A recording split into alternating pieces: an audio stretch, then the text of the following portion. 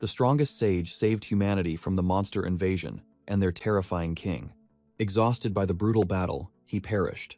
Yet, his fate did not end there. Reborn 50 years later into a boy's body, he enters the Magic Academy to reclaim his supreme title. Will he succeed? Let us find out. Atsumu wakes up stunned. His magic was entirely drained, yet he lives. He questions reality, unable to accept this. Staring into the mirror, his unfamiliar reflection leaves him stunned. A doctor and nurse enter. The doctor calls him Kusanagi. Hearing this strange new name deepens his absolute confusion. The doctor tells him to rest and checks his wounds. Removing the bandages, he is stunned to see the boy is completely healed. The doctor cannot believe his own eyes. He recalls the boy's critical state from yesterday's traffic accident before losing consciousness. Such rapid recovery is baffling. The doctor thinks it resembles the power of holy magic. Kusanagi is baffled by the accident story. He explains his body naturally heals itself using holy magic. He asks if his mana is completely depleted, but the medical staff remains utterly confused. He claims he was fighting monsters during the calamity. His unbelievable words leave them both speechless. They check his memory of his name and the year. Ikami states his name, insisting it is 1970. The doctor assumes this is severe trauma, diagnosing it as memory impairment. He informs the boy his name is Kusanagi Minato, and the year is 2022. Kusanagi reels in disbelief. Yet, looking at the doctor's serious expression, he knows it is the truth. He spots a television, amazed by its paper-thin design and crystal-clear display. A calendar confirms the year is 2022. The nurse's sleek device further shocks him. Is he truly in the future? The doctor then shares historical facts about the calamity he mentioned. The disaster struck 50 years ago, never to repeat. Unable to process this, the hero demands to know the fate of the remaining monsters. The doctor declares it a peaceful era with barely any monsters left. Realizing the world is finally safe, Kusanagi feels immense relief. He smiles, thanking the heavens. The doctor then reveals that Ikami died during the calamity 50 years ago. He is hailed as a hero who gave his life to save the entire world. The doctor dismisses his identity. Atsumu realizes he died 50 years ago and somehow reincarnated as Kusanagi Minato. He has no idea how this miracle occurred. A week later, he returns to Kusanagi's apartment. Discovering the boy's tragic past fills his heart with heavy sorrow. Orphaned at a young age, he was abandoned by his foster parents and banished to a terrible boarding school. Since then, the poor boy survived solely on the meager inheritance left by his parents. He had never heard of anything remotely like reincarnation magic before. Is this miraculous rebirth the work of a divine god, or just a mere twist of fate? Holding the Magic Academy card, he smiles. Such academies never existed in his era. This new world fascinates him. Suddenly, a device rings. Confused by the strange noise, he picks up the glowing phone. A caller named Tadano appears. Clueless about this technology, Kusanagi simply ignores it and tosses the phone aside. The relentless ringing brings up a text. Tadano knows he left the hospital. He demands Kusanagi return to school immediately, citing severe money issues. The next day, he steps into the Magic Academy. Walking the halls, he feels a thrill experiencing school life once again. Mid-thought, he spots a random student unleashing their magic on a training dummy. Disappointment washes over him. Why is this modern magic power so incredibly weak? Watching the others, he realizes they are all utterly pathetic. He simply cannot believe his eyes. Even the lowest novices of his era were 10 times stronger. These students hold no true potential as magicians. Peace or not, this massive decline in magic baffles him. Shaking his head, he steps into the classroom and takes his seat. Still, excitement bubbles within him. He wonders if this new body has any allies in this class. Suddenly, a red-haired punk approaches with 2 lackeys. He aggressively demands to know why mere Kusanagi dared ignore his texts. Unrecognized, he calmly asks the boy for his name. Tadano kicks the desk in a blind fury, spitting his name again. He calls Kusanagi weak trash, but our hero remains completely unfazed. He suddenly recalls the voice from earlier. He assumes Tadano is just a good friend. Tadano smirks wickedly, holding out his hand for cash.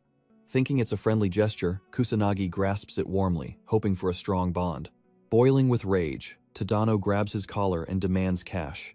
He attempts to intimidate Kusanagi, aiming for his parents' inheritance. The truth strikes Kusanagi. His past self was a victim of bullying. Tadano throws a violent punch. Suddenly, A stunning blue-haired girl steps into the room. She warmly greets the class. Her radiant smile halts Tadano's fury. He releases our hero, but strictly demands his payment soon. Though Kusanagi feels deeply annoyed, the bully finally steps away. Lessons commence. The teacher brings up the Great Calamity, known as the Final Calamity. 50 years ago, monsters spawned globally, plunging humanity into pure despair. Yet, great sage Ichami Atsumu swore to save them. With unbreakable resolve, he wiped out every monster alone. He ultimately faced the demon god, the calamity boss driving the catastrophe. Ikami risked everything to slay the final boss. Calamity never returned. The teacher questions the students about this great sage. Mizuha, the blue-haired girl, eagerly raises her hand. Granted permission, she proudly names Ikami the great sage and the first magician to survive the first calamity. He is the very reason this academy was established. Eyes sparkling, she declares Ikami humanity's greatest hero, the ultimate idol for all magicians. The teacher confirms it. He details how the great sage survived the first calamity and mastered humanity's first magic. This academy exists to forge magicians in his image. He remains the strongest mage in human history. The instructor urges them to study his legacy for the upcoming examination. Hearing praises of Ikami, our hero cringes in embarrassment. Facing such pure torture, he instantly regrets enrolling here. Recalling the doctor's words, he realizes peaceful times made everyone's magic incredibly weak. Glancing out the window, he smiles softly, fully embracing his new peaceful life. Class concludes. The teacher hopes they are ready for tomorrow's magic power assessment exam. Tadano confronts him again, asking if he heard the teacher. He excitedly mocks Kusanagi's pathetic dog magic. He just wonders why the bully refuses to shut up. Walking away, Tadano cruelly notes his parents lacked magic too. The bully brands him a pathetic orphan, laughing wildly. Our hero finally snaps back. Hearing the sharp insult, Tadano's face twists in furious rage. Patience shattered, Tadano sparks a volatile fire magic spell. Panic erupts among the students. They try intervening, terrified he will unleash such a spell indoors. Tadano blasts deadly fire, aiming to kill. The blue-haired girl lunges to intercept the attack but reacts too late. Facing the raging inferno, our hero stands there completely unfazed. The blast strikes true. Students recoil in fear. Mizuha scolds the foolish act, begging him to stop this meaningless violence. Tadano scoffs, shifting all blame to Kusanagi without a shred of guilt. Students gasp in dread. Yet, as the smoke clears, Kusanagi stands perfectly unharmed. Shock ripples through the class. Kusanagi admits he was startled. Trembling, Tadano questions his survival. A mere level 1 magic barrier blocks the hit effortlessly, requiring 0 real power. He ignored the insults, treating Tadano like a child. But now discipline is required. Eyes turning cold, he steps forward. Tadano sweats in terror as Kusanagi unleashes his true aura. Paralyzed by fear, the class freezes. Mizuha watches in shock as Kusanagi stalks toward Tadano, hand raised. Tadano nearly soils himself. Suddenly, the teacher bursts in, questioning the loud blast. The teacher demands who cast a spell. Kusanagi smoothly lies, claiming the explosion surely echoed from outside. Puzzled, the teacher recalls no magic today, but our hero suggests a rogue student is training. The instructor demands answers for the smoke, and Kusanagi calmly points outside. The instructor buys the lie, orders everyone back to their seats, and vows to hunt down the culprit. Kusanagi smiles apologetically. He secretly plans to forge evidence and bury the truth forever. Mizuha and the class stare in shock. Meanwhile, Tadano grinds his teeth in bitter frustration. He pities these weak students, doubting they could ever slay a beast. The calamity ended 50 years ago, but deadly monsters surely remain. He decides to investigate. By nightfall, he steps into the ruins of old Shibuya through a magic circle. Surveying the shattered city, memories of his past life surface. Finding no beasts, he assumes the police cleared the area. Suddenly, a foul aura pierces the air. Sensing a human nearby, he dashes toward the danger. A monstrous beast corners a crying, white-haired girl. As the creature lunges to devour her, our hero strikes. The beast roars in agony, obliterated by a single blow. He then spots a police badge gleaming on her uniform. Guessing she is a police magician, he warns her to stay sharp. She stammers a thank you, but he vanishes through a portal. Stunned, she marvels at this grand mage. How did he obliterate that monster without uttering a single chant? Kusanagi is relieved. His identity remains hidden. As a newly reincarnated soul, he He despises unnecessary attention. He is baffled that a police magician nearly died to such pathetic trash. Clearly, modern law enforcement has grown weak. He doubts anyone in this era can slay real beasts. This entire modern generation is painfully weak compared to the past. A smirk crosses his face. Humanity desperately needs his strength again. He sets out, vowing to eradicate every monster nearby. The next day at the academy, the instructor orders everyone to prepare for the magic power exam. He hopes they properly measure attributes and capacity. These are vital for anyone walking the path of a magician. Our hero quietly questions why true power cannot be gauged without that bizarre machine. He understands students need it, but wonders how an instructor could ignore basic magic perception, the foundation of sorcery. Mizua approaches him, asking for a moment. Whispers erupt across the room as students wonder why she called Kusanagi out. She introduces herself as Yuika, the second daughter of the noble magic house of Mizuha. Confused by the term noble, he listens as she boasts about being one of the 4 grand magician families. Her name means nothing to him, though he vividly remembers the true nobles of his era. Sensing her fragile aura, he scoffs internally. Why boast about a legendary bloodline when her own magic is so pathetic? Mizua frowns at his cold indifference, expecting deep reverence. Nearby, Tadano grinds his teeth, consumed by burning jealousy. Kusanagi plainly asks why elite nobility would waste breath on a lowly commoner like him. Annoyed, she bites her tongue to maintain her noble grace. He simply stares, wondering if the girl has lost her mind. Mizua remembers yesterday's fierce magic blast, leaving him completely unharmed. She suspects a deep secret lies behind his resilience. Before she can press the issue, the instructor's voice cuts through, ordering everyone to line up for testing. Kusanagi smirks and slips away. Mizuha narrows her eyes, determined to witness his true strength during the trial. Tadano roars, confidently unleashing his aura. The machine displays 1,000 magic power with a fire attribute, fueling his massive ego. Kusanagi notes the standards have not changed since his era. Next, Mizua steps up, radiating her own magical aura. Her element is water, and her magic power hits a staggering 2,000. The room erupts in awe. The instructor praises her and Tadano as top-tier talents destined for greatness, while students cheer wildly. Kusanagi sighs in bitter disappointment. To him, 2,000 magic power is nothing but a pathetic amateur trick. Mizuha flashes a smug smile, flaunting her noble supremacy. He simply stares back, baffled by her unearned pride. His name suddenly echoes across the room for testing. As he approaches the relic, whispers mock his terrible scores from last year. A genius in theory, but dead last in magic. Tadano sneers, eagerly waiting for the talentless trash to humiliate himself. Mizuho narrows her gaze, questioning his hidden depths, yet completely confident he could never surpass her glory. Annoyed, Kusanagi recalls the heavy burden of fame from his past. He considers holding back, but chooses absolute domination instead. With a wicked smile, he unleashes everything. He dares this pathetic machine to measure history's greatest sage. The artifact screams with blinding light. A massive pillar of energy pierces the academy roof, shocking students miles away. Mizua steps back in terror as the device violently overloads. The glow intensifies to absolute white before a catastrophic explosion erupts. Students frantically scramble to survive the devastating shockwave. He sighed as the machine shattered. He barely used any power. None of these ordinary students could even sense his true magic. The panicked instructor checked the students. They nodded, unharmed. He faced Kusanagi.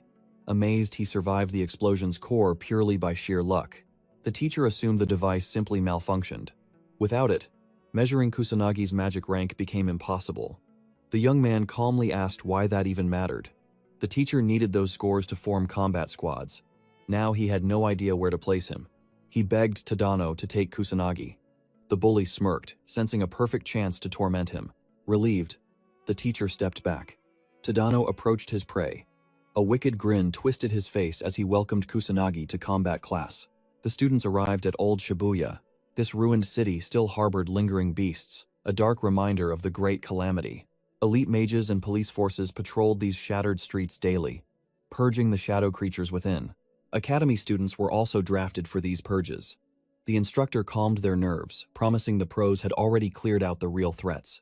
He never expected a live combat class. He figured these grouped students could handle a few weak stragglers. Yet, a dark aura tickled his senses. He had completely eradicated every beast in this exact sector just last night. With no spatial tiers visible, he wondered how these demonic shadows kept infesting old Shibuya. Nearby, girls giggled about kill counts. Surrounded by a deadly battlefield, he watched these oblivious students treat war like a game. From afar, Mizuha watched Kusanagi with piercing intent. The instructor began the survival exam. Instantly, Tadano locked eyes with his target and marched over. Flanked by his lackeys, the bully ordered Kusanagi to stay frozen and out of their glorious path. Tadano growled a heavy warning. One wrong move, and he would crush him without any mercy. Kusanagi calmly asked why they bothered him if he was so despised. Rage flared in Tadano's eyes, demanding his silence. The bully furiously questioned why beautiful Mizuha gave a trash-tier mage any attention. In a flash, Kusanagi realized this entire grudge stemmed from pathetic jealousy. Tadano's rage exploded. Sudden killing intent spiked. The bullies charged spells, but Kusanagi coldly warned them to freeze. Tadano spat back that begging would not save him now. He simply pointed behind them. The arrogant mage scoffed, assuming it was a coward's bluff. But as Tadano turned, a towering shadow eclipsed them. A nightmare stood at their backs. Cold sweat drenched their faces. A high-ranking demon soldier had breached the secure zone. The lackeys begged him to fight. Tadano forced a confident grin, though pure terror consumed his trembling soul. He stepped up and unleashed his flame magic. A massive inferno swallowed the beast whole. Cheers erupted, but died instantly as the smoke parted. The demon stood completely unharmed. Total despair crashed over Tadano as he saw his powerlessness. Kusanagi sighed. A pathetic level 1 spell could never pierce demon armor. The beast took a heavy step forward. The arrogant bullies instantly collapsed to their knees, violently shaking. Tears streamed down Tadano's face. Facing true death, he pathetically soiled himself in pure terror. The deadly blow halted. Sensing an overwhelming aura, the demon flinched and instinctively backed away from Kusanagi. He casually walked forward, amused this brute could actually gauge his true strength. He stared the monster down, letting his aura bleed out. In pure panic, the demon manifested multiple deadly magic circles. The terrified group deemed him suicidal. They blindly accepted their bloody fate. A level 2 spell, Rockreek, roared to life. A massive boulder plummeted down, but Kusanagi just smiled. He raised a single finger, casting the most basic level 1 spell, Fire Arrow. The tiny spark collided with the boulder, obliterating it. The blinding shockwave tore right through the demon soldier. Peeking through the dust, Tadano froze in pure shock. The mighty beast was dead. His brain short-circuited. Did this garbage-tier student just do that? His shattered pride refused to accept such an impossible reality. Looking back, Kusanagi stated a simple truth. In his hands, even level 1 magic was absolute devastation. Still, an elite beast spawning in Shibuya deeply troubled him. He had purged this exact grid yesterday. A chilling thought crossed his mind. This was the dark omen of an approaching cataclysm. He wonders if this situation actually demands his serious attention.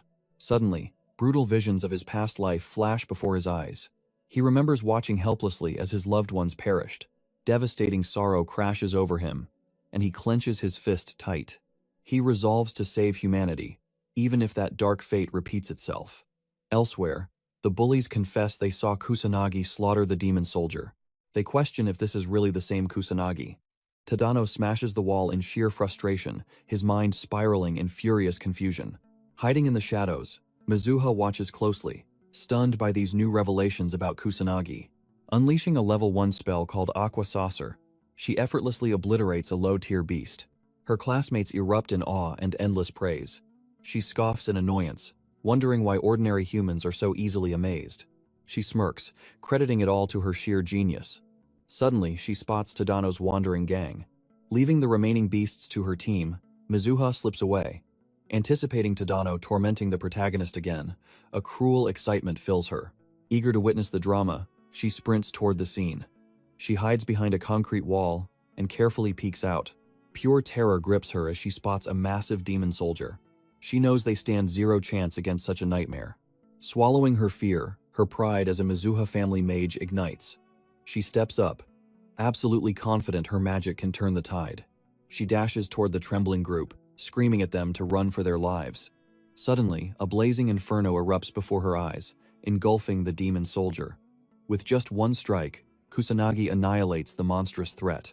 Mizuha freezes in absolute disbelief, wondering if he really cast that. In her memories, Kusanagi was nothing but a timid boy with garbage magic.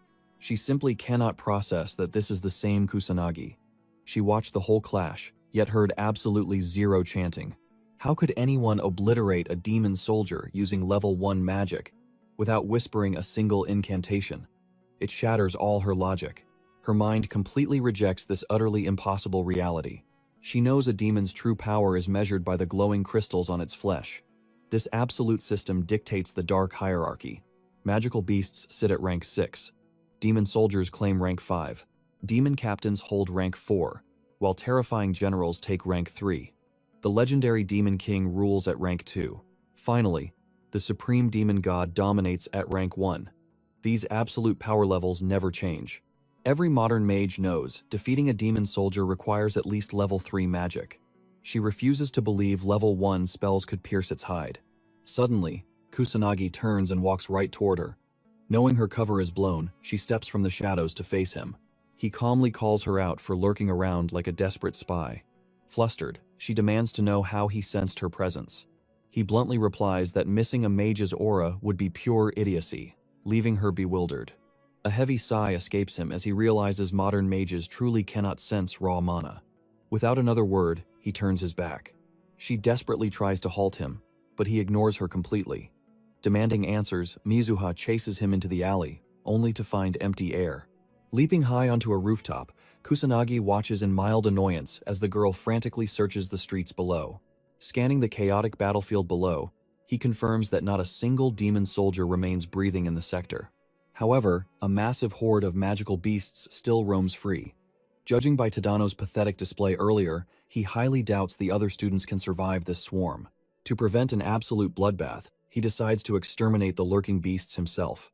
Suddenly, blinding mana erupts from his core as his ancient power fully awakens.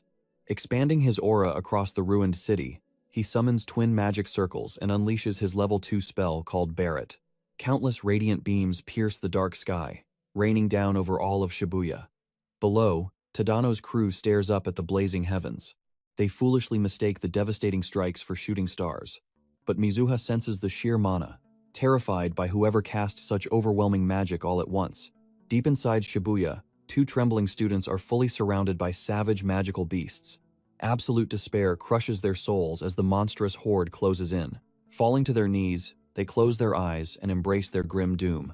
But just as the beast lunges for the kill, a devastating beam of light falls from the heavens, making the monster shriek in pure agony. The stunned students frantically check if they are still alive. High above the carnage, Kusanagi watches his flawless extermination with fierce satisfaction. As thousands of beasts drop dead instantly, reality hits him. He pushed his limits way too far and accidentally wiped out nearly every monster in Shibuya. A heavy wave of concern washes over him. He deeply regrets not holding back, wondering if the practical exam will even continue after this massacre. Riding his magic circles through the night sky, he silently descends into a shadowed alleyway. Hiding his true strength feels pointless, but the endless attention would be far too annoying. Keeping a low profile, he casually rejoins his stunned class. The teacher examines the beast's corpse, baffled by the sheer numbers left behind. He assumed these monsters were already hunted down. Only a true master could have slaughtered them. Slaying these creatures in a single strike is no ordinary feat. Recalling the spell that annihilated them, he realizes something impossible. Firing countless magic bullets belongs strictly to the null attribute. Utterly stunned, he confesses he has never witnessed such power. Without those bullets, catastrophe was certain. Casting even 2 of them is considered a monumental achievement. Shaken, the teacher knows the truth. Conjuring 6 or more is a realm completely beyond any ordinary student's grasp. The furious students demand answers after nearly losing their lives to the horde. Deeply ashamed, the teacher bows in apology. The police had assured him the threat was cleared. Now, he bitterly regrets not verifying the area with the academy. He sincerely begs for forgiveness for endangering them all. Suddenly, a girl asks if a hidden savior rescued them. The teacher has no clue. However, it wasn't authorities or a sanctioned mage, but likely a rogue, unregistered magic user. He silently thanks their mysterious guardian. Hearing this indirect praise, our main character allows himself a quiet smile. Nearby, students whisper about the devastating magic bullets. desperately wondering who cast them. Kusanagi is relieved everyone survived, even his tormentors. Tadano grits his teeth, his gang glaring daggers at our protagonist. Mizuha recalls Kusanagi crushing a demon soldier using mere level 1 magic, followed by a display of infinite power. She wonders if Kusanagi orchestrated both of these miracles. Fire and null are entirely opposing attributes. No student could possibly wield both, not even Kusanagi. Brushing off the impossible dual attribute theory, she credits the null magic to another savior. Yet, Kusanagi's solo victory over the demon still baffles her. Tadano's lackeys suspect Kusanagi might be the one who fired those devastating lasers. Tadano snaps that it is impossible. But when a friend mentions Kusanagi's demon-slaying feat, a furious Tadano threatens him with death. His cronies tremble in fear. Tadano vehemently refuses to accept that a loser like Kusanagi possesses such monstrous strength. He believes Kusanagi is hiding a dirty trick. His flunkies agree, recalling the boy's usual cowardly nature. Howling in pure rage, Tadano vows to expose Kusanagi as an absolute fraud. He vows to corner him and unmask his true identity. After classes end, Kusanagi walks directly into an ambush of bullies. Stepping from the shadows, Tadano smirks, claiming he has waited patiently for this. Irritated, our hero advises them to channel that obsession into studying magic. Tadano barks that a cheater has no right to lecture them. Kusanagi is baffled by the cheating accusation, but Tadano insists he is relying on pathetic, hidden tricks. Exhausted by their childish nonsense, Kusanagi realizes reasoning with fools is completely pointless. Tadano barks an order to follow, mocking him for not fleeing. Kusanagi calmly replies he has zero reason to run. Refusing to believe him, Tadano throws a vicious punch, exploiting the rule against using magic in public parks. The strike lands flush, yet Kusanagi remains entirely unfazed. The gang swarms him with blows, but he patiently absorbs the impact. Taunting him, Tadano sneers that without his cheap magic, Kusanagi is utterly helpless. The relentless assault continues.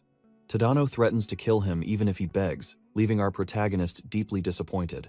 Not a single strike leaves a scratch. His latent aura automatically nullifies every pathetic physical attack. Mildly annoyed, he fakes an injury just to humor them. Suddenly, a voice cuts through the tension, demanding they stop. Tadano whips around to find Mizuha glaring at him. Flustered, the arrogant bully scrambles for an excuse. He stammers that they are just playing around. Unmoved, she ruthlessly calls out his blatant bullying. Disgust fills her eyes at her classmates' behavior. She questions how they can live with such absolute shame. Stung by her rejection, Tadano blames this entirely on Kusanagi. In his twisted mind, the protagonist ruined his image. Grabbing our hero's hand, she attempts to drag him away from the chaos. Tadano fixates on their intertwined fingers. Blind jealousy shatters his remaining sanity. Losing all restraint, Tadano recklessly channels a lethal magical strike aimed right at them. Kusanagi sighs in sheer annoyance. With deadly intent, Tadano and his lackeys ignite their magical auras in unison. Mizuha cries out in horror. Ignoring her pleas, the thugs unleash a blazing inferno straight at our hero. Recognizing the fatal danger, she desperately lunges to protect him, but she is too late. Kusanagi takes the devastating inferno head-on. Tadano laughs like a maniac, certain that no cheap tricks can withstand such overwhelming destructive power. The trembling lackeys wonder if they just committed murder. Tadano mocks their cowardly panic, relishing his supposed victory. He fabricates a lie, claiming their magic simply spiraled out of control beyond the academy walls. They claim Kusanagi was merely caught in the crossfire. His followers realize they crossed a line, but as the smoke fades, Kusanagi speaks up. He tolerated them because they were just childish brats in his eyes. But absolute foolishness demands discipline. He finally steps up to deliver a harsh lesson. Tadano freezes in shock. He cannot fathom how Kusanagi survived their devastating magical barrage. Kusanagi's gaze darkens. He coldly states they crossed the line by dragging Mizuha into this, disgusted by their completely rotten nature. Tadano shrieks in fury, blaming them both for his humiliation. He vows to make them deeply regret mocking him. Summoning another magic circle, he ruthlessly declares they will relentlessly attack until Kusanagi draws his final breath. The main character reveals a pathetic, tiny magic circle.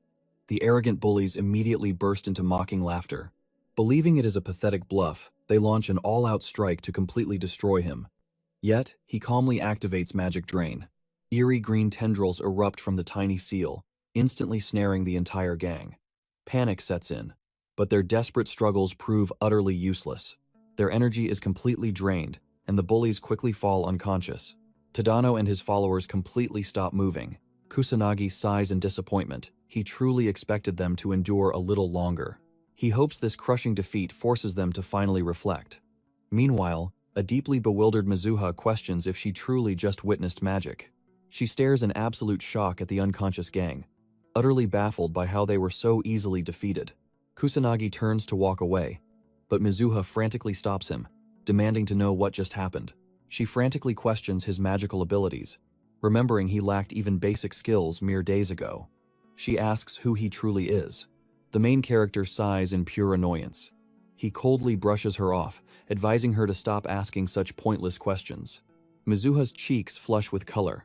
She nervously bows, offering her deepest gratitude for his heroic rescue. She gently asks for his answers, only to find the space before her completely empty. Embarrassed, she wonders why he vanished again. Under the moonlight, Kusanagi silently glides through old Shibuya, using his magic seals. A dark premonition from earlier haunts his thoughts.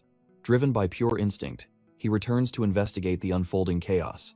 Horrifyingly, new monsters swarm the area he completely cleared just hours ago. He immediately senses an approaching catastrophe. He remains fiercely confident he could solo Shibuya's threats, but his acute senses suddenly detect monstrous auras erupting everywhere. The local police are severely outmatched, and truly competent mages are dangerously scarce in this era. Yet, defending the entire nation alone is an impossible task. Faced with this overwhelming crisis, he resolves to formulate a strategy. His first absolute priority is eradicating every single beast in old Shibuya, all while remaining completely unseen by the public. He unleashes his deadly magic bullets, instantly obliterating multiple beasts. Nearby, an oblivious drunk stumbles into the highly dangerous combat zone. A bloodthirsty monster suddenly lunges at the man's back, but the main character instantly executes it. The stunned man briefly spots him, but dismisses it as a drunken hallucination. Kusanagi silently prays. His identity remains absolutely hidden. He summons a magic seal and vanishes. However, a hidden bystander captures the legendary escape on video. Astonished by this jaw-dropping footage, the bystander knows this will definitely break the internet. He immediately uploads the clip online. The very next morning, the principal strictly summons Tadano, Kusanagi, and Mizuha to his office. Their instructor reveals horrifying reports of illegal magic usage outside the academy. He severely warns that the guilty party faces immediate expulsion. He coldly demands a full explanation. Tadano immediately points at the main character. He shamelessly lies, framing Kusanagi as the brutal instigator of the entire fight. Kusanagi is genuinely amazed by such shameless deceit. Despite his deep annoyance, he realizes he must forcefully step up to defend his name. Just as he prepares to speak, a fierce Mizuha suddenly steps forward to defend him. She boldly exposes their disgusting lies. She reveals how Tadano's gang viciously cornered Kusanagi, ruthlessly launching highly lethal magic at him first. The teacher analyzes the situation. Realizing Kusanagi only used magic to survive the lethal assault, she officially rules his actions as absolute self-defense. Her ruling genuinely surprises Kusanagi. A desperate Tadano immediately scrambles to loudly proclaim his innocence.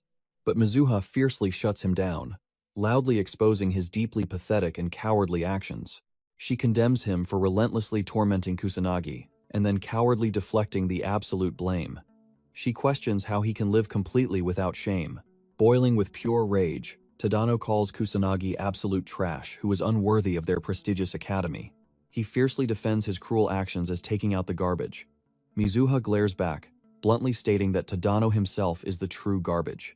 Tadano remains arrogant. He claims he rules the class, believing only he is worthy to stand beside her. Kusanagi is unworthy. She has no idea what absolute nonsense he is spouting. Tadano warns her to stop protecting Kusanagi. He tells her to wake up and become his woman instead. Pure disgust crosses her face. She would never choose trash like him. The brutal rejection leaves Tadano shattered. She condemns his violent nature and mocks his foolish confession. Our hero understands her anger, but thinks her words were far too ruthless. The crushing rejection knocks Tadano unconscious. His gang started this fight.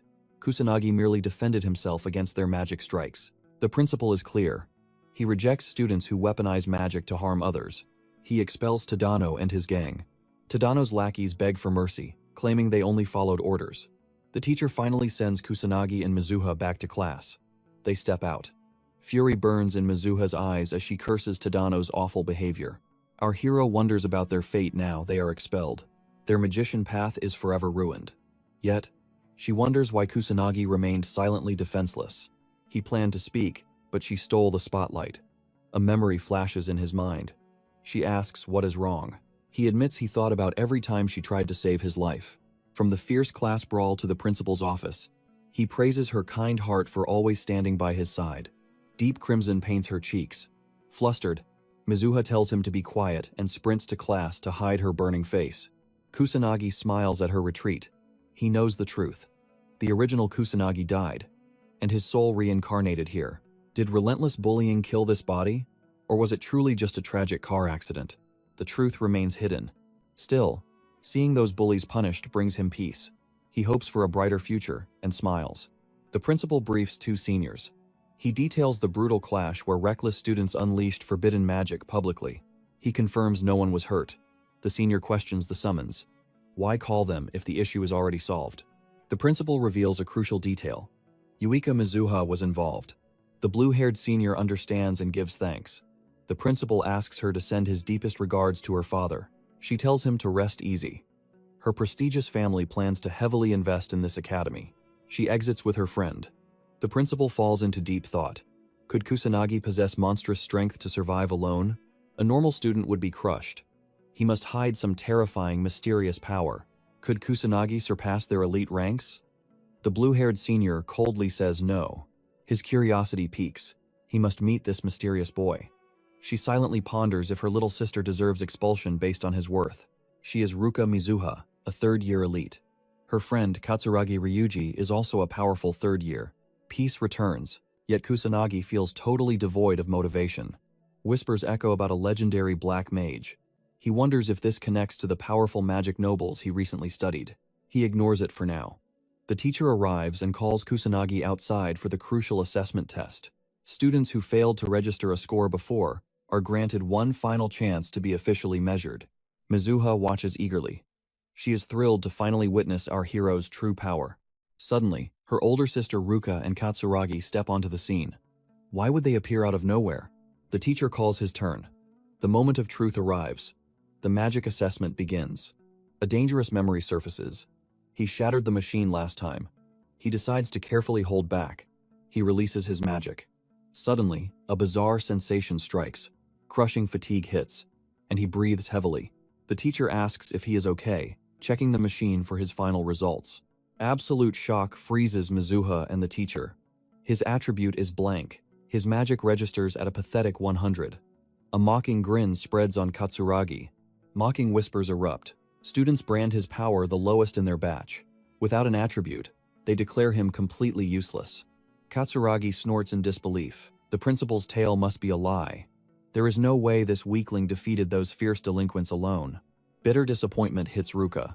Having no reason to stay, she decides to leave. The crowd mocks his sheer exhaustion from the simple test. With such pathetic magic reserves, his weakness makes perfect sense. The teacher steps in. He comforts Kusanagi, insisting that raw magic power is not everything. Mizuha, however, cannot believe her eyes. She remembers him destroying the demon soldier alone. She knows he wields both fire and null attributes simultaneously. What trick is he using?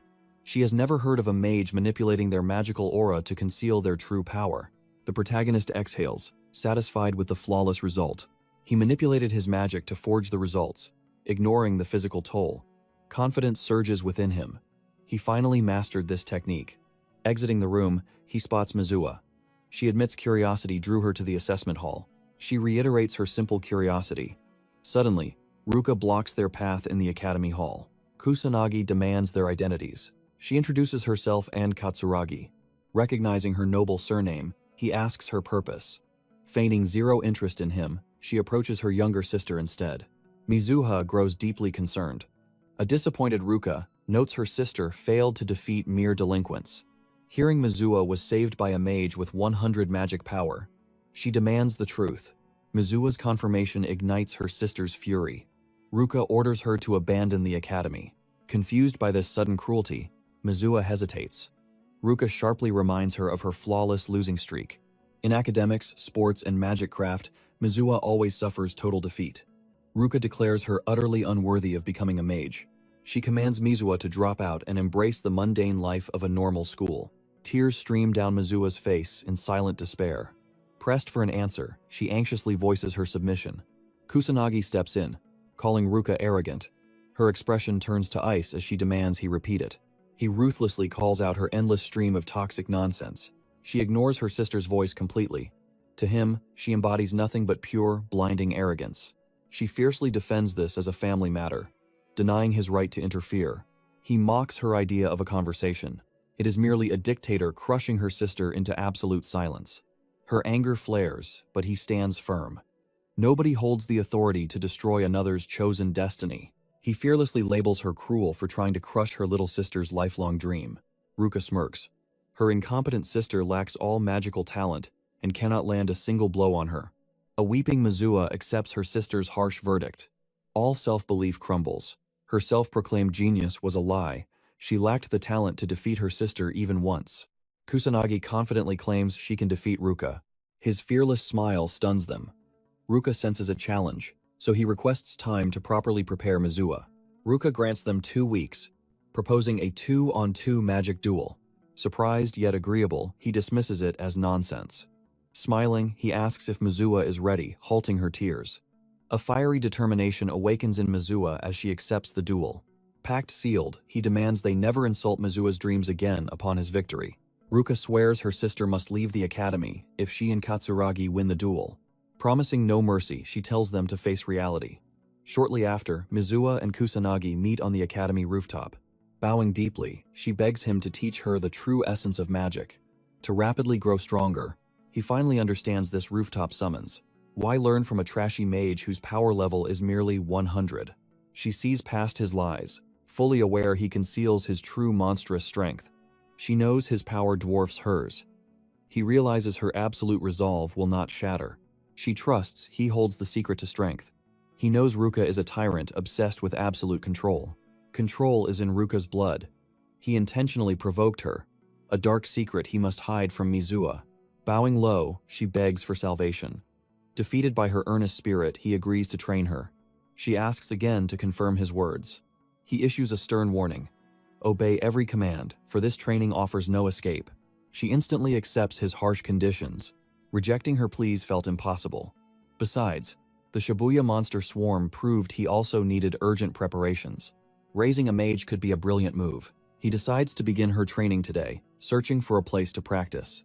Blushing deeply, Mizua shyly invites him back to her estate. They soon arrive at her estate.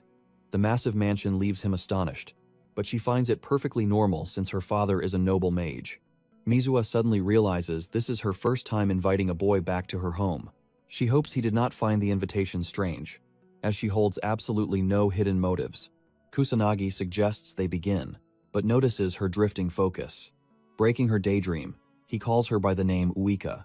She grows flustered hearing her first name. He explains it simply prevents confusion, as her sister shares. His blunt answer leaves her slightly deflated. He asks if she prefers another nickname, but she accepts Uka. With that settled, he formally kicks off the training and asks for her cooperation. To begin, he asks her to define magic power. Smiling at the easy question, she calls it the inner energy required for spells, found within everyone. Next, he asks about incantations.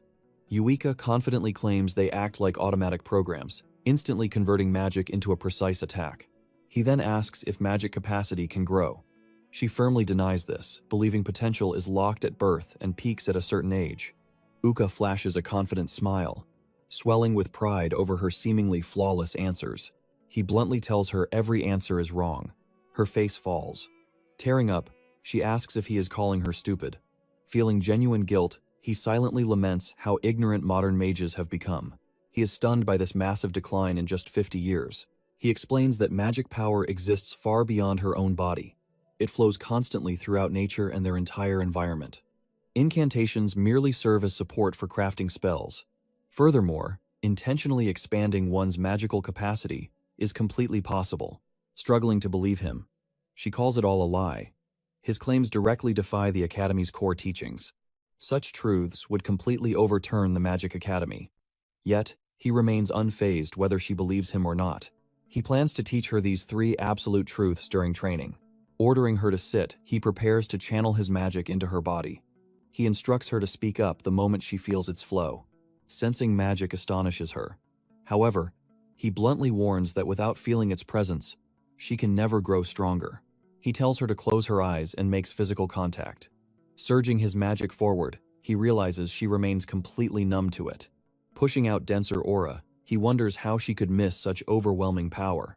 Finally, Eureka senses a spark. A burning heat spreads across her back. He explains this awakening sensation is known as magic power perception. At last, the truth of his earlier words clicks into place.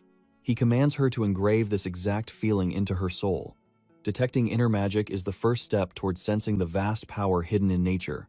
Her first goal is seeking out this energy and mastering the feel of magic power. Smiling with pride, she promises to master it instantly, boldly claiming the unmatched talent of the noble Manhwa bloodline. He deeply doubts this bold promise. After all, she completely failed to detect the massive aura he channeled directly into her spine. He accepts she may lack a true mage's talent. 1 week later, a crying Eureka confesses she still cannot sense a trace of magic. Her massive failure deeply disappoints our stoic protagonist. He stands shocked that 7 full days weren't enough to grasp such a basic concept. Despite her relentless practice, her comprehension remains painfully slow. Running out of precious time, he decides to forcefully inject his magic once more. Touching her back, he unleashes his powerful aura, instructing Uka to open her eyes. Hesitantly looking up, she gasps in pure shock. The glowing magic aura is finally visible around her body. A bright smile forms. The true essence of magic power is finally clear to her. Yua marvels at her awakened vision. Now capable of seeing aura, she eagerly attempts to measure Kusanagi's true power level. Yet strangely, his presence feels entirely empty. The absolute void of energy leaves her baffled. He praises her hard work, but she boldly claims it is just the natural talent of a genius. Having unlocked magic perception, he declares their next grueling step. They must now focus entirely on adjusting her magical output. He details the precise method of rationing aura for different spells. She must abandon all previous habits and focus strictly on absolute efficiency. She must exhaust her core to its absolute limit. Pushing past this threshold will exponentially expand her magic reserves once she recovers. With her senses finally awakened, he trusts she can easily conquer these upcoming trials. He knows his teachings defy every basic rule of the Magic Academy. Yet, her belief means absolutely nothing to him. Smiling, Yuka vows absolute trust without a single doubt. Hearing her resolve shift brings him quiet joy. The next phase begins. He commands her to step back and prepare. A brutal combat trial is about to unfold.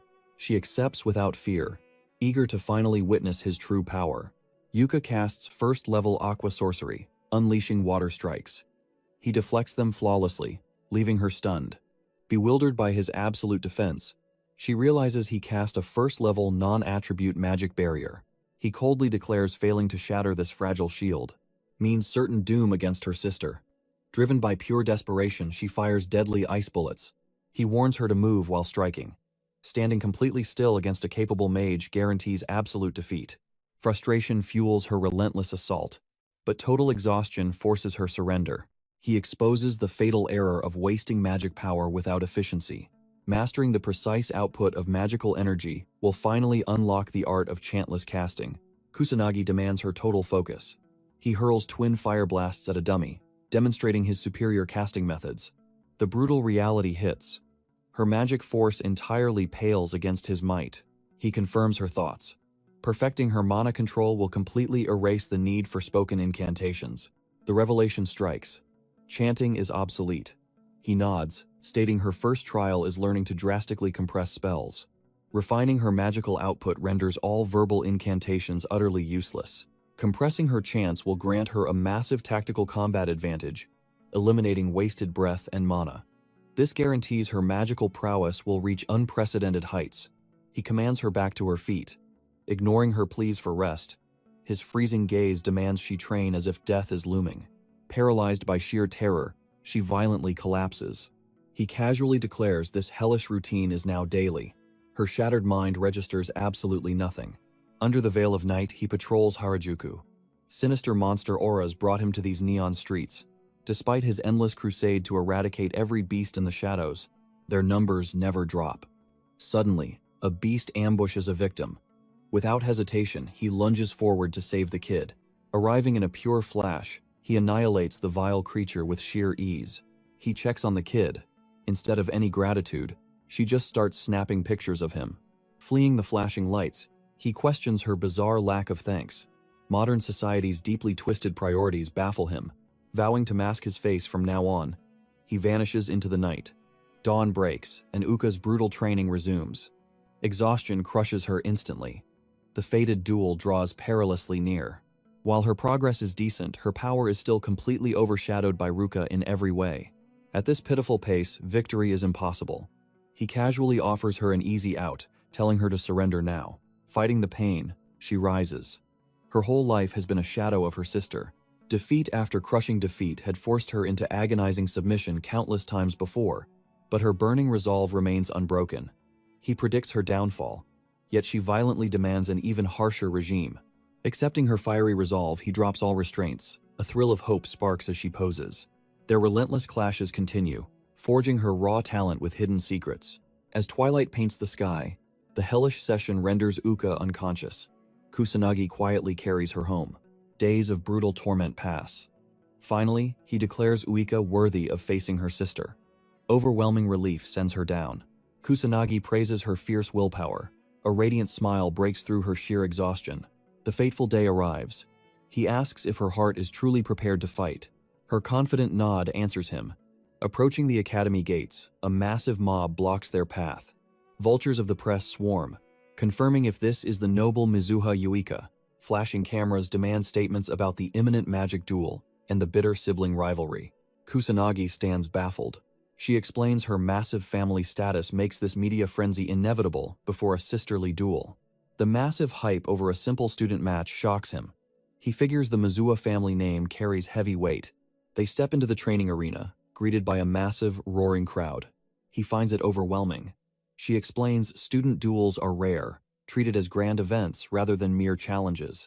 This revelation takes him by surprise. Their names echo across the arena. Uka braces herself, but sudden tremors take over her body. He reassures her, urging her to focus solely on her efforts. She relaxes and smiles softly. Resolve fills Uka's eyes as she marches toward the stage. She finds him mysterious, but admits his words deeply touched her heart. The two sisters finally stand face to face. Ruka smirks, surprised her little sister did not flee. Uka firmly confirms it. Ruka scoffs at her audacity to challenge her older sister, but Uka firmly declares her absolute victory. Ruka grants her a chance, noting her immense growth over the past 2 weeks.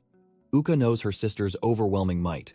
The gap in their magic power is massive, yet her self-belief remains unshaken, certain of her ultimate triumph. The announcer declares the duel's start, granting both fighters permission to engage.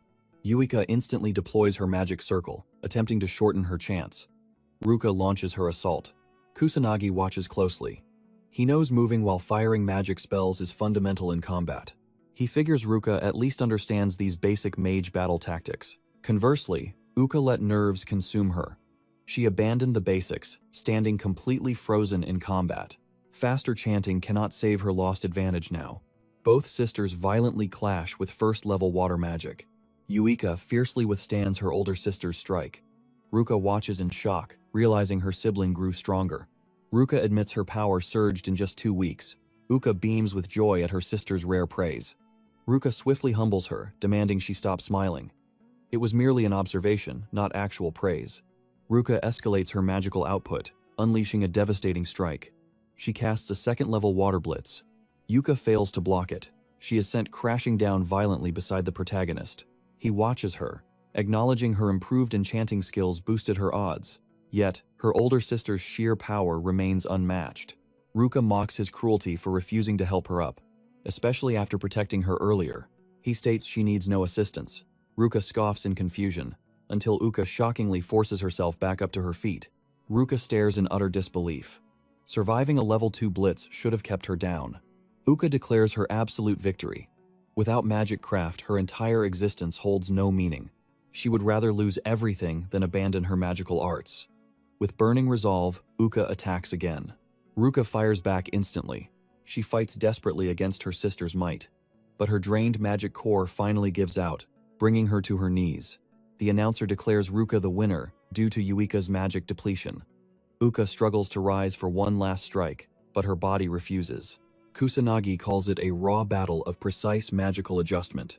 He notes his friend simply lacked the raw magic capacity. Ruka smirks, asking if he finally gets it. She labels her sister a talentless failure, assuming he agrees. He calmly confirms her utter lack of talent and clumsiness. Her progress crawls at a snail's pace, and real combat constantly shatters her composure. However, he praises her relentless grit. She trained every single day like an absolute fool. Ruka scoffs at the outcome. Yet, he declares his deep respect for unyielding workers like Yuika. Tears instantly flood the girl's eyes. He proudly claims Yuika as his disciple. Anyone who dares to insult her will face his wrath. Yuika bursts into heavy tears.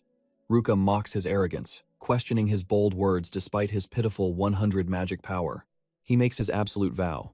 He will crush her with just 100 magic power. She writes him off as a loudmouth but accepts. However, his real opponent steps up. Katsuragi enters the arena, thirsting for his upcoming turn. Ruka orders a swift execution. He smirks, claiming he needs no secondary reminders. Katsuragi carries Yuika away to rest. He commands her to watch the upcoming battle closely and absorb the real lesson. She grasps his intent. She suddenly realizes her pain has vanished and her arms are completely healed. Stepping onto the stage, our hero admits that 100 magic power won't guarantee victory.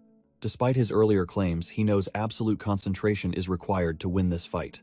He decides to cap his aura at 100, relying entirely on chantless, non-attribute strikes. Fighting without a magic barrier means a direct hit could be fatal. A thrilling rush of excitement courses through his veins. Katsuragi prepares his stance, offering a cold apology as he refuses to hold back.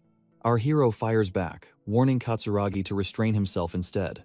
The roaring crowd begs Katsuragi to show mercy, fearing the challenger will be slaughtered. Ignoring their pleas, Katsuragi unleashes his massive 8,000 magic power. Our hero senses the energy, unimpressed. Yet, restricted to just 100 magic power, one wrong move could still mean sudden death. The second clash commences. Summoning his glowing magic circles, Katsuragi smugly hopes the challenger will not hold a grudge. With this incoming strike, he plans to test if Kusanagi truly crushed those street thugs. He boldly challenges Kusanagi to survive his absolute full power. Before he can unleash it, a sudden impact strikes his forehead. Kusanagi sighs in bitter disappointment, mocking his sluggish speed. Dead silence falls over the shocked arena. The announcer scrambles to declare Kusanagi the undisputed victor. Ruka watches in absolute disbelief as her friend falls unconscious from a single strike. Recalling his lack of incantations, she questions what dark trickery he employed. Kusanagi casually hopes she is satisfied with the swift execution she demanded. His arrogance makes her blood boil. Yuika stands paralyzed, utterly stunned that he actually defeated such a strong opponent. Ruka fiercely acknowledges his strength, but he confidently replies that he surpasses her as well. Warning him to stop his arrogant nonsense, Ruka violently unleashes her 10,000 magic power. Reading her aura through magic perception, Kusanagi immediately realizes her overwhelming superiority over his previous foe. The frantic announcer highlights this unpredictable twist. Kusanagi's unorthodox combat style has fully captivated the entire arena. This final battle will crown the true champion. The third match ignites. Kusanagi instantly fires his signature magic bullets. She ruthlessly counters the assault with her defensive water magic. Limited to 100 magic power, his strikes remain useless against Ruka, unless he perfectly targets her forehead. He notices she has already adapted, guarding her weak point while casting relentlessly. Ruka pushes forward, hurling massive water waves. Yet, she stares in sheer terror as the protagonist stands completely unfazed. Without casting a single defensive spell, he somehow remains entirely untouched. The bewildered crowd gasps in confusion. Despite taking multiple direct hits, not a single drop of water clings to him. Yuika watches in suspense, entirely unsure what hidden technique he is using to miraculously deflect the damage. Ruka launches another furious assault, but the boy evades the blast with godlike speed. The speechless warrior finally uncovers his terrifying secret. Uka realizes that pure magic can be neutralized by an opposing magical force. Even facing an overwhelming power gap, a true master can find a way to evade total destruction. Everyone knows this is the ultimate, absolute method to survive unharmed. Gritting her teeth in blinding frustration, Ruka knows her level 2 techniques possess lethal speed and mass, making flawless evasion mathematically impossible. She questions how he can stand so fearlessly against her devastating spells. Kusanagi easily reads the heavy doubt clouding her mind. To him, dodging magic is simple if you possess perfect sensory detection, though it demands immense, unshakable courage. Her eyes darken with deadly intent as Ruka unleashes a thirdle spell, the devastating Asura splash. A wave of dread washes over the audience, knowing a direct hit means absolute disaster. Despite her exhaustion, Ruka is supremely confident this strike is inescapable. Suddenly, a phantom magic bullet strikes her directly. Crashing to the cold ground, she stares up, utterly bewildered that he remains standing. Desperate for answers, she demands to know his evasion method. He calmly explains his unique magic draining technique that devours spells whole. He simply strolled through the blast's core using Drain. Stunned into complete silence, Ruka finally bursts into laughter and gracefully accepts her defeat. The roaring announcer proudly declares Kusanagi Minato as the ultimate victor of the match. Yuika rushes the stage, desperately checking their injuries. Flashing a victorious smile, our hero reassures her they are fine. A bright, relieved smile lights up her face. Honoring her absolute word, Ruka solemnly keeps her promise, granting them the ultimate freedom to do as they please. Kusanagi breathes a sigh of relief. He had already noticed through the battle that Uka's previous wounds were surprisingly shallow. He deduces that Ruka was secretly holding back her true power. Flustered and embarrassed, Ruka stammers as she attempts to craft a defensive excuse. He warmly highlights Uka's incredible growth over just 2 weeks. Knowing Ruka saw this awakening too, he gently insists her days of fierce overprotection are finally over. Uka speaks with true resolve. She vows to grow stronger so her sister can stop worrying. Hearing this, Ruka smiles, finally trusting her younger sibling. Kusanagi smiles at their bond. Suddenly, crushing pressure hits him. He instantly recognizes this dark, abnormal magic. The sky bleeds crimson. Kusanagi wonders in dread. Is the calamity returning? Meanwhile, Tadano's gang searches Kusanagi's bag. His recent duel victory cost them many followers. His lackeys find nothing but textbooks. Tadano curses the diligent student in pure frustration. He knows Kusanagi hides a secret. Otherwise, absolute trash could never cast such powerful spells. Suddenly, a lackey stares out the window in sheer terror. Tadano steps closer to check the view. A blood-red sky greets them. One lackey panics about the calamity, though Tadano rejects the grim idea. At the training grounds, Kusanagi stares at the crimson skies in deep worry. Why is this overwhelming abnormal magic suddenly here? He suspects the calamity has truly begun. Panic ripples through the crowd. The fearful audience demands to know what is happening. Someone denies the calamity could strike here. Fear grips Kusanagi as he questions this sudden disaster. Suddenly, he links this to the dark presence he felt in Shinjuku. The first calamity also struck Shinjuku. He wonders if this is mere coincidence, or a darker scheme. Portals rip open, unleashing dark hordes of magical beasts. Terrified screams echo around them. The teacher demands order, desperately guiding students to safety. Kusanagi instantly fires magic bullets, slaying the beasts. He then broadcasts his voice using magic. He orders the panicked crowd to calm down. He explains these are only weak starter monsters. He promises they will survive if they stay calm and follow his exact orders. He orders everyone to group up and run for the gymnasium, warning them never to move alone. He tells Ruka's group to flee. The teacher demands to know his next move. Kusanagi declares he will rescue everyone still trapped inside the school. Calling him reckless, the teacher tries stopping his solo mission. But Katsuragi steps up, volunteering to join the dangerous rescue. The teacher hesitates. Katsuragi reminds him of Kusanagi's true power. Reluctantly agreeing, the teacher begs them to stay safe. Katsuragi boasts he will not die, seeking final confirmation from his junior. Shrugging, Kusanagi tells Uka he is heading out. Filled with worry, she begs him to return alive. Katsuragi dashes ahead, claiming the lead. His insane agility clears 100 meters in 10 seconds. He challenges Kusanagi to keep up. Summoning magic circles, our hero launches forward at a blinding pace, shocking his senior. Kusanagi makes it clear he is leading this charge. Katsuragi admits that speed alone is useless.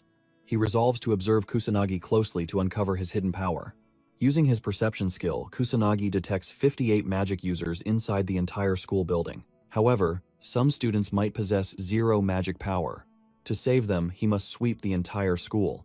Meanwhile, beasts corner a few helpless students. Crashing through the window, Kusanagi unleashes a flawless barrage of magic bullets, instantly wiping out the monsters. The girls watch in pure shock.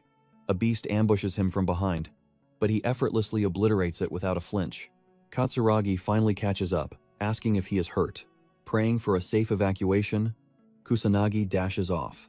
Katsuragi tries to halt his dangerous solo charge, but fails entirely.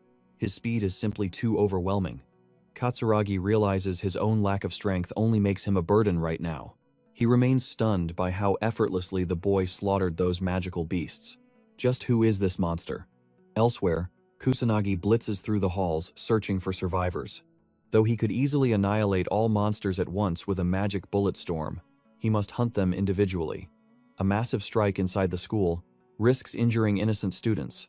He is forced to chase every single beast, relying solely on low-grade spells to keep collateral damage at absolute zero. He storms the classroom, striking down the magical beasts to save the desperate students clinging to life. With the monsters eradicated, the terrified students finally express their deep gratitude. Knowing time is short, he abandons individual evacuations and rushes straight for the gymnasium. Elsewhere, Katsuragi rescues several students, promising to hold the beasts back while they escape. Suddenly, a student points at the sky. He turns to look, stunned to see several students slowly descending inside floating magic bubbles. He questions what the main character is planning, wondering about his true identity. Kusanagi forwarded the survivors to Katsuragi via magic bubbles, trusting his capable hands. A sudden presence alerts him. Nearby, a trembling female student is cornered by a massive beast. She sobs, screaming desperately for help. Instantly, a massive magic bullet obliterates the monster. She recognizes that exact spell from her previous rescue. Kusanagi emerges, asking if she is hurt. She realizes he is her two-time savior, and Kusanagi confirms her suspicion. She asks if he caused the practice class incident. She is convinced this marks his second time rescuing her. He admits her intuition is correct. Overwhelmed with relief, she weeps, finally able to express her thanks. She tearfully thanks him for saving her life again. He humbly brushes it off as nothing special. She stands speechless. A breathless Katsuragi finally arrives, asking who needs rescuing next. Kusanagi orders the girl to stick with Katsuragi, preparing to take his leave. She tries to stop him, but he vanishes without a word. She watches anxiously, while a confused Katsuragi stares blankly. Kusanagi knows countless lives are still trapped inside. He cannot afford to wait for police backup. He must push forward and save every last student immediately. At the Prime Minister's office, reports confirm Kamui Magic Academy is under calamity attack. His officials are utterly baffled. The last calamity struck 50 years ago. Since then, perfect peace had reigned over the nation. Fearing their nation is cursed, they beg the Prime Minister for an immediate countermeasure. He declares that the Beast Countermeasure Division, the police, and the magic nobles are already mobilized. The ground self-defense force is also mobilizing. However, his cabinet warns their troops only handle natural disasters. They lack genuine mages capable of holding the line against these monstrous threats. He grimly acknowledges this harsh reality. It is the price of their long, peaceful era without facing true calamities.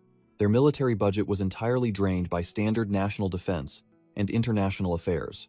Thus, fighting the beasts and demons falls solely upon the police and noble mages.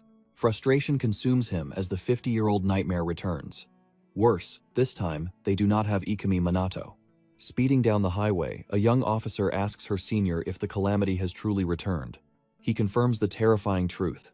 Deep anxiety instantly grips her heart. Shocked that 50 years of peace was merely an illusion, she trembles.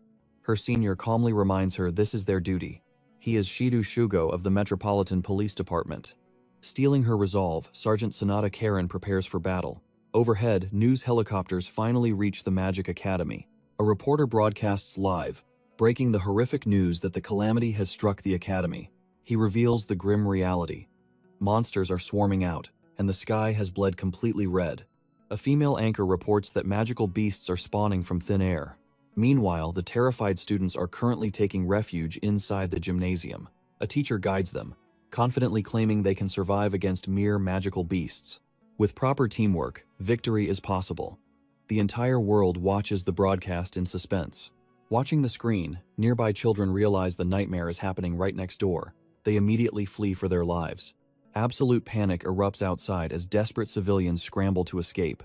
Two men observe the chaos from afar, realizing the grim odds. Fear grips the global audience. Kusanagi glares at the endless monster swarm. He knows the second stage is beginning, and far deadlier foes will awaken. The higher the stage, the more brutal this nightmare becomes. Killing these grunts is pointless. The monster horde is truly endless. Until the boss finally falls, these magical beasts will never stop coming. The boss awaits at the final stage. Suppressing his growing irritation, he stays fully focused on rescuing the survivors. Rescuing 20 students, he casts magic bubbles to float them toward absolute safety. The scattered students make this search difficult. He pushes forward to the next stage. In a distant classroom, Tadano frantically unleashes his fire magic. But despair sets in. His attacks do nothing, and his magic power is completely drained. Facing the towering demon soldier, the sobbing gang curses their terrible luck. His lackeys cry that they warned him about this. Frustration consumes the bully. He remembers how easily Kusanagi one-shots these beasts. Why is he so powerless? Suddenly, Kusanagi appears, coldly declaring it is because he is weak trash. Tadano opens his eyes. A single magic strike instantly annihilates the demon.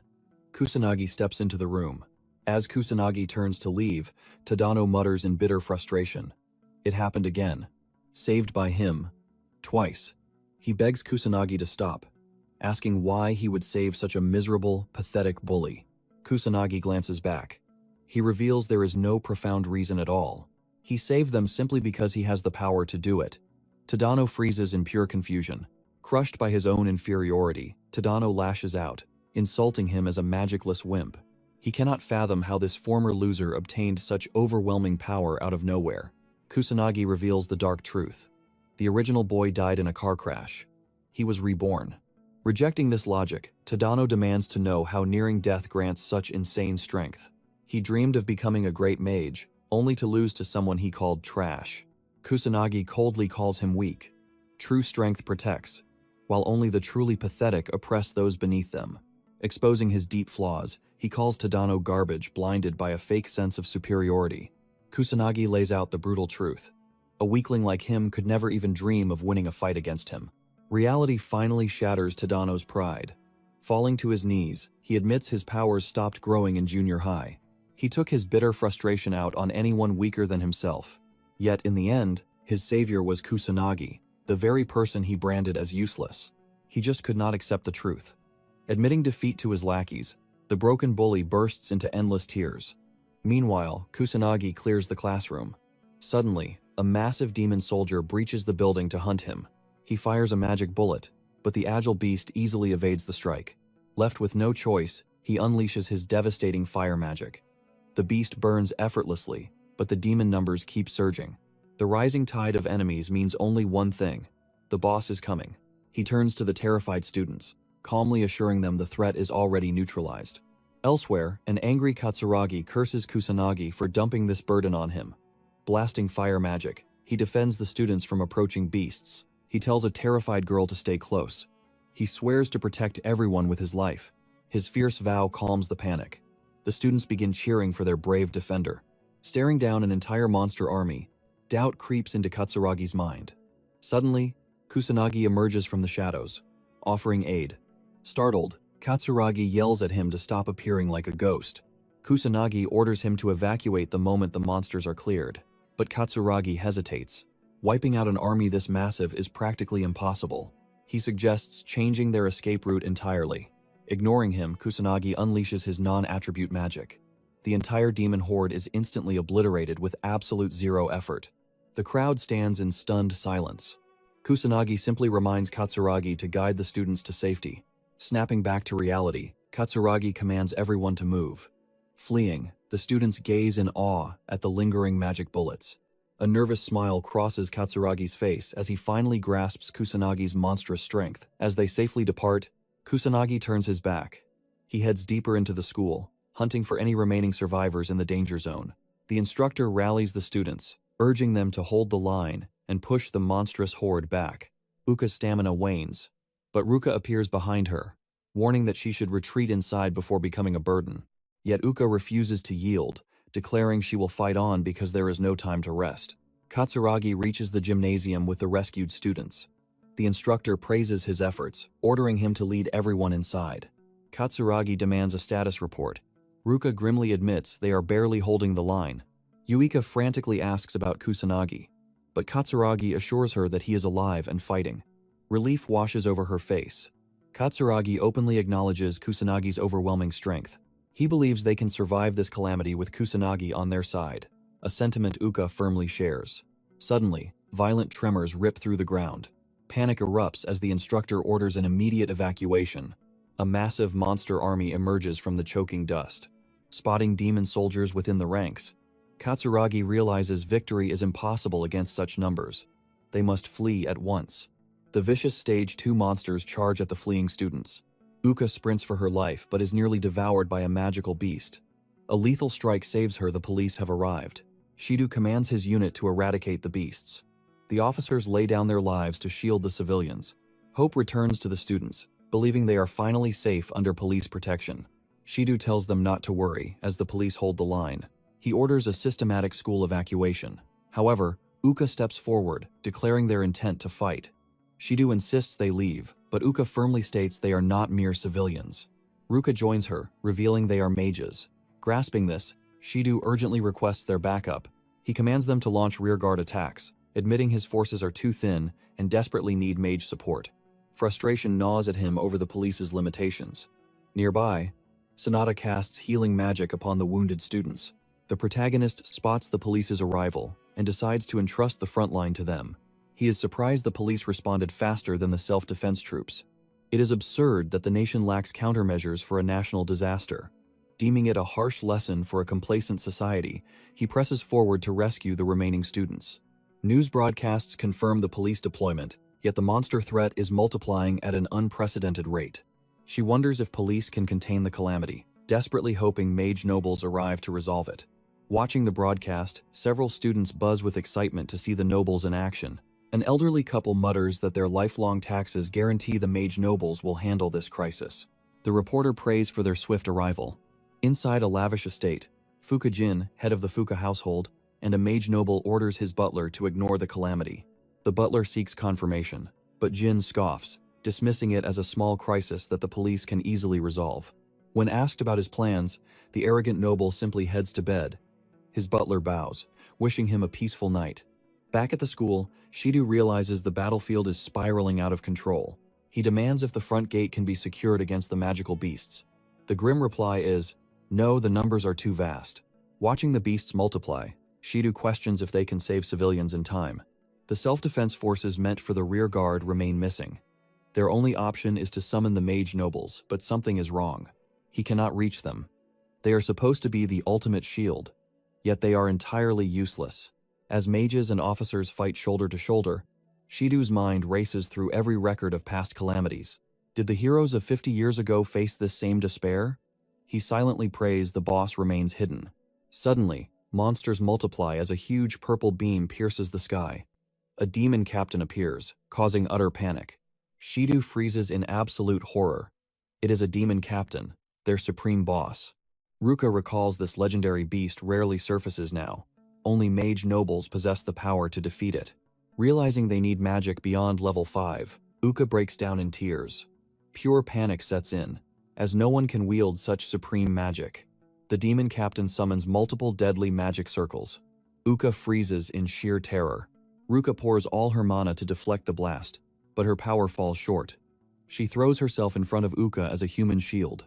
The brutal strike crashes into Ruka, but she successfully protects Uka.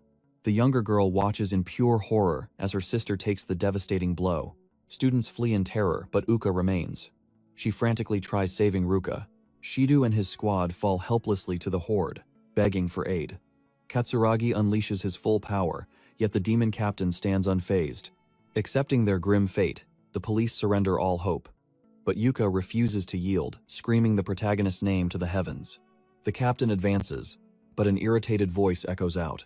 He finally arrives, apologizing for the delay. He hates that he made her wait. Uka frantically points to her sister. He calmly reassures her, noting the girl has merely fainted. He swiftly mends her injuries. Witnessing the monster's brutal carnage, absolute fury clenches his jaw. He tells her to rest easy while he wipes out this filth. She places her absolute trust in him. Brilliant magic circles burst open, instantly healing the fallen students. Yuika watches in pure awe as her sister's fatal wounds simply vanish. The victims awaken. Nearby, Sonata senses this overwhelming divine aura. She gasps at the third level, holy magic. It completely eclipses her own skills. Who could cast such a miracle? Sonata rushes to her senior's side. He claims he is unharmed, merely drained of his magical reserves. She demands answers. Shido is equally baffled, but insists their sole mission is guarding the helpless.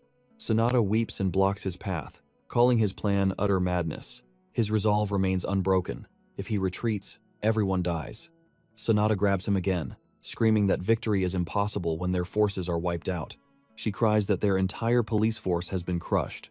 With no troops or noble mages in sight, he faces the crushing reality. They are completely powerless. The demonic commander marches on. Live on air, a reporter breaks the news of the police's total downfall. Despair consumes her. Watching this broadcast, terrified students curse the useless nobles, praying for their own survival. The public watches in dread, realizing nobody is strong enough to slay this demonic captain. Alone, our hero strides toward the terrifying boss. Sonata gasps, thinking he is marching straight to his grave. Shido screams a warning, but the boy walks on. Kusanagi has arrived to end this beast's reign of terror once and for all. The demonic boss roars, oozing a terrifying thirst for pure destruction. Pure dread paralyzes the students. Shido and Sonata freeze under the crushing pressure, but Kusanagi stands completely unfazed. He launches a fierce strike, ordering the beast to shut up. The furious captain shrieks. Its monstrous army charges as colossal magic circles erupt, bombarding our hero with lethal power. He recalls fighting the last calamity with his absolute full strength. Repeating that would vaporize everyone here. To protect the innocent bystanders, he chooses to suppress his godly strength. The vicious blows connect. Shido assumes he is dead. But before the strike hits the students, glowing shields emerge. He blasts endless magic bullets, blowing the horde away. A stunned Shido questions the boy's true identity. The shocked reporter broadcasts a lone student battling the horde. She zooms in to reveal his face, but the camera randomly explodes. Uka grins, realizing her savior destroyed it to protect his secret identity. Without prying eyes, she knows he can finally go wild. He rains down a relentless storm of magic bullets. Witnessing this miracle, the students erupt into hopeful cheers. Monsters ambush the students from the shadows. Shido ruthlessly slays them, vowing to watch Kusanagi's back. It is the only way they can help. He smiles warmly at the brave police officers. Praising their grit, he fires another volley of arcane blasts. Infuriated, the demon captain roars, summoning a terrifying array of complex magic circles. The beast unleashes 6th-level magic. Shido stares in absolute horror. Such overwhelming power rivals the nobles. Shido's heart sinks, believing their final moments have arrived. 6th-level dragon flames erupt. A devastating inferno instantly swallows the battlefield. A massive fire tornado devours the area. Panic ensues. Shido desperately shields Sonata, while the terrified students abandon all hope of survival. Facing certain death, Sonata prays to the heavens, begging for the innocent students to somehow be spared. Shido refuses to believe any mere student can defeat this demonic boss. In his eyes, Kusanagi's defeat is inevitable. But Yua's faith never wavers. With every fiber of her body, she knows her unstoppable hero will conquer this evil. The giant blast nears, but to Kusanagi, it moves in slow motion. He realizes the demon captain is forcing 6th-level magic. 2nd-level spells simply won't be enough to survive this. Despite his wish to stay hidden, he must unleash his true power. Kusanagi summons 4 magic circles, unleashing the water attribute. Seeing this, Yuika smiles and cheers him on. The water forms a massive serpent. Shido watches in awe, wondering if it is synthesis magic. Water and fire violently clash. Kusanagi's overwhelming aura begins crushing the demon captain. But the monster refuses to yield. It screams its desire to annihilate humanity as its flames surge. Yet, Kusanagi simply pours in a little more power. Completely overpowered, the demon captain finally realizes its life is over. The monster demands how a mere child defeated it. Kusanagi calmly replies that it simply lacked the proper training. He expected a better fight and feels disappointed by its weakness. Slowly, the dark sky returns to normal. Kusanagi smiles in relief. With the final boss dead, the calamity is finally over. The shocked students can hardly believe Kusanagi crushed the demon captain. Overjoyed, they leap to their feet and celebrate. The reporter and cameraman join the cheers, finally feeling safe. Sanada comforts a trembling student, assuring her the calamity is gone. Meanwhile, Shido stares at Kusanagi in absolute disbelief. How could a mere student stop a calamity alone? Not even noble mages could beat 6th level magic. Just who exactly is Kusanagi? His exhausted legs completely give out. Kusanagi finds Yua, declaring it is all over. She smiles, thanking him and saying she always believed in his power. He softly smiles back. Suddenly, ecstatic students swarm him, praising his legendary victory.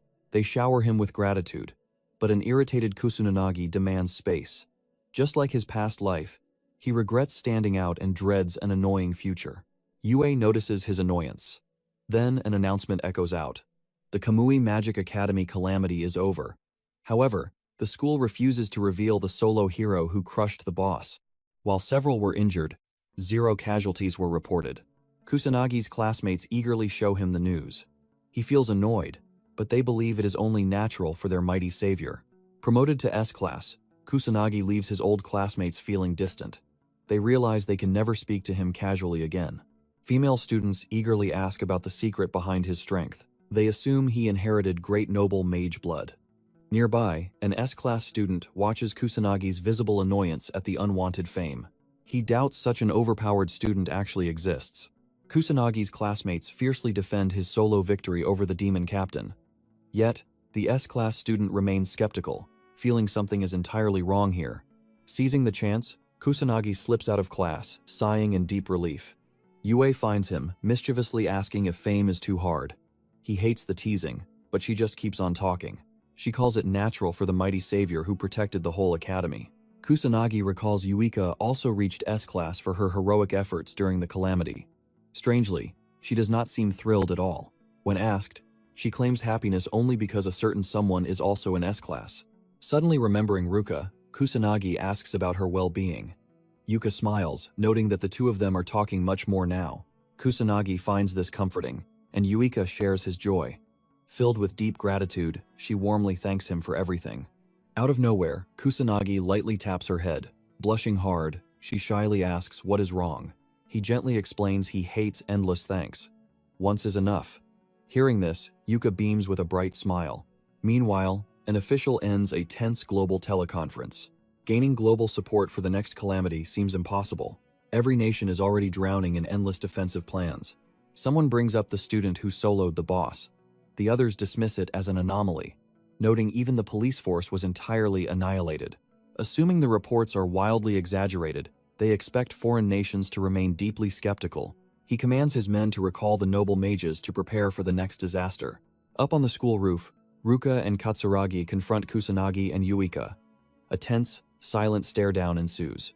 Ruka breaks the silence with a bold request. She deeply wants Kusanagi to make her his disciple. Days later, Ruka casually chats with her older sister. She recalls how the protagonist single-handedly stopped the devastating calamity. Her sister agrees, reminding her that Kusanagi crushed the terrifying demon captain using highly advanced 4-level synthesis magic. Ruka stands completely paralyzed. Such overwhelming power surpasses even high-level mages. Uka swears it is the absolute truth. Trusting her, Ruka's doubts fade into a gentle smile. Uka simply wonders why her sister trusts her so blindly. Ruka knows Yuika's true nature. She is obedient, honest, gentle, and fiercely hardworking. Admitting her stubbornness, she accepts her sister isn't talentless. Uka sees her deep worry. Standing tall, Uka makes a firm vow. She will forge unyielding strength to protect them, easing her sister's anxiety. Listening closely, Ruka witnesses her little sister's profound growth. Hearing this rare praise, Yuka beams with pure joy. Ruka knows Kusanagi's power defies logic. No student compares, and even her father falls short. She desperately needs Yuika's help. Without guidance, she will plateau as a mere high-class mage. To break her limits, Kusanagi's help is vital. Back in the present, Ruka apologizes for her arrogance. Regret fills her for looking down on them. Knowing her plea is selfish, she swallows her pride and speaks. She begs to become his disciple. To her utter shock, he casually agrees. He confirms his willingness to teach her. She stands baffled by his unwarranted kindness. He simply calls her a weirdo for questioning a request she just made. She knows he is right. Yet, after her past hostility, his boundless mercy makes zero sense. He states firmly that her apology is accepted and forgiven. She is left utterly speechless. Seizing the moment, Katsuragi begs for the same master. The protagonist easily agrees, leaving Katsuragi thrilled. Uka softly reminds her sister of her friend's profound kindness. Katsuragi notes his mysterious aura. Later, the protagonist is summoned to the conference room. Shido steps forward, representing the police department's elite beast countermeasures division. Sonata introduces herself. They bow deeply, confessing that without his power, everyone would have perished. Kusanagi asks if they need more, urging them to stop bowing. Their endless gratitude is repetitive. He declares it is enough. Shido confirms the investigation is closed, but one lingering detail caught his sharp eye. Kusanagi silently wonders why. Shido mentions his sudden mage awakening following a traffic accident. Rumors from classmates and locals echo this exact story. One student claimed he became a completely different person. Kusanagi remains in silent observation.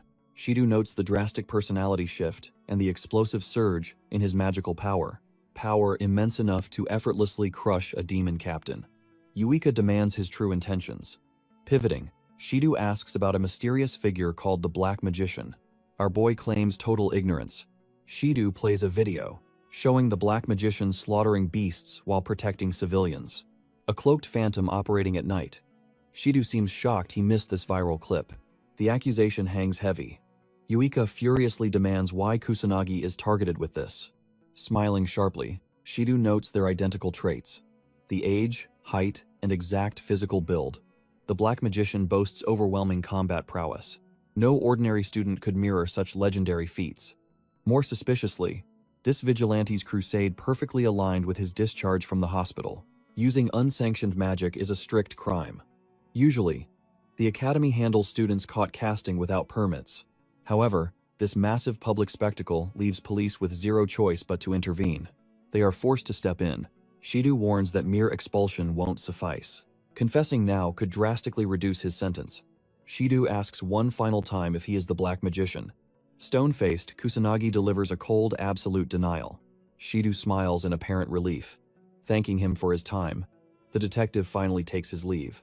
Leaving, Shido marvels that our boy keeps a completely emotionless facade. He praises such bold courage to deceive so openly, if he truly is the Black Magician. Shido admits, Kusanagi defies logic, convinced he hides dark secrets. Sonata already recognizes Kusanagi as the true Black Magician by his similar voice. Wondering if he fought merely to protect lives that night, Sonata vows to keep his identity strictly hidden. Though marking a huge failure for law enforcement, she fiercely believes the protagonist possesses a truly kind heart. Shido vows to relentlessly unmask the Black Magician's true identity, while Sonata quietly plans to strictly shield and support him forever. Shortly after, the S-Class instructor proudly presents both Mizuwa, Yuika, and Kusanagi Minato to the expectant room. She sincerely urges the eager class to welcome them. Excited murmurs erupt regarding his legendary victory over the demon captain. The girls press Yuika on her noble status. The instructor sternly commands silence as the lecture officially starts. She marvels at their rapid fame. Exhausted from answering endless questions all day, Kusanagi feels utterly drained. He bitterly remembers this fame is exactly why he desired shadows. Suddenly, a sweet voice calls out from behind. He turns, finding the rescued girl standing right before him. She shyly hopes he doesn't mind sparing a fraction of his time. Finding himself dragged to the familiar rooftop, he deeply questions this strange school norm of seeking high ground for private talks. Yue shadows his steps, spying carefully from behind a solid wall. Hoping for crucial private training, she seriously questions his sudden presence on the roof. A bitter pang of jealousy strikes, seeing him alone with another girl. The girl eagerly asks if he recalls her, but he flatly denies it. Reminding him of his heroic rescue during the devastating calamity, his scattered memories align. She recalls facing certain death against vicious magical beasts during her brutal combat lesson, until a mysterious savior unleashed magic. She firmly believes Kusanagi commanded that magical strike. Remembering the fateful event, he politely accepts her tearful gratitude, stating he merely did what was truly necessary. The girl blushes furiously, breathlessly calling him cool. Yua strains her ears desperately from the shadows, barely catching a whisper. Baring her heart, the girl confesses her deep love for our hero. She bravely asks him out on a sweet date. Yuka gasps in profound shock at the bold confession. Meanwhile, the stoic protagonist is unfazed. Knowing she lacks standout traits, she desperately promises utmost devotion, pleading to officially become his loving girlfriend. Kusanagi smiles gently, softly thanking her for the brave confession. Her joyful smile blooms, only to shatter as he apologizes. Her bright smile vanishes instantly. He politely explains his crucial personal mission leaves absolutely zero room for romantic dating. Grasping his heavy burden, she forces a painful smile. Deeply grateful for his brutal honesty, she surrenders her budding feelings.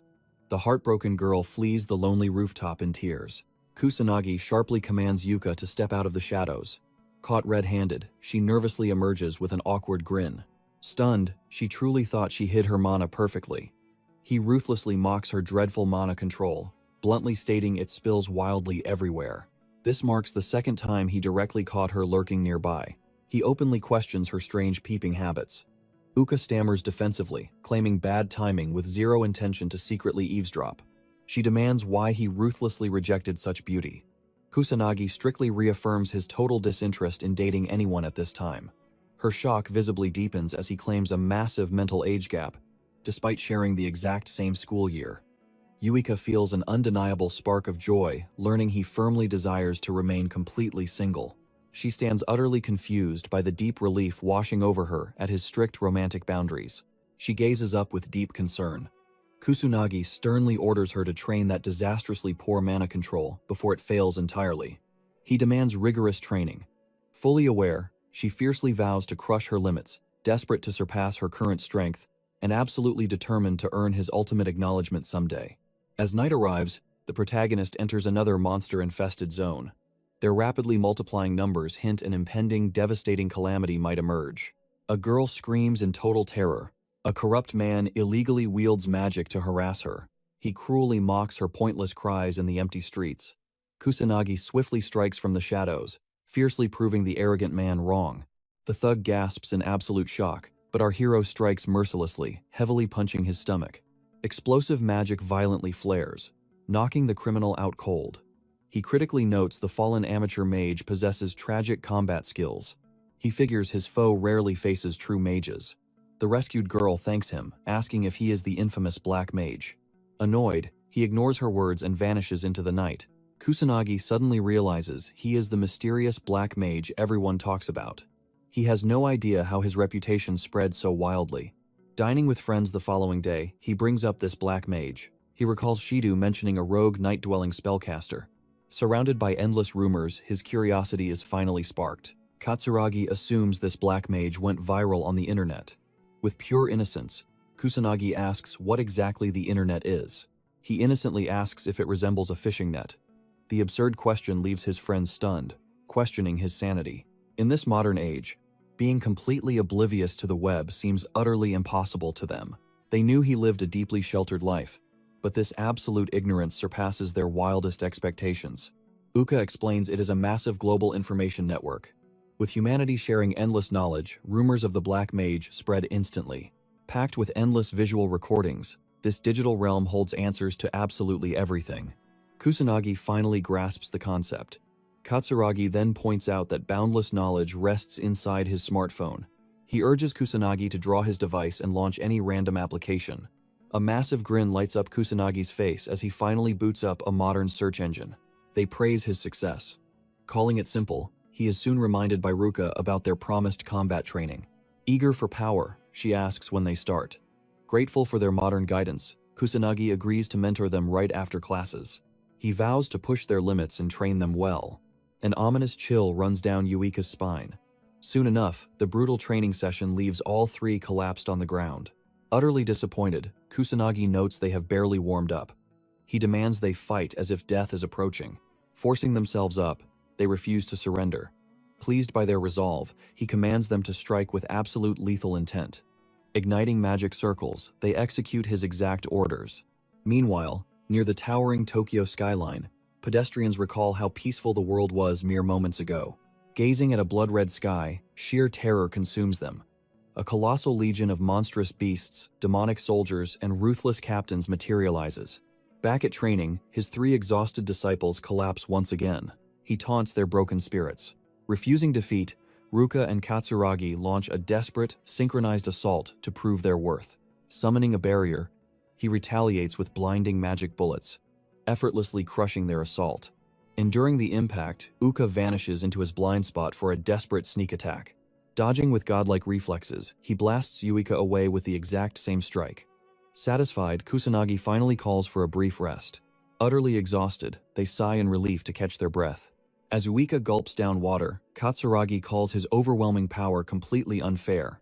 Ruka fully agrees, stunned that even elite academy students remain absolutely powerless against him. Uka agrees, sensing a terrifying gap between him and ordinary students. Staring at his annoyed expression, Kusanagi suddenly confesses he barely survived a fatal car crash. Awakening from death's door, he inexplicably possessed absolute power. Claiming ignorance to its origin, he orders them to drop the subject. Ruka assumes cheating. Death must have awakened a dormant legendary core deep within him. Yuika easily sees through his obvious lie. Recognizing his evasive looks, she sighs in disappointment at her comrade's utter gullibility. Sensing he guards a massive secret, she respects his desperate need for silence and decides to let the mystery slide. Glad his ridiculous bluff actually worked, Kusanagi finally concludes their brutal training as the blazing sun sets. Katsuragi praises the intense session. Impressed, Kusanagi notes his immense toughness. Katsuragi believes it stems from surviving harsh, solitary training. Starving, Katsuragi announces he must return home to prepare dinner. This domestic revelation completely catches Kusanagi off guard. Judging by his rough appearance, culinary skills seemed impossible. Offended by the blunt remark, Katsuragi angrily flares up. He asks if Kusanagi always dines out.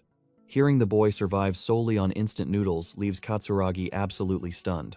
Kusanagi simply marvels at the sheer convenience of modern life. Warning him about this toxic diet, Katsuragi insists his mortal body will shatter. Kusanagi feels strangely touched by this genuine concern. Katsuragi suddenly grabs him, dragging the hero back to his place for a shared meal. He struggles, but his friend refuses to let go. Kusanagi smiles, secretly grateful for this bond.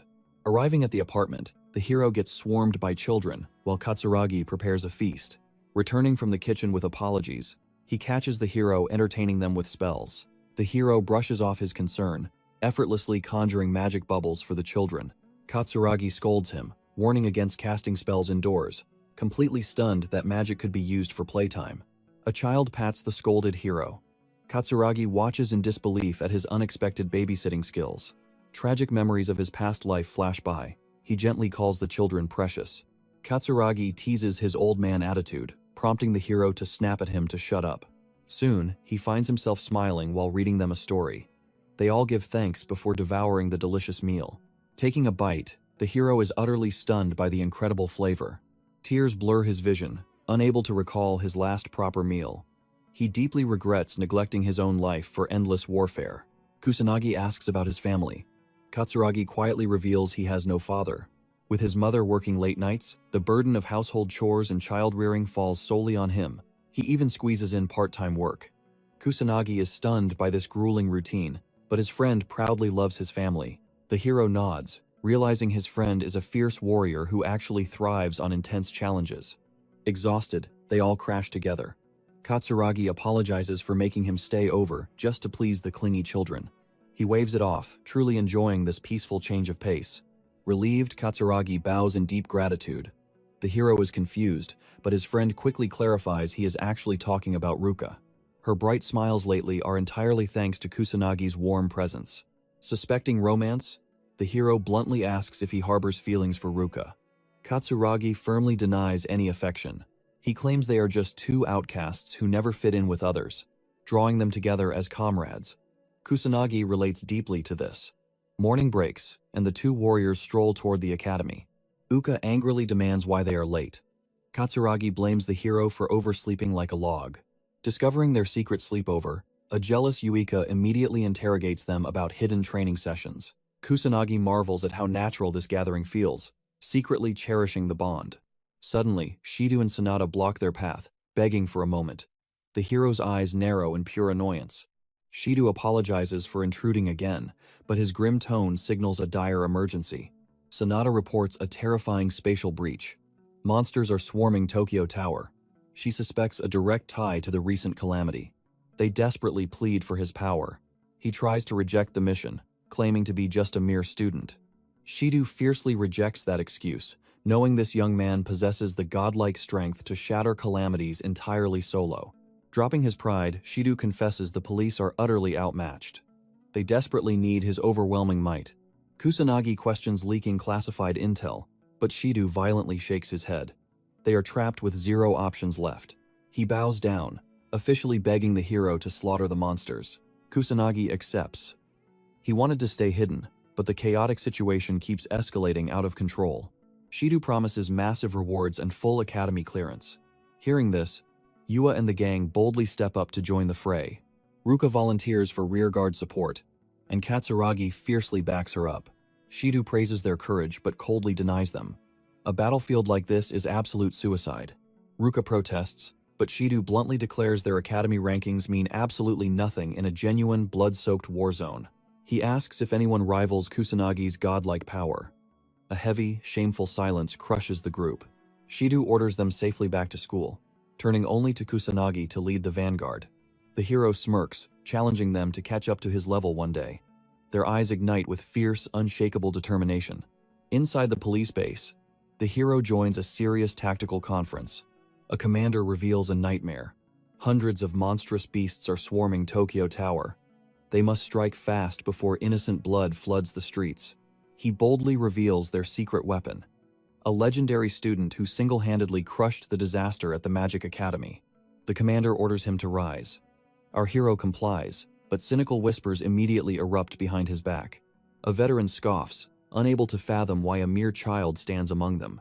His comrade reveals the truth. Kusanagi alone slaughtered the demon captain during the previous calamity. The veteran calls it absolute lies. Sonata lowers her head in deep embarrassment. Shido silences them. He confirms Kusanagi is the student who crushed the calamity and single-handedly annihilated the demon captain. Shido gives his absolute word, having witnessed the boy's terrifying power firsthand. No one rivals the protagonist's strength. He survived the horrific disaster that struck after 50 long years. Shido welcomes his alliance. He commands the squad to respect the boy as a fellow warrior, not a mere student. Yet, the veterans refuse to believe it. They see only an arrogant student playing hero, standing among seasoned professionals. Ignoring the tension, the leader declares their mission remains completely unchanged. He orders an immediate advance. Every single monster must be eliminated. Once alone, Shido apologizes for the disrespect. Kusanagi shrugs it off, knowing his sudden arrival rattled their pride. Startled by such calm maturity, Shido turns his attention to a trembling Sonata. Crying, she confesses she was too paralyzed by fear to defend him. Kusanagi comforts her. The petty words of lesser men mean nothing to him. A warm smile finally graces her face. Speeding toward the Tokyo Tower, Kusanagi questions their current total combat strength. The officer reveals they have 80 mages. A handful are elites, but the rest are mere mid-tier fighters. Our hero calculates the odds. Mid-tiers cast level 2 spells, while the elite peak at level 3. Shido admits it sounds pathetic. This makes the protagonist their ultimate weapon, wielding legendary level 4 synthesis magic. Kusanagi demands to know their tactical strategy, but Shido grimly shakes his head. In pure magical warfare, complex formations are completely useless. He claims victory is assured against basic demon soldiers and beasts. But anything above a demon captain demands strict countermeasures. Their intelligence and sheer magical pressure are terrifying. Shido bitterly admits this reckless assault barely qualifies as a combat strategy. Kusanagi frowns. He has not seen a single piece of specialized anti-monster gear among the ranks. The officer confesses their grim reality. Lacking anti-magic armor, they fight in simple suits and flexible clothing. The boy narrows his eyes. Anti-beast equipment used to be standard. Shido sighs. Such artifacts are incredibly rare now, hoarded exclusively by the arrogant mage nobles. Kusanagi is utterly stunned. In his era, magical armaments were as common as breathing. He knows peace weakens warriors. But this level of magical regression is completely absurd. What truly happened during these past 50 years? Shido studies the boy's dark expression in silence. They finally reach the Tokyo Tower. Kusanagi surveys the battlefield. This is no calamity, yet the monster horde is unnaturally massive. Something is wrong. The arrogant veterans freeze in terror. This overwhelming swarm wasn't in their reports. Suddenly, a towering demon captain emerges. Despair crushes their fighting spirit. They immediately beg for noble mages and special forces, realizing this means certain death. Shidu desperately yells that backup is on the way, but reinforcements will not arrive soon. With beast numbers multiplying and illegal mage syndicates rising, the higher-ups are completely overwhelmed. The officers tremble in fear. Facing these monstrous entities alone is pure suicide. Their courage crumbles into nothingness. Out of options, Shidu swallows his pride and begs the boy for salvation. "Can we win?" he asks. Our hero nods with absolute confidence. The cowards immediately scoff. How could a mere brat annihilate such a massive horde? Suddenly, Kusanagi's gaze sharpens on a bizarre anomaly. The monsters erupt into a frenzy. Above, the sky bleeds into a dark crimson. Sonata and the squad stare in absolute horror. The ultimate nightmare is here. Shidu frantically broadcasts a nationwide warning. A calamity has struck Japan. As ravenous beasts descend upon helpless civilians, Shidu's desperate voice echoes. The true calamity has begun. He commands his squad to prioritize the people and protect all civilians from harm. Trapped in an urban war zone, they must deploy swift countermeasures immediately. Shidu and his squad watch in terror, but our hero remains entirely unfazed. The police freeze in sheer terror as the calamity resurfaces, questioning its return. Calamities are natural disasters, but he realizes these beasts triggered this phenomenon. He wonders how they caused it. Have they mastered new summoning methods over 50 years? Shidu's men refuse to fight a losing battle without backup, begging to reorganize first.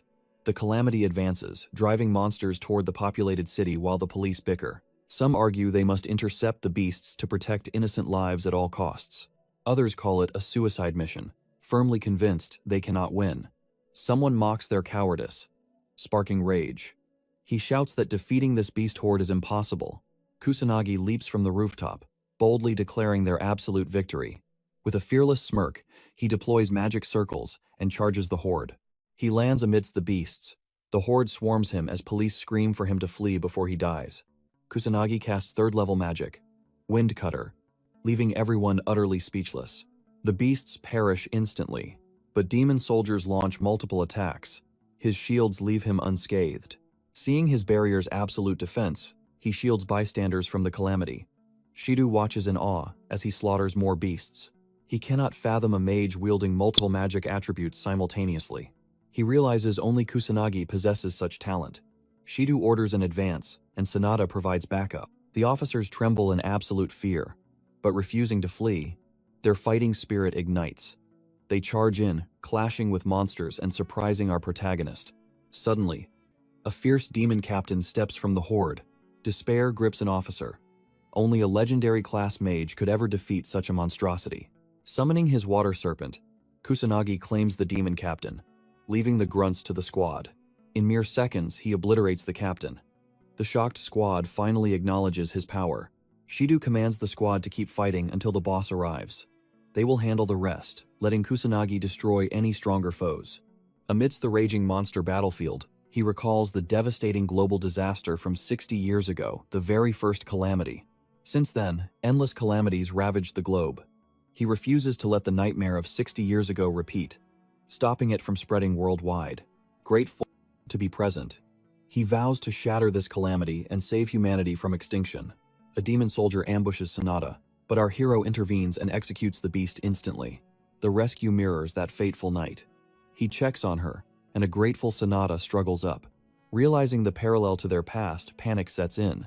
He anxiously wonders if she knows the truth. Sonata ponders his path as the Black Mage and his true strength, staying quiet to avoid annoying him. Blushing deeply, she shakes off her strange thoughts, reminding herself he is only a student. Another strike targets Sonata. Kusanagi shields her, urging caution as she sheepishly apologizes. Sensing her lack of combat magic, he softly asks her to stay close so he can ensure her safety. Flushed with emotion, Sonata obediently stays by his side. His mature aura makes her doubt his student status. Suddenly, crushing pressure paralyzes the mages. Trembling in dread, they watch a monster emerge. Shidu identifies it as a rare demon captain subspecies. He questions why such an elite demon species is appearing now. Hopelessness infects the squad. They doubt even elite mage nobles could defeat such a terror. Kusanagi boldly steps forward.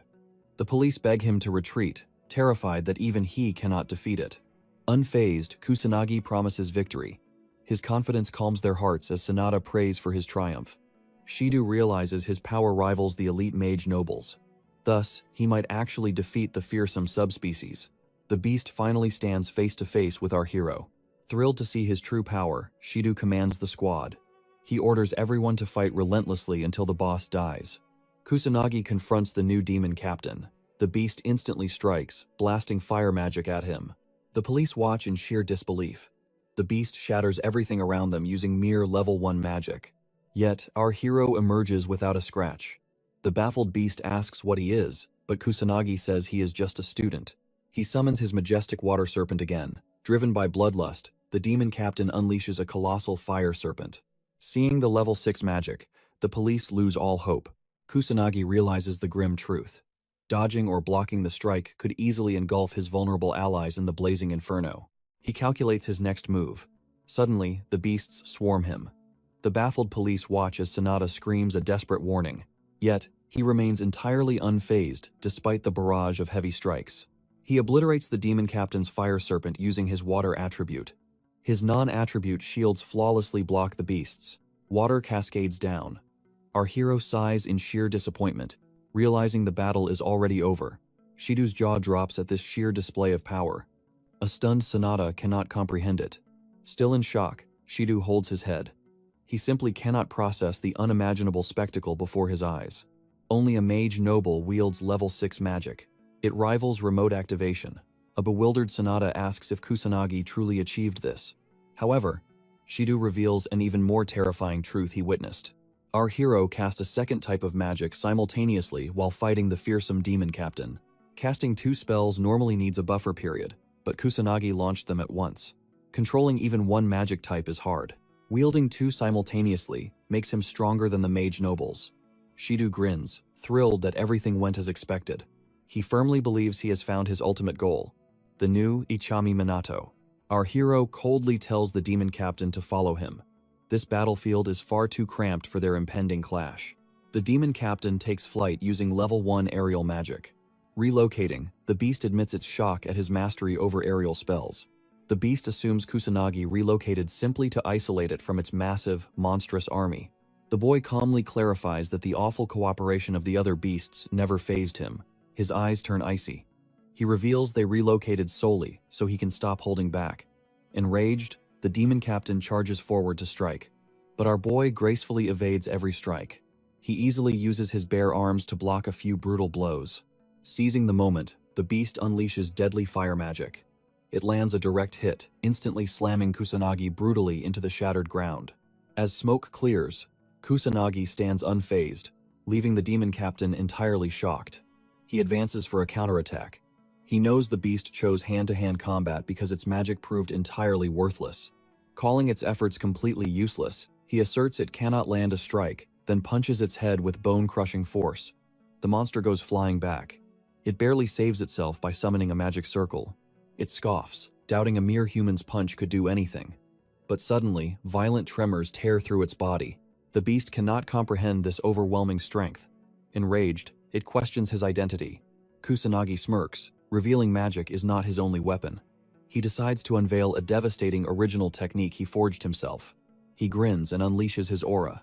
The demon captain is utterly amazed. Shido and Sanada feel the crushing pressure, looking up in shock. Kusanagi cloaks his entire body in intensely concentrated magic. Power surges through him, but the arrogant beast dismisses human attacks as useless. Despite cloaking himself in magic, Kusanagi rejects its claim. He steps forward, ready to unleash his devastating physical might. He launches a flawless flurry of punches, forcing the beast backward. Overwhelmed, it suffers brutal strikes from every direction. The monster attempts a pathetic defense. However, Kusanagi mercilessly batters it with his new technique.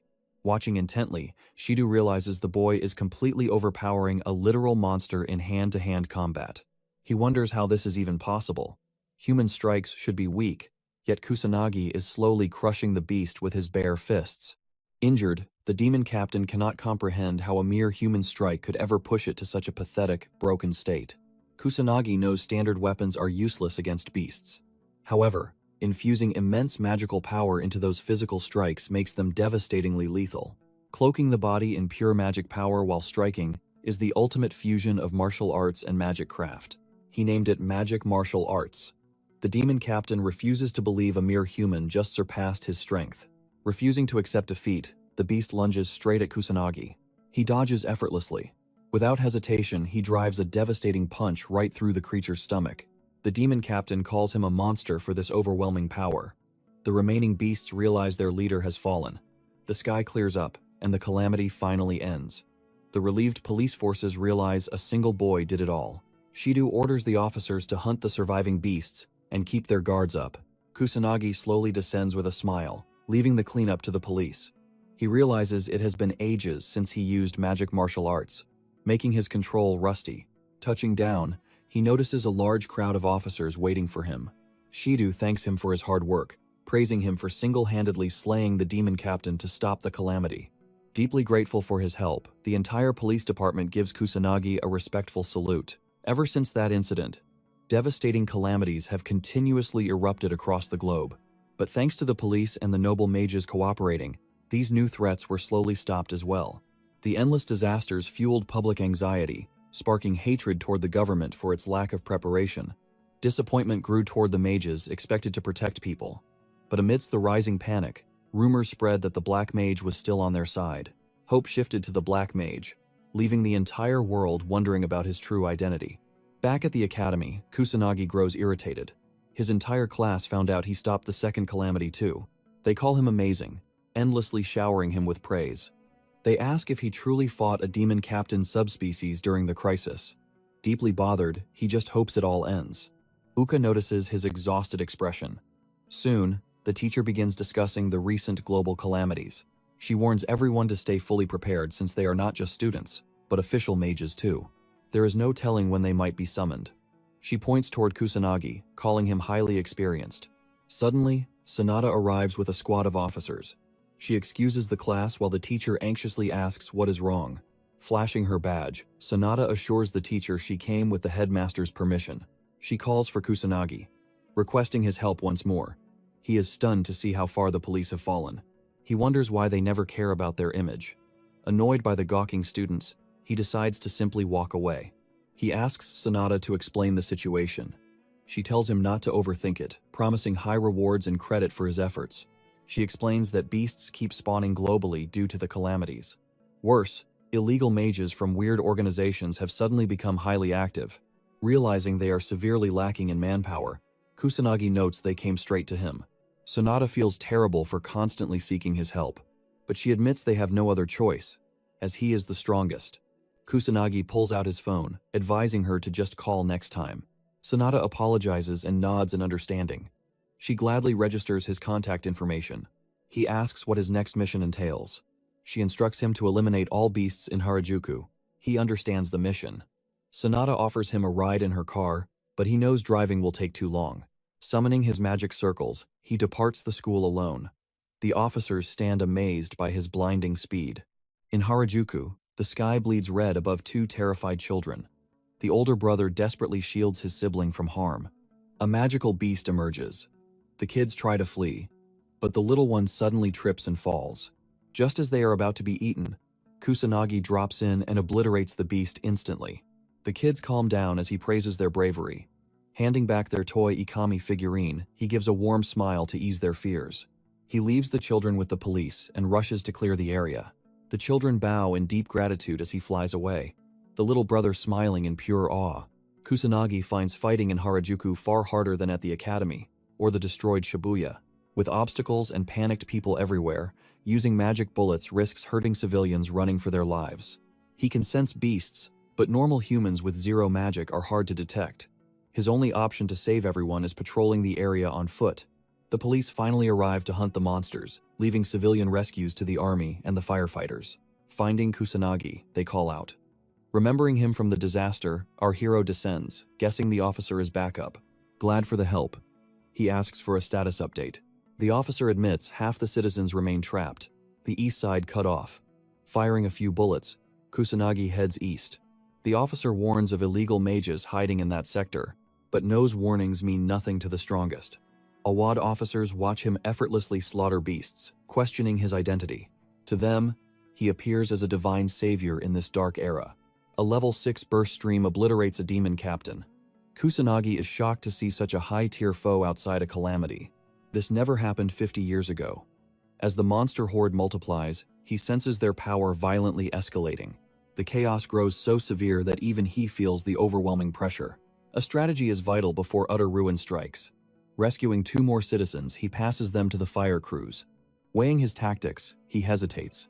He summons bubble barriers to shield the innocent. Sanada and the police arrive as he calms the crowds. Officers praise him, knowing his power prevented total devastation. Kusanagi humbly credits the brave officers and firefighters. He merely helped. The officers praise the amazing student, deeply apologizing for their prideful arrogance during the last disaster. Smiling, he urges them to let go of their lingering regrets. Struck by his wisdom, they bow in gratitude. Sanada steps up, thanking him while feeling guilty for relying on a mere student. He reassures her gently. He chose this path. But the beast horde is multiplying, and their raw strength is terrifyingly higher this time. Sanada nods, stressing the need for a countermeasure. She reveals her senior is fighting to mobilize forces. Suddenly, the rescued children run up with grateful tears. Seeing them unharmed warms his weary heart. The youngest gasps, asking if he is the great sage. The older brother apologizes for the boy's fanatical obsession. Spotting an Ikami action figure, Kusanagi softly admits he is indeed the great sage. The child beams with pure faith. A memory awakens. A craftsman once begged Ikami to forge his likeness into a figure. The man enthusiastically pitched not just dolls, but photo cards and keychains of the hero. Ikami scoffed at the idea. But the man insisted the youth needed the great sage as a beacon of hope in their hearts. Ikami doubted him, but the man fiercely pushed back, vowing this symbol would protect spirits for 100 years, not 50. Kusanagi smiles, realizing that man spoke the truth. Toys cannot fight, yet humanity desperately needs him once again. At a shady club, lackeys report the Black Mage's actions to Kuroyato, president of the underground guild, Black Rebellion. Hearing of a rogue mage without a guild, he rises. Boiling with wrath, he realizes this stray dog dares to defy his rule. He demands confirmation, and his trembling subordinate stammers a yes. Kuroi barks orders to unmask this mage, using military force if needed. A shadow asks for authorization to execute the target. It is Executive Kaguji. Kuroi coldly replies that execution comes only after brutal torture.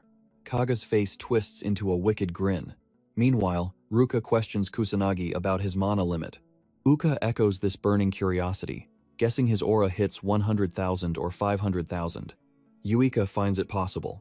Blankly, he states his power is 9,990,000. Dead silence falls. Yuika dismisses it as a joke, and Katsuragi backs her disbelief. Ruka recalls, even Ikami peaked around 100,000. Refusing to believe him, they leave Kusanagi genuinely surprised. They explain 1 million is the absolute mortal limit. They are baffled by his ignorance of such basic magical knowledge. He wonders if his true strength is merely 1 million. Attempting a web search, the digital world fully baffles him.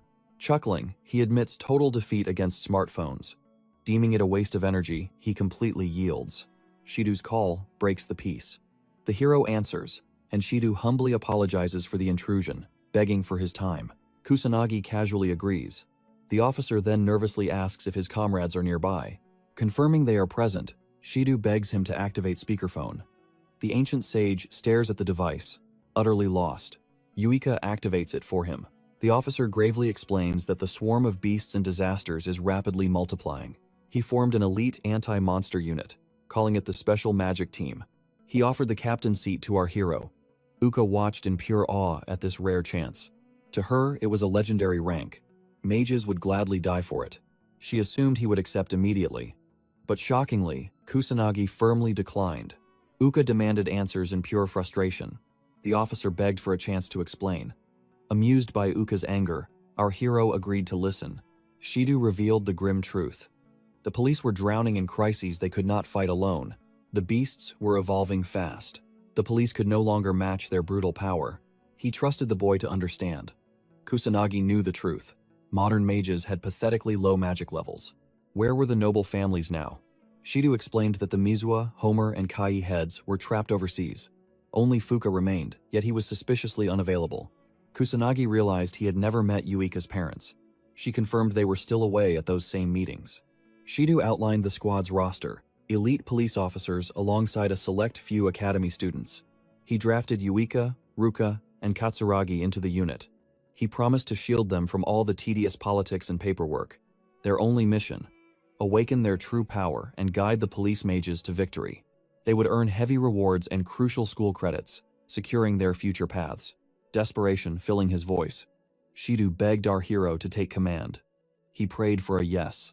Mildly annoyed but resolute, Kusanagi accepted the burden. Shido beamed with absolute relief. The others stood by his side. Ruka refused to let him fight alone, and Katsuragi thrived on deadly challenges. Despite his lingering doubts, our hero embraced the role, eager to forge a new generation of powerful mages. Meanwhile, the media launched a brutal attack on the noble Fuka clan. The nobles had abandoned their sacred duties during the school crisis, showing pathetic delays in hunting the beasts. Watching the broadcast, the Fuka noble scoffed. He cursed the reporters for treating noble mages like gods. A knock echoed through the room. His butler entered, bearing an urgent document from the police department. The noble scanned the files, discovering the birth of the new special magic team. He sneered in pure disgust, mocking the weak for playing pointless war games. Though disappointed, he hoped this circus would silence the public. He ordered his butler to summon his foolish son. The butler bowed and vanished. Back at headquarters, our hero and his allies officially joined the squad. During their first briefing, Shido dropped a heavy truth. Our hero was shocked to hear the word dozens mentioned. Shido bowed his head in shame. Despite having dozens of candidates, they had received 0 actual applications. Shido swore that once our hero showed real results, the applications would pour in. Kusanagi predicted this exact outcome. A mere student commanding a strike force was bound to spark heavy doubt. Friction was inevitable. Shido then handed them an item, a temporary official mage badge. Though an external alliance, they were all public servants now. If anyone questioned their true authority, they could flash this badge to silence them. He also noted that these items were solely issued to unit members. Since they were not official mages yet, the badges were strictly temporary. Stripping away his student title, Shido formally addressed him as Captain Kusanagi, entrusting the future to him. A nostalgic smile crossed his face. It had been an eternity since he led peers. He stepped up to reintroduce himself. Claiming his title as the squad captain, he made a divine vow. He would forge them into warriors stronger than noble heads. His allies and the officers gasped. Such a bold promise felt completely impossible. Kusanagi fully understood their heavy doubts, but he was ready to shatter those doubts with absolute proof. He quickly asked Shido for a magic measuring device. Shido nodded yes, but remained deeply confused. Once the machines arrived, Kusanagi commanded Ruka and Katsuragi to step up and test their aura. They obeyed blindly. As they channeled their raw magic, our hero reminded the room. Ruka previously scored just 10,000, Katsuragi 8,000. Ruka froze in shock, hitting 30,000 magic power. Katsuragi stands in pure awe. The screen reads, 28,000. The officers freeze in disbelief. It is the power of a supreme mage. Kusanagi calmly halts them, then instructs Uka to test her strength. She steps forward, her heart pounding. Uka hesitates, fearing the crushing gap in power between her and her older sister.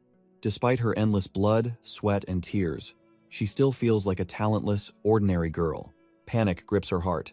She refuses to look at the screen, but Uka takes a deep breath. She vows to never run away from a challenge again.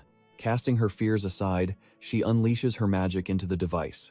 Staying true to herself, the sheer power leaves Shido and Sonata speechless. Yuika anxiously opens her eyes. The screen reveals 26,000. Shido is stunned. Her past records showed only 2,000. He cannot comprehend such an impossible explosion in magical power. Kusanagi breaks the silence, proving to everyone that growing magic power is a reality. It demands raw talent and an unbreakable will to keep fighting until the bitter end. He smiles warmly at Yuika and pats her head. He praises her incredible effort, swelling with pride. Ruka smiles softly at the sight. Kusanagi praises the others too, though they believe such power is natural, especially for Ruka. As a proud heir of the Mizua bloodline, she considers this growth standard. To her, such praise is completely unnecessary. Ignoring her pride, he gently pats her head too, honoring her relentless dedication. Katsuragi admires his friend's otherworldly aura, entirely shocked by his fearless, casual attitude. Yuika tenses up instantly. She knows exactly how terrifying her sister's wrath can be. Ruka firmly states she is not a child. Understanding her boundaries, he calmly steps back. Katsuragi exhales in relief, while Yuika quietly thanks the heavens. Our hero reaches to pat Katsuragi next, flustering him completely. Ruka realizes she was never treated with such warmth before today. Not even her father had ever patted her head. Suddenly, a hideous, overweight man bursts inside, finding the group gathered. He complains about hunting down Shido all day and demands to know why no one is bowing in respect. Flustered, Shido scrambles to explain, stating he assumed the man was not coming today. The man scoffs, saying he simply changed his mind. Shido quickly introduces the guest as Shu, an elite mage noble from the Fuka family. Shido whispers to our hero. He had no choice. Forming the special unit required a noble's absolute approval, forcing him to submit their names. He is deeply apologetic. Kusanagi's eyes narrow. The Fuka family completely ignored their desperate cries for help during the academy's disaster. Shido explains this bitter truth. The nobles are obsessed with maintaining their supreme authority. To them, answering a simple distress call is entirely beneath the dignity of a true mage noble. Shu sneers, stating he came here expecting to inspect Japan's ultimate magic task force. Instead, he mocks the room full of mere students. Shido quickly presents Kusanagi, revealing him as the savior who crushed the school calamity. Due to these legendary feats, he was officially crowned the unit captain. Shu glares, disgusted that a nameless, commoner student somehow halted such a disaster. He viciously stomps on our hero's foot, ruthlessly calling him a pathetic piece of trash. He is furious to see our boy leading the team. He warns the student to know his place. Infuriated, Yuika and Ruka demand he back off, while Katsuragi threatens to obliterate him. Shu scoffs. How dare these lowly commoners give him orders? Then, he recognizes the sister's elite Mizuha bloodline. He smirks, surprised that this room isn't entirely filled with garbage. With a wicked smirk, Shu declares that he will take over as unit captain. Shido desperately protests. Kusanagi's position as leader is already absolute and cannot be overturned. Undeterred, Shu challenges our hero. Whoever slaughters the boss of the next calamity will steal the right to rule the squad. Shido tries to intervene, but the noble violently forces his own rules, declaring it settled. Shido bows in deep apology. However, Kusanagi brushes it off, knowing words are entirely wasted on such a narrow-minded fool. He remains calm. He simply has to win. Yuika's fighting spirit ignites. She refuses to let this tyrant claim the captain's seat. The other two ignite with resolve, vowing to go all out. He wonders why they cheer for a fool. Standing on the police grounds, Kusanagi plans his next move. Recalling their magic power barely reached 10,000, he sighs. It is expected. He must teach them the basics first. He explains the true weight of magic power. They only use it for simple attacks, but its true potential runs far deeper. He calls Katsuragi forward, ordering him to strike with all his might. Katsuragi hesitates in confusion, but Kusanagi orders him to hurry. Hoping to avoid complaints, Katsuragi unleashes a devastating punch. Instantly, an invisible barrier halts his fist. Kusanagi explains this is a magic barrier. With massive magical reserves, this absolute defense manifests naturally. Katsuragi throws a furious barrage, but nothing connects.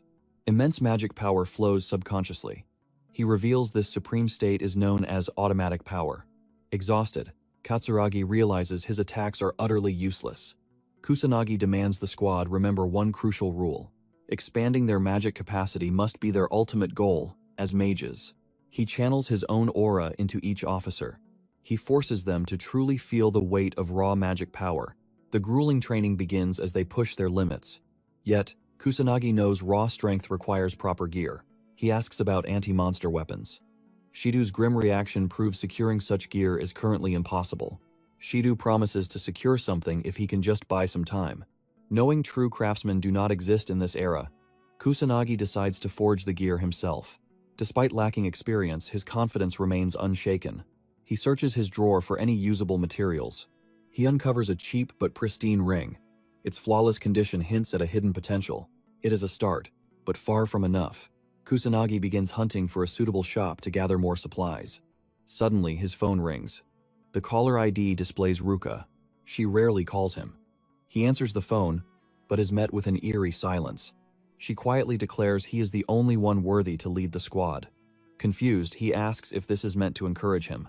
She confirms it. Kusanagi smiles at her charmingly awkward nature, then makes a bold request. He invites her out to go shopping with him tomorrow, provided she is completely free. He admits his ignorance regarding accessories and requests her aid. Ruka wonders if the squad is joining them. He refuses, stating a large group would be useless. Sensing her hesitation, he asks if she truly wants to go. She shyly agrees. Calling her a lifesaver, he asks for locations. She suggests Harajuku, setting their meeting at noon. Looking forward to tomorrow, she abruptly ends the call. Thrilled to buy rings for his squad, his focus shifts back. He decides to forge anti-monster gear using the ring he just uncovered. Pouring his magic inside, he trusts it will somehow succeed. Uka calls her sister for dinner but gets absolute silence. This strange behavior immediately sparks her concern. Announcing her entry, Uka checks the room. She freezes in pure shock, finding her sister holding a lovely dress. Ruka asks what is wrong. Flustered, Uka announces dinner is ready. Ruka promises to join her shortly. Uka has never seen her sister so vibrant. She instantly assumes Ruka is preparing for a romantic date with Kusanagi. The next day, Kusanagi arrives at Harajuku Station.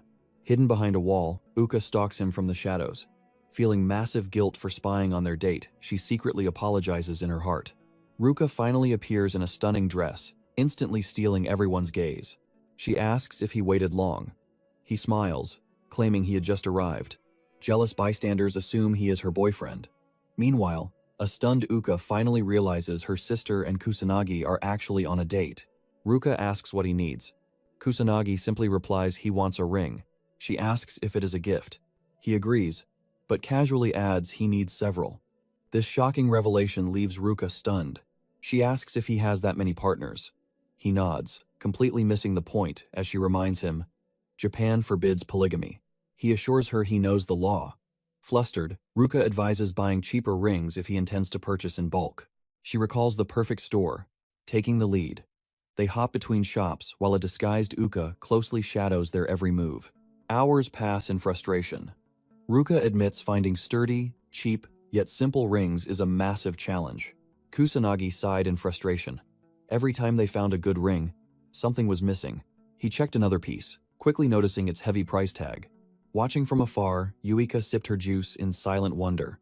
A pang of jealousy struck seeing them so close. A smiling manager approached, warmly asking what they sought. Assuming it was a girlfriend's gift, she offered expert advice. Kusanagi quickly tried to clear the misunderstanding, but Ruka instantly cut him off. With a freezing glare, she flatly denied being his girlfriend. Flustered, the manager apologized and retreated, burning with deep embarrassment. Ruka tried stopping her, while he stood visibly annoyed. Taking a seat, Kusanagi admitted his deep exhaustion from wandering through the massively crowded mall. Choosing the perfect ring was difficult, making him question his strict standards. Suddenly, he noticed Ruka's dark look. She quietly confessed her inability to show affection. Fully aware he knew about her terrible personality, he bluntly agreed. Ruka then recalled her failure to interact properly with her little sister. Her flaws had caused countless problems. She suggested he shop with Yua instead, claiming she was only holding him back. He firmly denied this. He revealed he knew she had deeply researched multiple store locations beforehand. She even carefully considered exactly which shops to pick. She treated his burden with absolute devotion. Smiling warmly, he assured her she was an irreplaceable help. Ruka blushed, feeling relieved. Spying. Uka suddenly realized she had never seen her sister make such an expression. Feeling deeply sad, she questioned why she was even spying. Defeated, Uka chose to just go home. Hours later, Kusanagi happily exited the mall, having finally secured the perfect rings. Ruka remained deeply confused by the quantity of 5. He simply explained that each partner needed one. She felt certain his partners would cherish the thoughtful gift, knowing the immense effort he poured into it. He clarified the rings were strictly unit equipment, ensuring their absolute satisfaction. Though initially confused, true realization finally dawned upon her. He showed profound gratitude, sincerely thanking her for her vital help. Ruka modestly brushed it off, genuinely glad to serve. He insisted on repaying her, but she firmly declined any reward. He suddenly produced the earlier ring and gently asked for her hand. Shyness gripped her as she questioned his intentions. Taking her hand, he revealed it was his very first self-made ring. He smiled, asking her to treasure it. Overjoyed, Ruka quickly turned to leave. He tried calling her back, but she vanished instantly. He planned to explain the anti-Mongir's true nature, but decided to save it for their next fateful meeting. Walking away, Ruka suddenly froze, staring deeply at the ring. She hugged her hand, admiring the ring as she blushed uncontrollably. The next day, Kusanagi officially distributed the anti-Mon equipment. Sonata and the officers wore them, instantly feeling a powerful magical surge. Awe washed over them upon seeing true magical gear. He introduced the anti-Mon equipment, revealing it held pure wind magic. By channeling inner energy, the ring allowed them to cast level 1 wind magic. Utterly stunned, Shido desperately questioned how he obtained such a legendary item. Kusanagi calmly confessed to forging them himself. Shido stood in disbelief, knowing true craftsmen of such gear had faded into myth. He was purely stunned to learn our boy forged such a thing with ease. He openly admitted Kusanagi constantly shattered expectations. Nearby, Uka noticed Ruka ignored the rings, already wearing an unfamiliar band. Assuming it was a date gift, heavy anxiety hit Uka. She wildly wondered what truly happened after she left. Kusanagi firmly noted they lacked proper transportation. Deeming ordinary cars too slow, he branded them unreliable. Shido solemnly agreed, recalling their late arrivals. Kusanagi then demonstrated the wind magic spell, Aerial, using the powerful anti-Mon ring. He declared this power would drastically cut down their overall travel time. While too weak to strike down fierce monsters, it granted the miraculous gift of flight. He firmly urged them to test the skies. He instructed them to visualize leaping through the air for maximum flight acceleration. Following his lead, Sonata and Shido instantly launched into the sky. Kusanagi noticed Yuika soaring too. He praises her skill. But to her, this mastery was expected after endless magic manipulation training. Her gaze locks onto him. Suddenly, heavy guilt washes over Uka for spying on her sister earlier. Kusanagi spots her troubled face and tilts his head. Approaching Yuika, he asks a crucial question. Does she know the legendary name Ichami Minato? Her eyes shine. He is the hero she admires most. Curious, he asks about this legend's power level. Over 1 million, she replies. A master of countless spells, he tragically fell battling the demon god during the Great Calamity. He digs deeper into the aftermath of his death. Most elite mages perished, she explains. Her noble Mizua ancestors proudly led the grueling struggle to revive human society. Pride radiates from her face. Sadly, she adds that almost zero magical texts survived the devastating end of that calamity. Because of this ruin, modern magic was rebuilt from zero. Kusanagi recalls the massive casualties. Yet, he specifically remembers leaving mountains of magical grimoires behind. He scattered this sacred knowledge across secret vaults to safeguard the future. Why is modern magic so flawed? Compared to his era, the power levels of today's mages are painfully pathetic and weak. Could a hidden enemy be erasing history? Wika notices his deep trance and asks if he is okay. He casually brushes it off. Still, she urges him to share his burdens, promising to be there if he needs help. She humbly admits her weakness, yet desperately begs him to rely on her. Touched, Kusanagi thanks her and calls her an irreplaceable support. He trusts her absolute loyalty. Even so, the looming threat of the Black Mage demands extreme caution. Dragging her into this deadly conspiracy would paint a target on her back. He keeps her in the dark. Plus, learning he is the legendary Ikami Minato might make her faint. Meanwhile, Yuika mistakenly assumes he doubts her worth. A fierce fire ignites within her. She vows to awaken her true strength and become a blade he can rely on. 1 week later, training erupts. On his command, Sonata unleashes Holy Crest, a brilliant level 2 holy spell. Shido shatters limits with level 3 magic. Katsuragi and the Mizua sisters dominate with level 4 spells. A proud smirk forms on Kusanagi's face. Everyone has evolved. Even Sonata, once entirely clueless about combat, now launches fierce offensive spells with pure confidence. But the Mizua sisters' flawless sync truly shocks him. Most would blindly credit their bloodline for this perfect harmony. Yuika and Ruka wreck the training ground with fierce level 4 magic. Dark past memories surface, but Uka smiles. She has finally secured her sister's hard-earned respect. He applauds their explosive growth, but warns them never to grow arrogant just because their spell levels rose. Spell ranks are an illusion. Higher levels don't automatically grant true mastery or power. To prove it, he orders Ruka to blast him with level 4 magic. Without a shred of hesitation, she fiercely complies. Ruka hurls a massive tier 4 strike. Kusanagi calmly counters with a basic level 1 earth spell. The spells collide. Jaws drop in pure shock as his weak level 1 earth wall completely devours her level 4 strike. He reveals the brutal truth. Magic levels only dictate mana capacity. A higher tier spell is utterly meaningless without absolute control. Even a basic level 1 spell is lethal if infused with absolute maximum mana. It easily crushes level 4 magic. He also stresses elemental laws, reminding them that Earth will forever destroy water. He commands them to shatter their blind obsession with spell ranks. True power demands mastering mana flow and their current spell arsenal. Embracing his teachings guarantees limitless power. The squad hangs onto his words. He urges them to trust their comrades, as synchronized magical attacks multiply their destructive force. A passionate battle cry erupts. But suddenly, the arrogant fatty interrupts, mocking their intense dedication. Shidu glares at the intruder. Shu just yawns, openly bored since the next calamity seems decades away. Shidu sharply suggests he hunt stray monsters instead of slacking. Shu instantly rejects the idea, way too lazy to lift a single finger. Flashing a wicked grin, he lazily dumps the burden onto the police. The squad boils with rage, but Kusanagi remains unfazed.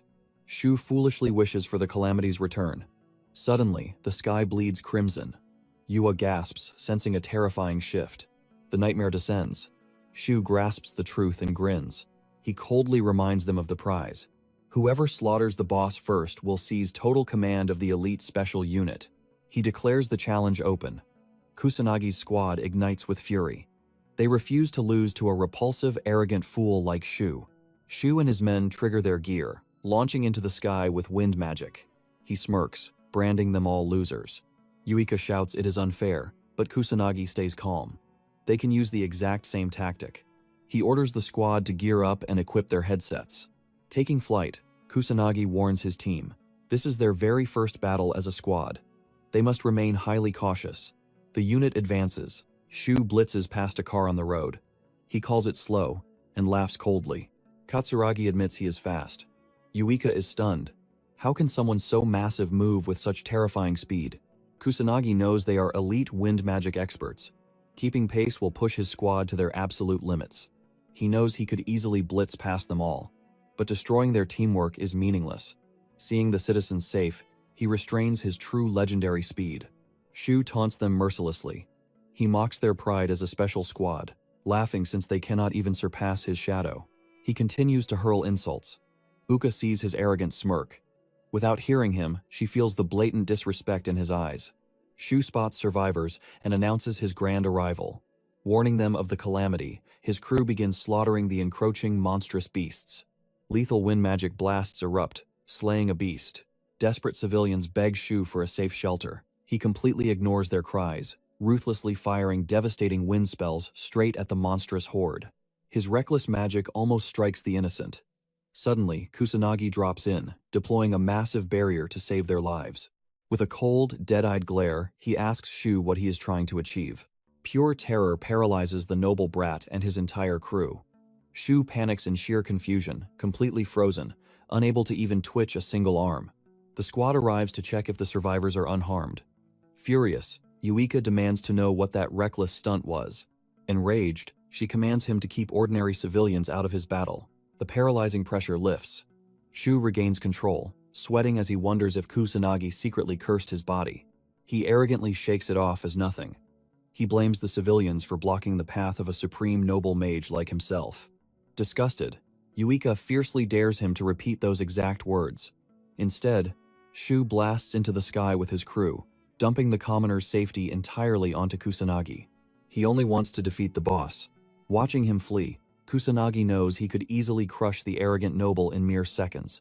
However, he refuses to make it seem like he fears such a foolish challenge. Then, he realizes this chaos is the perfect opportunity. Kusanagi commands his squad to slay the beasts, while he alone shields the citizens from harm. Shidu hesitates, doubting this bold plan. Guarding countless civilians single-handedly sounds like a suicidal task. Kusanagi replies with unwavering resolve. He is the captain of their special unit. Shido trusts him, immediately regretting his foolish doubt. Yuika rallies the squad. They cannot keep hiding behind their leader's strength. It is time to fight. The team roars in agreement. Kusanagi signals them to move forward and claim the victory. Surging forward on wind currents, they clash fiercely with the horde. Yuika unleashes level 3 spells, instantly obliterating the elite beasts. Once, this terrifying nightmare would have frozen her in fear.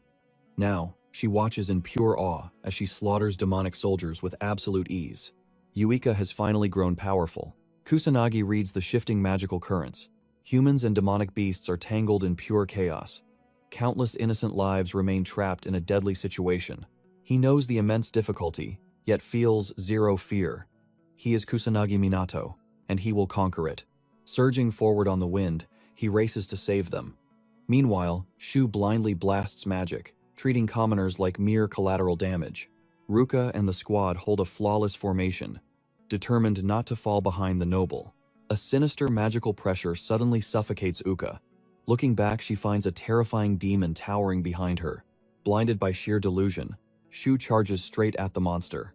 He aims to slay the calamity and win this stupid challenge. He arrogantly prepares a level 4 magic spell. His lackeys scream in absolute panic. A mere level 4 attack will not even scratch a true demon. Shu ignores their warnings. In his delusional mind, they know nothing because they have never fought a real demon. As a noble mage, he absolutely believes victory is his birthright. Shu unleashes a level 4 gale. The demon simply smirks, pulling out level 4 hellfire to instantly vaporize the noble's pathetic breeze. Shu stares in utter disbelief, unable to accept his sudden defeat. With hellfire closing in, he runs for his life with his crew. Helpless civilians are caught in the blast. People scream, but Shu cowardly flees. Kusanagi steps in, blocking the path with powerful earth magic. His squad charges forward, shielding the innocent from the blazing flames. Kusanagi proudly smiles. Yuika confronts the fatty, who merely sighs in relief over his survival. Glaring coldly, she demands why he abandoned the innocent. He scoffs, blaming the victims for failing to run away. He claims weaklings do not deserve life if they hinder a magic noble's path. Uka's rage boils over. Unable to hold back against such trash, she delivers a devastating slap to his face. The fatty goes flying from the impact. She curses him as a pathetic, honorless excuse for a noble. Shu angrily asks why she hit a noble like him. Yuika orders the squad to abandon this trash and focus on exterminating the remaining monsters. The team rallies forward, leaving Sho to whine about being ignored. Kusanagi watches them closely while guiding citizens to safety. He notes their reckless bickering before the enemy. However, since they regained focus, he accepts their combat readiness. Kusanagi rushes to find more stranded survivors. He remains highly vigilant, knowing the boss could strike without warning. Suddenly, the demon descends. Shu and his lackeys cower behind a wall, realizing this beast is completely beyond their league. The allies urge Fatso to retreat immediately. Shu trembles at the demon's overwhelming aura. Despite his noble blood, he knows standing against it means certain death. Then the Fatso devises a cowardly scheme. He decides to let the rival squad exhaust themselves fighting the beast first. Once the monster weakens, he plans to strike, stealing all the glorious credit for the final blow. His lackeys blindly praise this brilliant tactic. Smug over his own genius, he orders them to wait in the shadows. His men nod in agreement. Meanwhile, Shido and the squad bravely confront the approaching demon. Yuika senses the monster's terrifying power level. Victory seems impossible, yet her eyes burn with unwavering determination. The squad unleashes a relentless barrage of attacks. They pray the beast has finally fallen. As the smoke clears, the demon emerges completely unscathed. Yuika gasps. Their strikes did nothing. Ruka declares they need level 4 magic, or a massively charged lower-tier spell to properly attack it. The demon summons blazing fire from ancient magic circles. As they frantically dodge, Uka realizes this aura is twice as powerful as her own. Uka trembles at the massive gap in their power. Defeat feels completely inevitable right now. As she desperately thinks, Kusanagi sees his squad trapped in this deadly crisis. He quickly intervenes. Kusanagi orders true teamwork, though she insists they are already fighting together. He urges them to truly fuse their powers together. He hints that she and Ruka hold the key to victory. Confused, Uka anxiously begs for an explanation, but he coldly orders her to unlock the answer herself. Uka desperately tries to keep him on the line, but incoming fire magic forces her back into the fierce battle. Ruka trusts Kusanagi's words hold a deeper truth. They must decipher this puzzle as one united front. Uka agrees, knowing Kusanagi's guidance has always led to victory. Suddenly, the brilliant strategy clicks into place. Uka reveals the demon's long casting time is its fatal flaw. They must dodge its heavy strikes and focus on wiping out the smaller enemies first. Uka commands Shido and the police to secure the east, while her unit strikes hard from the west. She promises to signal the exact moment the demon unleashes its deadly magic. The squad nods in sync. When the fierce demon prepares its next blast, Yuika instantly shouts the warning signal. Uka's perfect signals let everyone dodge safely. Kusanagi watches their growth while saving civilians. He expected Ruka or Katsuragi to command, but sees Yuika's incredible talent for reading people on the battlefield. She is a born leader. However, Yuika realizes their current magic stamina cannot secure victory. Seeking a miracle, Uka recalls Kusanagi's cryptic advice. Suddenly, the shocking truth hits her. She had it all wrong. She highly doubts such an absurd strategy will work. But common sense left her long ago. In this absolute do-or-die crisis, she decides to risk it all on one final gamble. Yua begs everyone to channel their magical power into her. Fatso spies from the shadows, utterly confused by their plan. The squad prepares for the ultimate move. Shido nervously asks if this crazy plan can even work. Yuka is uncertain, but it is their only path. Without hesitation, Ruka puts all her faith in Uika. Katsuragi and Sanada bet everything on this strike. They can worry about a backup plan later. The beast raises its arm, unleashing a level 5 blazing pillar. A catastrophic tidal wave of fire rains down upon Kusanagi's squad. The fat man mocks them as pathetic losers. But his lackey begs him to watch the battlefield. He watches in shock as the squad charges the demon. Sanada unleashes her level 3 sacred healing magic, protecting the entire team. Kusanagi praises the brilliant plan. Dodging a level 5 spell is very hard. By precasting her healing aura, Sanada can nullify the incoming damage. A truly brilliant tactic. Yuika and Ruka stand united, charging their water magic. Kusanagi smiles, proud they finally grasped the truth. When individual strength falls short, combining their powers paves the ultimate path to victory. He declares it the grand magic spell, Burst Stream. A devastating tsunami of water completely obliterates the demon. As the smoke clears, Shido is utterly speechless. The Mizuha sisters just cast a legendary level 6 spell together. Katsuragi points ahead. They are shocked to see the monster still clinging to its pathetic life. Shu and his cowardly men rush in to steal the kill, but Kusanagi intercepts them with his drain tentacles. The fat man panics as his mana is violently siphoned away. His physical strength vanishes in an instant. Kusanagi steps from the shadows and retracts his magical tethers. Their shameless greed deeply annoys him. The demon finally crumbles. Katsuragi's team is deeply relieved. Shido figures that massive strike sealed its fate. With the calamity conquered, the darkened sky finally clears up. The victorious squad cheers. Sanada gratefully praises the Mizuha sisters, just as Ruka and Yua suddenly collapse. Katsuragi rushes over in panic. Their bodies are completely paralyzed from extreme mana exhaustion. "We actually won," Yuka tells her sister. Ruka agrees, feeling a wave of relief. Kusanagi warmly praises his team's efforts. He confirms they were the ones who stopped this deadly calamity. He declares this their first real mission. He is thrilled they proved their true worth and exceeded his hopes, especially in their very first real battle. He knows his squad will only continue to grow even stronger. He praises Uka's breathtaking growth, highlighting her flawless commands during the chaotic calamity. She even grasped his hint about grand magic. He wonders if she already knew of this legendary technique. Uka confidently admits she didn't, finally learning its true name. He is stunned she performed it purely on instinct. She thanks him for that vital hint, confessing the rest was just her raw combat intuition. Kusanagi is utterly shocked, realizing he misjudged Uika. Her hidden potential far exceeds his initial expectations. Kusanagi drops the subject, praising her incredible ability to succeed right on the battlefield. He knows the deep harmony and compatibility between her and Ruka also played a massive role. Checking his watch, he announces a crucial moment has arrived. Kusanagi grabs the remote and turns on the TV. A tense press conference is broadcasting, featuring Shido and high-ranking police officials. An official announces the new Special Mage Team, or SMT, built to combat the rising monster calamities. A reporter aggressively questions why a mere academy student was appointed as this squad's leader. Questioned on the truth, Shido confidently steps forward to answer them. Acting as the leader's proxy, he firmly confirms that their commander is indeed just a student. The room erupts in disbelief. They strongly oppose appointing a minor as a squad leader. Shido defends Kusanagi. His divine abilities completely surpass the elite magic nobles. He exposes the nobles as utterly useless cowards who abandoned them. The police had to rescue the citizens all alone. He adds that Kusanagi alone saved everyone from the deadly calamity. Shido praises Kusanagi as a divine savior, chosen to protect this era from the monsters. Shido trusts absolutely no one else to lead them. Watching this live broadcast, Kusanagi feels embarrassed. He wanted Shido to keep a low profile. The arrogant government officials dismiss this as an absurd joke.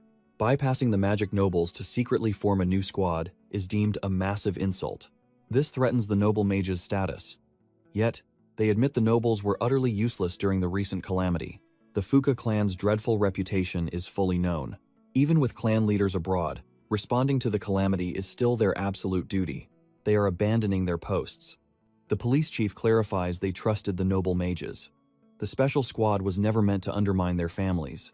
Someone breaches the conference room, demanding everyone step back. It's the vile, noble, and his lackey.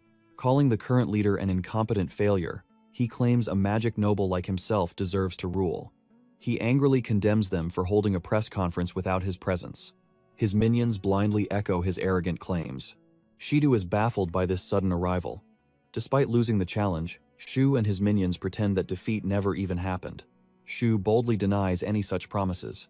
Declaring his word as noble absolute, he commands everyone to blindly obey him.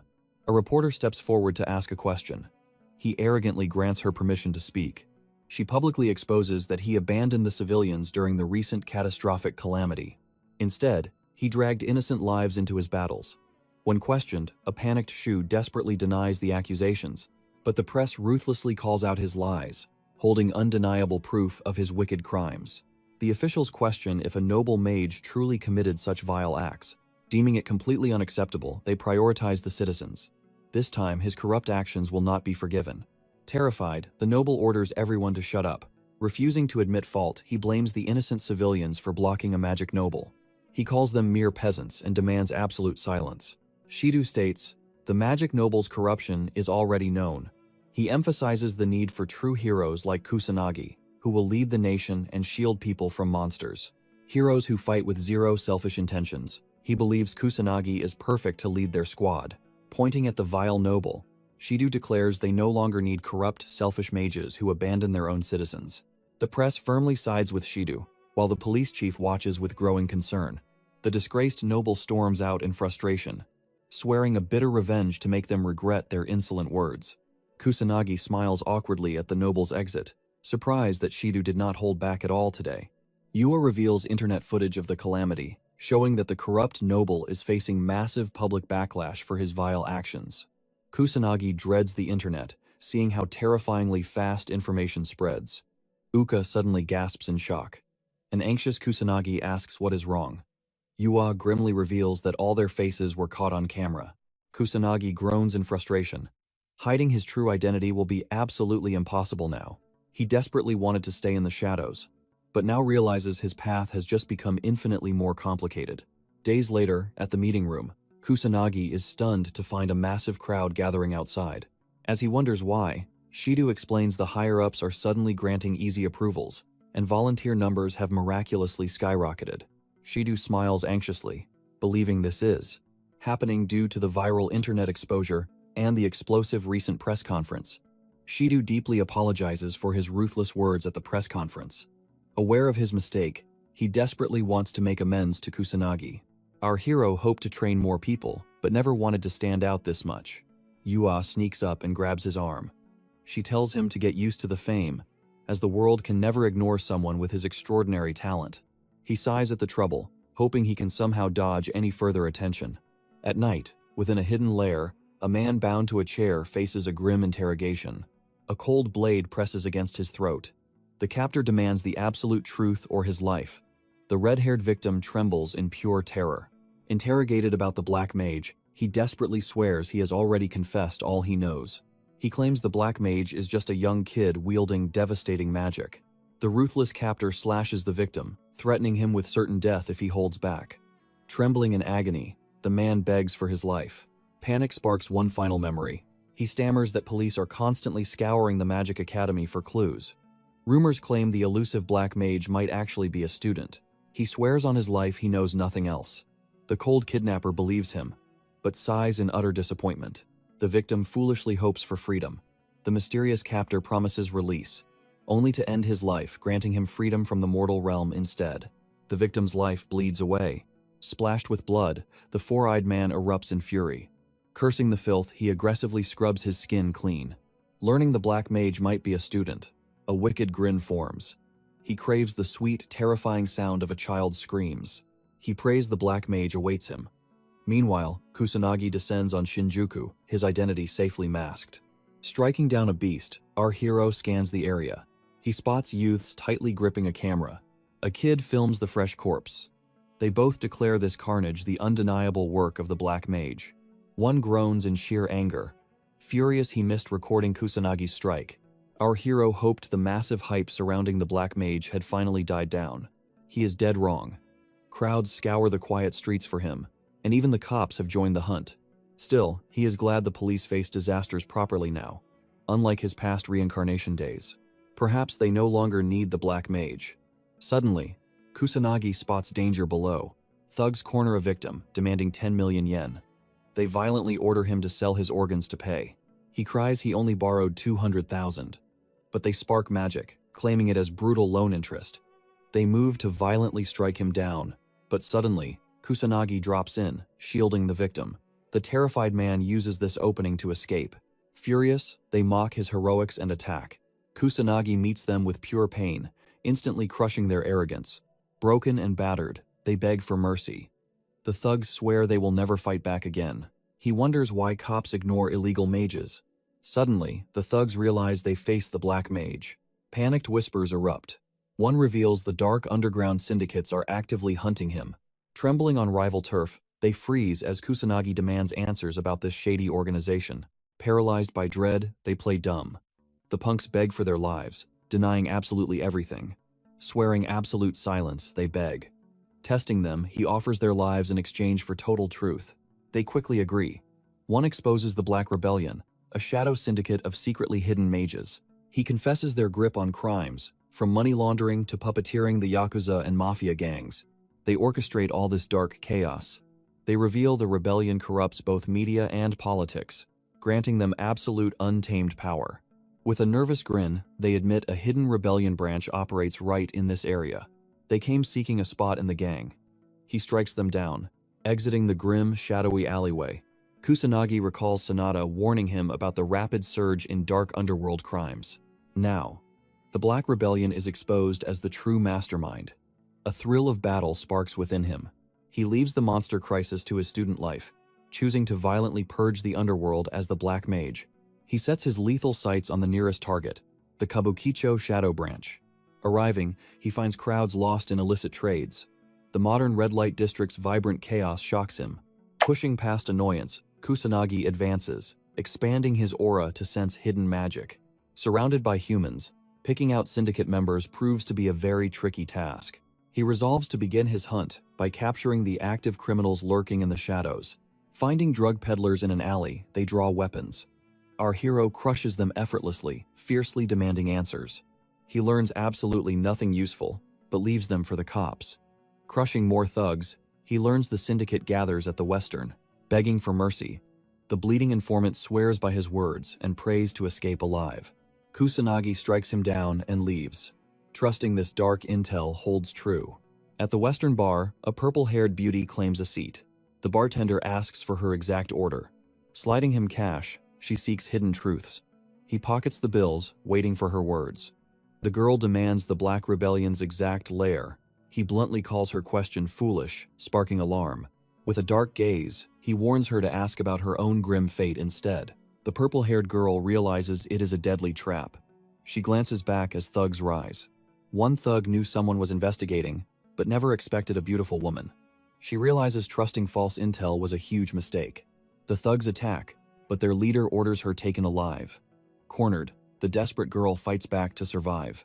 Wasting no time, she sprints toward the exit, but a blast of fire magic strikes her from behind. The injured woman collapses. Smirking at her fierce spirit, the thugs plot to exploit her beautiful body. Despair washes over her. In her heart, she tearfully apologizes to her brother for failing. Just as a thug reaches for her, the protagonist enters the bar, stunning everyone. Ignoring the chaos, he walks toward the bartender. Our boy calmly asks if Black Rebellion members are here. A thug sneaks up from behind, mocking the protagonist for being completely clueless about his dangerous situation. Spitting insults, the enemy strikes. Our boy delivers a devastating punch, sending the thug crashing into the club wall. He struggles to rise before blacking out. The remaining thugs and the injured girl freeze in jaw-dropping shock. She knows no ordinary human has such terrifying strength. She simply cannot comprehend his overwhelming power. She wonders if he used secret magic, yet she never saw him cast a single magical enchantment. She questions his identity. Meanwhile, Kusanagi is relieved his intel successfully located low-level mage thugs in the Western Club. He viciously insults the Black Rebellion thugs, calling them pathetic scum for ganging up on a single woman. Fear grips the thugs, but they force themselves to stay calm, relying heavily on their numbers. A thug orders a relentless group assault, confident they can crush the lone protagonist by striking as one united force. The gang unleashes multiple fire attacks. Holding back his power, our boy swiftly dodges. The woman highly doubts his victory. The enemies hold a massive numerical advantage inside this tight space. Assuming he cannot cast any high-tier spells, she believes his brutal defeat is inevitable.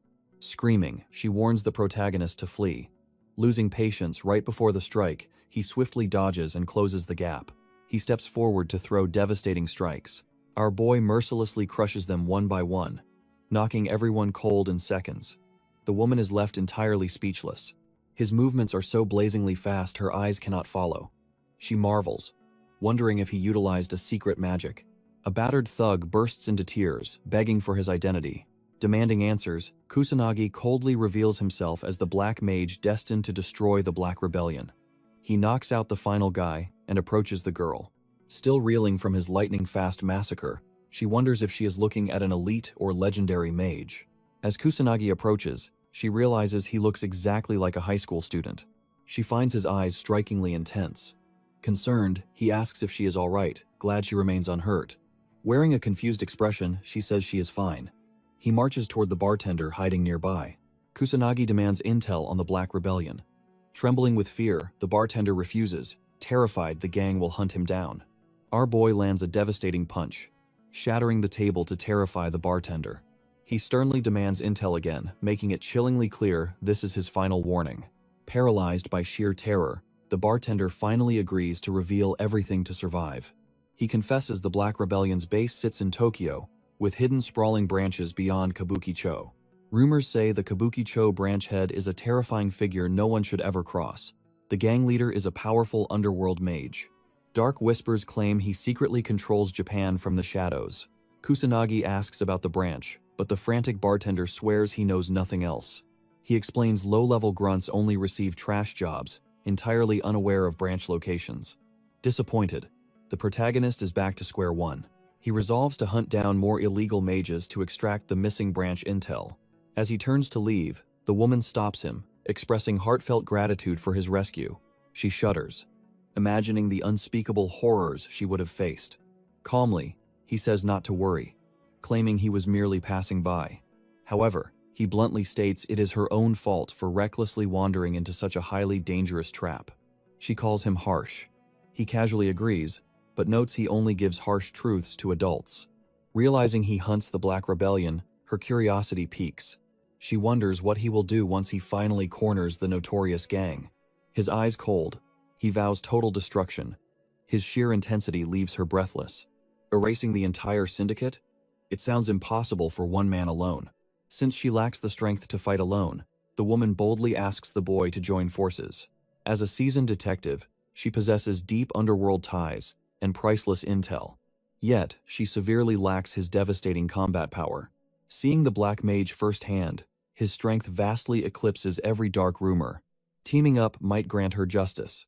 Kusanagi catches on, asking if she seeks to trade his absolute power for secrets. She nods. To her, it is a flawless pact. Extending her hand, she asks for his aid.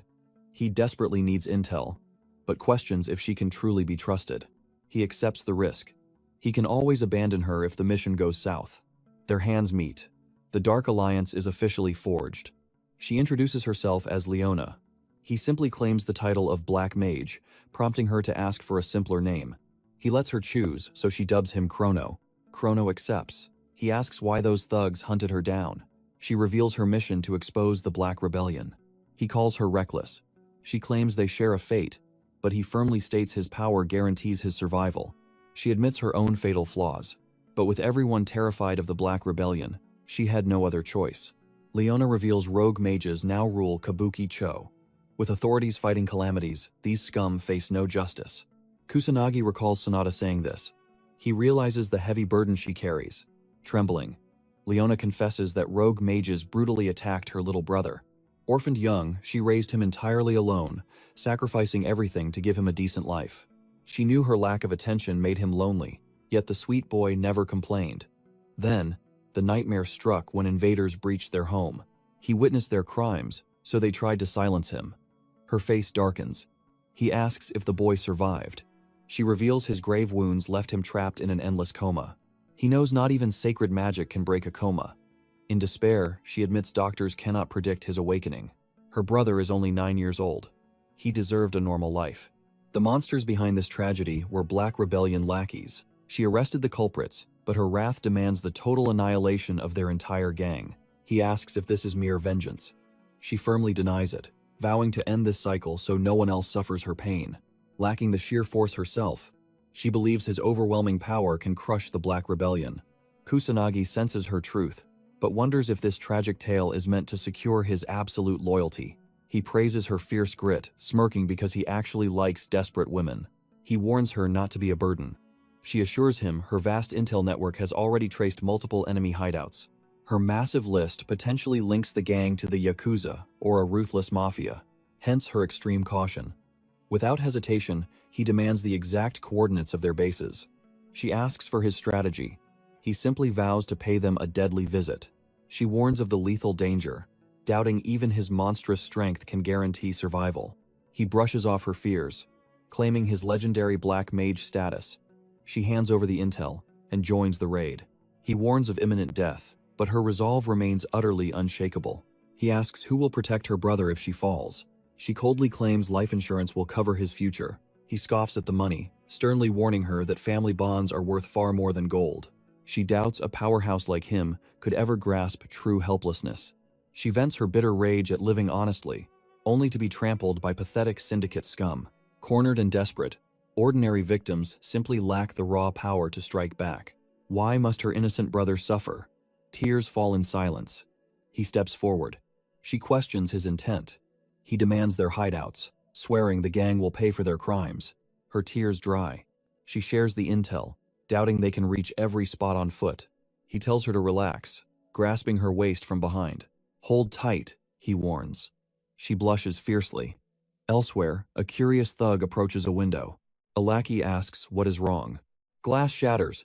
Kusanagi crashes in holding Leona. He kicks the lookout, stunning the room. The thugs freeze in shock as their comrade falls. Is this the Black Rebellion base? Kusanagi wonders. Leona trembles, narrowly escaping death. Who are you? The thugs roar. Weapons drawn, they prepare to kill. Unfazed, he notes the Yakuza remain exactly the same. The boss steps up, cigar in hand, demanding his identity. I am the Black Mage. Furious, the boss orders an attack. He tells Leona to stay close. A sword swings. He stands fearless. The blade instantly shatters in half. Panic sets in. More thugs flank him and unleash a hail of bullets. Kusanagi summons a barrier, deflecting every shot. Weapons are utterly useless here. Monster! They scream. He ignores them, walking toward the boss. Are you the boss? He asks again. Does your crew serve the Black Rebellion? The boss trembles in silence, then violently screams insults at Kusanagi. You will not leave alive, he vows, warning him never to mock the Yakuza. Gunfire resumes. Unfazed, Kusanagi mocks their stubborn foolishness. Such scum will never cooperate, Leona thinks. She marvels at their safety. Sensing no real mages, he concludes they are not the Black Rebellion. Kusanagi decides to purge them all. You messed with the wrong. A brutal kick cuts the boss off, sending the entire gang flying. The Yakuza surrender. Leona stands stunned by the swift victory. Annoyed by the dead end, he targets the next spot. Leona realizes the true might of the Black Mage. Perhaps he truly can destroy the Black Rebellion forever. He scoops her into his arms. Panic sets in as she realizes they are flying again. He leaps out. She shrieks for him to stop, but he surges forward. Another hideout, another shattered window. In mere seconds, he decimates the entire gang. They bow, begging for mercy. Back outside, he wonders why they always attack first. Yakuza are idiots, he sighs. She agrees, noting thugs never listen to reason. Leona begs him to stop crashing through windows. This is just an ambush, she argues, entirely sick of flying. He admits ignoring rules for the Yakuza.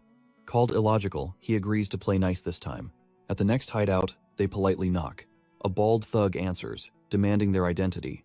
He asks about the Black Rebellion. The thug slams the door, yelling at them to leave. Annoyed, Kusanagi kicks it wide open. The gang goes on high alert. Are we being raided by one man? State your clan, they roar. Kusanagi calmly repeats his question about the Black Rebellion. The bald thug throws a vicious punch.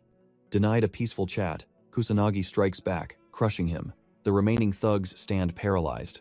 Ignoring the pawns, he seeks the leader. A man named Ushiro steps up, claiming the title. Ushiro demands answers. Kusanagi cuts to the chase, demanding ties to the Black Rebellion. The boss understands, but his furious men draw their weapons, ready to strike our hero down for his disrespect.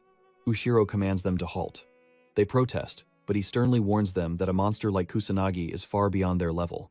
Choosing to answer, the boss declares he has absolutely no ties to a pathetic group like the Black Rebellion. He proudly declares that his clan values true honor. Our hero demands their hideout's location. Ushiro asks if he will leave afterward, and Kusanagi gives his word. Leona and our hero sit across from Ushiro, completely encircled by his menacing thugs. She trembles, wondering why she was dragged into this. Ushiro reintroduces himself, prompting Kusanagi to reveal his true name, Chrono. Leona introduces herself too. The boss points at a map, marking the general area of the Black Rebellion's secret hideout. Concluding the talk, he swears he knows absolutely no other details. Kusanagi realizes the location perfectly matches Leona's theory. They would have eventually found this base on their own. He finally admits that she is far more reliable than he first thought. The Black Mage asks if the old man is certain about leaking intel, given they work in the exact same underworld. Ushiro scoffs, revealing they are actually sworn enemies. He proudly states his clan isn't pathetic enough to harm innocent civilians. Kusanagi questions why he was attacked earlier, but the old man notes that raiding Yakuza bases hardly makes him look like a respectable citizen. Ushiro declares his clan follows strict codes, refusing to be compared to the Black Rebellion's scum. Amazed to find such an honorable Yakuza in this era, Kusanagi honors his promise and prepares to leave with his prize. Before he can exit, Ushiro asks if he truly plans to confront the Black Rebellion. He warns our hero that powerful elites who control the entire nation are backing them, making it a deadly mission. Grabbing Leona, Kusanagi smirks, claiming he has crushed many such foes. He takes flight with her firmly in his grasp. Watching him leave, the old man praises his fearless aura, believing this kid might actually obliterate the Black Rebellion. In a gloomy warehouse, men gather to trade a highly special weapon. A lackey inspects the goods, confirming perfect quality. Satisfied, the red-haired boss orders the cash to be handed over. Mysterious men in black suits accept the payment, sealing their dark pact with a firm handshake. The suited man mocks Japan for being a paradise for criminals, and the red-haired boss happily agrees with his twisted view. While they laugh, Kusanagi shatters the window and crashes in, firmly holding Leona. Stunned, the thugs instantly draw their guns and manifest magic circles. Kusanagi grins, knowing he finally tracked down his prey. Using magic perception, he senses the Black Rebellion members are all mages, while the Mafia also employs a few magic users. Leona hides behind a steel crate and uses her phone to record everything. The red-haired boss demands his identity. Our hero sighs, completely exhausted by this repetitive question. He declares himself the Black Mage, vowing to annihilate the Black Rebellion. The thugs stand frozen in utter confusion. Their confusion turns into maniacal laughter, mocking the idea of a mere kid challenging them. Ignoring their mockery, he unleashes a massive fire blast, sending bodies flying. He coldly proves his deadly intent to crush them all. Enraged by the sudden strike, the thugs ruthlessly barrage him with lethal magic spells. Our hero easily deflects it all with his barrier. He knows they dare not use spells above level 2, fearing the warehouse's collapse. He considers using combat spells but quickly realizes standard attacks are inefficient against such a massive swarm. The lackeys gasp as their relentless attacks deal 0 damage. Their bullets bounce off harmlessly. Panic sets in as they fail to comprehend his completely unscathed state and unknown magic. Disappointed, Kusanagi finds their panic hilarious since he hasn't even used his real magic yet. The suited man suddenly remembers his newly acquired special weapon. Regaining their arrogant swagger, they warn our hero his luck is up. He instantly senses their shifting aura. The thugs equip gas masks and reveal the deadly weapon. Recognizing the severe threat, Kusanagi orders Leona to flee outside, and she obeys. A thug hurls the toxic bomb, but our hero halts it mid-air. It violently detonates, flooding the room with poison. The thugs smirk, certain no amount of raw strength can cure poison. Believing the game is finally won, they celebrate the Black Mage's demise. They step forward, eager to gaze upon his lifeless corpse. The dense smoke finally clears, revealing the boy entirely unharmed. The terrified gang members stare in sheer disbelief, demanding to know how he survived. He calmly states, "No magic grants immunity to toxic gas, but simple wind magic easily disperses the surrounding air." He mocks their foolishness, declaring that a top-tier mage like himself would never fall to such cheap and pathetic tricks. Absolute panic sets in. The desperate men scramble to call for backup, but hear nothing. Kusanagi mocks their futile efforts. He reveals he has already annihilated their remaining hideouts, leaving these trembling men as the very last survivors. Ordering them to prepare for the end, Kusanagi ruthlessly beats them down. Satisfied with crushing Kabuko's Black Rebellion forces, he turns his focus to finding Leona. A chilling presence suddenly looms behind him. A shadowy figure emerges, holding Leona as his hostage. Feigning surprise at his solo victory, the man flashes a wicked grin. He admits his twisted admiration, proposing a high-stakes negotiation with the famous Black Mage. The exact moment Minato, widely feared as the Black Mage, finishes dismantling the Black Rebellion members and clearing the poison gas, he sprints for the exit. There, he discovers Leona trapped in the clutches of a sinister mage. The ruthless attacker demands Minato negotiate for her life. Minato instantly calculates his odds. The massive gap between them makes a daring physical rescue impossible, even relying on combat magic. Unless he spots an opening, he readies a first-level spell to disarm the blade. But the enemy senses the mana shift, warning him against any reckless heroics if he truly values Leona's fragile life. Shocked that this foe can read his magic flow, Minato recognizes the man as a highly dangerous adversary, silently praising his skill.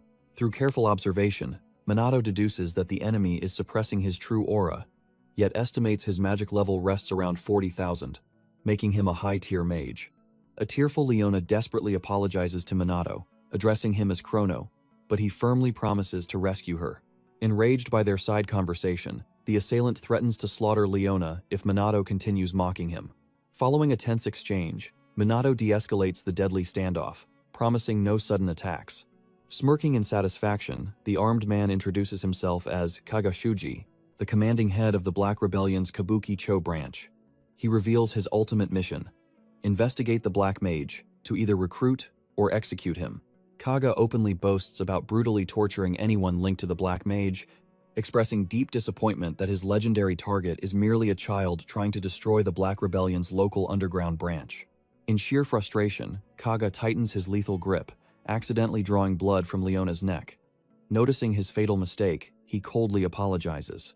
He feels zero genuine remorse, merely annoyed that wild emotions compromised his blade control. He twistedly pauses to admire the crimson drops of blood sliding down his steel edge. Witnessing this absolute madness, Minato coldly demands his negotiation terms. Snapping back to reality, Kaga declares he will gladly torture and execute Minato to spare Leona's life. Should Minato refuse or attempt an escape, he swears to butcher her without hesitation. He forces Minato into a devastating ultimatum. Without a single second of hesitation, Minato accepts the agonizing torture. Thrilled by this heroic resolve, Kaga turns to mock Leona, questioning if she finds Minato's sacrifice truly romantic. Internally, Minato remains perfectly calm. His invisible magic barrier nullifies incoming attacks, making this torturous agreement the perfect strategic play. However, Kaga suddenly orders him to dispel the magic barrier, claiming that painless suffering is entirely meaningless. This shocking revelation hits Leona hard, finally explaining how Minato effortlessly blocked every single deadly strike. Utter dread washes over her at the thought of him completely lowering his magical defenses. Minato freezes, stunned that Kaga perceived his invisible shield, regretting his earlier carelessness. Despite the fatal risk, he dispels his aura and asks if Kaga is finally satisfied. With zero hesitation, Kaga unleashes a first-level lightning spell, violently striking Minato's vital pressure points. Leona screams for mercy, but the deranged Kaga, drowning in sick, sadistic pleasure, ignores her tears. Following a brutal magical assault, Minato fakes total unconsciousness. Meanwhile, Leona mentally shatters, blaming her own pathetic weakness. Sensing an opening for cruelty, Kaga readies another devastating strike while ruthlessly taunting the helpless girl. Driven by desperate resolve, Leona attempts to disrupt Kaga's spellcraft, but the veteran mage easily predicts her movement. He violently knocks her away, branding her a pathetic weakling who forgot her place. Blaming her for Minato's tragic downfall, he moves in for the kill, hungering to watch the light fade from her despairing eyes. At the very last second, Minato violently springs into action, delivering a bone-crushing punch that shatters Kaga's face. Stunned beyond belief, Leona questions how he survived such lethal damage without his barrier. Minato smirks, explaining he secretly maintained a micro-barrier at the exact point of impact, creating the perfect illusion of completely lowered defenses. Amused by his trickery, Leona chuckles nervously. Only Minato could execute such a flawless scheme. The immediate threat handled, Minato casts light magic to heal Leona's wounds, ensuring her absolute safety. Profound relief washes over Leona, silently praising her luck to stand beside the black mage. Yet Kaga rises, his face magically reconstructed, burning with absolute fury at their defiance. Surprised, Kaga remained conscious after enduring his speed-based combat magic. Minato stays vigilant. Realizing mere torture will never break someone like Minato, Kaga resolves to burn them both to ash.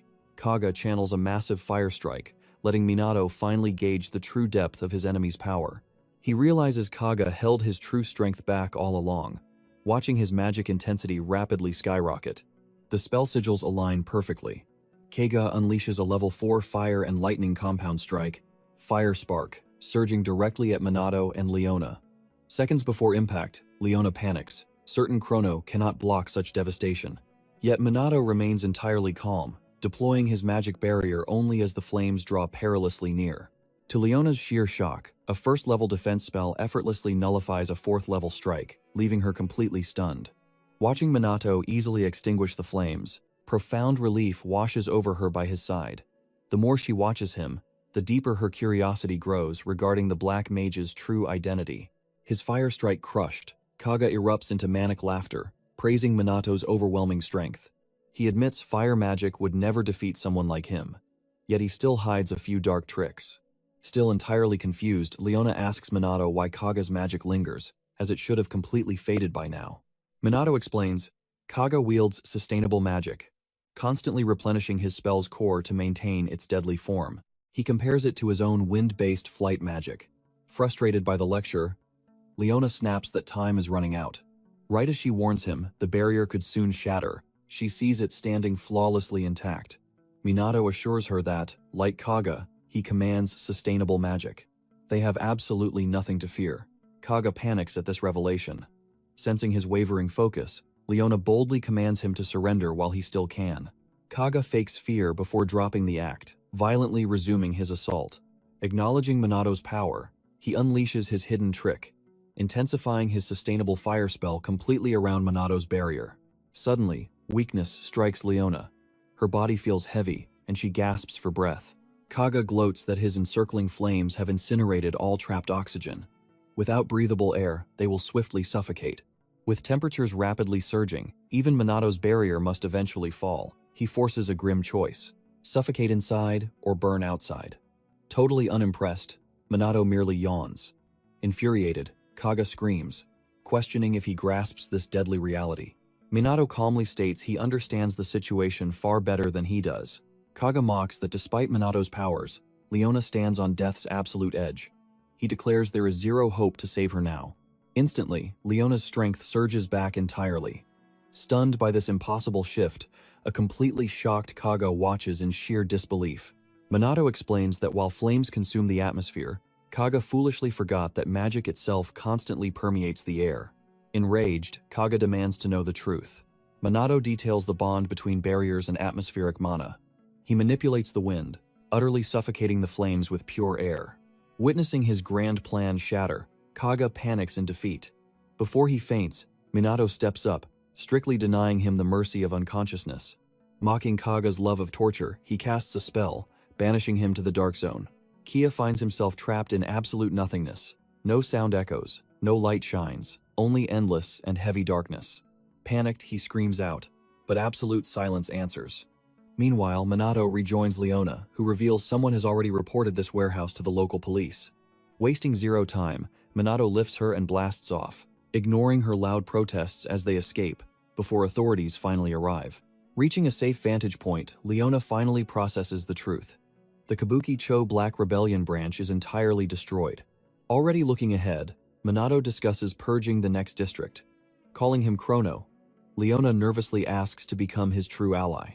Knowing her lack of power might drag him down, she pledges her vast intelligence and deep connections to support his massive goals. Hesitating briefly, Minato admits his soft spot for earnest requests and agrees, sparking pure delight within Leona's heart. She eagerly promises to manage public relations and recruitment completely, ensuring he never worries about such trivial tasks again. Hours later, morning broadcasts detail the warehouse raid. Black Rebellion forces are captured, all thanks to the Black Mage. Suddenly, the broadcast cuts out. An urgent global alert hijacks the feed. A nationwide broadcast begins, revealing an anti-illegal mage faction led by the Black Mage. A hooded figure appears. He declares his faction as Shadowbringer, and crowns himself the Black Annihilator. His sole mission is to execute rogue mages tied to the Black Rebellion. With cold authority, he vows to crush all injustice from this day forward. No sinner will escape. Watching this, a high-ranking Black Rebellion leader explodes in absolute fury. His partner stays perfectly calm. He brushes the Black Mage off as a weak insect. Not worth their anger. Calmed, the angry man trusts his elite magic partner and the Fuka family head, Fuka Jin. Following a tense clash with his boss, Fuka Jin returns to his room and watches the news. Media outlets viciously attack the magic nobility, mocking their disgraceful press conferences. While nobles failed against the recent disaster, the special magic unit shined brightly. Now, the entire world questions if magic nobles are even needed anymore. Blinded by rage, Jin shatters his cup against the screen and orders his butler to summon Sho. As the servant flees, Jin seethes, swearing to make these lowly commoners pay for their mockery. Across the globe, New York City descends into absolute hell as monsters slaughter civilians. The Golden Metropolis transforms into a bloodbath of screaming, fleeing victims. First responders rush the field, calling base as they struggle to hold the front line. But the endless monster swarm quickly overpowers them. An officer holds the line, begging for SMAT backup. But the disaster is global, and no help is coming. Explosions shatter the city. Hundreds fall dead, and thousands bleed. From the ashes, an alpha monster rises. It charges a level 5 blazing column fire spell to burn the city. Right before the fatal blow, an elite noble mage drops in, clashing the flames with a level 5 titanic bubble water spell. This is Mizuha Tushiru, father of Yuika and Ruka. He erases the lethal attack and lands on the battlefield. The awestruck officers receive sudden orders to support Tushiru in the siege. Blind to their praise, Tushiru locks onto his prey, unleashing a heavier water spell to crush the alpha. His terrifying mana drowns the beast before it can strike back, claiming absolute victory. As the dust settles, grateful officers swarm Tushiru with endless praise. Cold and professional, he waves off their cheers, calling it nothing but his noble duty. New York's mayor offers deep thanks. But as Tushiru prepares to leave for Japan, dark whispers spread.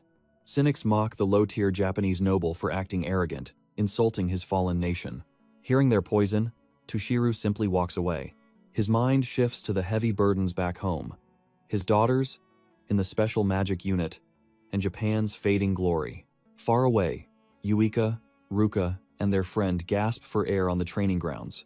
Broken from a brutal clash with Minato Kusanagi, Ruka complains about his monstrous power, realizing Minato holds back. Before despair can fully sink in, Sanada leads a squad of trainees with a new plan. If they strike Minato together, they might just win. Fueled by numbers, Yuika rallies the squad.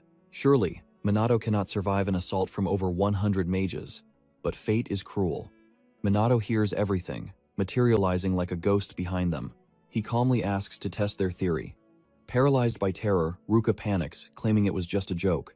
Unfazed, Minato ends their break and declares the next trial. Defeat him with everything they have. Eyes blazing, the massive squad launches an all-out war. Certain that sheer numbers ensure victory, they strike. Yet, Minato barely moves, summoning a simple level 1 barrier. Eureka smirks, declaring it useless against them. He effortlessly summons a level 4 high magic barrier, stunning the trainees. Desperate to shatter it, they unleash a furious assault. But Minato absorbs every strike with ease. Frustration mounts as the squad finally realizes the terrifying depth of his true power. Now his counterattack begins. Minato unleashes sheer devastation, crushing them effortlessly. As the dust clears, the defeated trainees groan. Scattered across the ruined battlefield, training ends. Yuka and Ruka check their phones, and their faces instantly drain of color. Spotting their dread, Minato asks what happened. The sisters lock eyes with him, deadly serious. Their strict father has returned to Japan. Leaving their home, the Mizuha sisters head to their family villa. A fateful discussion awaits them. A suffocating silence grips the room before Tushiru finally breaks the tension. He questions them regarding their new special magic squad. Yuika calmly confirms their active role in the unit. The air grows thick with tension. Tushiru demands to know more about this mysterious team. Relieved by his curiosity, they eagerly explain the squad's noble achievements. They proudly declare their new comrades are truly extraordinary people. Ruka eagerly chimes in. She boasts about their explosive growth in magic mastery, all thanks to Minato Kusanagi and their legendary squad. Intrigued by this high praise, Tushiro acknowledges Minato's exceptional talent and obvious societal impact. But as he sips his tea, one sister boldly compares Minato to him. She suggests Minato could rival a true magic noble. Hearing this, Tushio calmly lowers his teacup. He issues a chilling command. They must abandon the special magic squad immediately. Stunned, the sisters demand a clear explanation. Unshaken, Tushiro explains that the waning prestige of magic nobles spells absolute disaster for Japan. He declares that elite magic nobles, not some special squad, stand as the true pillars of the nation. Thus, Minato's mere existence threatens their foundation. Tushio strictly forbids any further contact with Minato. Boiling with rage, the sisters protest this absurd logic. Cold and unmoved, Tushio commands their absolute obedience. He turns his back to walk away, but Eureka stops him. The obedient daughter who never rebelled finally utters a firm no. She refuses to abandon her squad or Minato. She firmly believes he holds the power to reshape the world. She argues that nobles have grown weak, while the squad's ruthless training prepares them for true war. If he had simply asked for their help, they would have gladly agreed. But demanding blind obedience is a grave error. Furious, Tushiru coldly disowns her, stripping away her magic noble title. Ruka prepares to intervene, but Yuika simply nods. She turns and walks away in absolute silence. Before vanishing, Uka flashes a final smile. She declares she is now nothing more than Mizuha Yuika. He need never worry about her staining their noble legacy again. Left behind, Tushio curses Uika's rebellion. Ruka coldly warns him that her sister has truly awakened. Expecting to keep one daughter, Tushiru faces utter despair. Following Uka's path, Ruka proudly casts aside her noble status. Tushiro repeats his disownment, forbidding her from ever speaking their family name. Ruka happily accepts. She gives a final thanks and walks out, leaving him utterly alone with his bitter mutters. Free from his chains, the sisters shed their noble robes for casual wear. Heading toward a hotel, they celebrate liberation. As they walk, Eureka gently asks if Ruka truly accepts abandoning their bloodline. Ruka warmly promises she would never abandon her little sister. Moved to tears, Uka smiles and they share an emotional embrace. But their joy fades fast. Securing a hotel room proves completely impossible. Pleading with managers yields absolutely nothing. An entire day of desperate searching leaves them stranded on the streets. Every single hotel, apartment, and cafe harshly turns the unaccompanied minors away. Ruka could easily fake her age, but Yuika's youth makes it impossible. Utterly defeated, they collapse into a tiny cafe to rest. Yuika sighs at the bitter irony. Their squad missions made them rich, yet they have nowhere to sleep.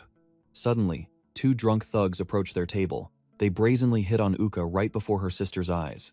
Ruka shoots them a deadly glare, warning them to retreat before facing severe consequences. Sensing danger, the cowards instantly apologize and scatter.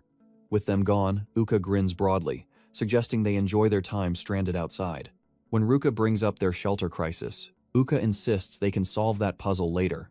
Embracing their first exciting night of sisterly independence, they hunt for new clothes and plushies, blast karaoke like carefree drunks, and entirely soak in their newfound freedom.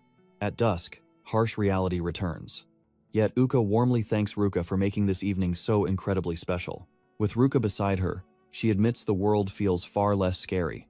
Smirking at the praise, Ruka warns they still need actual shelter. While pondering their options, Yuika suddenly receives a text from Minato. He awkwardly asks how to operate his own phone, claiming he somehow forgot once again. Sharing a knowing glance, the sisters decide to visit Minato, praying he will offer them temporary sanctuary. Upon arriving at Minato's doorstep, the desperate sisters immediately beg to stay under his roof. Instead of answering right away, Minato ushers the Mizuha sisters inside to properly discuss the situation. Absorbing the full story, he questions how they truly feel about this sudden act of rebellion. They confess to acting impulsively. Observing them, Minato senses their newfound honesty and realizes their sisterly bond has significantly deepened. As they finish processing their harsh reality, Uka apologizes for intruding, pleading again for shelter since they have absolutely nowhere left to turn.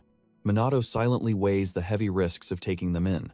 Harboring zero romantic interest in either girl, he deems their presence harmless and agrees to house them.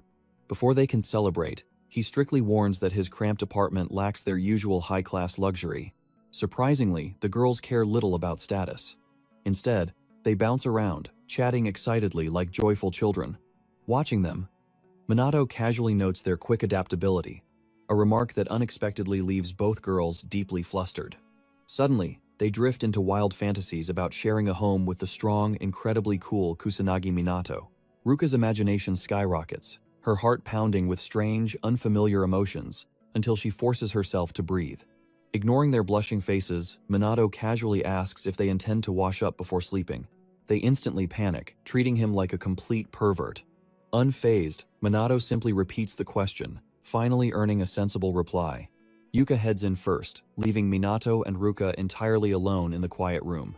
Minato praises their bold escape, admitting he never expected such fierce defiance from them. Ruka agrees, equally shocked by herself. It marks their very first time defying their rigid father, a man utterly intolerant of personal freedom. She predicts that instead of softening his ways, he will ruthlessly double down to enforce his absolute ideals.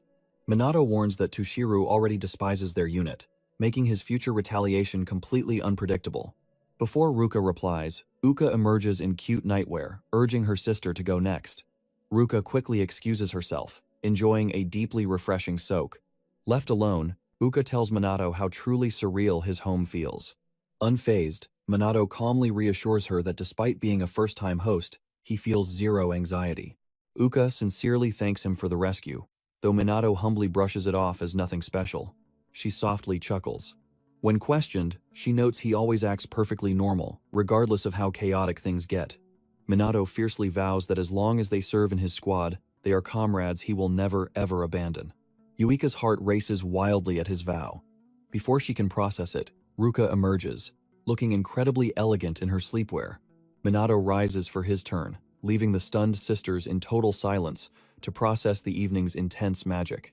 The following day, Minato meets his handler, Shidu, receiving the squad's newly updated training schedule. Concluding their routine brief, he casually mentions Uika and Ruka currently crashing at his apartment. Realizing Minato is cohabiting with two women, Shidu explodes in pure shock, demanding why he acts so completely indifferent. Bewildered, Shidu wonders if this madness is normal for modern youth. Determined to hammer common sense into Minato's skull, he fiercely lectures him on Japan, forbidding polygamy, bombarding him with frantic half-truths regarding culture and tradition. Exiting the loud office, Minato calmly considers simply finding a much larger place to live. 3 people sharing his small apartment would be too cramped. Before departing, he spots Sonata training alone in the courtyard and approaches her. Calling out, he asks why she pushes herself so hard. Sonata confesses she feels left behind in power. Despite her recent growth and awakening of offensive magic, she remains completely unsatisfied. She urges Minato to drop the formalities with his own subordinate, a request he quickly honors. Minato urges her to unleash an offensive spell. Sensing hesitation, he promises to guide her strike. Stealing her resolve, Sonata takes her stance and casts. Minato praises the display, urging her to keep pushing her limits. With time, her power will only grow. Sonata bows in thanks, yet admits she still feels painfully weak beside her elite squad. Minato firmly warns her against self-doubt. He has witnessed her relentless dedication firsthand. She then confesses the truth. She only joined the police force because holy mages are so incredibly rare. Believing herself the weakest link, she doubts she will ever match them. Catching herself venting, she quickly apologizes. Instead of dismissing her pain, Minato asks what truly drove her to join the force in the beginning.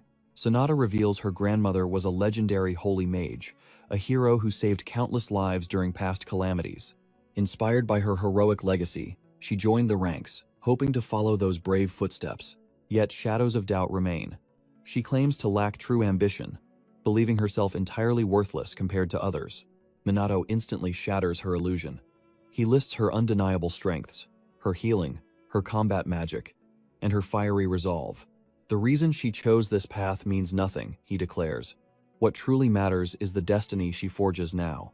His words strike deep into her soul. Sonata suddenly realizes her grueling training is already bearing fruit. Overcome by raw emotion, she bursts into tears of genuine relief and joy.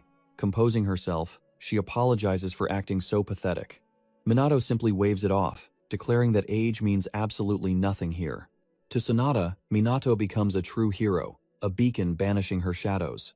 That night, Minato prepares his secret mission as the Black Mage. Before vanishing into the night, he meets Leona. She has finally gathered intel on the sinister rumors surrounding the magic nobles.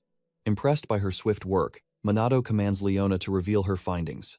But she stubbornly insists he don his Shadowbringer uniform before proceeding. Despite the Black Mage's refusal, Leona details her dark discoveries regarding illegal mages and underground magic syndicates. She exposes the magic nobles' alleged crimes, a wicked web of money laundering, corrupt collusion, and massive embezzlement. Certain bloodlines, especially the Fukas, harbor rumored ties directly to the infamous Black Rebellion crime syndicate. Minato demands the identity of the Black Rebellion's leader.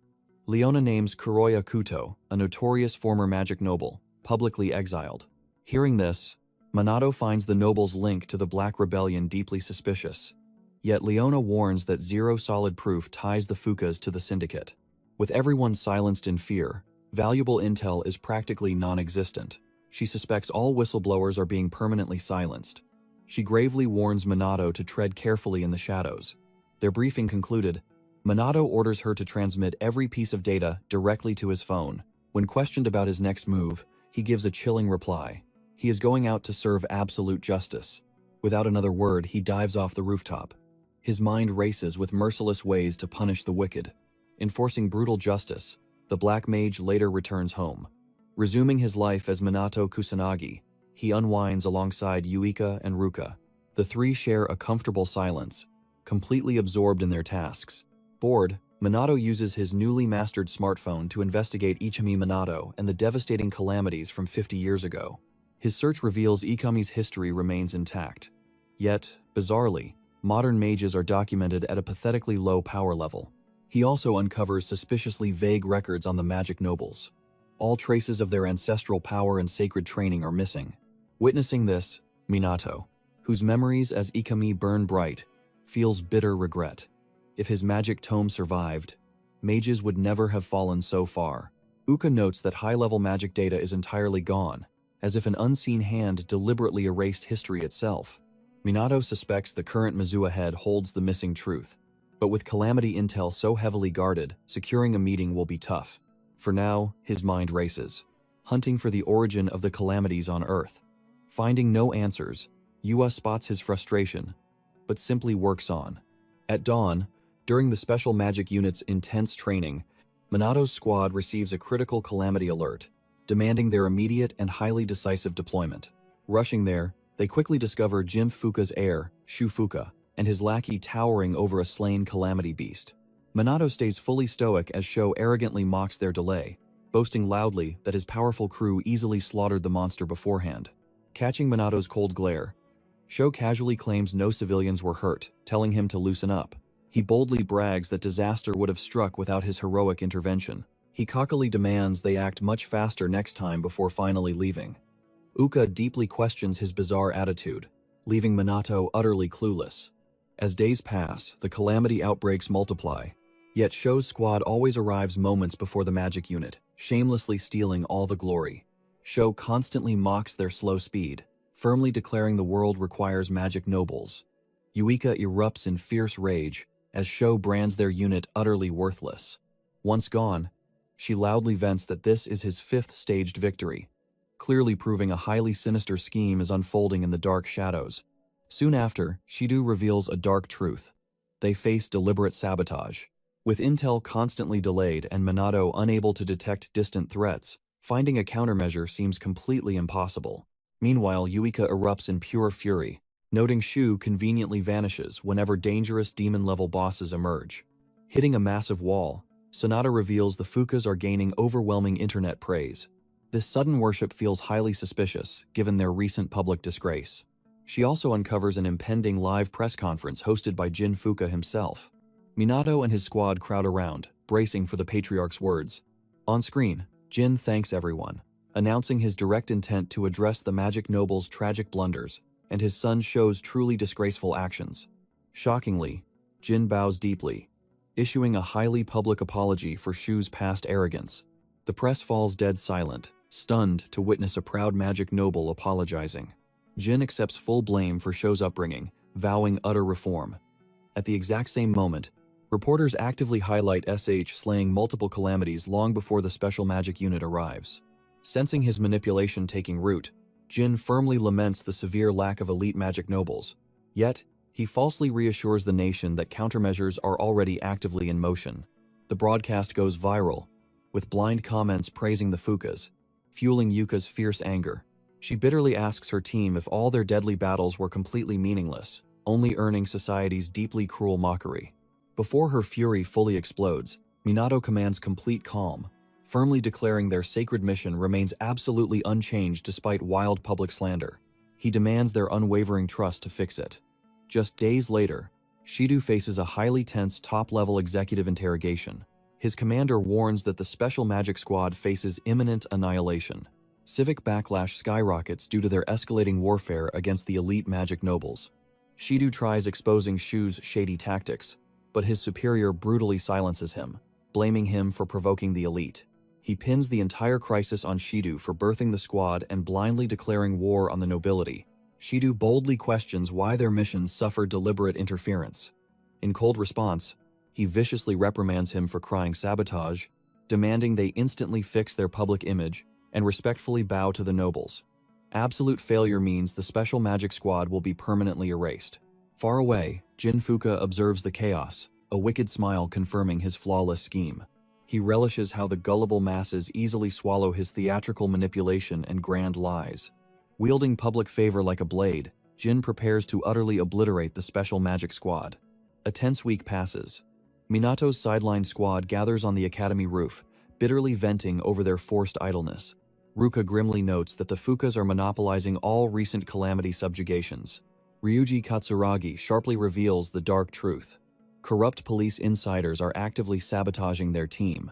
Minato firmly confirms this dark treason, stating corrupt officers allied with the nobles view the special magic team as a massive threat.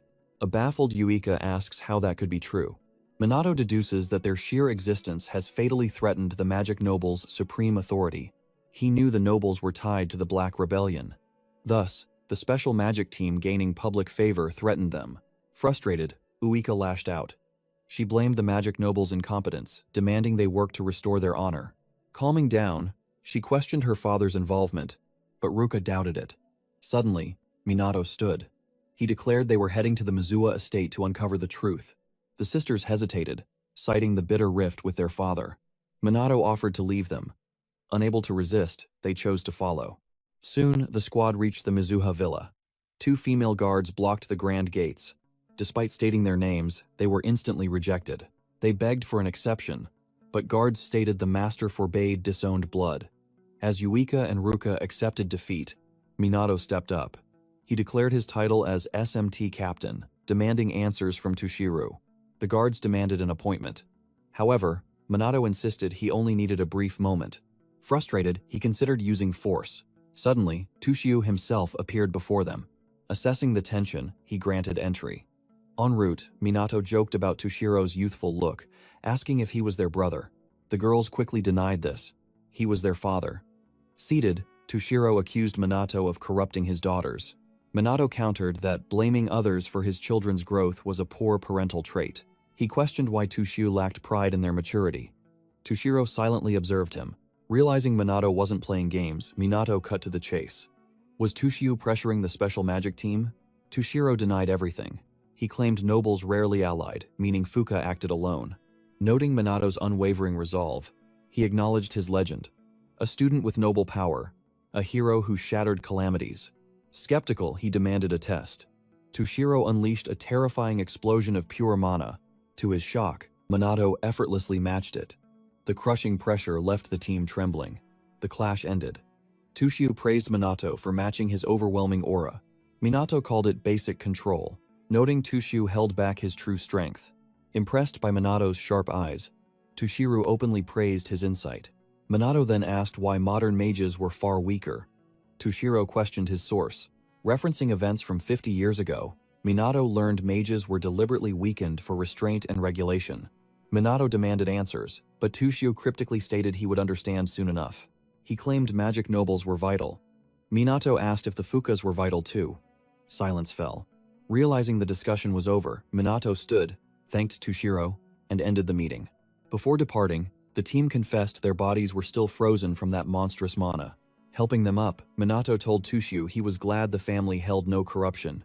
Otherwise, Minato would have struck. As a final remark, Minato declared his daughters were irreplaceable friends. Tushiu questioned his meaning, but Minato just walked away. A few days passed. The Special Magic Squad received new uniforms. Woven from anti-mon material, they resisted most spells. Shido announced they could now operate at maximum capacity. Preparations complete, Minato rallied his team.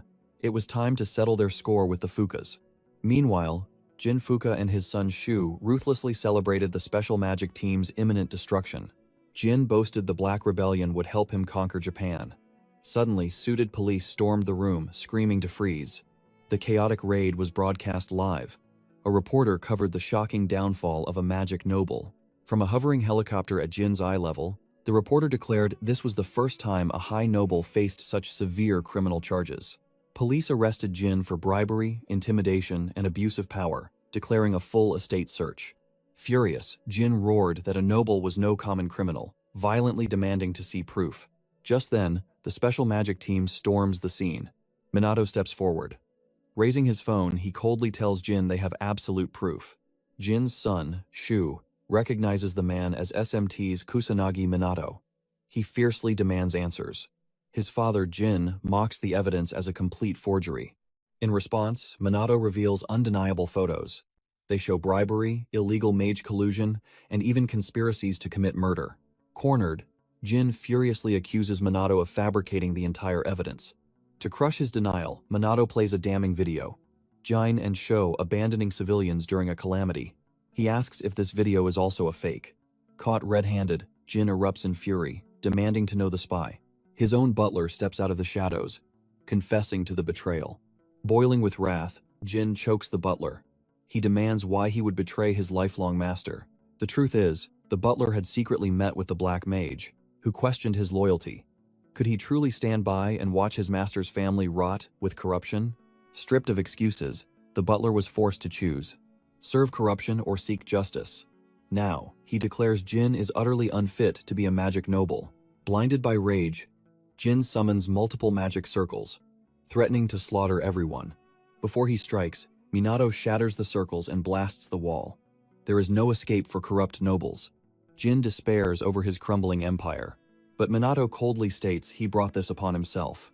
In sheer desperation, Jin boasts of a hidden overseas base. He claims he will be untouchable there, but before fleeing, he vows to execute anyone trying to arrest him. Jin, his son, and their lackeys unleash a storm of magic upon the police. Minato casts a barrier, shielding the officers. He orders them back so the special squad can take over. Minato unleashes another blast, tearing a second hole in the wall.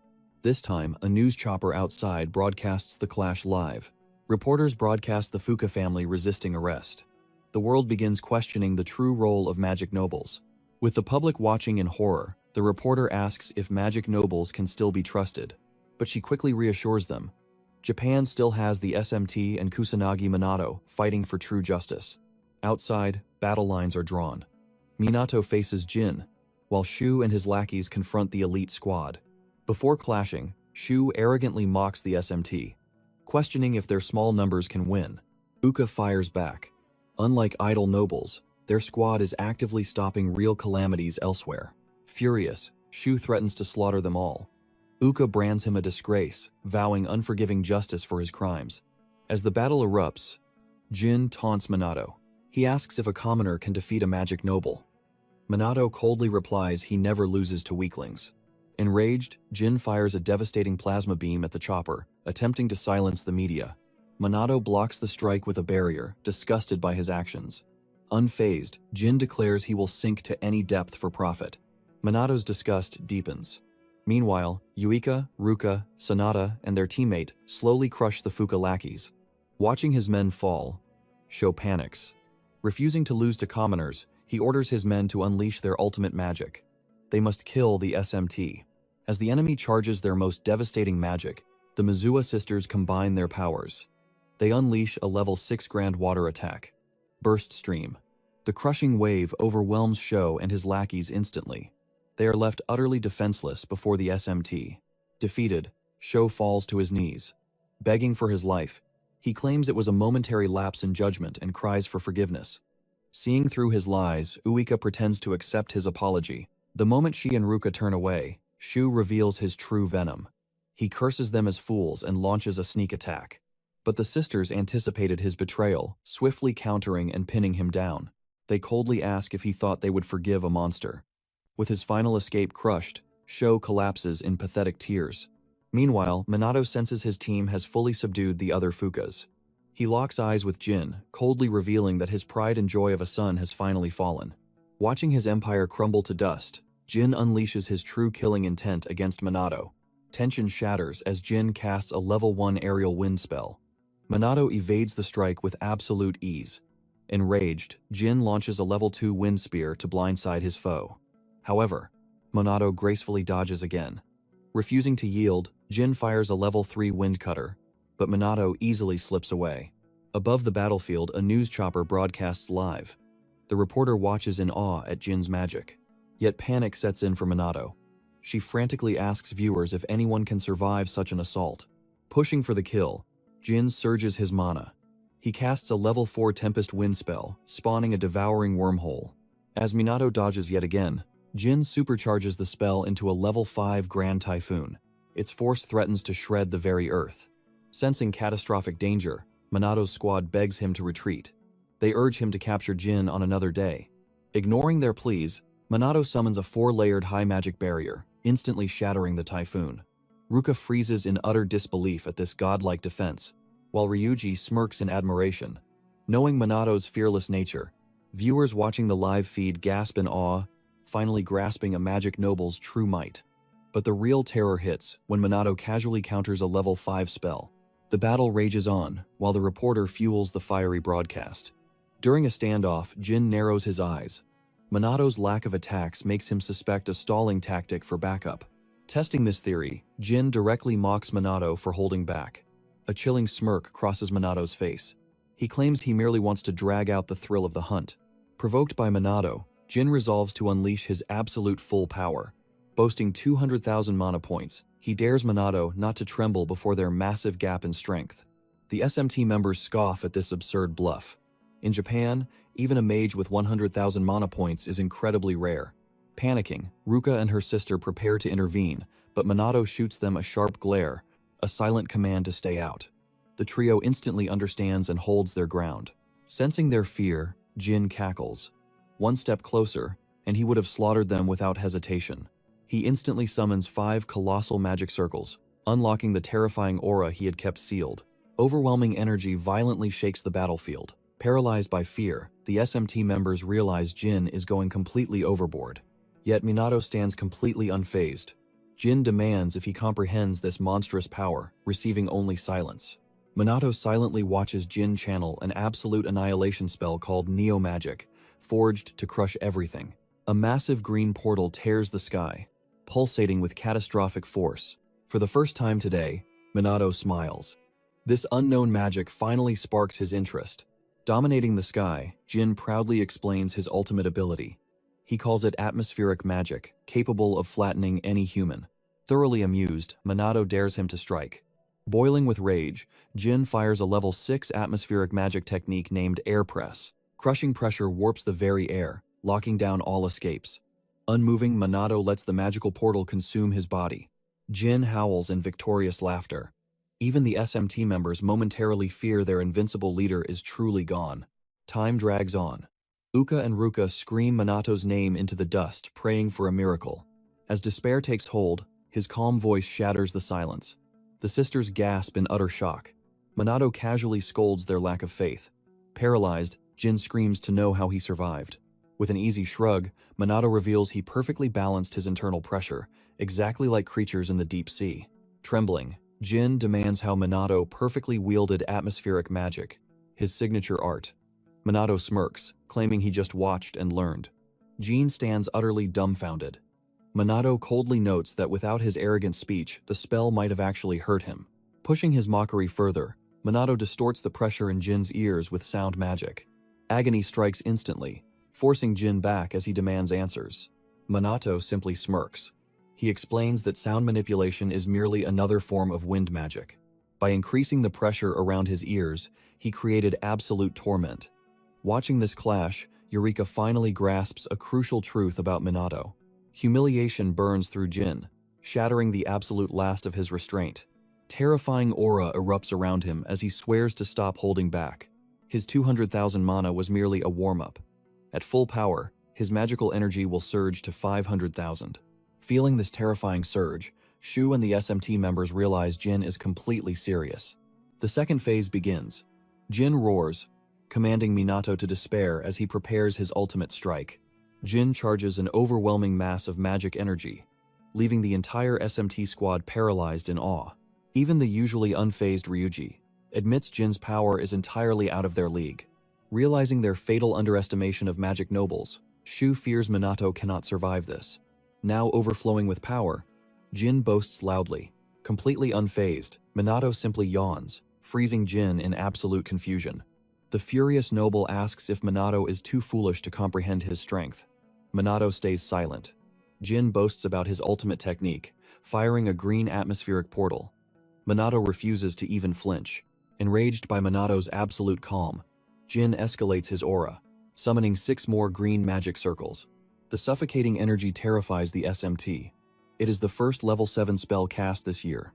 Amidst the crushing tension, Yuika places her faith in Minato, silently praying for his victory. His ultimate spell complete, Jin sneers. He claims Minato should have interrupted his charging phase. Regret is useless now. Only despair remains. Annoyed by the delay, Minato asks if he will finally strike. Ignoring the provocation, Jin drags out his pointless speech before unleashing his ultimate technique. Level 7 atmospheric magic. Plasma break. The devastating shockwave destabilizes the chopper above, leaving the desperate SMT members scrambling for a countermeasure. Desperate, Ruka begs Minato to run, but he stands firm. Jin offers one final chance to flee, threatening that his friends will perish instead.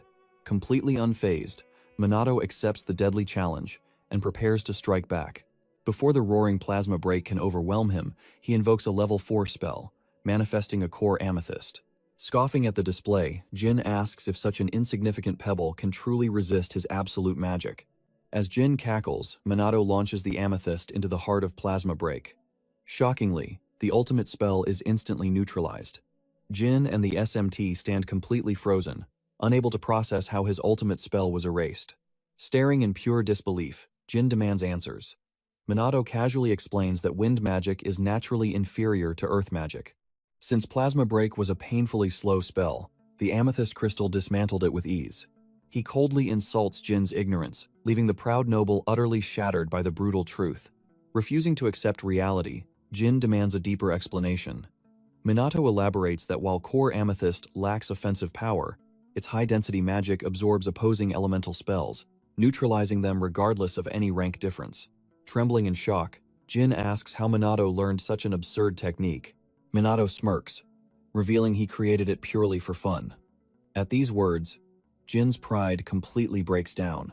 He cannot fathom that his decades of perfect training were crushed by a spell invented on a mere whim. The battle concluded. Minato steps forward, commanding Jin to brace himself for his punishment.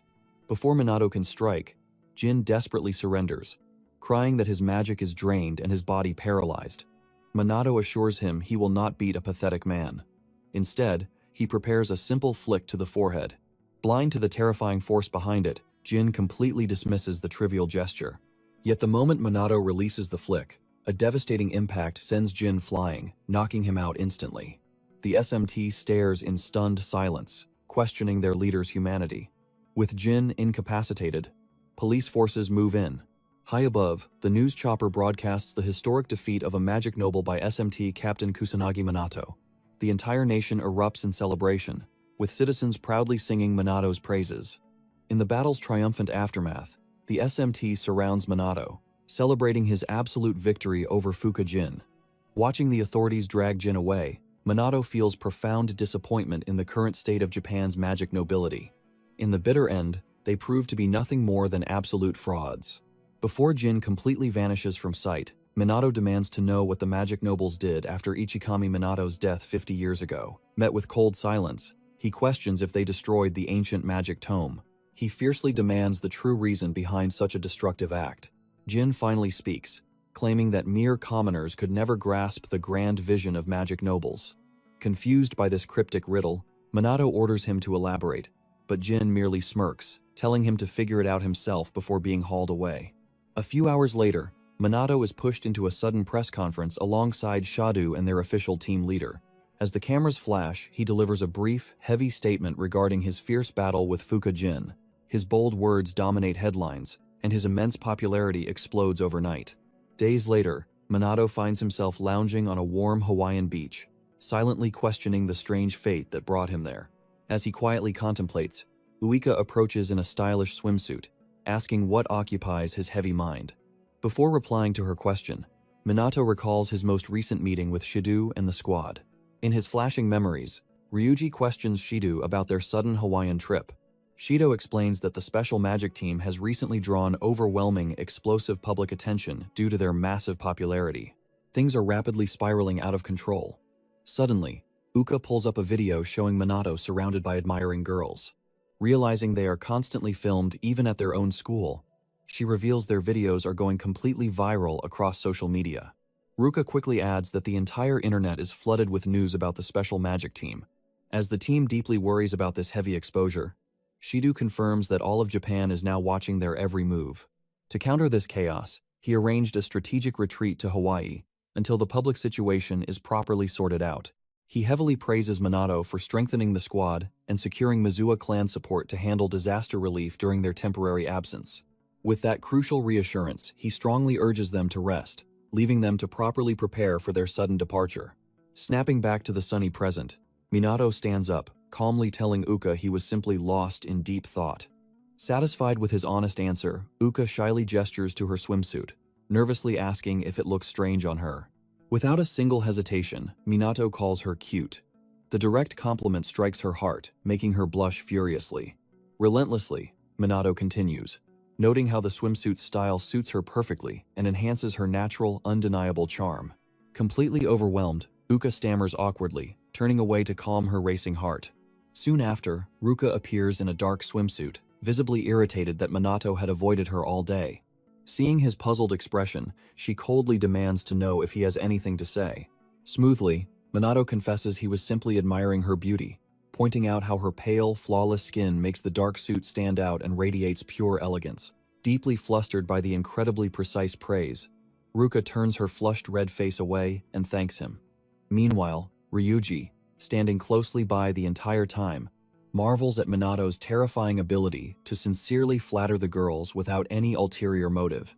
Moments later, Sonata steps forward in a stunning white dress. As she gracefully apologizes for the wait, Ryuji freezes. He finally realizes the incredible, dangerous curves hidden beneath her standard uniform. Curiously, Sonata asks Minato for his honest opinion. As anticipation builds, Ryuji silently prays he spares them any comments about her figure. Under intense scrutiny, Minato smoothly praises Sonata, stating she has an absolutely incredible sense of style. Doubting his absolute sincerity, Sonata presses for truth. Minato doubles down, highlighting how the dress amplifies her radiant elegance. Caught completely off guard, Sonata blushes violently, her strong composure shattered by the excessively heavy praise. Stunned by Minato's dangerous ability to make everyone blush, Ryuji calls him amazing, but nervously asks if he pushed it too far. Completely unfazed, Minato declares his absolute honesty. If someone truly deserves a sincere compliment, he sees no reason to hold back. Finding all three breathtakingly beautiful in their swimsuits, he felt compelled to speak his truth.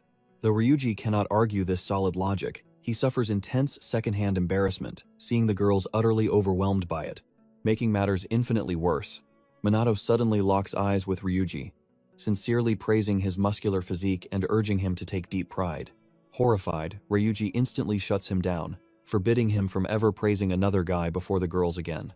The awkward tension shattered. The Special Magic Squad spends the day enjoying intense volleyball, jet skiing, and relaxing sunbathing, capturing countless memories on camera. As night falls, Minato steps out alone to find a nearby convenience store. Before stepping away, he notices Eureka's unusual shyness. He pauses, choosing to walk by her side. Strolling together, they reflect on their relentless battles. This sudden peace feels purely surreal. Silence blankets them. Uka recalls the ring on Ruka's finger, wondering if her sister is dating Minato. Halting her spiraling thoughts, she recalls Minato claiming he was single. Sensing her sudden shift, Minato waits in pure silence. Mustering absolute courage, Yua boldly asks Minato about his ideal type. Minato admits he never considered it.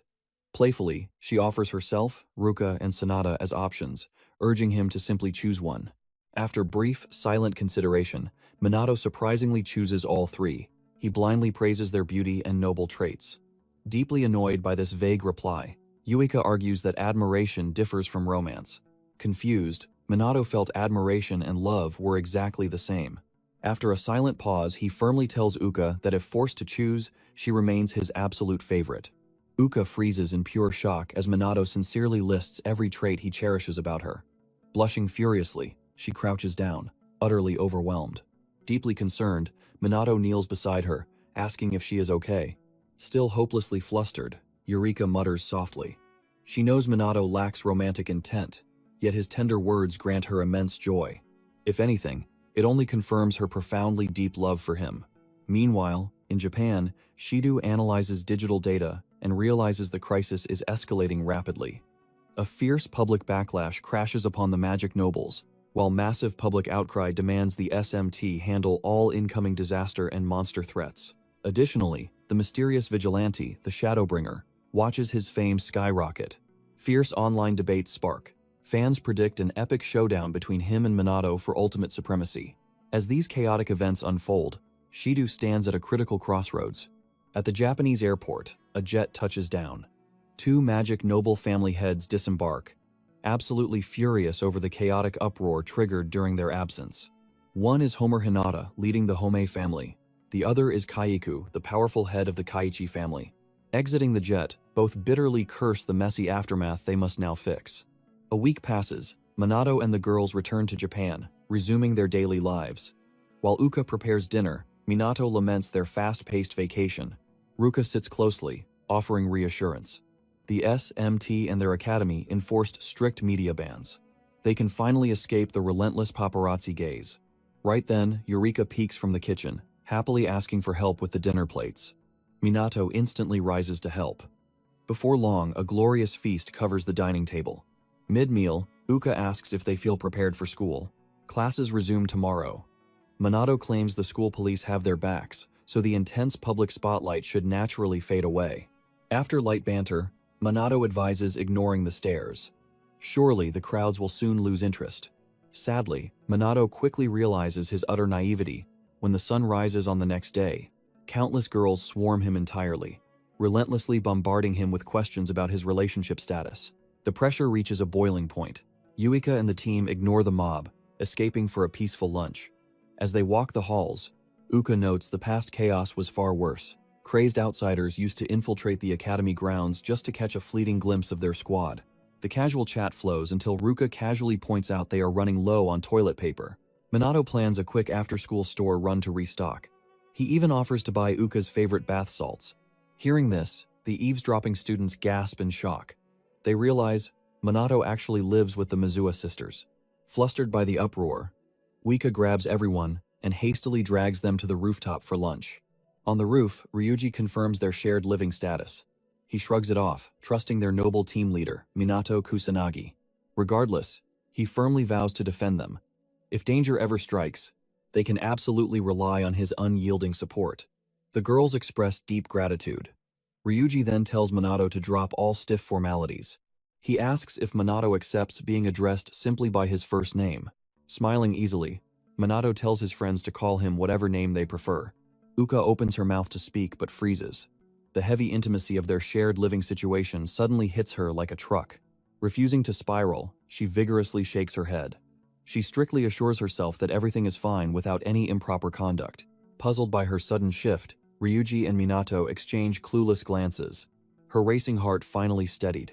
Uka turns to Minato, asking if living with them ever makes him nervous. Met with silence, they finish their meal and let the peaceful day drift by. Night falls. While Ruka and Minato sleep soundly, Uka lies awake, baffled by their calm. She wonders if she alone feels this tense living together. The crushing silence becomes too much. She throws a quiet tantrum before forcing her eyes closed. Moments later, Ruka's eyes snap open, her mind racing with those exact same thoughts. She silently confesses the truth. Sharing a room with Minato still leaves her completely unsettled. Sleep escapes her. She sits up, questioning why this setup deeply bothers her. Finding no answers, her gaze shifts to Minato, sleeping peacefully on the floor. That sight alone makes her blush deeply. As dangerous thoughts creep into her mind, she quickly yanks the blanket over her head. Ryuji and the others casually use Minato's first name. Ruka wonders why she still rigidly calls him Kusanagi. Her mind flashes back. On their way to school, she nearly choked trying to speak his first name. In the end, only Kusanagi slipped out, followed by panicked nonsense that left Minato completely confused. Even alone together during a rooftop lunch, uttering his first name felt like an impossible task. Remembering these humiliating defeats, she cringes, cursing her own cowardice over something so incredibly simple. The next morning, walking to school, Minato spots Ruka's gloomy aura and asks if she feels sick. Ruka insists she is perfectly fine, yet cowardly calls him Kusanagi once again. This time, Minato halts. Reminding her they are not strangers, he urges her to drop the formalities and just say Minato. Cheeks burning crimson, Ruka finally summons her courage and speaks his first name. Deep in the shadows, the magic nobles gather privately, plotting over their crumbling reputation. Homer Hinata opens the Dark Summit. She blames the special magic squad for the magic nobles' falling glory, demanding a ruthless solution. Kai Riku, the gloomy noble, sharply questions how she plans to crush their captain, Kusanagi Minato. Cornered without an answer, Hinata shifts her piercing gaze to Mizuwa Tushiu for counsel. Tushiu coldly states he only serves their lord's divine will. The Mizuwa head's cryptic riddles violently ignite Hinata's irritation. Forced to explain, Tushiu drops a heavy truth. Mito does not even recognize him. Shocked, Hinata asks if Minato remains completely blind to their existence. Tushiu confirms it. Realizing Minato's ignorance, Riku plots a deadly test. If he proves useful, he lives. If he is trash, they will execute him without mercy. The next dawn, Minato briefs his squad. The next great calamity is destined to strike Osaka. Thus far, setting aside the minor outbreaks, the major disasters mirror 50 years ago. Despite media coverage, Eureka warns their frequency is terrifyingly accelerating. The great calamity once struck just yearly. Now, its chaotic arrival defies all prediction, bypassing even the highest police alerts. With disaster response in ruins, and no dedicated SMT units elsewhere. This battlefield will only grow more brutal for everyone. Meanwhile, Shido's eyes burn with fierce pride. He informs Minato that the police are forging a second SMT in Osaka. They have united the self-defense forces and police to rapidly fortify their disaster response. Desperate trainees are begging for Minato's guidance. Smirking, Shido asks Minato if he will grant their wish and lead their training in Osaka. Bound by duty, Minato accepts the mission, bringing a triumphant smile to Shido's face. Shido then reveals a hidden truth. A legendary survivor from the Great Calamity 50 years ago awaits his arrival.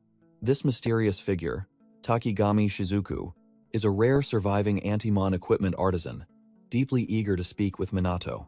Minato accepts the meeting. Shido then drops a final revelation. Takigami personally forged the SMT's uniforms. Preparations complete, Minato heads for the airport. Before his flight, he halts for a final farewell with his trusted squad.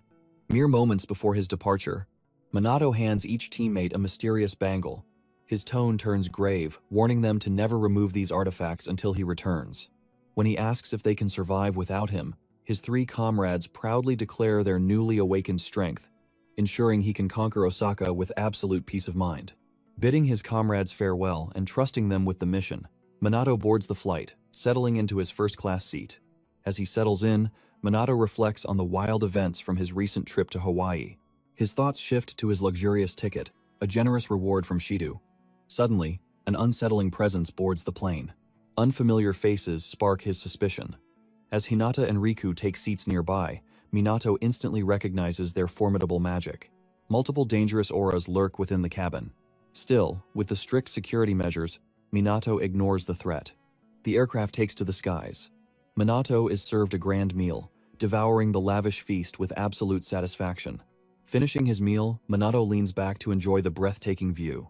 However, his peaceful rest is violently interrupted. The rogue mages rise from their seats, swiftly taking the cabin hostage. Minato is trapped among them. Establishing total control, the criminals promise merciless death to anyone who disobeys their strict orders.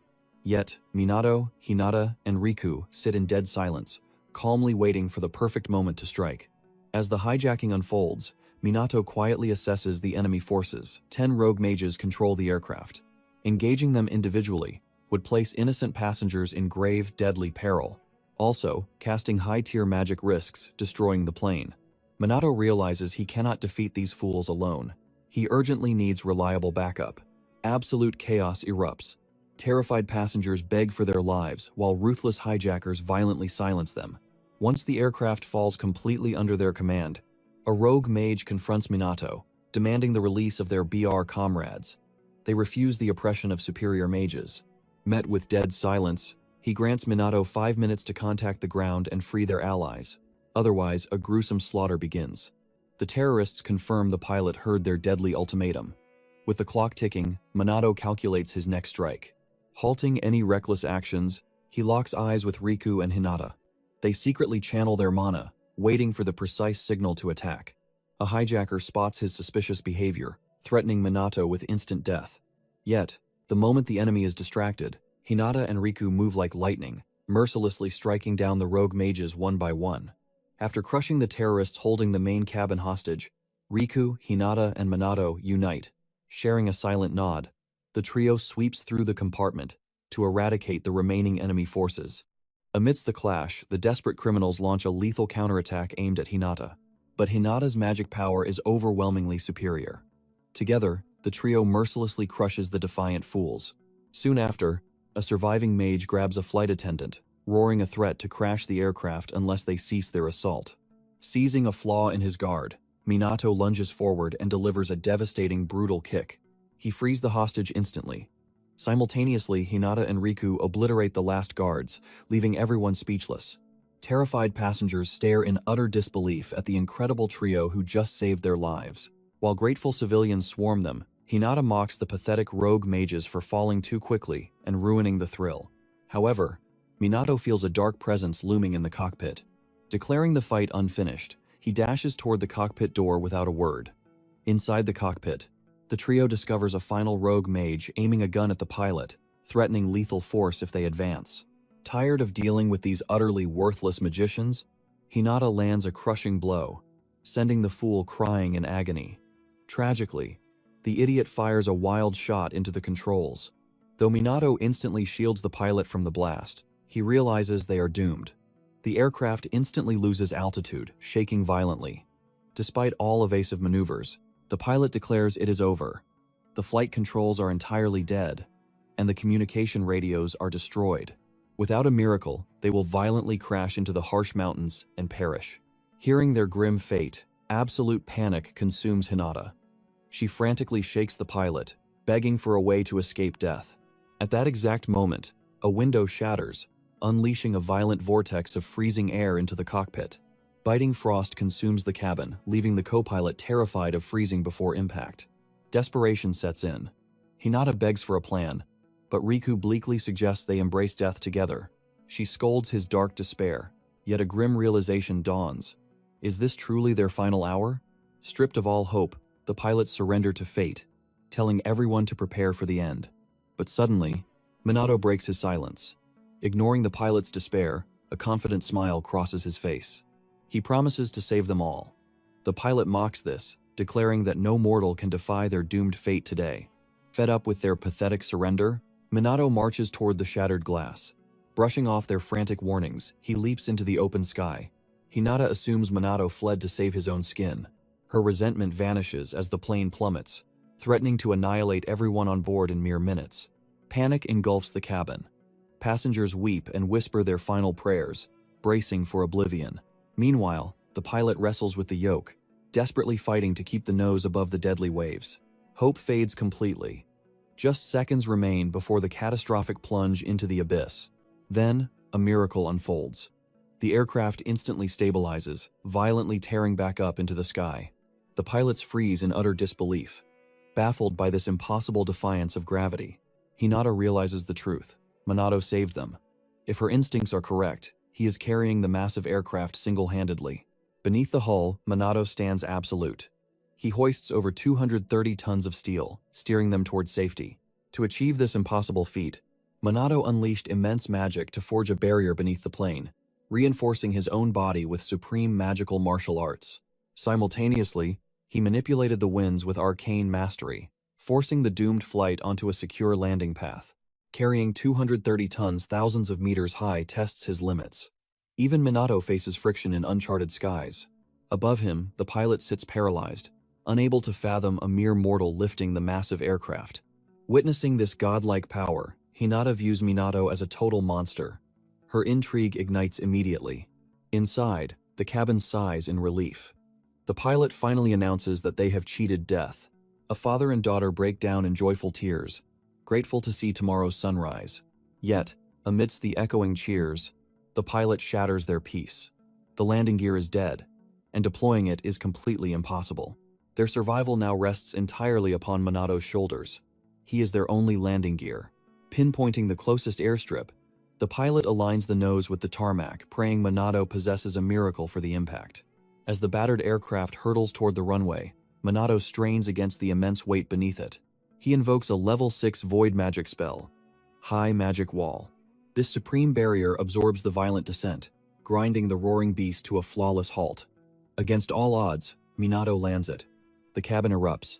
Strangers embrace in triumph, while the pilot delivers a crisp, soldierly salute to SMT Captain Kusanagi Minato.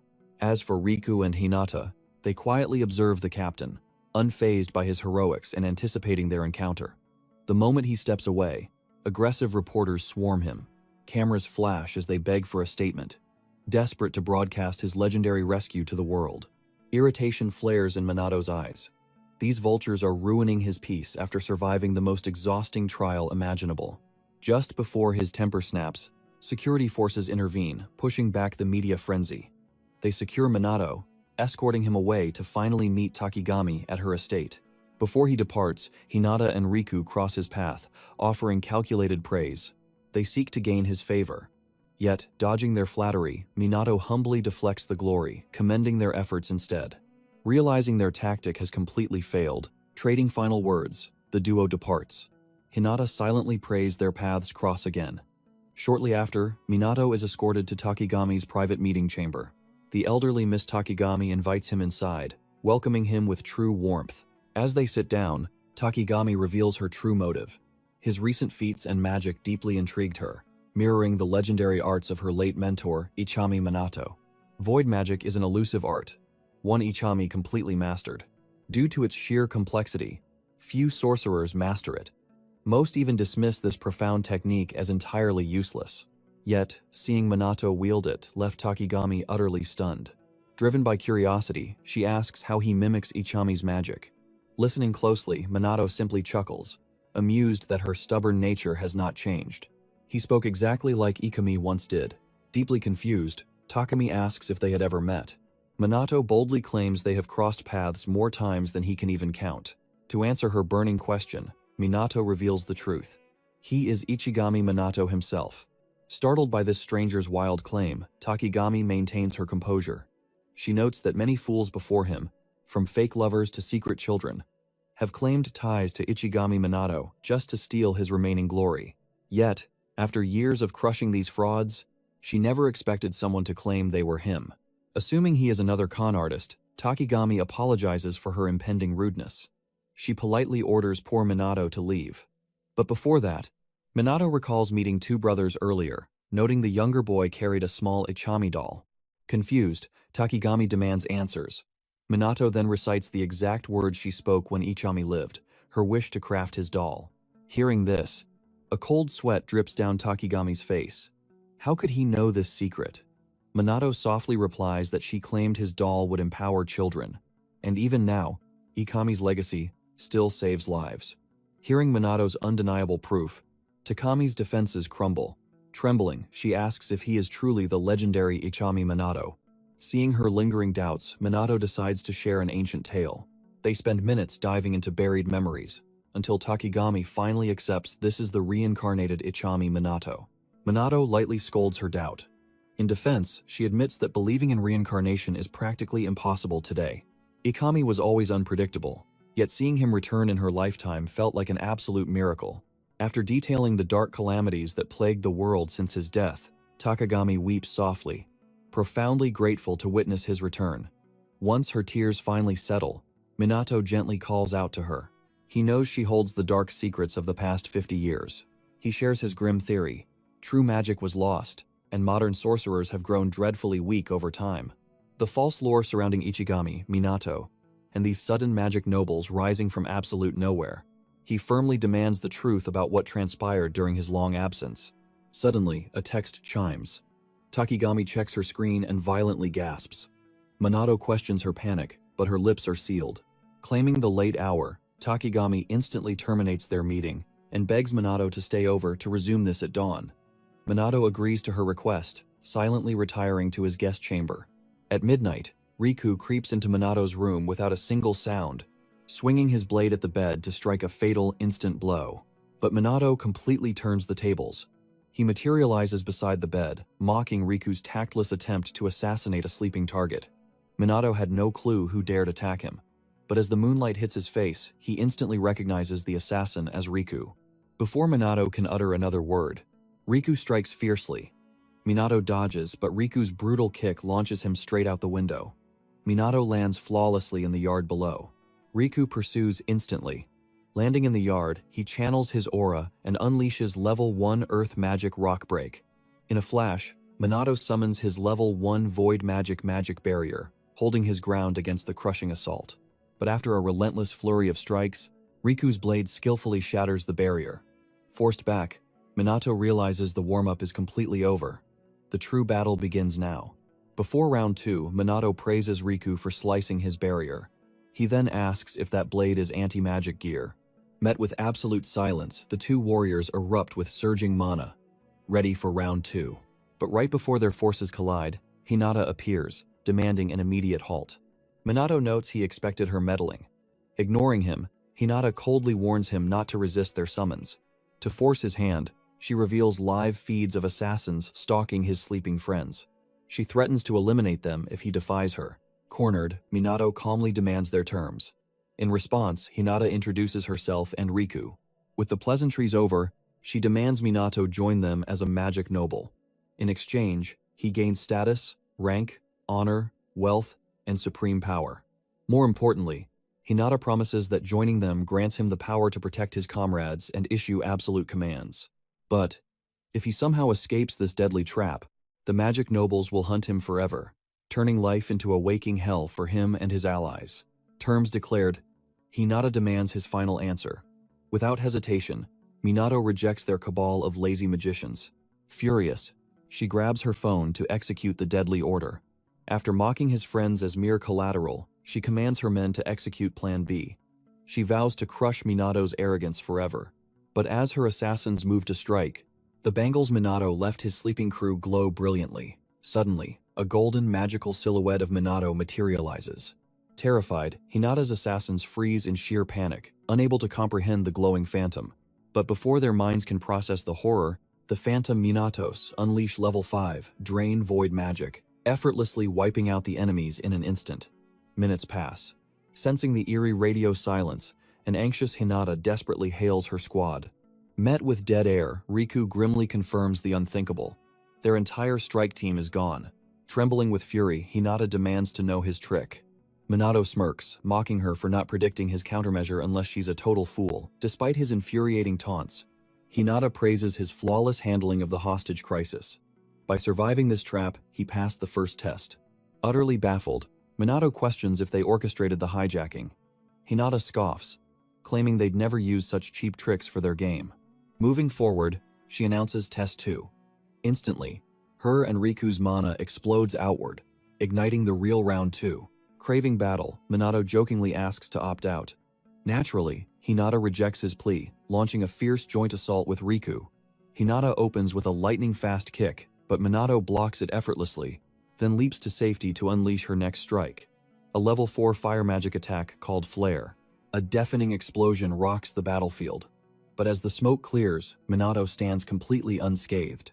Piercing through the chaos, Riku slashes his blade straight at Minato's exposed neck, but the strike fails.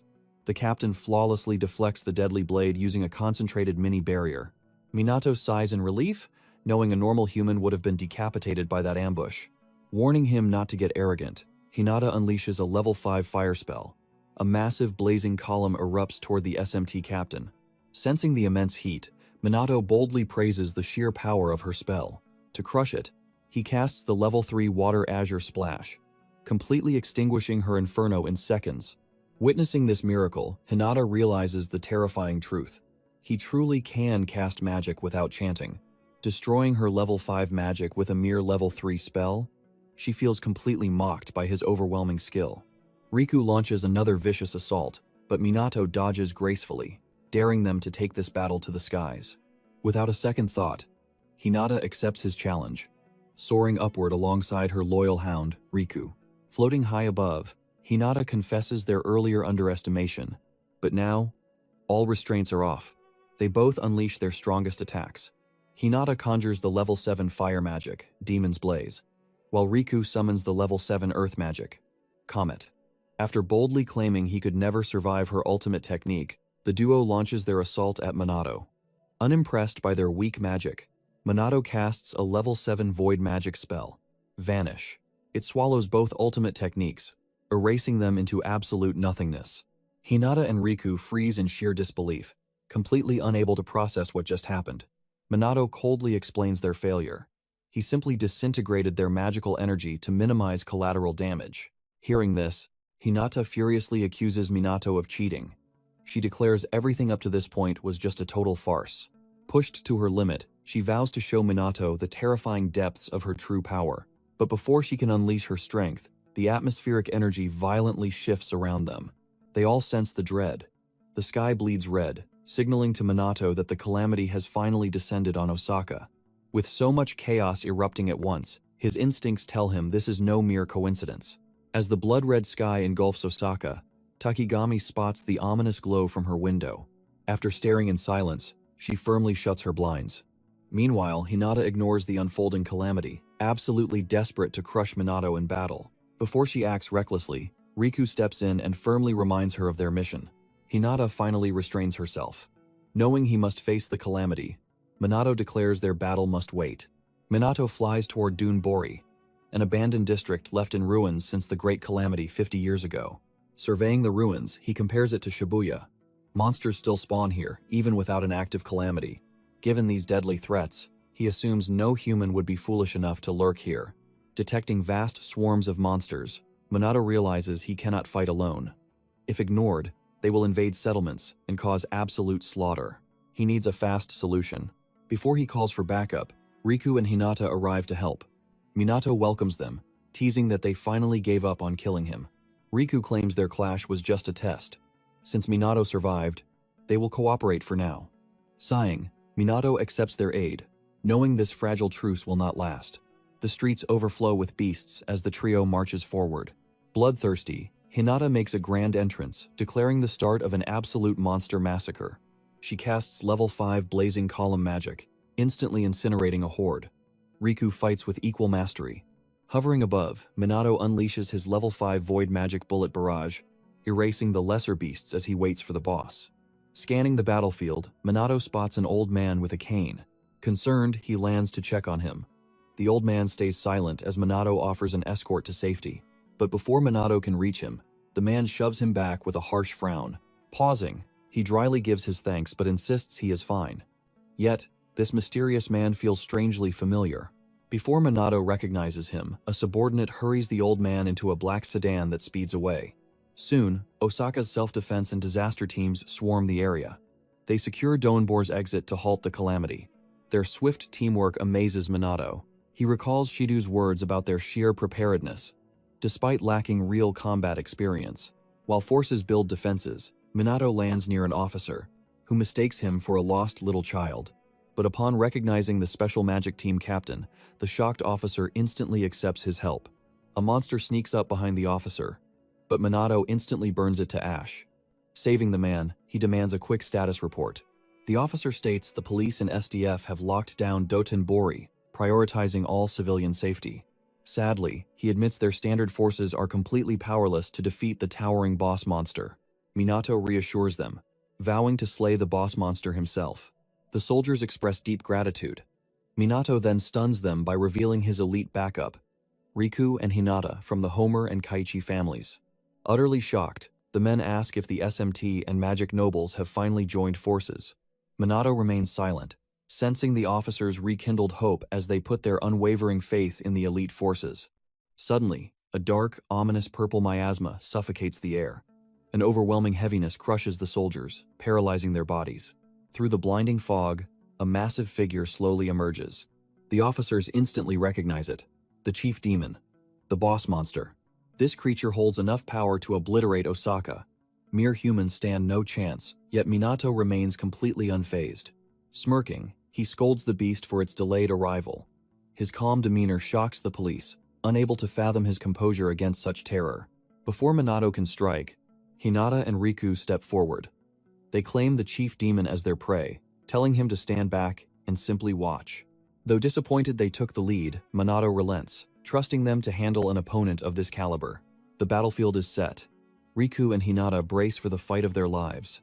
After spouting a few more nonsensical words, Hinata and Riku unleash their level 6 magic attacks, Demon Blaze and Comet, firing them at the chief demon. It stands motionless, staring at them like absolute fools.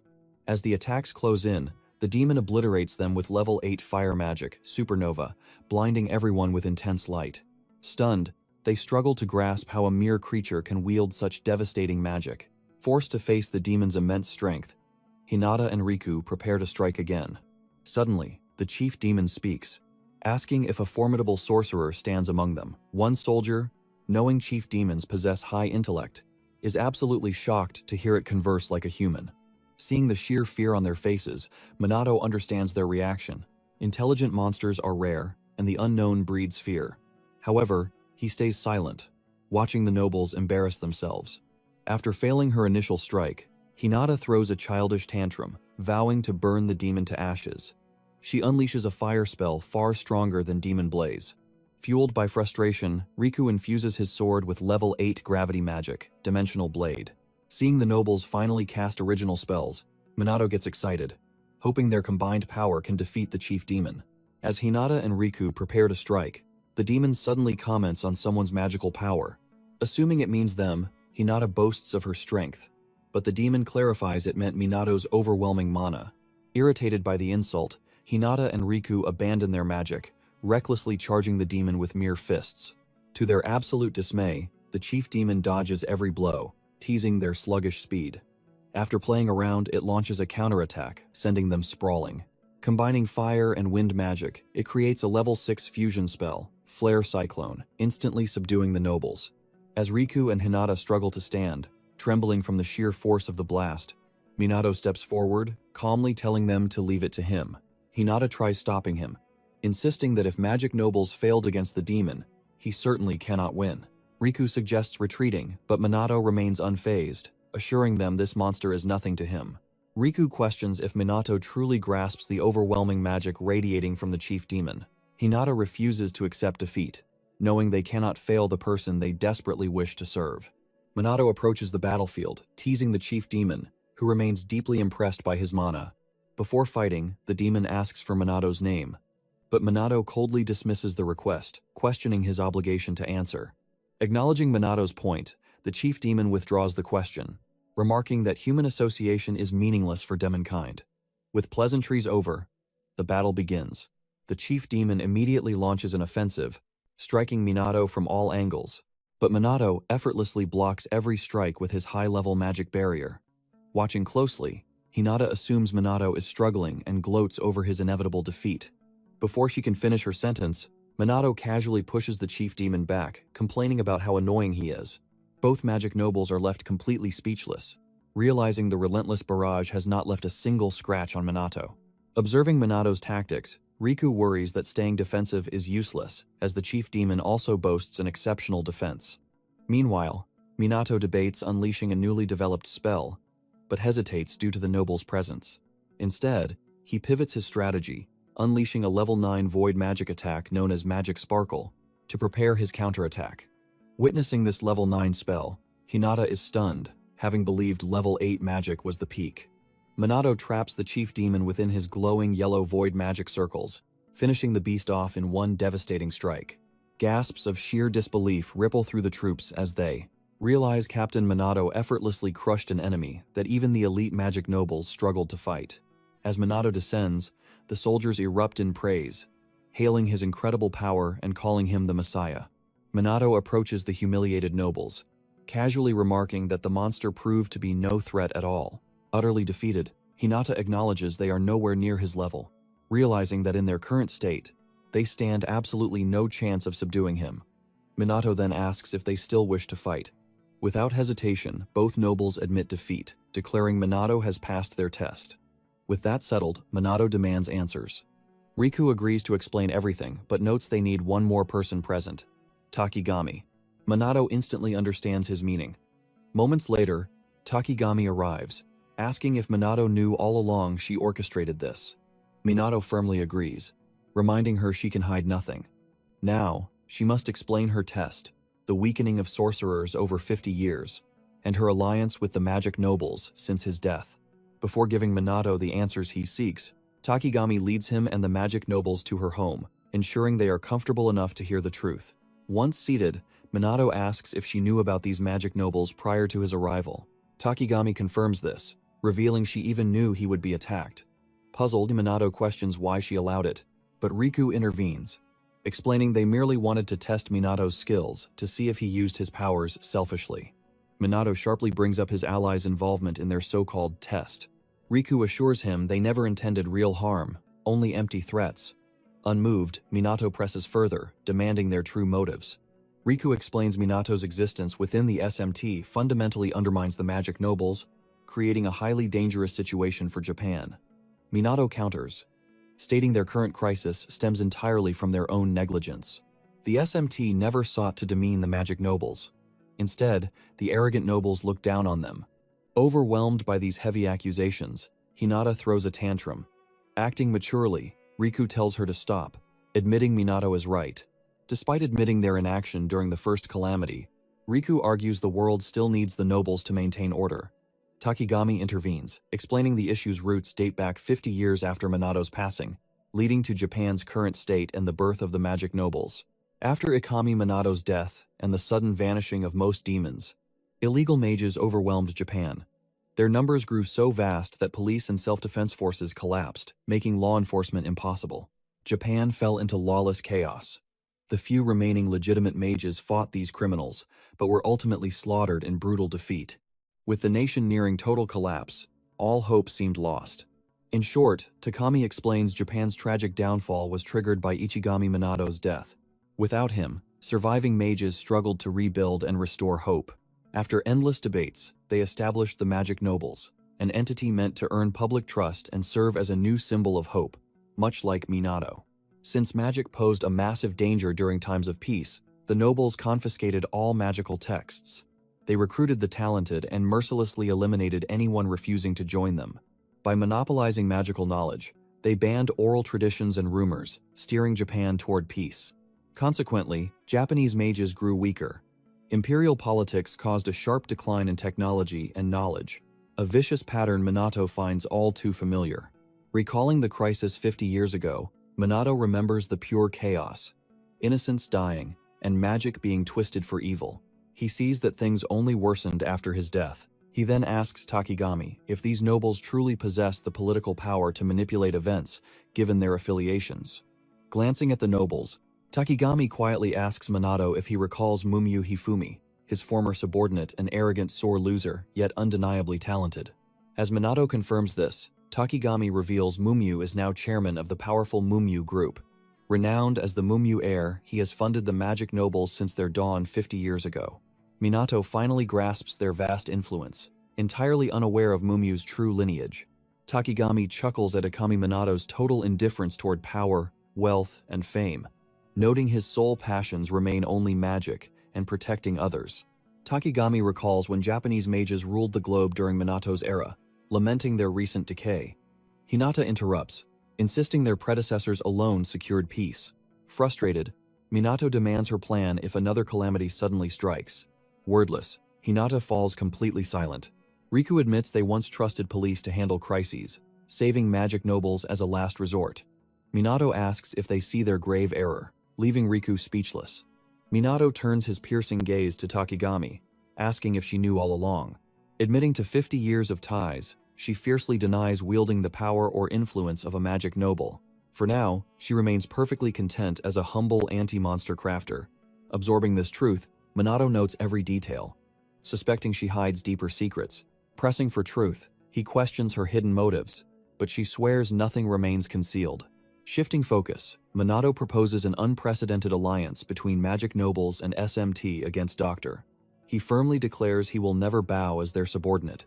This must be an equal pact. After the last calamity's devastation, their united front is absolutely vital. Hinata scoffs, doubting an absolute monster like Minato needs their meager help. He admits his own limits, promising to bury past grudges if the nobles join SMT. He coldly asks if they dare object to protecting innocent citizens. Knowing they cannot slay the chief demon alone, Riku accepts Minato as their greatest hope. Takigami pledges her crafting mastery, and Minato welcomes her. After bitter reluctance and a final tantrum, Hinata accepts the pact, demanding Minato never speak of the chief demon incident again. He accepts, firmly warning them to stop taking hostages just to secure a meeting. They reluctantly agree. The dust settles. SMT and the Magic Nobles forge their first alliance in 50 years. Soon after, a lingering thought nags at Minato's mind. Unable to grasp it, he shrugs and marches onward. Meanwhile, other SMT members awaken to find battered men in suits bound securely beside their beds. Initially mistaking them for simple burglars, they quickly link this to their bangles. By noon tomorrow, Minato steps onto the Osaka Prefectural Police grounds, greeted by dozens of eager students. Instantly, Minato is taken aback by the overwhelming, starry-eyed gazes of the rookie trainees. But thankfully, the head instructor forces the fanatical crowd into formation, apologizing deeply for his subordinates' utter chaos. He explains many joined the police force simply out of burning admiration for Minato. He completely understands their burning excitement after SMT's legendary feats in the calamities. Sighing, Minato immediately kicks off their brutal training. Gathering a squad, he orders them to channel their level 1 spells and unleash hell upon the wooden targets. Mid-training, Minato catches 3 girls fiercely ogling him.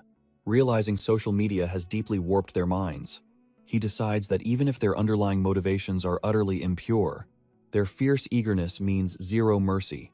He ruthlessly escalates the regimen, forcing them to run while channeling magic to forge body and spirit.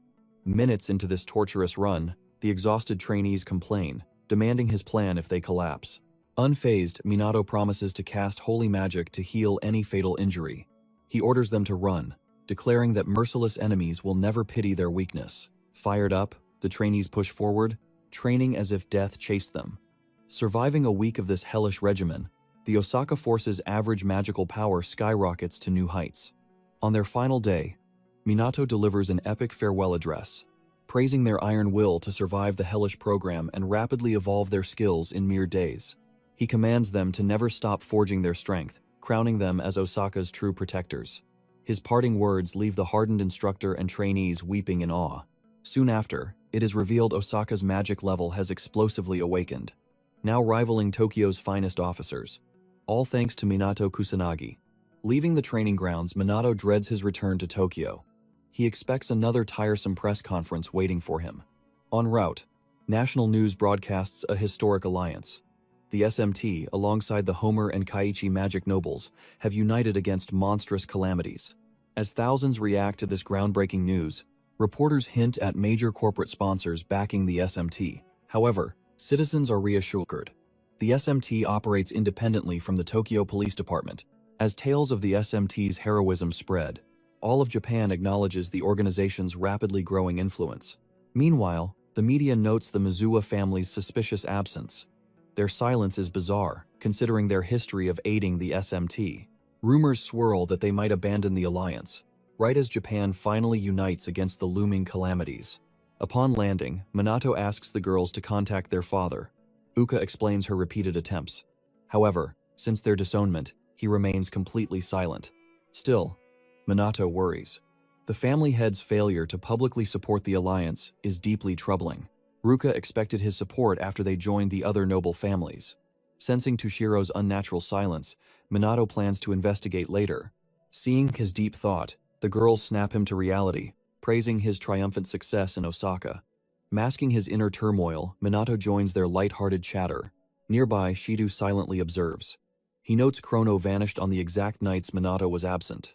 Suspicion gnaws at him. If Minato truly is Chrono, the Shadowbringer's leader and an illegal mage, he must arrest him. Yet, with every fiber of his being, Shido prays he is wrong. He firmly believes Minato is the world's true savior. Later that night, as Minato walks home grumbling about his busy squad, two of Tushiro's attendants suddenly block his path. They declare that he has been formally summoned. Remaining calm, he follows them, arriving at Tushiro's villa. Tushiro furiously interrogates him. Confirming his daughters live with Minato, the father fiercely threatens his life if they are harmed. Confused, Minato insists they are merely friends. Unconvinced, Tushiro fiercely demands absolute certainty that Minato will never touch them. To ease the father's wrath, Minato firmly swears he would never cross that line with his friends. He wonders if protective fatherly concern was the sole reason for his sudden summons. Despite everything, Minato realizes Tushio possesses a strong fatherly side. Moments later, Tushiro leads Minato outside. Airborne, he abruptly challenges Minato to a fierce match. Having time to spare, Minato accepts. Tushiro strikes instantly. Charging his mana, he unleashes level 6 water magic, Geyser Wave. Minato retaliates with level 7 fire magic, Demon's Blaze, entirely vaporizing the water attack. Afterward, they descend. Tushio praises Minato for defying elemental disadvantage with equal fire magic. Acknowledging Minato's immense strength, Tushiro finally entrusts his precious daughters to him. Minato stands in stunned silence, watching the proud father walk away. Elsewhere, the enraged BR boss erupts in fury upon discovering Chrono survived. Abandoning all restraint, he vows to mercilessly crush anyone standing in his path. He turns to his newest ally, Tushiro, demanding absolute assurance that his bloody expectations are met. Shockingly, Tushiro coldly promises to annihilate Chrono. Meanwhile, the wrathful boss is revealed to be the disgraced former magic noble, Kuroi. He declares the next phase, a full-scale war between BR and the Shadowbringers. He urges the Black Mage to dread his arrival. Days before BR's looming strike, Minato and the SMT return to school. Thanks to skyrocketing media fame, the student body's obsession reaches maddening heights. Exhausted, Minato finds the overwhelming attention entirely too bothersome. Unfortunately, his teammates suffer similarly. Relentless fans constantly hound Yuika, desperate for her attention. This fame attracts both obsessed admirers and venomous envy.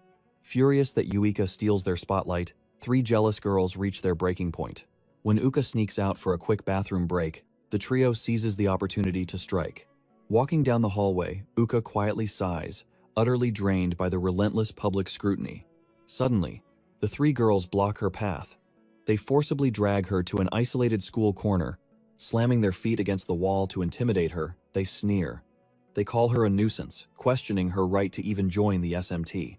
As Uka remains silent, a jealous girl mocks her magic noble status. Worse, a green-haired bully claims Uka seduced her way into the SMT. Pushed to the edge, Yuika finally snaps. She roars her SMT rank was forged through pure grit, never cheap tricks. Smirking, the redhead pushes harder. She demands Uka swear on her noble honor she feels nothing for Minato. Uka hesitates. Before she slips, Minato suddenly materializes, demanding answers. Panicked, the bullies frantically lie, claiming they only discussed Uka's unfair perks. The bold leader even accuses Minato of playing favorites. Minato ignores them. One look reveals Uka's crushing shame from their torment. Meanwhile, the arrogant trio boasts about joining the SMT to serve him better. Seeing their foolishness, Minato plays along. He swallows his anger, inviting them to the induction course. Since they crave glory, he promises them a spot if they pass the trial. Blind to the impending hell, the girls rejoice. Minato drags the fresh meat to Ryuji and Ruka. Ryuji and Ruka scoff. These frail girls possess absolutely zero combat aura. Uika anxiously fears Minato might actually recruit them. She forces her focus elsewhere. Meanwhile, the newcomer's endless chatter deepens the veteran's suspicion. Questioned by his comrades, Minato simply tells them to watch the show. These brats need a brutal awakening. Hellish training begins. The redhead nearly collapses. Minato and the elite SMT veterans roar commands, forcing the girls to run for their lives. He unleashes the exact nightmare training he forced upon the Osaka police. After 4 brutal laps, Minato forces them into one-handed magic push-ups. He trains alongside them. Next comes endless spellcasting until their mana bleeds completely dry. Broken and desperate, the treacherous trio plots an escape from this living hell. Just as they bolt, Minato's icy voice stops them. The real nightmare was just beginning. Horrified, the girls shriek fake accusations of harassment. One cries he designed this torture to break them. In response, Minato points at the true warriors. He reminds the cowards that these veterans bled daily to forge themselves into legends. He declares that the SMT dances with death, slaughtering vicious monsters. They protect humanity with their souls. Turning to Uka, he praises her relentless grind for strength. To claim she weaponized her looks and noble rank is pure, utter delusion. He knows her honor remains untouchable. Glaring into the redhead's soul, he vows Yuika is his precious comrade. Anyone mocking her faces his wrath. Terror strikes their hearts. The 3 bullies beg for mercy and flee like cowards. Minato sighs at their pathetic retreat. Still bewildered, Ryuji demands to know what occurred. Minato brushes off the trash. Later, walking home, Yuika humbly thanks him, admitting she heard every word. Minato shrugs it off. He just shattered their delusions. With their jealousy crushed, her torment is finally over. Uka giggles, echoing his words. Blushing deeply, she confesses he is incredibly important to her. She knows his version of important lacks romance. But for now, this victory is enough.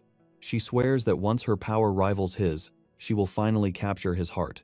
Eyes blazing with resolve, she warns Minato to prepare for the day she surpasses him. With the bullies vanquished, peace returns to the SMT. But fate's cruel wheel soon turns again. The hour of calamity strikes Tokyo. Crimson skies tear open, unleashing savage monsters. Civilians scatter as the beasts feast. Caught in the chaos, Minato and Hinata unleash their auras. Smirking, Hinata claims her prey, instantly incinerating the beasts with fire magic. Ignoring the fiery girl's antics, Minato locks his deadly gaze onto the remaining threats. Void magic completely obliterates the threat. Meanwhile, stunned first responders and reckless bystanders watch in pure awe. The SMT and elite magic nobles are actually fighting flawlessly side by side. It is an impossible alliance. By joining forces with the SMT, The magic nobles are finally reclaiming their shattered honor.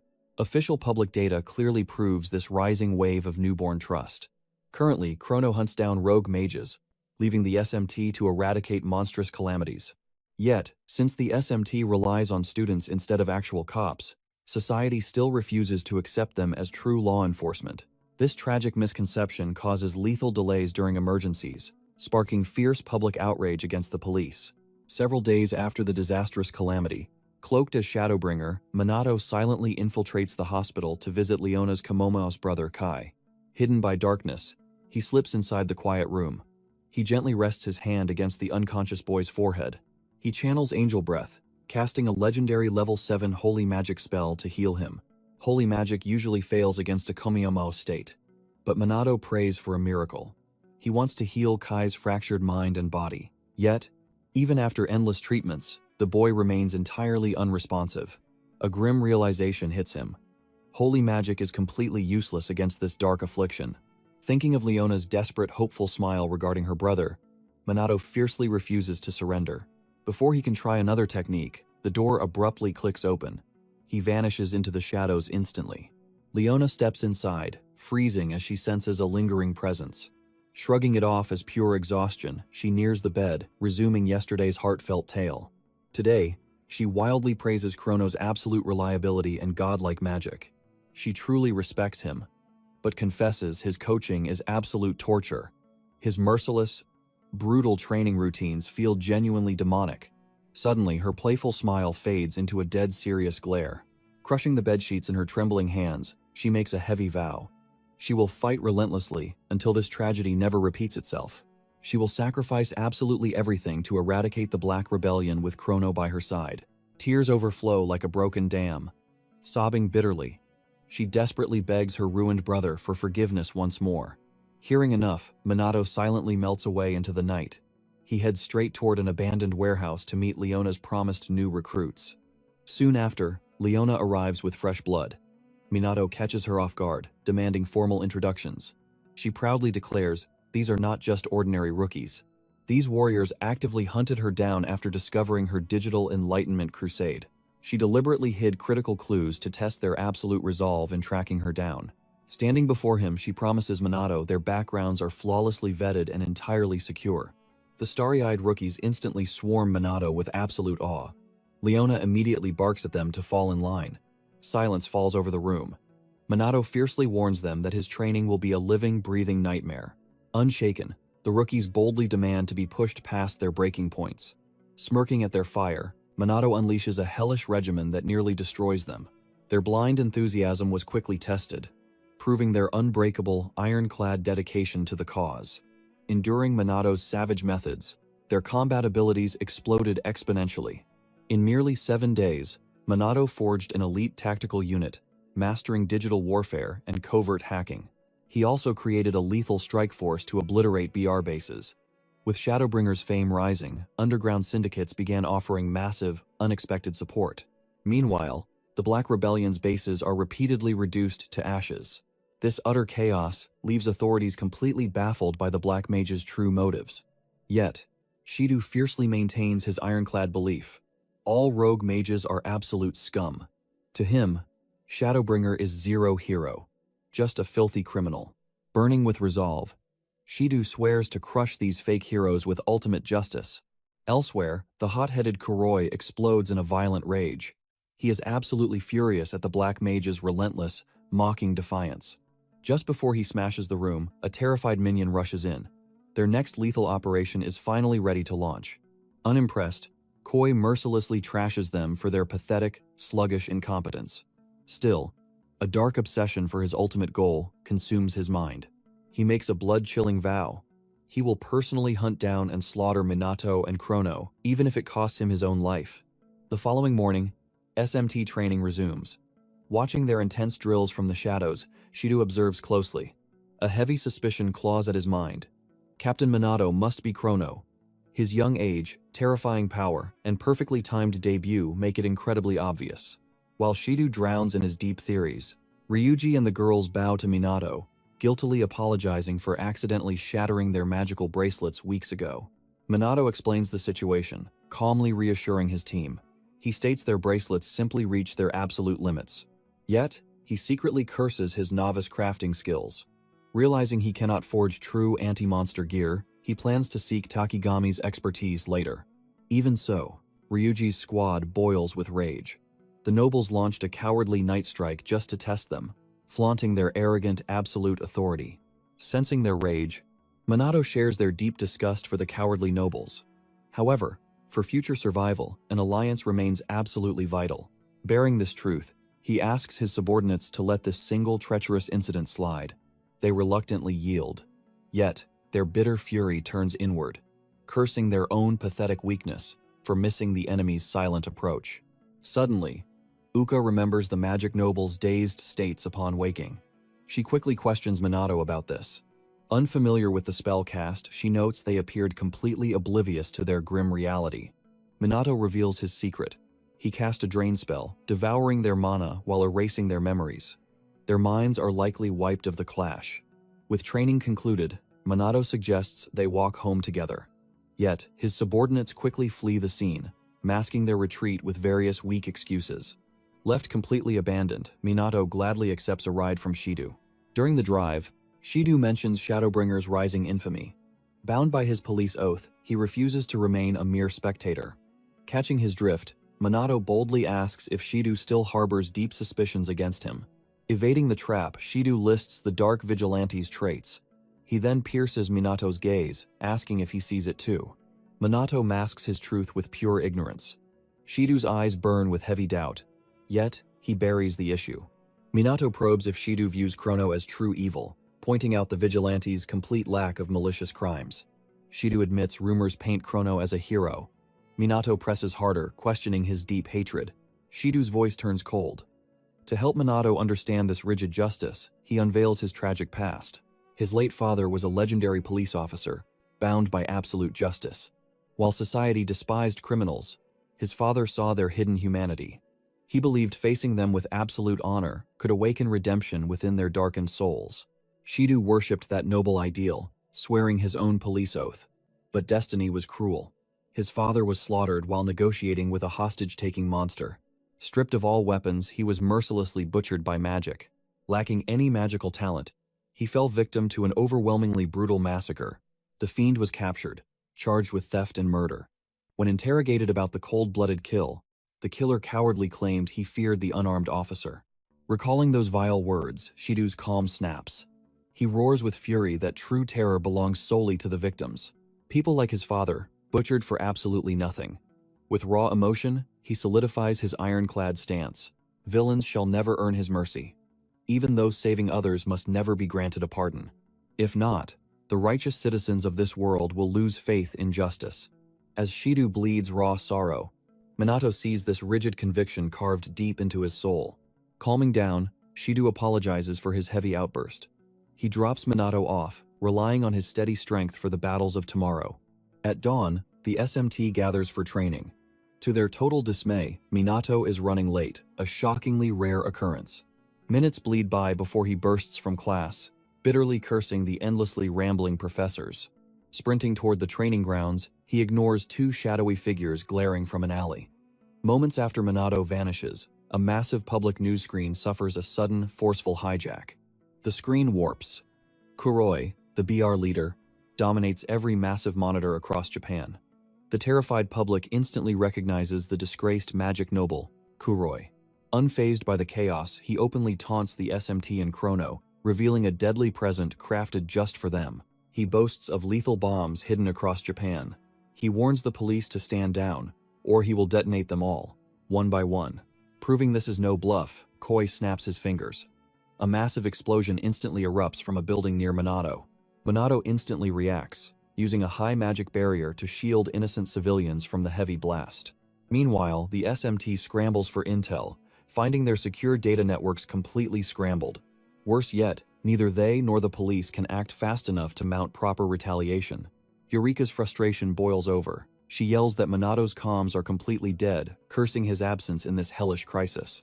As chaos grips the police, Kuroi drops his ultimate demand. Chrono must step into the target zone completely alone. Refuse, and every bomb detonates at once. Surveying the district's ruin, Minato decides to wait for absolute darkness before launching his true strike. By nightfall, donning his Shadowbringer gear, he heads to the target zone, an old port warehouse hideout. Checking the site, Leona asks over comms if he is sure. Minato swears everything will be fine. The stage is set. Leona prays for his safe return, begging him not to die tonight. Minato calms her fears, soaring across the city and touching down at the target warehouse. Blinding lights expose dozens of rogue BR mages. Their boss, Kuroi, smirks, welcoming him to his grave. He brags that these elite BR mages possess overwhelming, advanced powers. Chrono, our disguised hero, coldly asks if crushing them all will finally destroy BR. Kuroi chuckles at this arrogance. Suddenly, a grunt mocks Chrono for thinking he could win alone. Furious, Kuroi chokes his own man. He snarls that underestimating Chrono guarantees a swift defeat. Since he stands here claiming true power, Koi vows to unleash his full might, promising a flawless, merciless kill. Ready to clash, a puzzled Chrono asks Koi if he really believes he can win. But Kuroi halts him with a dark threat. Resist, and citywide bombs will instantly detonate. Sensing the deadly truth, Chrono freezes. Kuroi commands his mages to strike, unleashing a brutal barrage. Not a single strike lands. Kuroi suspects a magic barrier is active, ordering his men to keep firing. As the spells fail again, Chrono declares level 3 magic is totally useless. Enraged, Kuroi attacks his own useless men. Chrono coldly dismisses them as mere trash. Kuroi swears this trash will end him. Despite Chrono's aura, Kuroi remains strangely confident today. With his new guns, everything changes now. Seeing Kuroi's weapons, Chrono arrogantly claims that pathetic normal guns cannot pierce his flesh. Mid-sentence, Kuroi fires. The bullet violently grazes Chrono's cheek. Bleeding. Chrono is stunned. Kuroi laughs maniacally, revealing his anti-magic weapon that dismantles magic itself. Flaunting this deadly power, Koi fires 3 quick rounds, narrowly grazing Chrono's body. Kuroi smirks, blaming his slightly sloppy aim on years of being out of practice. Shock hits Kuroi as Chrono subconsciously heals his fresh wounds with natural magic. Mistaking this for holy magic, Kuroi yells in disbelief. Chrono calmly corrects him. It is natural magic, automatically activating to mend his flesh. Unfazed, Kuroi sneers. Healing just means he gets to torture Chrono much longer. Taunting him, Koi fires 3 more shots. Yet again, the deadly bullets only graze him. Chrono heals effortlessly. Panic creeps into Kuroi's mind. None of his direct shots are landing. Could Chrono be dodging? Kuroi quickly rejects that terrifying thought. Such godlike speed is beyond even Chrono's monstrous power. As Kuroi panics, Chrono secretly checks comms with Leona. Is the hidden mission complete? Kuroi screams at him for chatting mid-battle. With the mission clear, Chrono unleashes Grand Typhoon. This level 5 wind magic utterly obliterates the illegal mages. The roof shatters, destroying the building. Panicking, Koi orders the citywide bombs to detonate. But Chrono smirks. His shadows have already disarmed every single explosive. Finally focused on Koi, Chrono vows to return the pain of those bullets 100-fold. The final clash looms. But suddenly, the SMT arrives, crashing the party before it starts. Yua confirms the bombs are dead. Ruka coldly orders the BR mages to surrender immediately. Desperate to protect his secret identity, Chrono silently praises the SMT's speed, wondering if they lurked in the shadows all along. Regardless, the SMT spots Chrono, the Shadowbringer leader, awestruck by his immense magical power. Meanwhile, Sonata knows Chrono's true identity as Minato. Fearing he might be secretly wounded, she fights the desperate urge to intervene. The tables have turned. Overflowing with confidence, Chrono boldly challenges Kuroi to battle. Just as victory seems certain, Tushiu materializes from the shadows. He steps in to assist the struggling Kuroi, revealing a shocking truth. The traitor is their father. The girls freeze in absolute disbelief. Clinging to false hope, they demand to know why their father would ally with a despicable scum like Kuroi. Before Tushiro can speak, Kuroi smirks. He proudly declares that they are comrades in arms. Lost in the chaos, Uka and her sister relentlessly bombard their father with desperate questions. They are desperate to understand his dark betrayal. Finally, growing irritated by their endless pleading, Tushiu coldly states he owes them no explanation. Their hearts shattered, the sisters fall into a stunned, deafening silence. Meanwhile, Shidu orders Chrono's immediate capture. But Chrono stands firm, questioning if making him an enemy right now is truly wise. The rest of the SMT firmly agrees with Chrono. With Minato absent, they argue that survival means fighting together. Gritting his teeth, Shido reluctantly agrees to a temporary truce. A split second later, Kuroi hurls specialized grenades straight at the SMT. Chrono roars a warning. They dive out of the blast radius, barely surviving the explosion with their limbs intact. The smoke clears, and the terrifying truth sets in. These are no ordinary explosives. Chrono watches in pure shock. Anti-magic weapons exist beyond just firearms. Kuroi smugly parts his trench coat, revealing an entire lethal arsenal. While Chrono locks horns with Koi, the sisters face a nightmare. They must fight the very man who raised them. Seizing the opening, Tushiru decides to test their might. He unleashes level 3 water magic, Azure Splash, sending a brutal torrent their way. Ruka fires back with matching magic, but her power falls violently short. Tushiro's attack easily shatters her defense, forcing the girls to brace for impact. Just as death closes in, Ryuji fiercely intercepts the attack. He casts a level 3 earth magic spell, Rock Wall. The massive barrier saves them from a watery grave. The sisters gasp their thanks, while Tushiru coldly praises their improved teamwork. But his praise comes with a fatal warning. His magical prowess rivals even Minato's, making them utterly powerless against him. Yuika refuses to surrender. Eyes burning with resolve, she and Ruka fuse their mana, unleashing the devastating level 7 Great Water Magic, Geyser Wave. Teuro does not even flinch, instantly countering with a terrifying level 8 spell, Tidal Wave. The colossal surge swallows their attack entirely. He smirks, mocking them for neutralizing only a fraction of his true power. The sisters collapse in total defeat. Nearby, Kuroi yawns, loudly complaining about his completely one-sided victory. He sneers at Chrono. To Kuroi, even the legendary Shadowbringer is nothing before the absolute might of anti-magic weapons. Sneering, he mocks Chrono for never facing real firearms in battle. Backed by Tushiro's monstrous strength, Kuroi claims absolute victory. He offers Chrono a humiliating chance to beg, but Chrono's icy gaze never wavers. Chrono's deadly silence shatters Kuroi's confidence. Paranoia creeps in, and he frantically screams at the mage to stop acting so arrogant. He unloads a barrage of anti-magic bullets, but Chrono dodges every single shot. Kuroi brushes it off as luck, until sheer terror starts gnawing at his mind. Meanwhile, Tushiu flaunts his overwhelming level 8 water spell once more, mockingly asking for their thoughts. Met with absolute silence, he launches a lethal strike at Chrono. Yet, the mage evades effortlessly. Sensing something unnatural in Chrono's movements, Koi changes tactics. He unleashes level 5 dark magic, Night Raid, vanishing into the shadows for a deadly blindside. But Chrono weaves through every single sword strike like a ghost. Desperate, Kuroi fires his weapon again, only to hit nothing but empty air. Before Chrono can even breathe, a massive wave of water magic crashes down on him.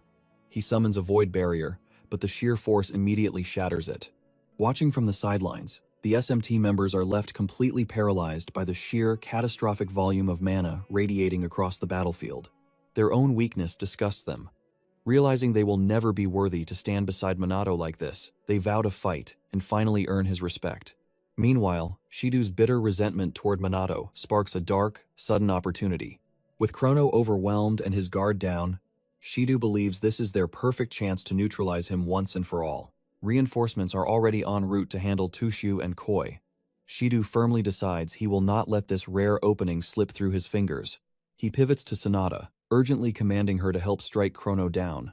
Shocked by his twisted logic, Sonata violently hesitates. Shido frantically argues that Chrono is an illegal, isolated mage who must be arrested immediately. She flatly rejects him, but Shido practically begs for her compliance. Backed into a corner, Sonata tightly clenches her trembling fists and steps forward. Blinded by arrogance, Shido assumes she is finally bent to his will, but Sonata defies him entirely. Instead of attacking, she unexpectedly channels a brilliant surge of white magic directly into Chrono.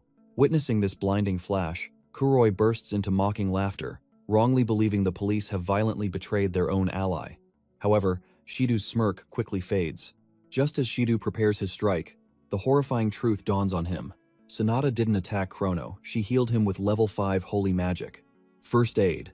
Meanwhile, Kuroi scolds the police for aiding Chrono, an illegal mage. Chrono simply heals his wounds with passive magic. He ignores Kuroi, wondering why Sonata cast unnecessary healing magic on him. Chrono soon realizes the truth. Sonata is using magic to convey her true feelings. Accepting the healing, he resumes his fight with Kuroi. Nearby, the foolish Shido questions why she healed a criminal. Exhausted by his ignorance, Sonata explains Chrono is fighting for them. When the fool questions how, Sonata demands he look around. They cannot move, yet they live. Chrono holds his ground to shield them. Shido falls silent. She reveals Chrono is absorbing Kuroi's relentless gunfire solely to protect their lives. Without Chrono acting as their shield, Kuroi's bullets would have slaughtered them. That is exactly why he refuses to retreat.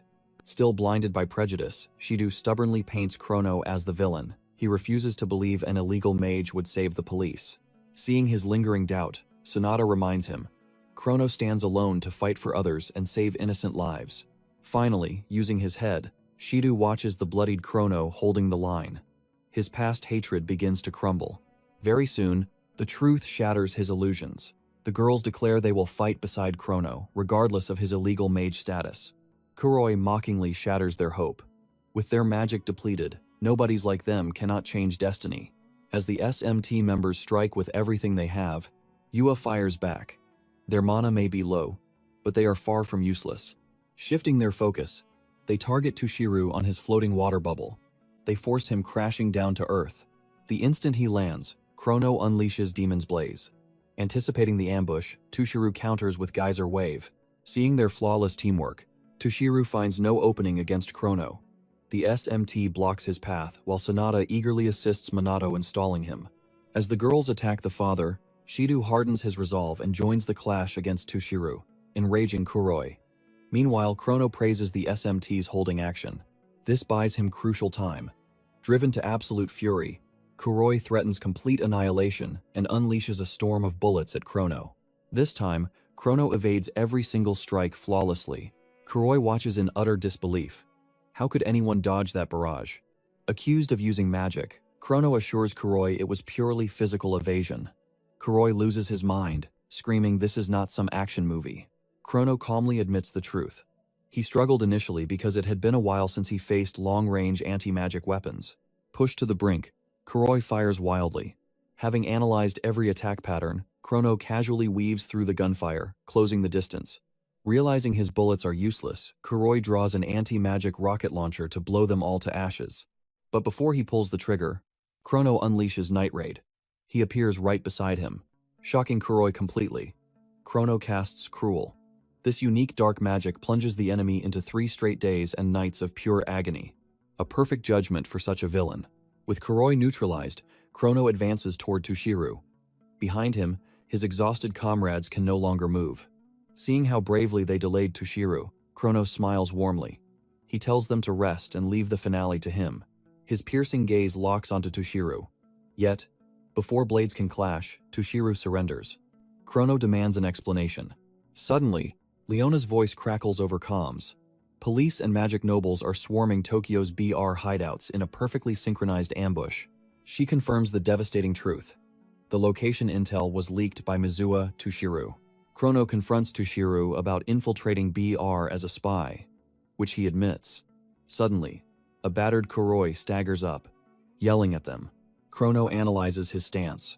Kuroi somehow dissolved the cruel magic using his anti-magic equipment. Clutching a detonator, the crazed Kuroi threatens to trigger hidden explosives planted all around them. Panic sets in. The drained SMT members realize they lack the strength to escape the blast zone. Yet Chrono and Tushiru stand their ground. They unleash Firewall and Emerald Aqua. These level 7 spells shield the SMT from Kuroi's explosives. He mashes the detonator, but nothing happens. Kuroi freezes in sheer disbelief, swearing he wired the whole area. During his confusion, Leona arrives on the scene. She loudly declares that every hidden explosive is already disarmed. Realizing Leona belongs to the notorious Shadowbringers, Bedians. He mocks them as mere slaves, demanding absolute obedience. Furious, Leona delivers a brutal punch, finally claiming her payback. Yet, the fool laughs. He claims he is merely a pawn in the BR syndicate, and the true masterminds remain at large. With his final words spoken, Kuroi collapses. Chrono narrows his eyes, questioning the true identity of BR's shadow leader. Knowing he lacks crucial evidence, Chrono drops the issue.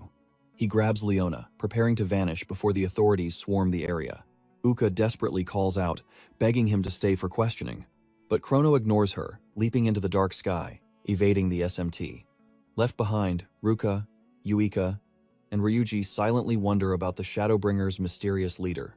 Meanwhile, Sanada, knowing Chrono is actually Kusanagi, feels profound gratitude toward her hero for preventing a massacre. The very next morning, national broadcasts announced the dramatic arrest of former Magic Noble and BR President Kuroi, charged with mass urban terrorism.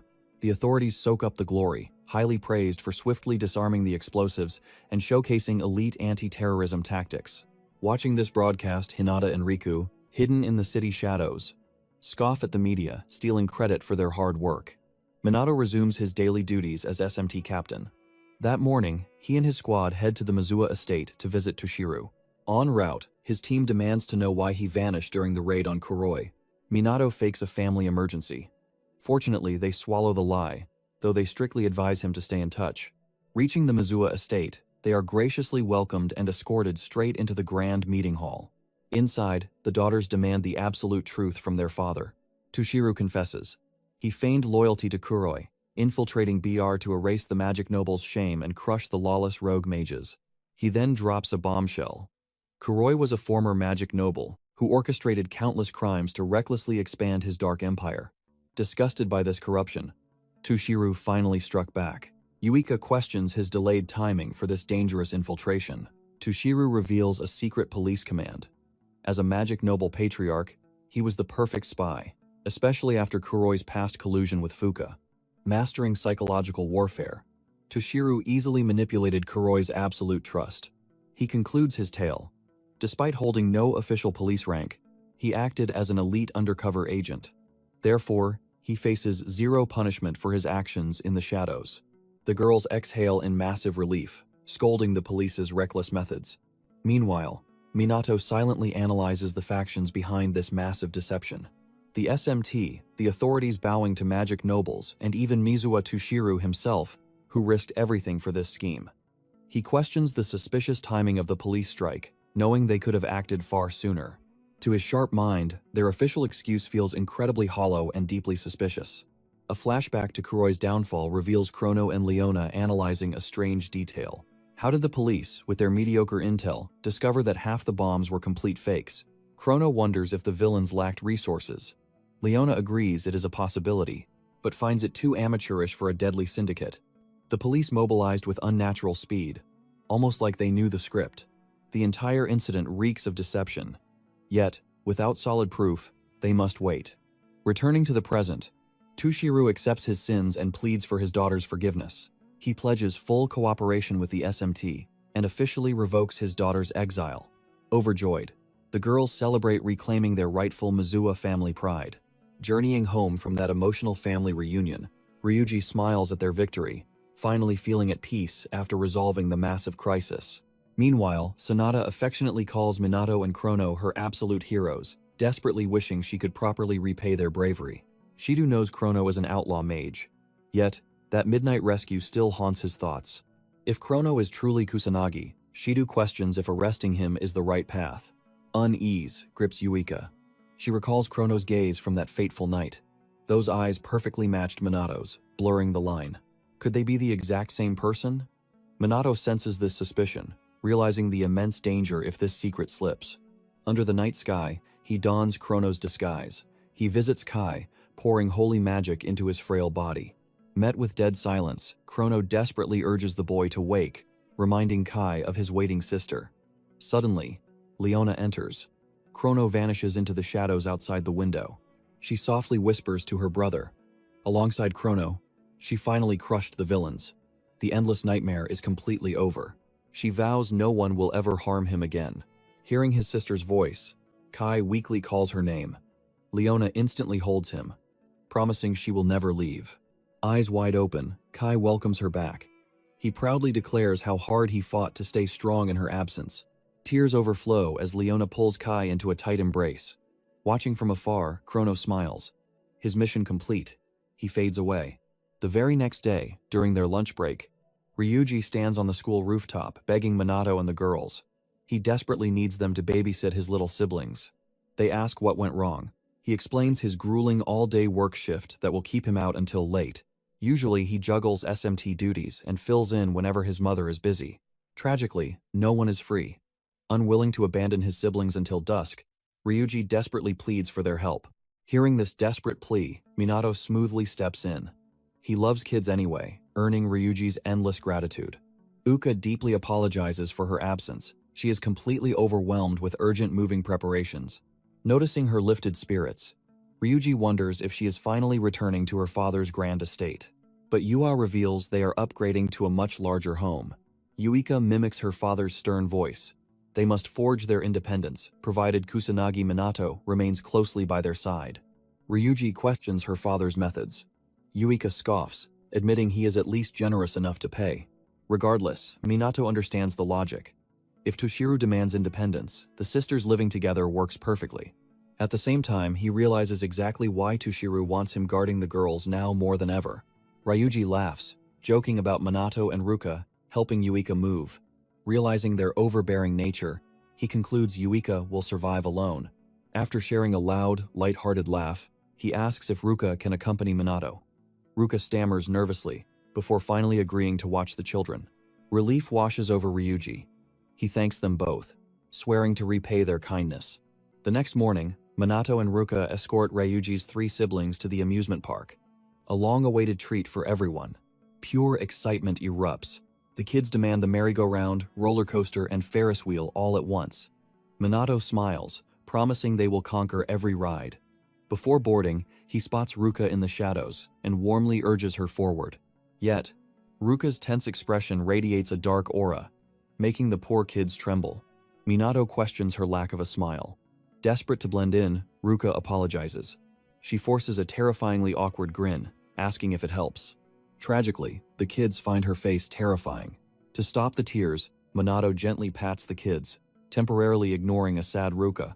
They conquer the rides until the sun sets. While Minato distracts the joyful kids, Ruka's lingering sadness catches his eye. He finally decides to confront her. Fortunately, the kids run off for a bathroom break. Minato warns them to be careful, finally giving the duo some quiet time. Breaking the ice over the kids' energy, Ruka praises Minato for easily winning their pure admiration. Minato humbly brushes it off. But Ruka sighs, confessing her failure with kids. She does not hate them, but her communication skills are broken. Minato nods quietly. Ashamed, she apologizes for acting so stuck up. Painfully, she recalls her vow to Uka. She swore to never be surpassed. Yet now, total inferiority wins. She fails at cooking, socializing, and matching Uka's kindness. Even in magic, her true domain, she is rapidly falling behind. The bitter truth settles in. She feels like a clumsy, helpless burden. Minato remains perfectly silent, listening. Ruka apologizes for complaining and begs him to forget her words. As the children return from the restroom, pushing through the crowd, the eldest child bumps into 3 thugs harassing others on camera. Sensing trouble, Minato prepares to step in. Before he can act, Ruka steps up to protect the children. He decides to observe.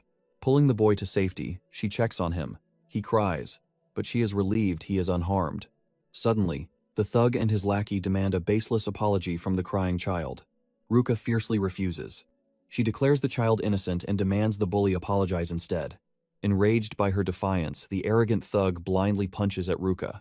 Minato intercepts the strike. He crushes the thug's fist, calling him worthless scum.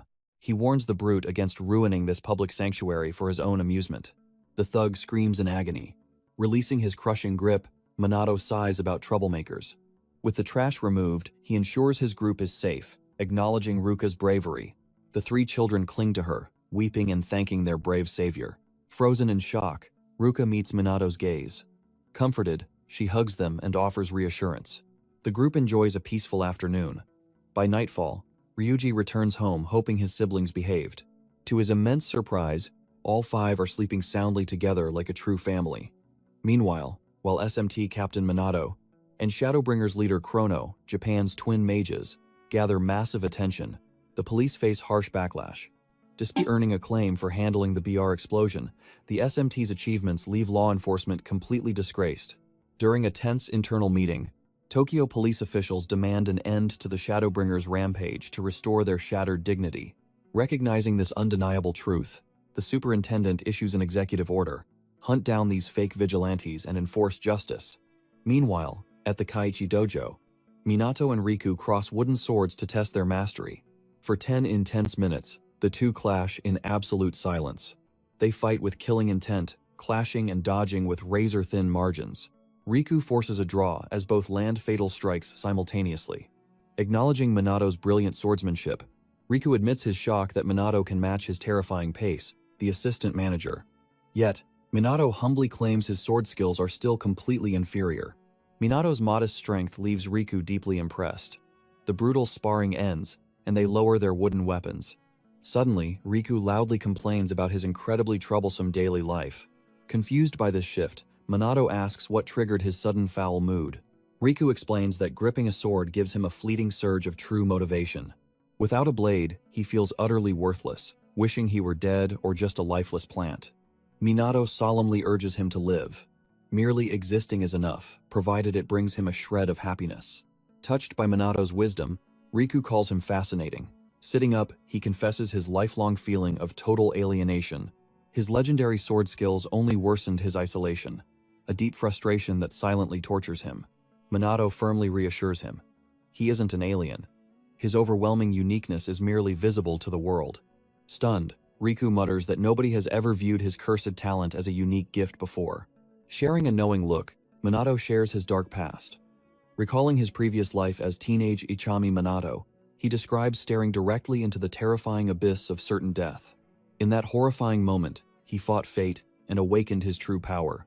Yet by a mysterious twist of fate, Riku stares blankly, mistaking Minato's profound awakening for a simple traffic accident he previously mentioned. In his mind, Minato recalled that tragic day. As the sole survivor, he learned magic by mimicking the monsters, eventually forging his very own spells. Back then, Minato shared his past with Riku. He recalled failing to save anyone, treated like an outcast by everyone around him. Now, he ensures his formidable power shields others. Meeting Riku's gaze, he asked if he had something precious to protect. Riku agreed with his words. He truly possessed something he desperately wished to protect. Smiling, Minato urged him to wield his power for that cause.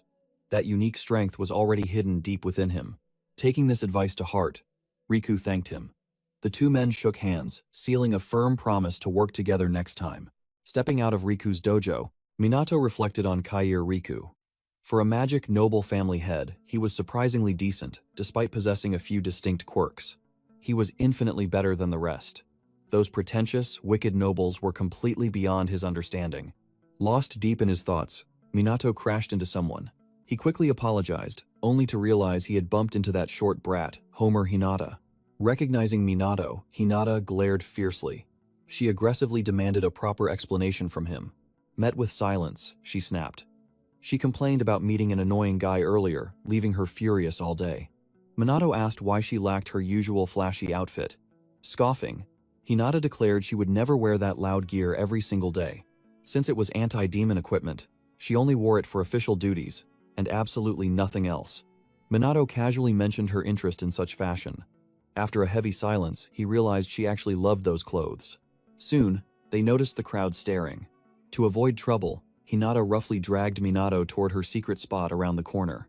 Exhausted by this entirely unpredictable girl, Minato simply sighed and followed.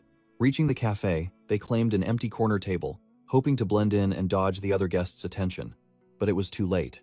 Whispers filled the room, with onlookers eagerly gossiping that the two were out on a romantic date. However, Hinata unleashed a deadly glare, terrifying the gossips into silence. Remaining completely calm, Minato silently compared her to a mad dog, choosing peace over conflict. After silencing the room, Hinata questioned Minato about his earlier meeting with Riku. Sensing her distinct jealousy over his new bond with Riku, Minato apologized for not inviting her. Catching his teasing tone, Hinata exploded, furiously denying that she was sulking over being left out. In her mind, their alliance was purely temporary. They were never friends. Right after claiming this, she stared longingly at a family celebrating a child's first birthday. Minato calmly accepted her harsh words, focusing only on teamwork. Frustrated by his cool attitude, she demanded the secret behind his strength. Minato smoothly lied, claiming a road accident awoke his power. Hinata instantly called his bluff.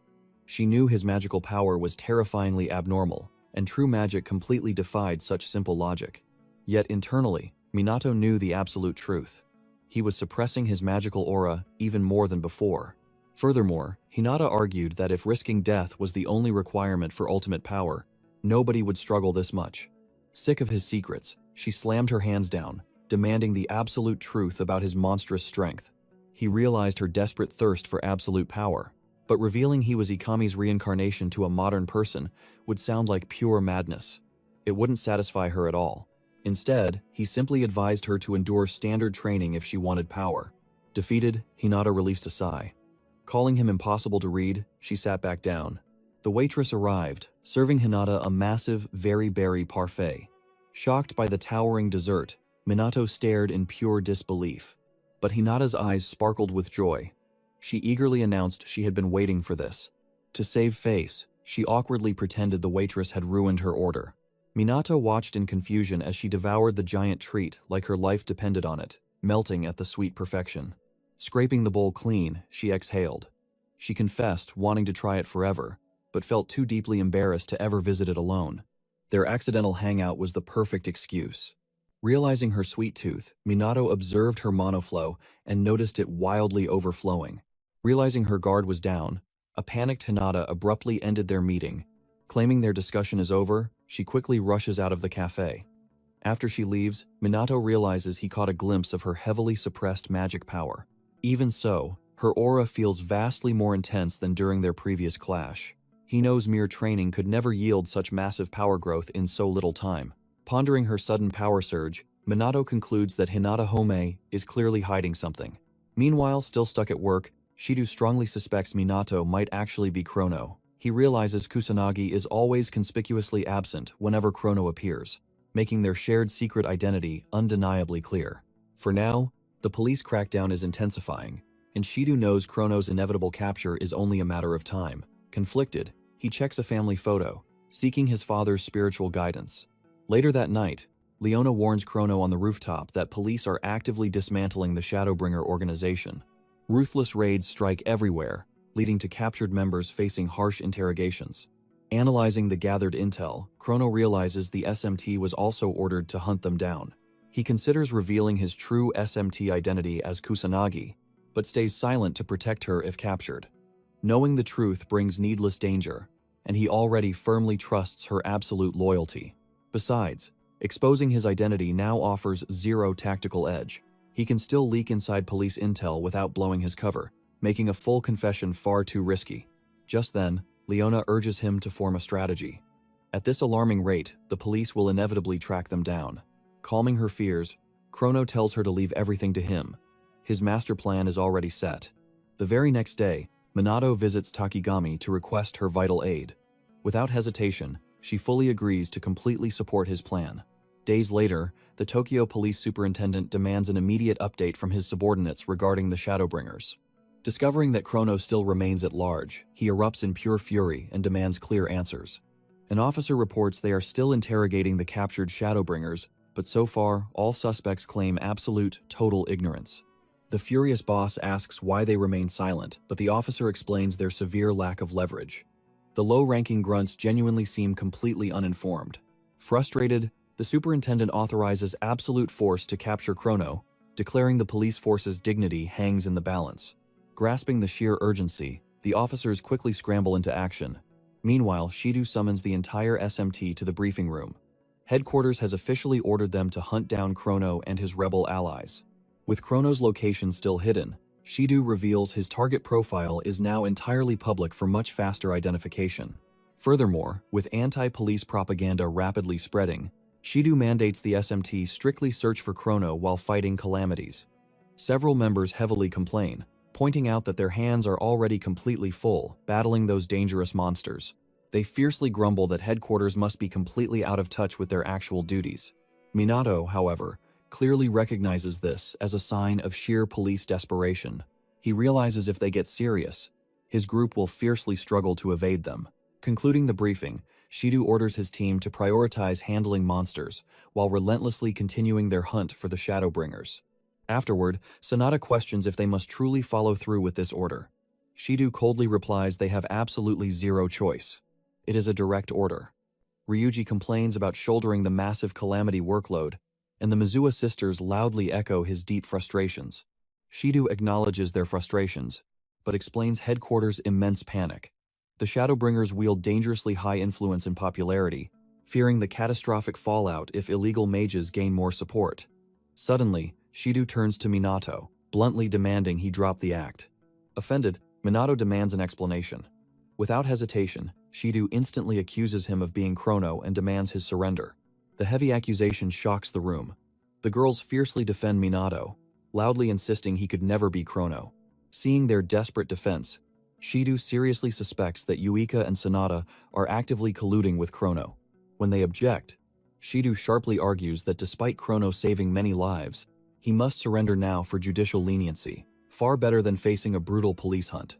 To support his strong claims, Shido highlights their matching appearance timings, their matched combat abilities, and how Minato always vanishes when Chrono strikes. He challenges the stunned team, asking if they can truly dismiss these as mere coincidence. Amidst the deep silence, Shido presses Minato for an answer, hoping he reveals his true identity. Before Minato can reply, Sonata cuts in. She flashes a live broadcast on her screen. The Shadowbringers have hijacked the network once more. The footage shows Minato still present in the room. Another figure steps forward, introducing himself as Chrono, calmly apologizing for the sudden intrusion. The imposter Chrono speaks directly to the world, addressing the rumors of a fierce power struggle against Minato. To settle this, he challenges Minato to a daylight duel, leaving the entire world in absolute shock. The team freezes in pure shock. Shido questions the twisted logic. How could Chrono challenge Minato if they are the exact same person? Sonata and Yuika's suspicions start to waver. Nothing about this twisted situation makes sense anymore. Unaware of the hidden truth, Ryuji and Ruka ask Minato for his next move. Minato calmly vows to accept Chrono's bold challenge. A few hours pass. The eyes of the entire nation lock onto Shibuya, where the fated clash between Kusanagi and Chrono begins. With media choppers circling above, reporters hype up the massive, roaring crowd awaiting this epic showdown. Wary of the battle's deadly nature, the authorities secretly deploy officers to capture Chrono. Meanwhile, roaring fans chant loudly for their chosen champion. Watching the frenzy, Ryuji notes how this duel has become a massive media spectacle. The team reveals explosive social media numbers and massive stream views. But Shido just watches in total silence, trying to read Minato's true goal. He prays for a fatal slip-up, knowing there is no turning back. Near the battlefield, Hinata and Riku bump into Tushio. His unexpected arrival completely surprises them. They demand to know his reason. Tushio solemnly declares this is a clash he must witness personally. Suddenly, a blinding light pierces the sky above the arena. The crowd gasps as a massive blue energy beam crashes down, narrowly missing the chopper. It triggers a fierce explosion, sending shockwaves that nearly sweep the terrified spectators away. As the thick smoke clears, the imposter leader of the Shadowbringers, Chrono, finally appears. Cameras instantly broadcast his grand entrance. Stunned by Chrono's actual arrival, Shido deeply questions his own theories. Sonata and Yuika feel their doubts shatter. Could Minato and Chrono truly be two entirely different people? Just before the clash, Minato sighs heavily, hating this flashy spectacle, though fate leaves him no choice. With the fake Chrono standing in dead silence, Minato smirks, skipping the useless chatter to unleash hell. Under the gaze of thousands, Minato makes the first move. He unleashes level 6 null magic, inorganic cannon. The fake Chrono instantly strikes back, firing off dark magic. Chaos Raven. The spells collide with a world-shaking blast. The devastating shockwave forces the chopper pilot to wildly retreat from the skies. He ignores the greedy reporters begging to fly closer, desperate to avoid a fatal crash. The moment the energy fades, both warriors explode forward. Their fists violently collide, officially igniting this brutal war. A fierce flurry of physical blows follows. They trade brutal strikes, perfectly matching each other's raw power, before jumping back to cast their next spells. Switching back to pure magic, the fake Chrono summons deadly level 9 lightning magic. He fires penetrating thunder straight at Minato. Minato emerges completely unharmed, casually complaining about his ruined clothes and Chrono's lack of restraint. Still wrapped in eerie silence, the fake Chrono unleashes a second devastating strike. He drops a level 7 earth magic spell, Comet, intent on crushing Minato to absolute dust. Facing the catastrophic falling rock, Minato channels a level 9 neo-magic shield with a magic fairy's help. The massive barrier meets the comet, effortlessly reducing the deadly rock into harmless rubble. As the debris settles, Minato turns to the tiny magic fairy. He playfully tickles and praises his little companion for executing that neo-magic so flawlessly. Witnessing this legendary display alongside an unknown fairy, the entire crowd erupts into an absolute frenzy of pure hype. Rebellious punks scream out, claiming magic nobles are obsolete. Chrono and Minato exist in a totally separate, godlike realm of power. Meanwhile, Minato's overwhelming aura and majestic presence literally cause some of his female fans to faint on the spot. Always irritated, Hinata turns to Riku and Toshiru. She scoffs that null magic users are just clueless idiots, desperately showing off flashy tricks.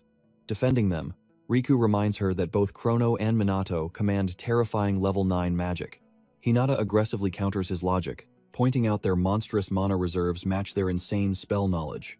Casting high-level magic back-to-back without breaking a sweat? It completely defies all logic. Yet, Toshiru notes Minato's power truly shines through his continuous magic. Superior to theirs, it fiercely moves as if possessing a will of its own. Hinata notes very few mages master continuous magic, let alone automatic magic. Yet, considering Minato's crazy and abnormal physical strength, Toshiru explains he likely uses magic to invigorate his body, empowering both attacks and defenses. Hinata asks if Minato is practically a wall of magic power. Toshiru agrees, greatly annoying her. Asked why he cannot gauge their power, Toshiru blames their irregular magic. Simply put, Minato and Chrono are true monsters in his eyes, surpassing magic nobles in every way. Meanwhile, Chrono and Minato's battle hits its climax. Suspended midair, Minato cleanly catches fake Chrono off guard, smashing him into the earth. As fake Chrono lands, he launches right back up to meet the airborne Minato. This clash leaves the SMT members and the watching world gasping in sheer shock. Watching, Yuika, Ryuji, and Ruka admit these guys are strong. Seeing their hidden depths, they now grasp the crowd's obsession. Checking the live internet stats, Sonata informs the SMT members that the battle's popularity is surging across all platforms. Shido also checks the stats, declaring the battle's popularity has reached its ultimate peak. The entire world is watching. Meanwhile, scenes flash across the globe, reaching New York, South Korea, and other major cities. Crowds stare at phones, streaming the world's strongest mages, Chrono and Minato Kusanagi. After entertaining the world with devastating blows, Minato praises fake Chrono's fight, declaring it over. Just when Minato thinks it is over, fake Chrono casts level 9 dark magic, Shadow Scythe. Attempting to finish it, Minato uses level 10 null magic, GG Hex. For the first time, he shatters Chrono's Shadow Scythe and violently crushes him against a building. Right after seeing this attack, SMT members go crazy over Minato's level 10 magic. As Ukoa questions his true power, Minato lunges at the beaten Chrono. The news chopper desperately tracks his every move, sensing this will be the final blow. Despite their tracking attempts, the pilot warns the reporter he cannot match Minato's speed. When the cameraman reports the video feed dropping, the furious reporter scolds him for losing the broadcast right at the battle's absolute climax. Reaching fake Chrono, Minato pauses, slightly lowering his guard. In that blind spot, Chrono extends his hands, casting dark magic. However, just as fake Chrono prepares to fire the spell, Minato tells him to drop the act. Instantly, fake Chrono vanishes. With the clone gone, Minato mutters, deeply relieved. He pulled this scam off before the world. Takigami's anti-mon equipment reached its limit, barely surviving level 9 magic. He reflects on clone magic's difficulty, noting his created duplicate, fake Chrono, was far weaker and barely able to speak.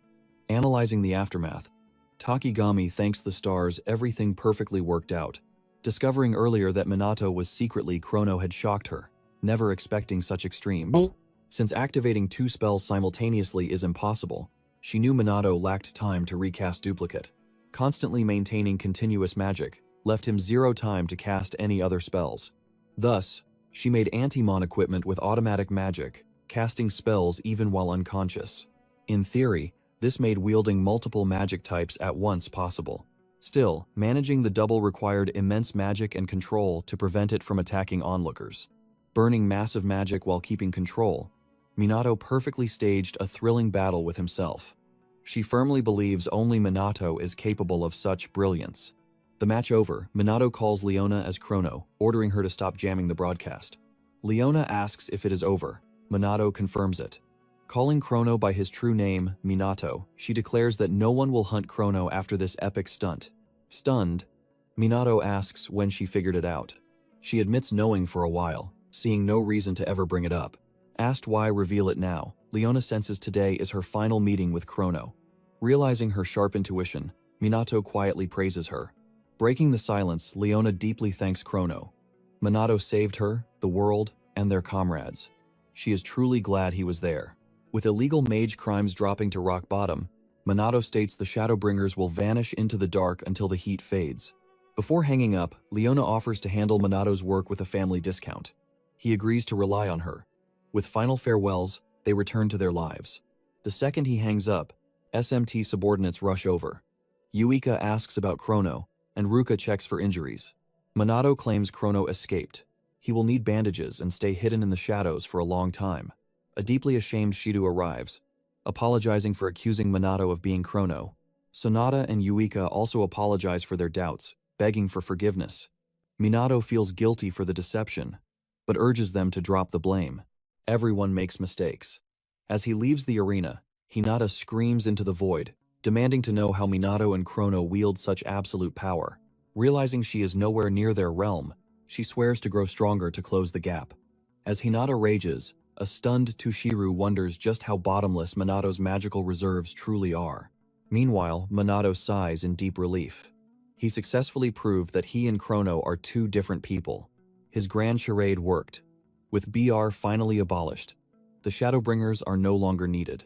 Yet, Kuroyi's final words about him being a pawn still echo in his mind. For now, the worst crisis is over. Days after the fierce battle, Minato begins endorsing tea products, streaming hardcore SMT training sessions, launching creator merch, and going on live TV to discuss his powerful awakening and hellish training routine. One day at school, a massive swarm of fangirls perfectly traps Minato, begging for hugs or marriage.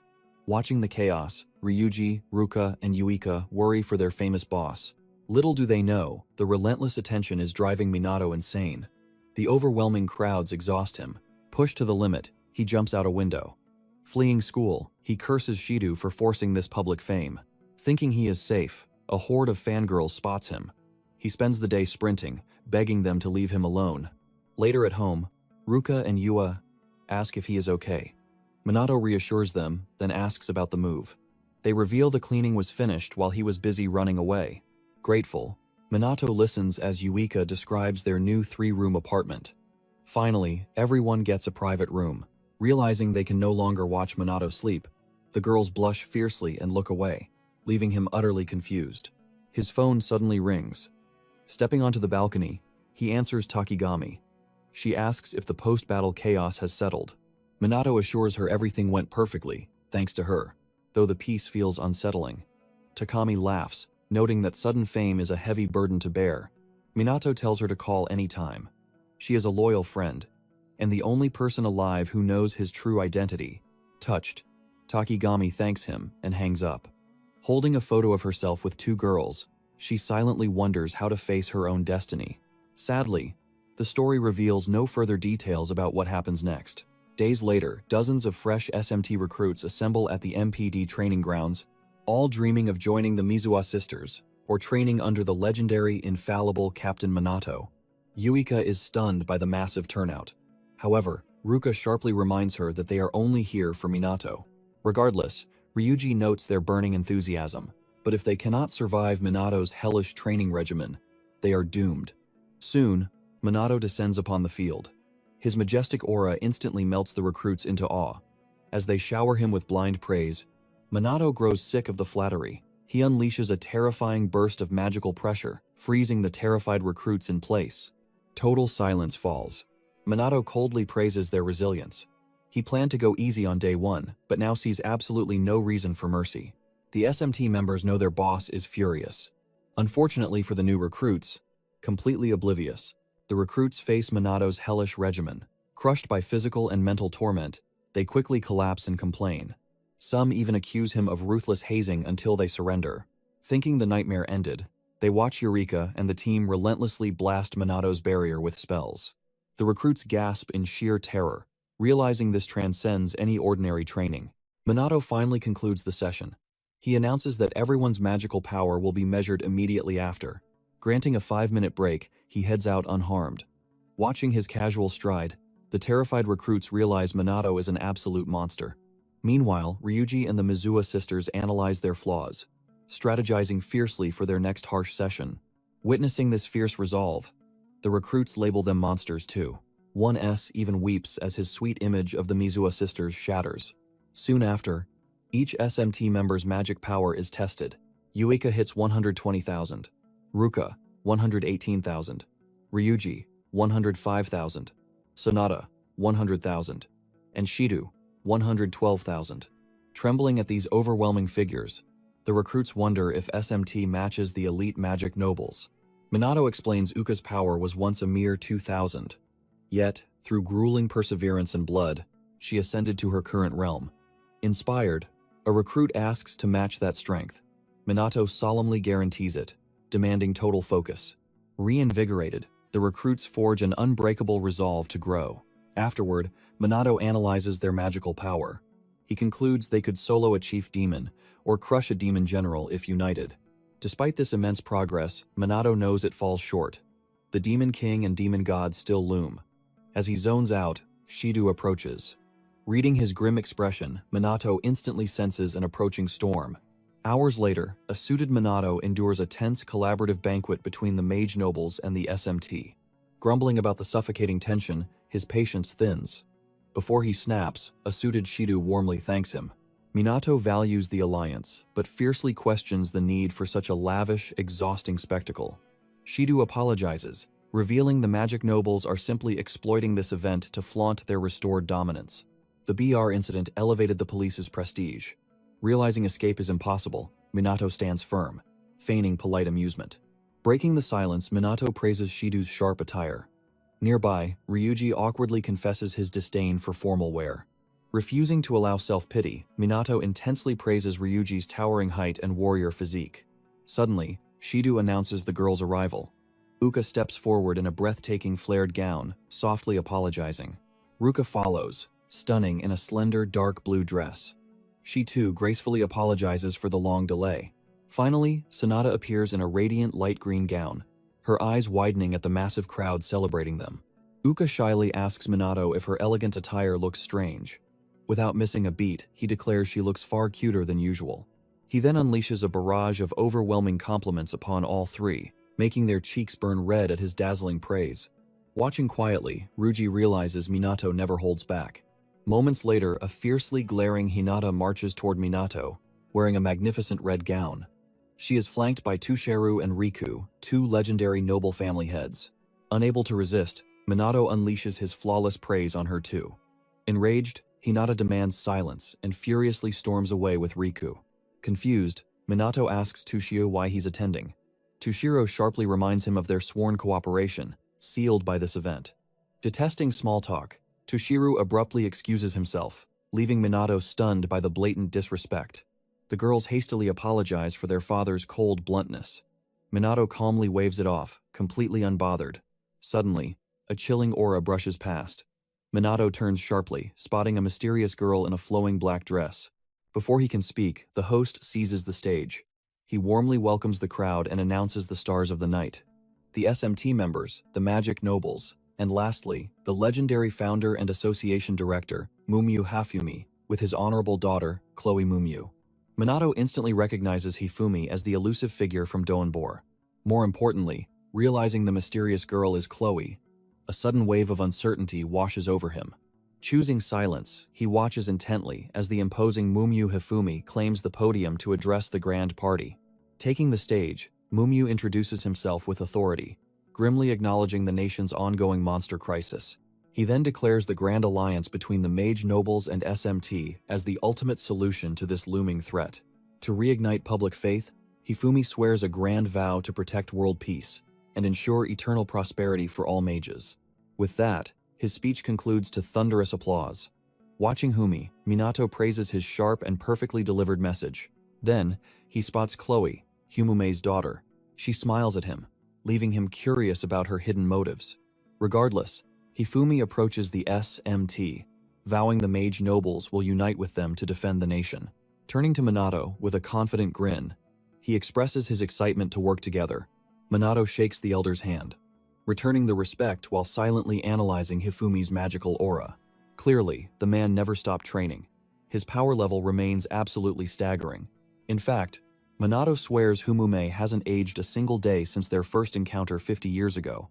Drifting into the past, Minato remembers encountering young Takigami and Hifumi at the mage training grounds. Back then, the Mage Association welcomed new recruits. Ichikami Minato, the great sage, led their brutal trials. During the opening session, Ichami boldly ordered the cadets to attack him all at once. But one fiery cadet, young Mumu Hifumi, yelled defiantly, calling him a bastard and demanding he take them seriously. Young Takigami Shizuku quickly scolded Hifumi's utter disrespect toward a living legend. Yet, Hifumi firmly rejected Ikami's grand status. He vowed to smash his smug face into the dirt. Pairing his dark magic with Takami's water spells, Humume launched a fierce strike. Unfazed, Ichimi blocked it using a basic level 1 spell, fueling Hifumi's blazing rage. Ignoring the outburst, Ikami conjured wooden spears from an earth spell, effortlessly crushing every single cadet. As the dust cleared, shattered dreams remained. The cadets stood paralyzed, shocked he countered a level 4 spell so easily. Fully aware of the strike's lethal force, Ikami confessed to holding back, expecting the usual mass dropouts. But to his absolute shock, Hifumi struggled to his feet. He boldly declared the battle had only just begun. A determined Takami stood beside him. Readying for round 2, a pleased Ikami invited their next strike, sensing true potential. Despite unleashing their absolute limits, they fell in defeat, finally grasping the monstrous depths of Ikami's true power. With the cowardly cadets gone, Ikami felt genuine respect for the two warriors still standing. Ending the session, he advised them to rest.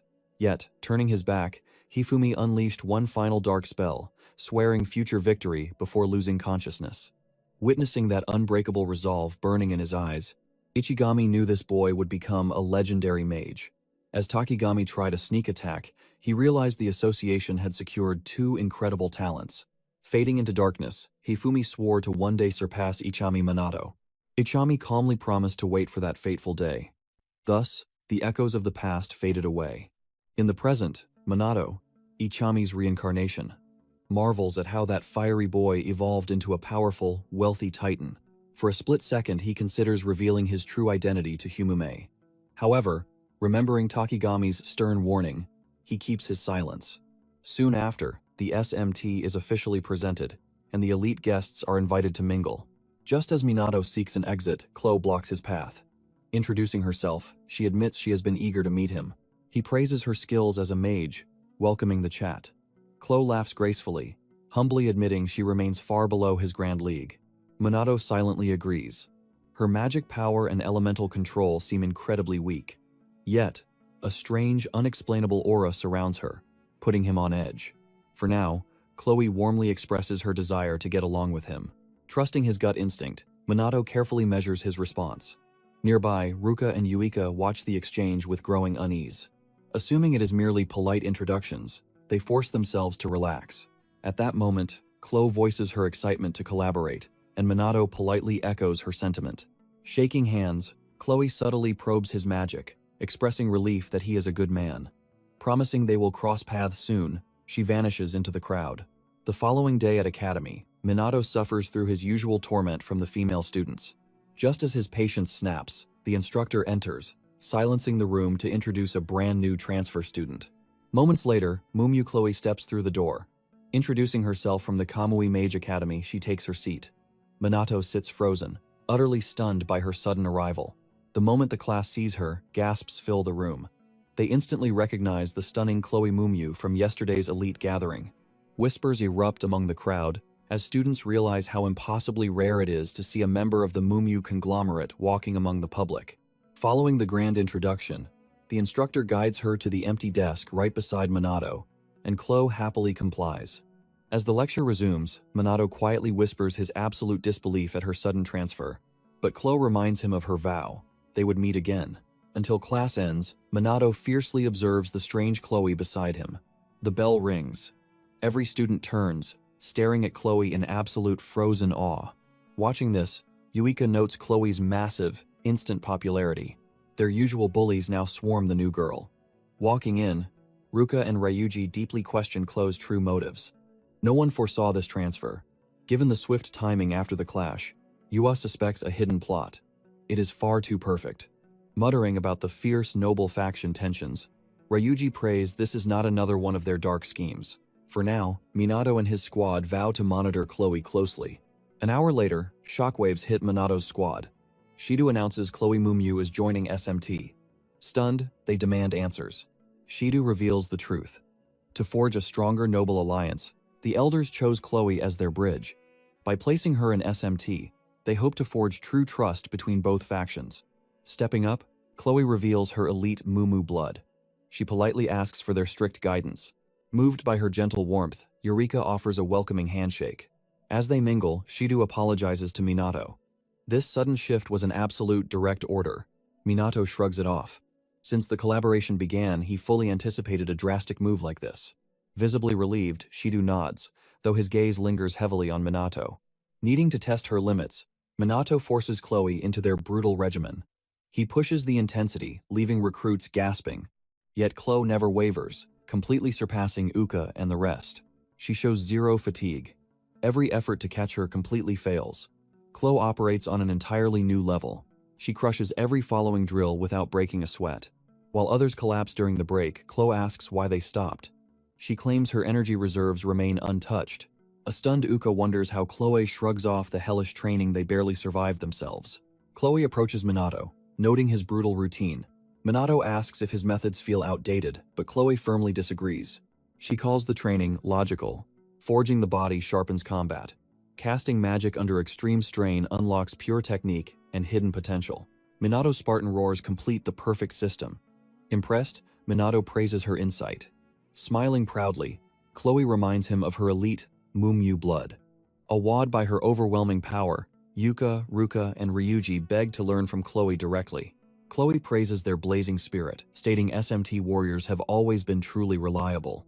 Wrapping up the exchange, Chloe pivots back to Minato, easily resuming their chat. Uka feels a dark unease at Chloe's radiant charm. She enchants everyone, perhaps even Minato himself. Fearing Chloe's overwhelming strength, Uka worries this new girl will replace them by Minato's side. Fighting the grim thought, the sisters shake their heads. They force themselves to trust Minato's absolute loyalty. Yet bitter glares pierce Chloe. As she happily chats with Minato, the sisters silently pray she backs off. Under this forged SMT alliance, Minato observes a shift. Though deadly calamities strike constantly, the nobles deploy with blazing speed. SMT's rapid expansion has drastically slashed the civilian death toll. But with monster waves rising, Minato knows they must stay fiercely vigilant. Suddenly, calamity strikes the town. Minato's SMT forces assemble. Hinata charges ahead, slaughtering beasts with flawless, lethal efficiency. Clearing the field, she arrogantly mocks the slain monsters, drawing fierce awe from her troops. Yuika reports Hinata's massive solo kill count. Minato praises her explosive power growth. Hearing his words, Hinata scowls, fiercely vowing to surpass him. Knowing the massive gap, Riku apologizes for her harsh pride. She simply hides her true feelings. Minato waves it off, amused by her fiery pride. Grateful, Riku pivots to their next tactical move. Minato asks about Chloe's standing with the nobles. Riku admits they keep a strict distance from the Mumyu clan. Seeing Chloe approach, Riku swiftly cuts his words short and bows out. Alone at last, Chloe boldly steps up to Minato. In front of the entire squad, she playfully asks for a romantic date. Naturally, Minato accepts and resumes his daily routine. Days later, on the promised date, he arrives early at Shinjuku Station to wait for Chloe. Nearby, he hears two men discussing a gorgeous girl they just passed. One urges his friend to approach her, but the other admits she is far beyond his league. After they leave, another pair recognizes this breathtaking girl as the revered Mumyu clan's daughter. He soon realizes she has arrived as dozens of captivated men swarm her. Piercing through the crowd, he reaches her and offers a warm greeting. As for them, realizing Chloe's companion is Kusanagi Minato from the SMT, They instantly retreat, knowing they cannot rival the world's strongest man. As the crowd scatters, Minato, knowing Chloe never intended a true date, directly asks why she summoned him. Slightly shocked, he noticed. Chloe explains that as a recent transfer student unfamiliar with the area, she hoped he could guide her. When Minato questions why she avoided asking others, Chloe admits she wanted a private conversation with him. Minato wonders why she used such a roundabout method and ruined the mood when asking him out, but the answer eludes him. Chloe then recites her title and name, confessing that she always feels completely out of place everywhere. People merely feign respect and treat her like an exception. However, she notes that he feels different. During their first chat, she noticed he treated her normally. Minato explains that titles and status mean nothing to him. The true essence of a person is what matters. Hearing this, Chloe chuckles, calling him a genuinely fascinating man. Thus, the duo continues their peaceful walk, unaware they are trailed by a jealous Uka, who curses her own hopeless habit of tailing them. Despite wanting to abandon this shameful act, burning curiosity forces her to see how this unfolds. Suddenly, she spots a nearby scuffle and turns, catching her sister Ruka doing the exact same thing. At first, she refuses to believe it, but seeing Ruka clutching a red bean bun, her doubts slowly begin to fade. Regardless, Yuika ignores her sister and resumes the chase to keep her targets in sight. Leaving their hiding spots, Uka and Ruka leap out, exchanging shocked glares while demanding what the other is doing. Minato catches the noise and turns to investigate. When Chloe asks what is wrong, Minato brushes it off. Meanwhile, Yuka and Ruka hide behind a huge teddy bear. Yuika complains about the narrow escape, while Ruka notes that despite suppressing her magic, Minato's senses remain razor-sharp. Afterward, Eureka admits they are seeking the exact same thing, and Ruka nods. Following a tense stare-down, the two resume tracking Minato and Chloe, carefully eavesdropping on every single word. They listen as Chloe requests a typical high school date route, and Minato readily agrees. Throughout the outing, Uka and Ruka shadow their every step to ensure absolutely no romance blooms. While sipping drinks inside a cafe, Chloe asks Minato what usually follows such an outing. Minato explains it varies, but couples typically converse, eat together, and simply head home. By now, Uka and Ruka are bored, unable to hear much from their hidden spot. Chloe finally grasps the concept of a normal date, yet wonders about the true purpose behind it all. Walking, sightseeing, and eating hold no deep meaning for her, making her feel she missed something. Minato explains the actions matter less than the person beside you. With the right person, a simple walk is magical. Time spent with someone precious holds incredible value, no matter how mundane. Chloe asks if this defines a date, and Minato firmly agrees. He then asks Chloe if their time together today held any value for her. Chloe softly agrees. As Minato smiles, Chloe notes that while her erratic behavior shocks others, he never seems fazed. Moved by his acceptance, she blushes, calling him a wonderful person. Unfortunately, Yuika and Ruka overhear this and panic, terrified that Chloe has fallen for Minato. Clearly moved, Minato calls it a true honor. Noticing the crowd recognizing them, he suggests they leave, and Chloe agrees. A few meters down the road, their date concludes. Chloe thanks Minato for making her day truly valuable. She asks for another date someday, and Minato happily accepts. He wants to understand her better. Hearing this, the eavesdroppers gasp, their hearts aching. Chloe praises his bold spirit, admitting she shares his feelings. With that, their paths diverge for the day. Yuka and Ruka watch in pure shock. Did Minato really say that to a girl? Meanwhile, the man himself, entirely ignoring the sisters, locks his sharp gaze on Chloe. He is determined to unravel her true identity soon. The next day at the SMT briefing room, Ryuji, waiting for Shido with the team, smirks. He asks Minato about his date with Chloe. Minato dismisses the teasing. To him, browsing shops and sharing tea hardly qualifies as a true romantic outing. Ryuji knows that is the exact definition of a date. Yet, he stays silent, letting his strict superior talk. Sudden tension fills the air. The boys notice sparks flying between the Mizuha sisters and Chloe, who chats with Sonata. Ryuji prays Minato's outing will not spark drama. He warns his friend, but the socially clueless Minato is confused. Moments later, Shido enters. Everyone takes their seats. Shido outlines the situation. Monster-related casualties have taken a massive, dramatic plunge recently. With BR gone, rogue mage crimes have plummeted. Even the Shadowbringers and Chrono have vanished into the dark. Sonata scans the web, reporting that public panic has completely faded, leaving the earlier hype behind. Minato deduces the police can handle standard rogue mages now. The Shadowbringers are likely biding their time. Despite the peace, Minato's gaze hardens. He warns the team to stay alert. Their training will become brutal. That night, Minato lies awake, plotting to unite his team and the magic nobles. Suddenly, his phone rings. It is Leona, calling while cooking. She has critical intel regarding Mumyu, Chloe, and Takigami Shizuku. Given the green light, Leona drops a bombshell. Chloe is not Hafumi's real flesh and blood, but an adopted stepdaughter. She joined his family just a few years ago. Her biological parents perished in a devastating traffic collision, right before Fumi claimed her. Minato asks about her academy transfer. Leona says it aligns with her SMT entry. Officially, Chloe's magic skills are rated as above average. Yet Minato knows she hides terrifying power. Beneath her calm facade lies a deeply mysterious, imposing aura. Leona pauses the briefing. She calls Kai for dinner help, gently scolding her recovering brother not to run. Minato cracks a rare smile at their laughter. Back to business. Leona targets Takigami Shizuku next. The woman has a daughter and young granddaughter, but both have vanished. Minato demands details. Leona explains the dark rumors suggest they fled overseas. Minato pauses the call to welcome the returning Mizuha sisters, then steps back into his quiet room. Resuming the report, Leona admits the escape is unverified. Her instincts scream that something is terribly wrong. Minato questions if the intel is a lie.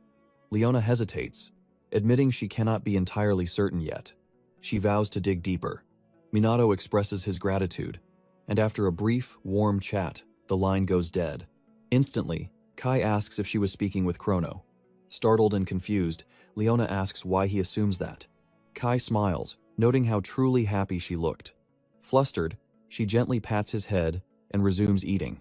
The next day, Tokyo's police chief summons Takami. Her secret mission: uncover the truth behind Kusanagi Minato. He issues a grim warning. Unless they expose Minato's monstrous strength, the police will become obsolete. Surprisingly, Takigami nods.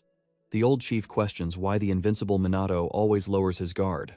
Hiding her dark secret, Takigami spins a lie.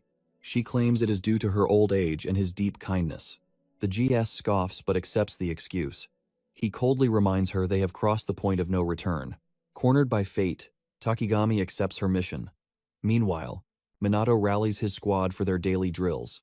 Before the aura flares, Shido steps onto the grounds, offering a swift apology for the delay, revealing the United States Army's elite mages are in Japan. They want to observe their training. Yuka, Ruka, and the rest gasp in disbelief. Why would Americans, famed for their elite mages, care about them? Minato smirks, recalling American power was weak during his time as Ichimi. Judging by their shock, America has climbed the ranks. The SMT's legendary clash with Chrono has echoed globally. Chloe smirks. The Americans surely just want to witness Minato fight. Moments later, the main building doors burst open. As the Americans approach, Shido whispers to Minato. They must be here to coordinate a response to the returning global calamities. The United States team arrives. Their colossal commander steps forward, radiating unnatural strength, flanked by equally massive subordinates. Skipping pleasantries, he bluntly demands why the SMT is here. Met with total silence, the towering brutes unleash overwhelming magical pressure. They aim to crush the SMT's spirit as they march closer. The giant commander soon steps directly in front of their captain, Kusanagi Minato. He unleashes his full physical and magical dominance, trying to break him. But Minato refuses to bow. He flares his own aura, perfectly matching the commander's overwhelming pressure. Caught in this terrifying clash of auras, the remaining SMT members struggle just to stand. After a tense stare-down, the fierce commander suddenly smiles and traps Minato in a massive hug. He is thrilled to finally meet the legendary Kusanagi. Yet, sensing Minato's slender frame, curiosity takes over. He inspects him, questioning if such a lean, fragile-looking body can truly survive a brutal battle to the death. Annoyed by this unwanted inspection, Minato politely demands to be let go. Stepping back with an apology, he introduces himself as Major Aaron Anderson of the United States Army's 1st Mage Division. Despite his brutish looks, he leads research at the Army's Magic Institute. Minato realizes they must study monsters, calamities, and magic itself. He then formally introduces himself as SMT Captain. Before he can introduce his team, Eren stops him. He reveals he already knows every single name, praising their elite skills. As the team absorbs the compliment, Minato realizes how deeply Japan's magic research has stagnated. The mage nobles held them back. He views this encounter as a vital chance to update his own outdated knowledge. Respecting Eren's status as a chief researcher, Minato says he wants to discuss the truth behind monsters and calamities. Before Eren can answer, his men scowl. They flare their auras to crush Minato, confident they can win. The suffocating bloodlust nearly makes Yuka faint. Eren violently barks at his soldiers to stand down. He apologizes, calling them loyal hunting dogs who are simply too cautious. Wanting to put them in their place, Minato casually mocks their killing intent as a mere gentle breeze. Returning to business, Minato apologizes for his ignorance. He asks about Eren's latest findings on the true nature of monsters. Eren admits it remains a mere theory, but they believe monsters are entities of pure magic. Calamities simply pull them to Earth. These disaster zones overflow with alien energy, distinct from human magic. They once relied only on the red sky as a warning, but new evidence has finally surfaced. The magical signature of the sky perfectly matches the monsters. This proves these beasts are pure magic. Their bodies dissolving into particles upon death confirms it. They act like wild animals, yet they neither excrete nor reproduce. They only mimic life. Minato questions why they attack humans. Eren admits there is no definitive answer. However, many theorize they violently crave human magic. In fact, countless calamities have been directly linked to human magic awakenings. Advanced instruments recently revealed a dark truth. Calamity magic corrupts the atmosphere long after the disaster ends. The same happens with monster deaths. Both events bleed foreign magic into the world. The glowing particles from a slain beast are simply its body dissolving into raw power. Hearing this revelation, Uka gasps. It perfectly matches what Minato said. While she marvels at his foresight, Minato admits he once saw a monster actively triggering a calamity. Eren acknowledges the report, but fires back. The first recorded calamity erupted without a single monster present. He suggests Minato misread the situation, but Minato's instincts remain unshaken. Eren adds that chief demons can evolve to cause these disasters. Minato asks if he is dead serious. Eren reveals a grim truth. They tested this by letting a calamity boss live. Monsters continuously spawned until they reached a precise limit. If one fell, another instantly appeared to maintain that exact number. Yet shockingly, the ambient calamity magic in the air never increased. They suspect calamity frequency is tied to the monster's sheer strength. But leaving them alive is a massive gamble. Once proven, the boss must be executed. Hearing this, Minato realizes the terrifying truth. Nothing is certain yet. Eren shifts gears. He praises Minato's incredible magic, eagerly begging to study his body. Naturally, Minato shoots down the absurd request. Eren playfully sulks, calling him cruel. After bantering, Minato asks about the mage nobles. Eren admits his knowledge rivals Minato's own. 50 years ago, when American mages were weak, Japan suddenly cut off all support. Minato suspects this was the mage nobles hoarding their knowledge. Minato thanks Eren for the vital history lesson, but Eren insists it is the bare minimum. America owes an eternal debt to Ikami Minato and Japan for their aid during the world calamity. Sensing hidden motives, Minato presses him. Eren finally confesses his true goal. He came to Japan to test Minato's raw strength. A bewildered Shido asks why Eren lied about the important meeting. Eren scoffs. He could not care less about a dumb gathering of clueless elites. Minato calms Shido, promising everything is fine if they stay quiet. Deeply amused, Eren praises Minato's fiery spirit and challenges him to go all out. The tension builds with trash talk. Minato sees a perfect chance to test America's magical might and dares the muscular major to unleash his power. First, Eren orders Minato to face his elite squad. Fed up with Eren's arrogance, Uka steps up. If his subordinates challenge the SMT, they will not back down. Hearing this, Eren smirks. He politely advises them to abandon their false hope. He coldly explains his reasoning to Uka. His men only hunt the strong, so unless they match Minato's legendary level, Eren warns the other SMT members to step aside. Defeated, Uka begins to sulk. To lift their spirits, Minato commands his team to watch closely. Since they usually hunt monsters, this clash will be a masterclass in fighting fellow mages. Fired up by their captain's words, the SMT members stand tall. eyes locked on the impending clash. Observing the unwavering focus of the SMT, Aaron's smirk fades. He realizes these supposed chumps possess the discipline of true warriors. The stage is set. Minato and Aaron's elites brace themselves for the greatest sparring match of their lives. Aaron gives the signal. The battle ignites as the United States mages explode forward, dodging his strikes and surrounding him in a mere second. Yuika gasps in pure shock. She realizes the United States mages blitzed Minato and closed the gap using physical speed alone, completely devoid of any magic. Unfazed, Minato praises their footwork. He effortlessly evades a devastating grapple from a United States mage. Sensing Minato slipping away, the enemy swiftly chants, unleashing a violent burst of close-range wind magic. Minato gracefully dodges again, but before he can counter, they unleash fire and water, alongside deadly lightning. Minato masterfully evades every spell, creating distance from Aaron's men. Or so he thinks. Thinking he is safe, another soldier swoops in for a brutal knee kick. Startled by the speed, Minato blocks with his elbow. Surviving that, the squad ruthlessly bombards him with a merciless barrage of elemental magic. Minato stops them. He deploys his level 4 null magic, High Magic Barrier. As the clash continues, Yuika and the team watch in sheer awe. The United States mages are forcing Minato on the defensive. Uka notes that while their magical tier remains basic, the raw firepower is immense. Even Minato's legendary defenses might crumble under this pressure. With their spell casting being monstrously fast, Eureka and the squad finally witness the terrifying might of the American Mage Division. Amidst the pause, Minato praises the United States military's flawless training. Then, he shifts focus to lecture the SMT. He explains the truth of mage combat. Massive spells are rarely cast unless both sides are highly skilled. Because incantations demand precious time, true battles happen at close range. Even elite mages rely on close combat. His lecture ends as 3 soldiers launch a synchronized strike of blazing fire, lightning, and water. As usual, Minato dodges them all. Aaron watches in frustration. Mistaking Minato's lecture for arrogant showboating, profound disappointment crosses his face. Disgusted by the charade, Aaron commands his men to end it quickly. But panic sets in when they still cannot land a single blow. Minato evades every strike. Aaron stares in disbelief.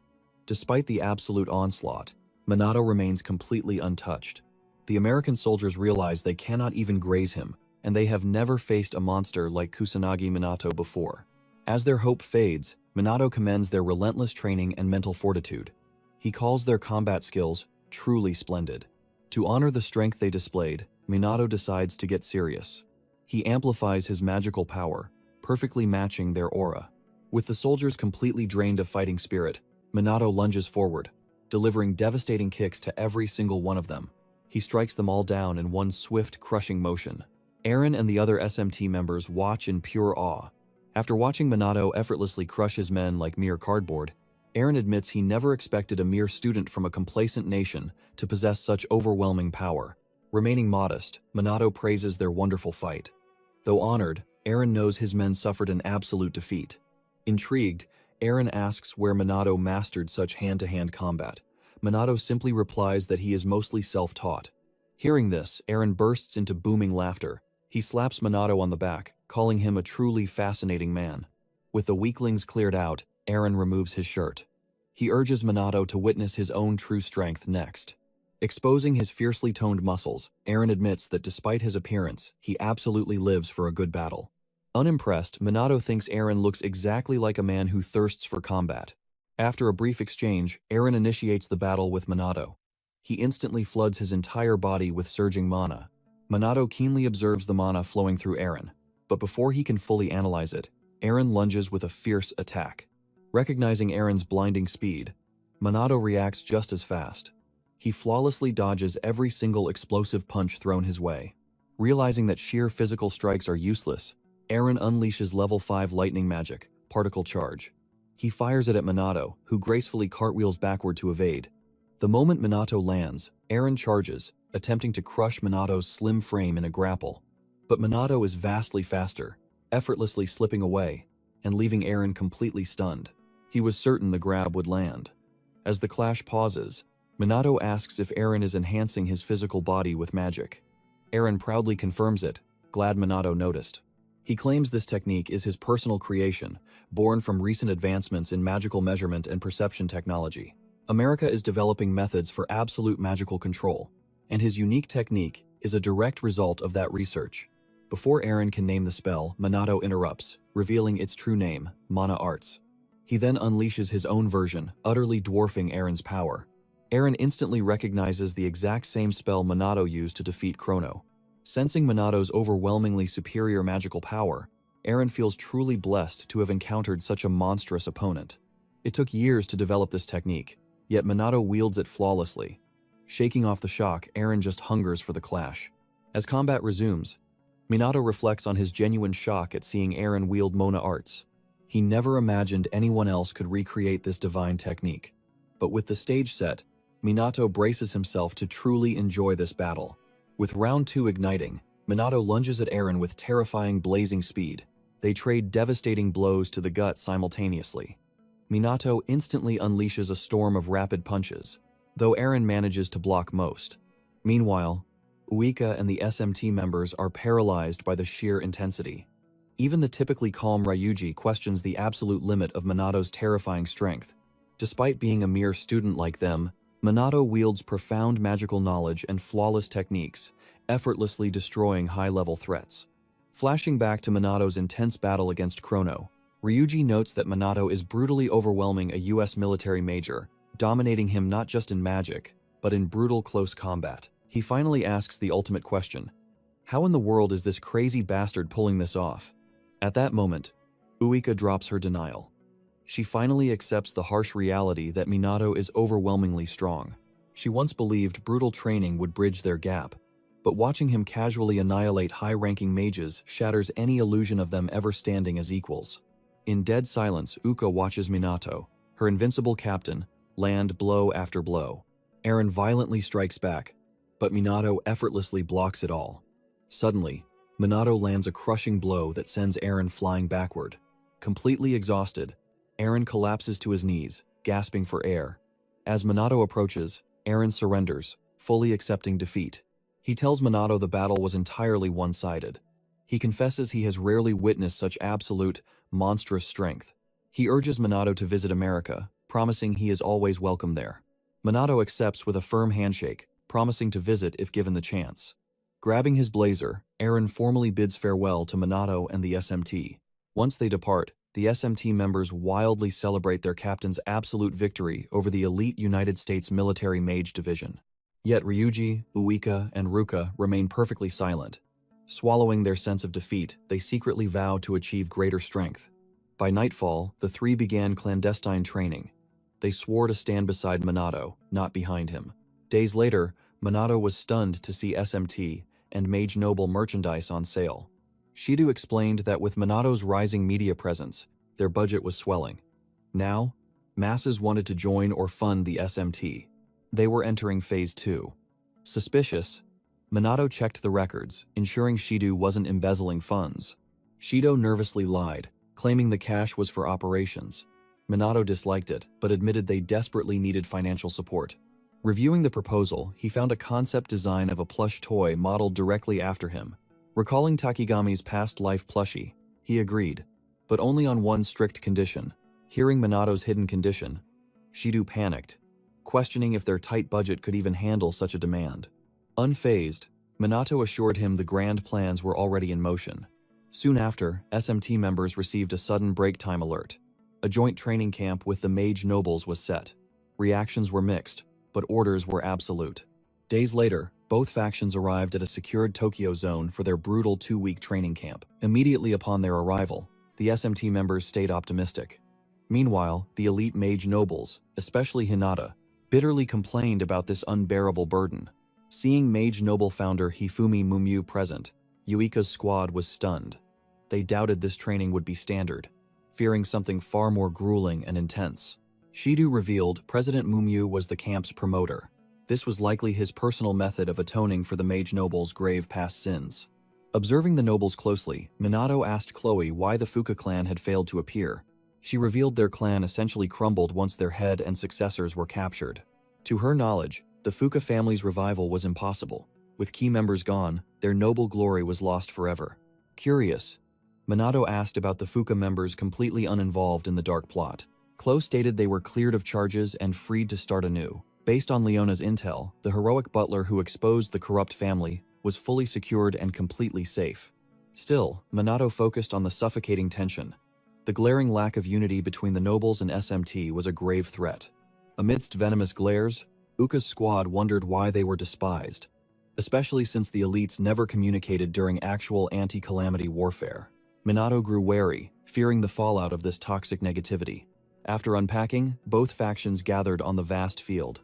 Before the hellish training commenced, the founder delivered his formal briefing. Hifumi took the podium, offering thanks and light banter. Meanwhile, Minato's mind drifted back to the fragile defensive lines at home. Local police and SMT forces covered their absence, but the dread of sudden emergencies kept him on edge. Continuing, Humume stressed the absolute necessity of this joint camp. To survive the Great Calamity, both groups had to train relentlessly and forge real cooperation. Then, Hifumi announced the camp's supreme instructor, SMT Captain Minato Kusanagi. The mage nobles fiercely protested, refusing to take orders from an SMT officer. Annoyed, Hifumi challenged anyone who could beat Minato to step up. Unsurprisingly, dead silence followed. With order restored, Humume gave Minato the floor. Before speaking, Minato analyzed his hidden motives. Though the gifted nobles couldn't defeat him, Humume's bold words perfectly served his own selfish interests. Minato knew the proud Hifumi was using him. Yet, he embraced the challenge. He declared his only rule for the 2-week camp. They must follow his absolute lead, exactly as if their lives depended on it. Hellish training began with heavy tire push-ups. When questioned, Minato explained, urging them to break their own limits. Renowned family heads Riku, Tushio, and Hinata embraced the grueling challenge, stacking multiple tires. Next, brutal sprinting. Minato forbade slacking, demanding they run like hell. By the final sprint, the family heads pushed ruthlessly, their competitive spirits blazing. Wiko watched in awe. Shocked the proud nobles were actually obeying Minato. Post-sprint, Minato granted a brief 5-minute rest. Exhausted nobles complained, calling this brutal torture totally aimless. Overhearing this, SMT members fiercely defended their captain. The nobles mocked Minato as a talentless student, sparking a volatile clash. But Minato instantly intervened to crush the chaos. He ordered the instigator to obey, urging his SMT subordinate to endure the disrespect if he truly believed in him. Fragile peace was restored. Yet, Minato glimpsed the terrifying depth of the grudge dividing the two factions. With energy left to argue, he decided to push them straight through hell. Next, he makes them cast magic non-stop until their mana completely runs dry. The lazy nobles panic. Minato warns them to fight with everything, or face real death. Mocked by SMT members, the proud mage nobles rise up. Their competitive spirit awakens, sparking a fierce yet friendly clash. Minato smiles. He has finally achieved his goal of igniting their determination. Hours later, Minato concludes the brutal session, ordering everyone to rest for tomorrow. Hinata stops him, questioning if this brutal training will continue. When he asks if she is complaining, she claims it is just a suggestion. Minato explains that the alternate method, using shock therapy from an advanced mage to awaken magic flow, only works on beginners. It would fail on nobles. Hearing this, Hinata lists his abnormal traits: his vast magic, high-level spells, and chantless casting. She demands to know how he grew so strong. Recalling his own hellish regimens, Minato simply states he knows no other method. Hinata tells him to forget it and walks away, while Riku quickly apologizes for her. Watching them leave, Minato questions his own overwhelming power. The first calamity triggered his awakening. Since then, he has never met an equal. The more he ponders, the more he questions the true origin of his immense strength. Unable to find an answer right now, Minato abandons the thought of his power's origin and simply returns to his duties. Days of this grueling regimen pass. The frustrated mage nobles finally snap, questioning the point of training like dogs every day. Left without answers, one noble compares this hellish routine to strict military drills. Another complains that days have passed, yet he feels no improvement in his abilities. They conclude that Captain Kusanagi is nothing but talk. However, he is about to prove them entirely wrong. Minato leads the group into the magic room to officially measure their current power. En route, the arrogant nobles mock Minato. They highly doubt mere days of training could alter their magic power. However, when the first noble tests his magic power, he is stunned. His mana has surged by 33% in mere days. Seeing their absolute shock, Minato promises even greater power over the next 2 weeks, provided they train seriously. Instantly, the mage nobles throw themselves into the brutal regimen, a shift Minato clearly notices. If they achieved such insane results in days, giving their all for 2 weeks would make them unstoppable. Pleased to see their newfound fiery dedication, Minato spikes the difficulty. He forces both the mage nobles and SMT members to fire magic until they collapse. Pushed to their absolute limits, the exhausted SMT members finally groan in defeat. Still blazing with energy, the mage nobles mock the SMT as sloppy, claiming they cannot compare. Enraged, the exhausted SMT trainees ignite with fresh vigor. Refusing to lose, they dive back in. Ruka and her sister beam with joy, thrilled by this fierce new rivalry.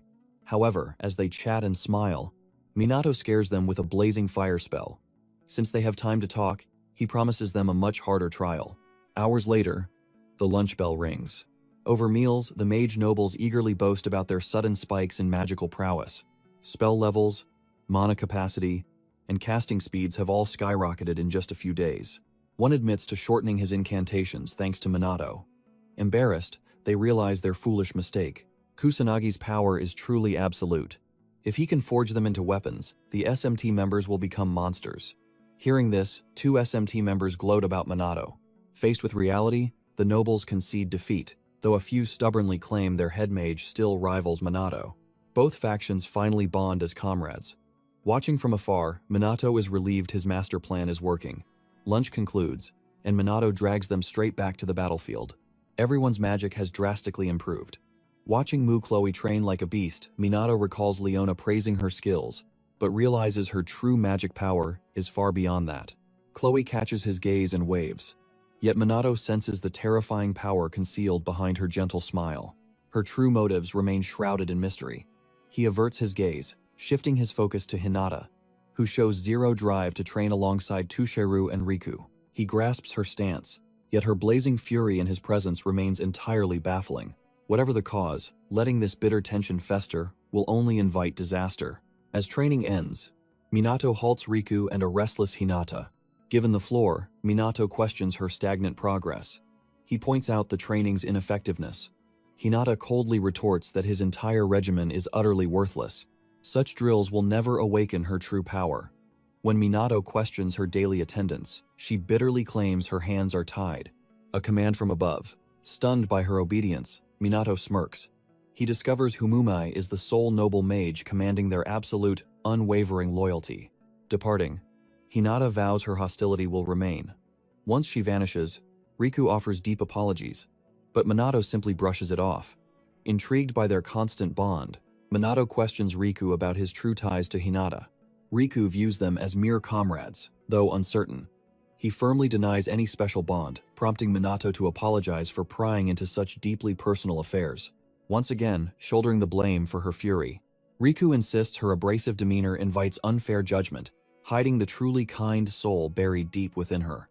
Minato admits he favors such blunt, honest spirits. Riku warmly thanks him for understanding. Parting ways, Minato resolves to shadow Hinata Homer. When dawn breaks, his piercing gaze tracks her every single movement across the grueling training grounds.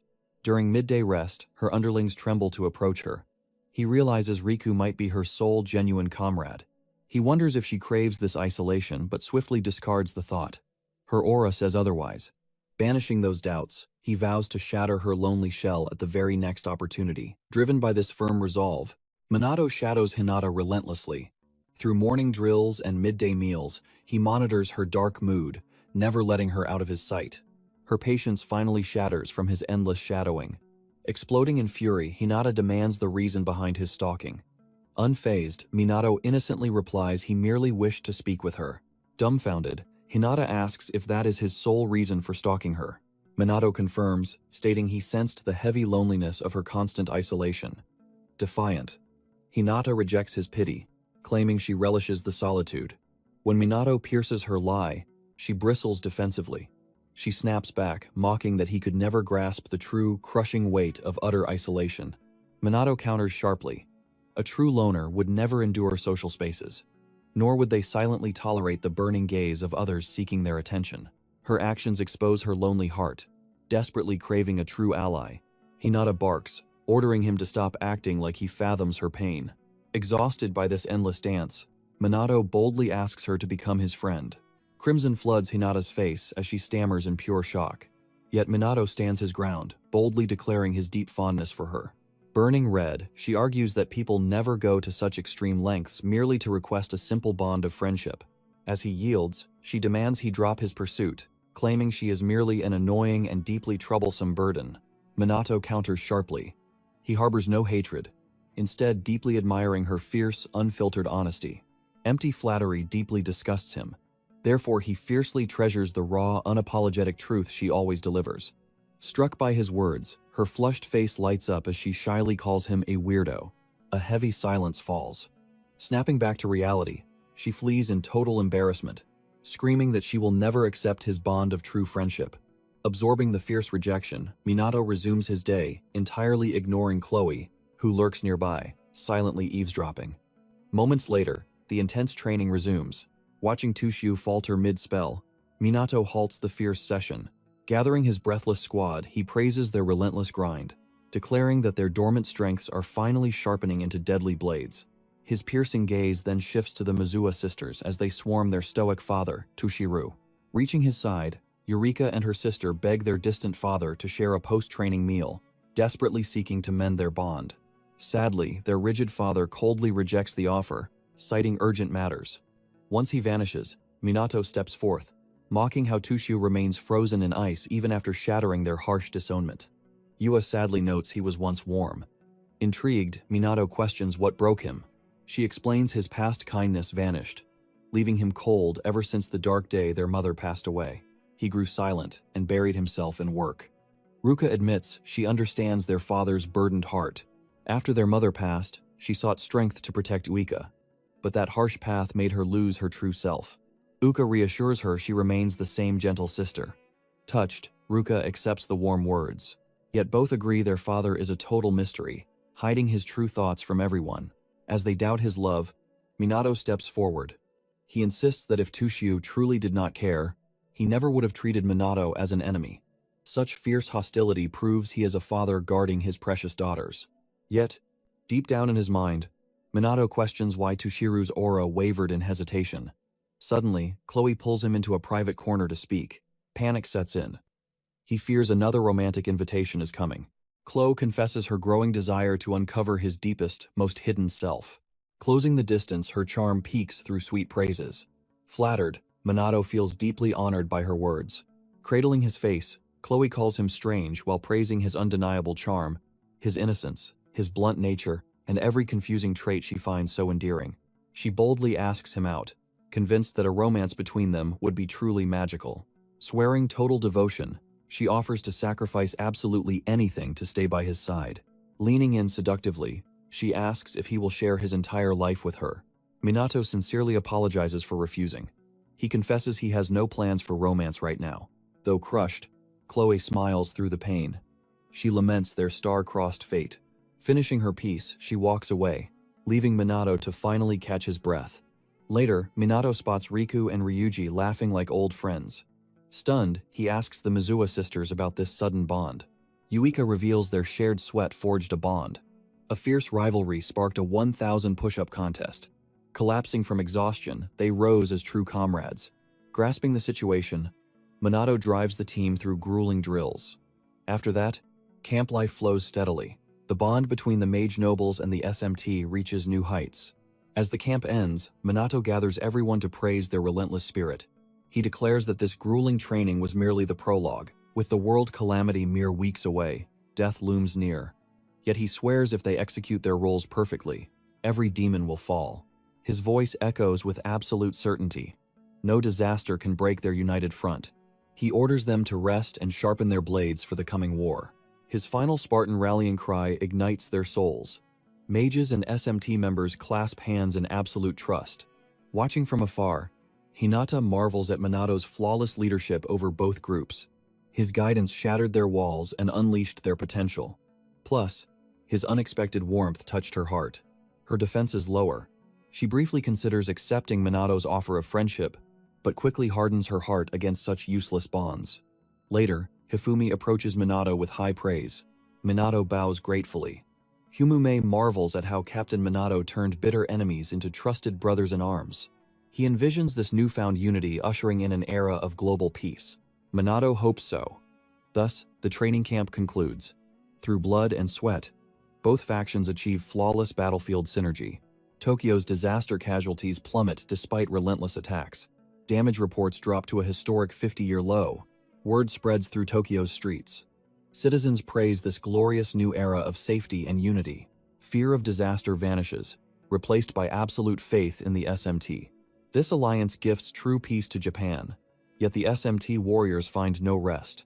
While civilians cheer, Minato's squad trains like demons for the coming apocalypse. His Spartan roars echo across the field, forging them into Japan's ultimate shield. Suddenly, Shido interrupts the drills. The top brass orders a nationwide mobilization of all mages. Mission preparations continue. Minato praises Shido's report. He then listens intently as Sonata maps out the massive calamity zones from 50 years ago. Forces are deployed everywhere, she reports. Everywhere except the greatest threat near Tokyo Tower. Minato tells her not to panic. He already has a master plan for that. Privately, Shido confirms their secret task is complete. Minato thanks him for securing this crucial insurance. To give context, Minato views this world calamity as the ultimate threat. A disaster that will swallow the entire globe, not just Japan. He explains it is not a single strike, but multiple catastrophic disasters erupting at once. 50 years ago, humanity faced total defeat. But this time, with him leading the vanguard and preparing for everything, history will change. Facing his squad, Minato delivers a grim reminder. The world calamity arrives in mere days. Until that moment, he orders them to rest, to cherish this final peace with their families. Sensing their deep anxiety, he assures them their power is absolute. They will win. Yet, heavy tension remains. Noticing their lingering dread, Minato makes one unyielding demand. If nothing else, believe in him. He strengthens his vow, promising to shield this world and its people, no matter the cost. His absolute resolve ignites their spirits. The SMT squad erupts in fierce cheers, chanting Kusanagi's name before returning to duty. Weeks of fragile peace vanish. The world calamity has finally arrived. Frantic broadcasts warn all citizens to take shelter. As the public braces for impact, the authorities, police, SMT, and military lock into battle formations. 0-hour strikes. Minato warns his squad that doom is upon them as the sky bleeds a terrifying red. This very calamity once killed Minato Ichami, an invading army of thousands of demons. Now, Captain Minato Kusanagi holds the key to victory. As monstrous hordes descend from above, Minato rallies his warriors. He leads the desperate charge to save the world. To grasp the sheer scale, the world calamity is recorded as the single greatest catastrophe in human history. In this exact moment, the nightmare that once claimed Ikumi Minato's life officially erupts in Tokyo. Moments before the bloodbath, Japan's prime minister and top officials huddle in a secure bunker. Their final hope rests entirely on the SMT. Meanwhile, high above the ruins of old Shibuya, Minato, the Mizuha sisters, and Ryuji assess the demonic swarm. Minato instantly realizes the terrifying truth. These demons are massive, far outnumbering the forces from his past life. The suffocating magical aura proves his worst fears. Yet, his resolve remains unbroken. No one will die on his watch. As the ultimate holy war brews, pure despair washes over Japan's citizens. The blood-red sky seals their doom. Yet, they fiercely cling to hope. The calamity officially begins. A news helicopter broadcasts the spreading crimson sky, capturing horrific demons materializing through dimensional rifts. Despite earlier mass evacuations, the frantic reporter voices absolute terror at the endless ocean of demonic invaders. Swarming the empty streets of Shibuya, the beasts trigger massive explosions. They instantly reduce the crumbling city into absolute rubble. Before destruction spreads further, Minato crashes into the battlefield. The reporter broadcasts his heroic arrival nationwide. Live cameras capture him annihilating the demon horde, unleashing his devastating null magic spells. As the fierce battle escalates, the Mizuha sisters and the SMT squad dive into the fray. Minato barks absolute orders. Eradicate the swarm and hold the front line until the Calamity Boss reveals itself. He issues a grim warning. Multiple disasters are striking across Japan. They must conserve magical power for the true elite enemies. Grasping his tactical genius, the SMT squad instantly obeys. Ryuji violently crushes demons with heavy earth-style magic. Meanwhile, the Mizuha sisters unleash devastating greater water spells. But as the brutal clash drags on, a horrifying realization strikes the team. The demons are not just multiplying, they are evolving. Pushed to their absolute limits, they desperately need backup from the magic nobles. But those elites are nowhere to be found. Shido frantically tries to contact them. Dead silence. Ruka reports her father is also unreachable, forcing Minato to confront Chloe for answers. Playing her part perfectly, she feigns total innocence. She claims to know absolutely nothing. Sonata desperately tries to reach the other squads. The result is terrifying. All communications have been completely severed. Minato's ironclad confidence wavers. Despite his flawless preparations, he realizes something has gone catastrophically wrong. Two frantic officers rush the command post. The police and self-defense forces are totally blacked out. Tactical coordination is now impossible. With terror in their eyes, they look to Minato for salvation. Knowing they cannot survive this apocalyptic wave without the mage nobles, pure dread suffocates the team. Shu heavily stresses the urgent necessity of restoring comms. Sensing his team's creeping despair, Minato's voice cuts through the panic. He commands them to stay calm and remember their sacred duty. He assures them that victory remains theirs to claim, even without the mage nobles' help. Reminding them of their relentless training, his words reignite their spirits to surge forward. Blazing with resolve, the SMT completely crushes the demons. Broadcasting live, the reporter assures the public that Minato's squad is battling with all their might. She begs viewers to hold on to hope, declaring that with Minato on the field, the demons cannot win. Yet Minato knows multiple disasters are striking Japan simultaneously, making this fight brutal without the mages. Still, thanks to his flawless preparations, he knows this battle remains under control. With the demon ranks swelling, he orders his comrades to stay sharp and press the attack. Facing a massive swarm, Minato ignites his mana arts. He empowers his physical form and strikes. Though outnumbered, he stands untouched, obliterating the horde with his level 9 null magic spell, Magic Sparkle. Assessing the endless monster waves, he decides to finally unleash his hidden strategy. Seconds later, the squad eradicates the bulk of the swarm, earning a fleeting breath of respite. Meanwhile, Minato realizes these fiends are vastly stronger and outnumber forces from 50 years ago. He knows the path ahead is treacherous. Suddenly, the Mizuha sisters and the squad sense a dark aura. In an instant, a colossal demonic entity emerges from a dark portal. Gazing at the towering nightmare, the squad recognizes a demon king, frozen by its overwhelming aura. But the very moment this titan materializes, the demon king unleashes a level 10 fire magic spell, the Big Bang, turning the field to ashes. Miraculously, the squad survives the blast untouched, saved by Minato's level 9 magic fairy shield. Facing this ultimate threat, Minato glares at the demon king, who smugly assumes they are all dead. He stops the beast, declaring this battle has only just begun. As the king reacts, Minato dispels the level 10 Aegis shield, protecting the squad. He tells the Mizuha sisters their safe response is what matters. Reminding them they face a literal demon king, Minato commands everyone to raise their absolute defenses. Meanwhile, Chloe, perfectly unharmed, turns to Shido in shock over Minato dual-casting 2 ultimate spells. Shido reveals the fairy-like magic is autonomous, noting the protective barrier was likely cast by Minato himself. Confused, Sonata asks Chloe if casting 2 magic spells at once is possible. Sonata further details that autonomous spells are supreme techniques, granting subconscious magic control. Through this method, every standard requirement for casting is bypassed completely, ensuring lightning-fast efficiency. Helping Sonata grasp this, Chloe compares it to muscle memory. She notes Minato has mastered both conscious and subconscious spell control. Hearing this, Ryuji praises Minato's legendary skill, but his words fall short as the Demon King violently lunges at the entire squad. Dodging the strike, the Mizuha sisters unleash a level 8 greater water magic spell, Tidal Wave, at the king.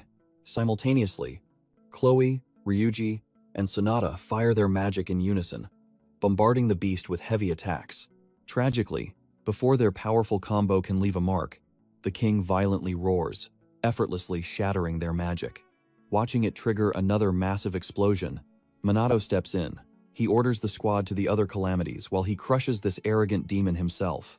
Though Uka fiercely protests, Minato reminds her of the ongoing disasters. Without the mage nobles, the remaining city defenses are crumbling fast. Their only tactical choice is to reinforce the other squads, leaving him alone to unleash his true power on the king. At this moment, Ruka and Yuika finally realize that staying behind will only hinder Minato's true potential. They command their subordinates to leave this zone to Mianto and instantly move to the next disaster. Soaring away, the sisters vow to believe in Minato until the bitter end, absolutely certain he will never lose, regardless of his foe. His squad now safe, Minato fixes his deadly gaze upon the Demon King. Muttering a brief incantation, he launches forward. The Demon King scrambles to defend itself. Minato vows to suppress his aura. Crushing a Demon King is child's play for him. Yet his mana is not infinite. He must conserve every drop of power to perfectly execute his secret strategy.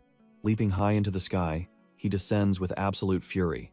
He delivers a devastating full-force blow right to the beast's skull. The moment his strike connects, Minato unleashes level 11 holy magic, Holy Ray. Devastating beams strike the Demon King, though the monster barely dodges the worst of it. Before Minato can strike again, the fierce Demon King readies a deadly counterspell. Right as the dark spell begins to form, Minato reacts instantly. Surging his mana output, he casts level 12 Fire-Earth Synthesis magic, Ground Zero. The earth melts into boiling lava. The fierce Demon King burns to ashes instantly. Yet, Minato worries about his heavy mana drain. He realizes this king was vastly stronger than his past foes. With the beast dead, Minato resolves to heavily restrict his remaining mana. He must wait for the demon god's arrival.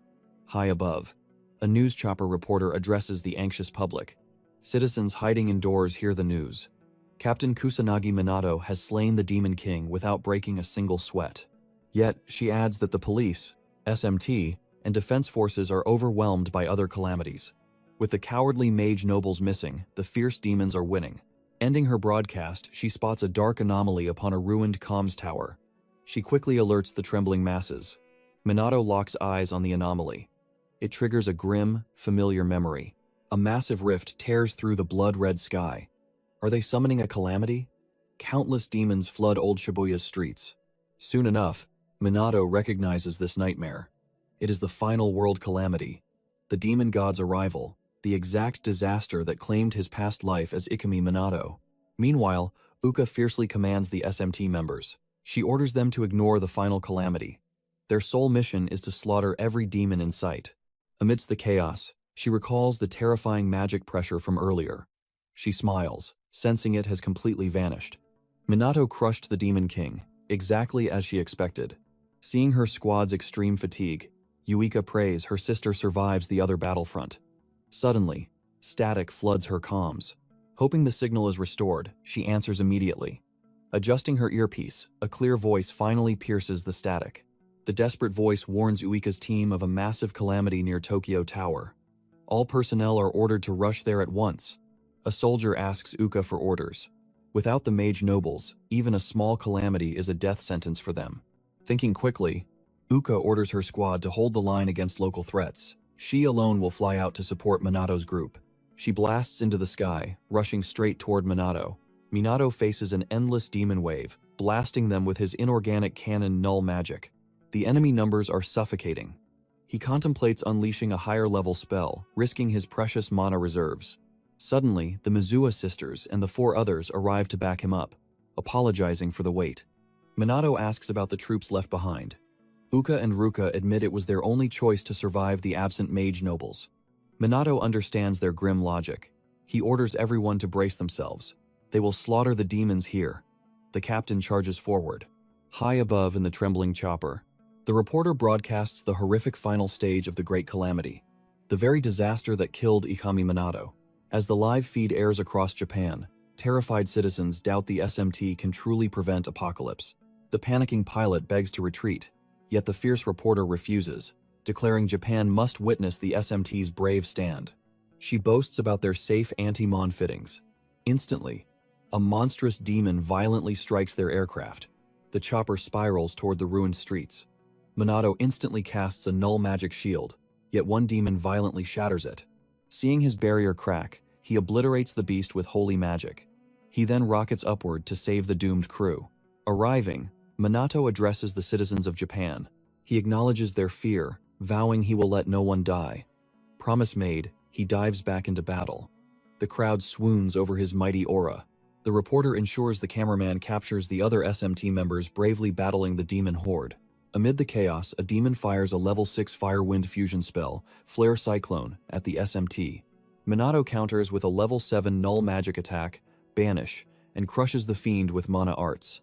His squad marvels at the power, but Minato reminds Ryuji and Ruka, null magic is flawed. Its efficiency is poor, only neutralizing spells up to a strict limit. Before they can even breathe, Uka warns that more demons are swarming their way. Minato orders everyone to keep their guard up. Knowing hesitation means death, the SMT charges forward, unleashing every attack spell in their arsenal.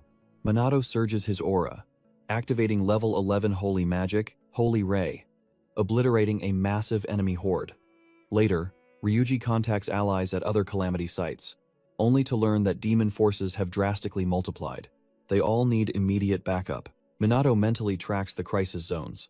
At one site, cornered SMT members panic, unsure what to do, until they suddenly spot mage nobles arriving to help.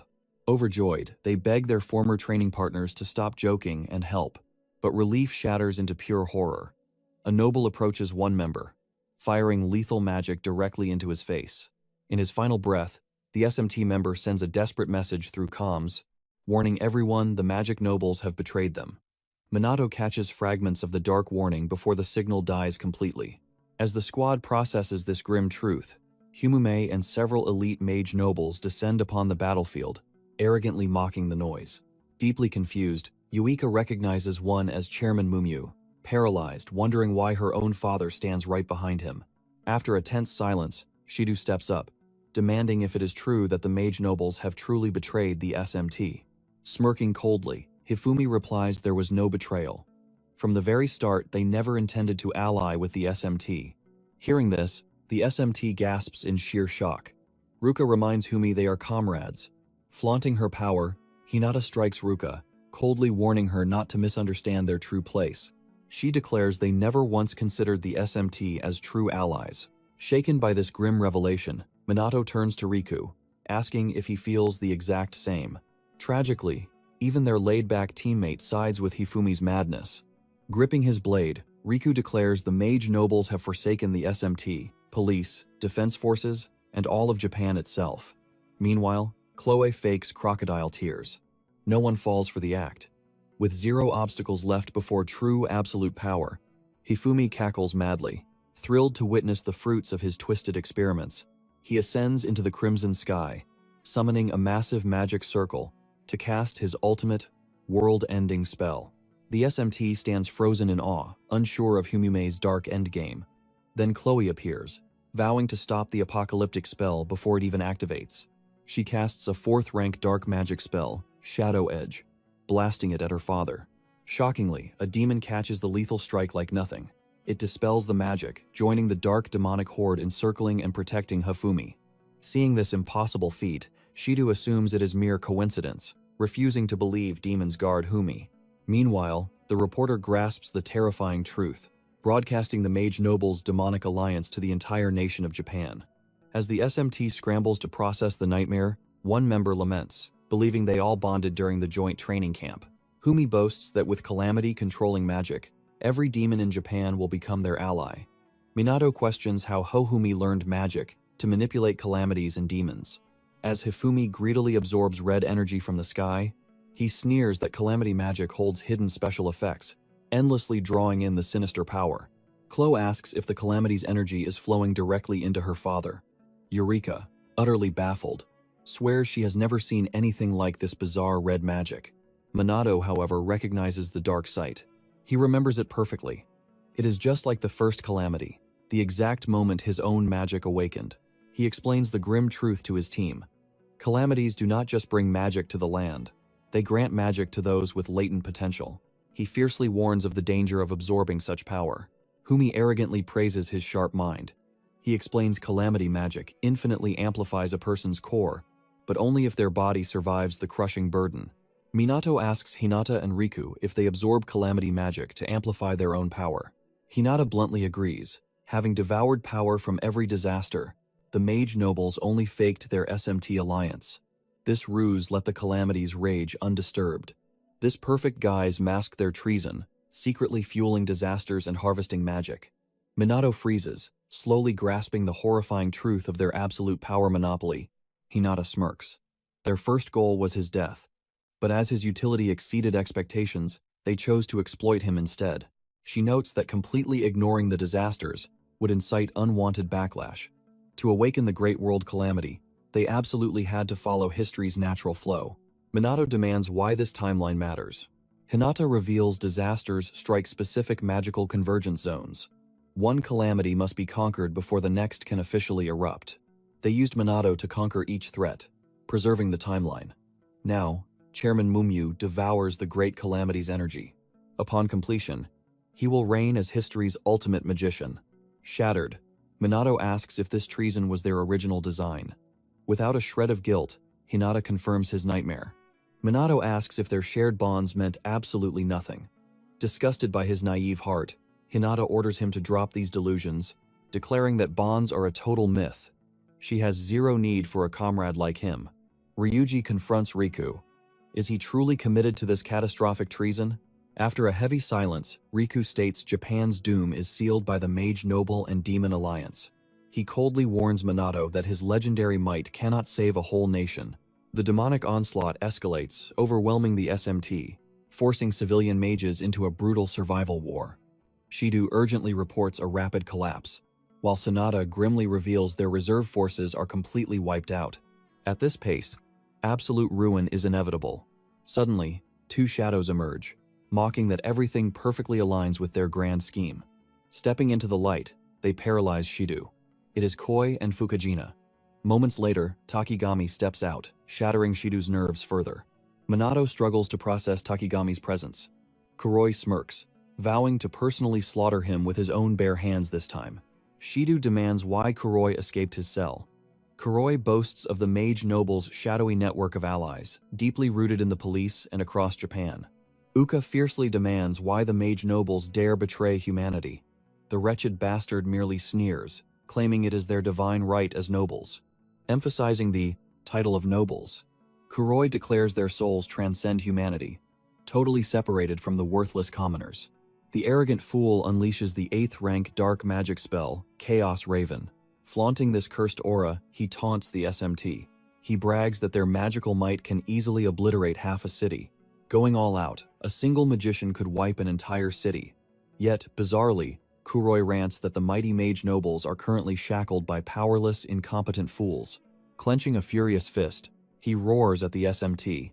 He finds it sickening that supreme mage nobles, born to rule from the absolute heavens, remain chained by bottom-feeding trash, who grew unbearably arrogant. Fukuin then seamlessly hijacks Kuroi's unhinged manifesto. He lectures the SMT. Their ancient clans ascended as mage nobles to fiercely monopolize magic, destined to dominate the weak. However, those deceitful weaklings somehow managed to manipulate the grand nobles instead. He mockingly praises Hifumi for evolving the mage noble's power through these calamities. Kuroi warns the SMT that their absolute power leaves zero genuine threats. As they aggressively channel their dark auras, the fools proclaim the era of mage noble supremacy has finally dawned upon this weak world. Their suffocating magical pressure erupts. The terrified Mizuha sisters observe that these monsters feel like entirely different beings. Meanwhile, Minato stands perfectly unfazed, fueling Kuroi's blazing wrath. Dismissing Kuroi's tantrum, Fukujin gleefully anticipates watching true despair shatter Minato's unbreakable spirit. Minato completely ignores them, turning his piercing gaze to Takigami. Had she fed him vicious lies, despite claiming absolute truth? Realizing Minato ignores them, Kuroi finally snaps. Screaming at Minato in a blind rage, he slaps Takigami's back. He brands her as selfish trash, who manipulates everyone for personal gain. The arrogant family heads grow restless with this drama. Kuroi cuts the chatter, joining Fuka to unleash the true, devastating calamity. Instantly, a monstrous demonic horde storms past the SMT frontline. Shido spots the terrifying swarm, shocked that these beasts bypassed the disaster-free zones. Sadly for the SMT, reality is far worse. The beasts breach old Shibuya, pouring straight into the quiet residential zones of Tokyo. In a flash, monsters invade apartments, hunting down defenseless civilians. Across the city, desperate family heads risk everything to physically shield their loved ones. Meanwhile, panicked SMT members warn Minato about the street invasion, begging him for their next orders. Kuroi cruelly mocks their despair. Fuka sneers that even the almighty Minato cannot save all of Japan from his current location. Fearing total slaughter, Klo and Shido desperately seek answers. Seeing their fear, a manic Kuroi boldly declares the SMT will be crushed and slaughtered by their own weakness. Fukujin joins the mockery, but Minato cuts them off, calmly bringing up the 3 types of anti-magic gear. The first, Minato explains, is standard mage gear, which strictly requires a direct infusion of magical power. The second is the interference type, designed to actively disrupt incoming spells and magic. Both SMT and mage nobles wear uniforms falling into this exact category to suppress magic. At this point, Fuka asks if he has lost his mind, but Minato reveals the third type. This gear has a short lifespan, triggers under specific conditions, and works for the magicless. Hearing this truth, the mage nobles finally grow anxious. Nationwide, the anti-magic plushies Shido secretly infused, mass-produced, and distributed are finally activating. They project absolute null magic shields over homes and shelters everywhere. As the magic surges, Minato reveals he used the SMT's fame to mass-produce merchandise, secretly embedding defensive anti-magic gear, sold nationwide as ultimate insurance. When Shido first heard this wild scheme, he thought it a joke. He is now endlessly grateful he obeyed Minato's orders. That plan is saving Japan. Seeing Minato's terrifying foresight, Fukujin screams that mere defense is useless. He reminds them that offensive anti-magic gear burns out incredibly fast. Minato calmly agrees. Since his own magic is woven into every item, it now powerfully overflows nationwide. Through this network, he can instantly sense and trigger his magic anywhere simultaneously. With that, Minato detonates the offensive magic stored inside, unleashing a level 13 null magic spell, Unlimited Magic Bullet. This spell obliterates thousands of demons hunting families across the nation. Meanwhile, a frantic reporter broadcasts that a divine wave of magic from the sky just wiped out the hordes. The media remains completely stunned by this miracle, yet networks confirm most citizens are totally safe.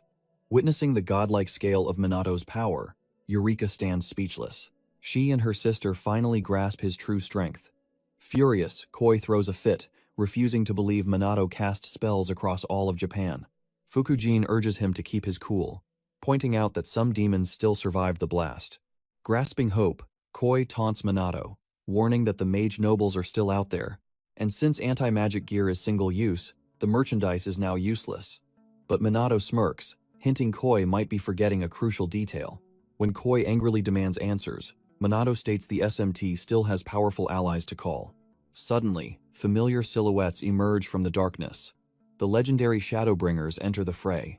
Stunned by the Shadowbringers' sudden arrival, the SMT and police officials demand to know if these notorious rogues actually plan to help them. Instead of words, the shadows flex their deadly magic, effortlessly slaughtering the approaching demons. They proudly announce an alliance with the SMT to eradicate the monsters and fully protect all civilians. Knowing civilian lives are on the line, the SMT swallows their pride and formally teams up with the Shadowbringers.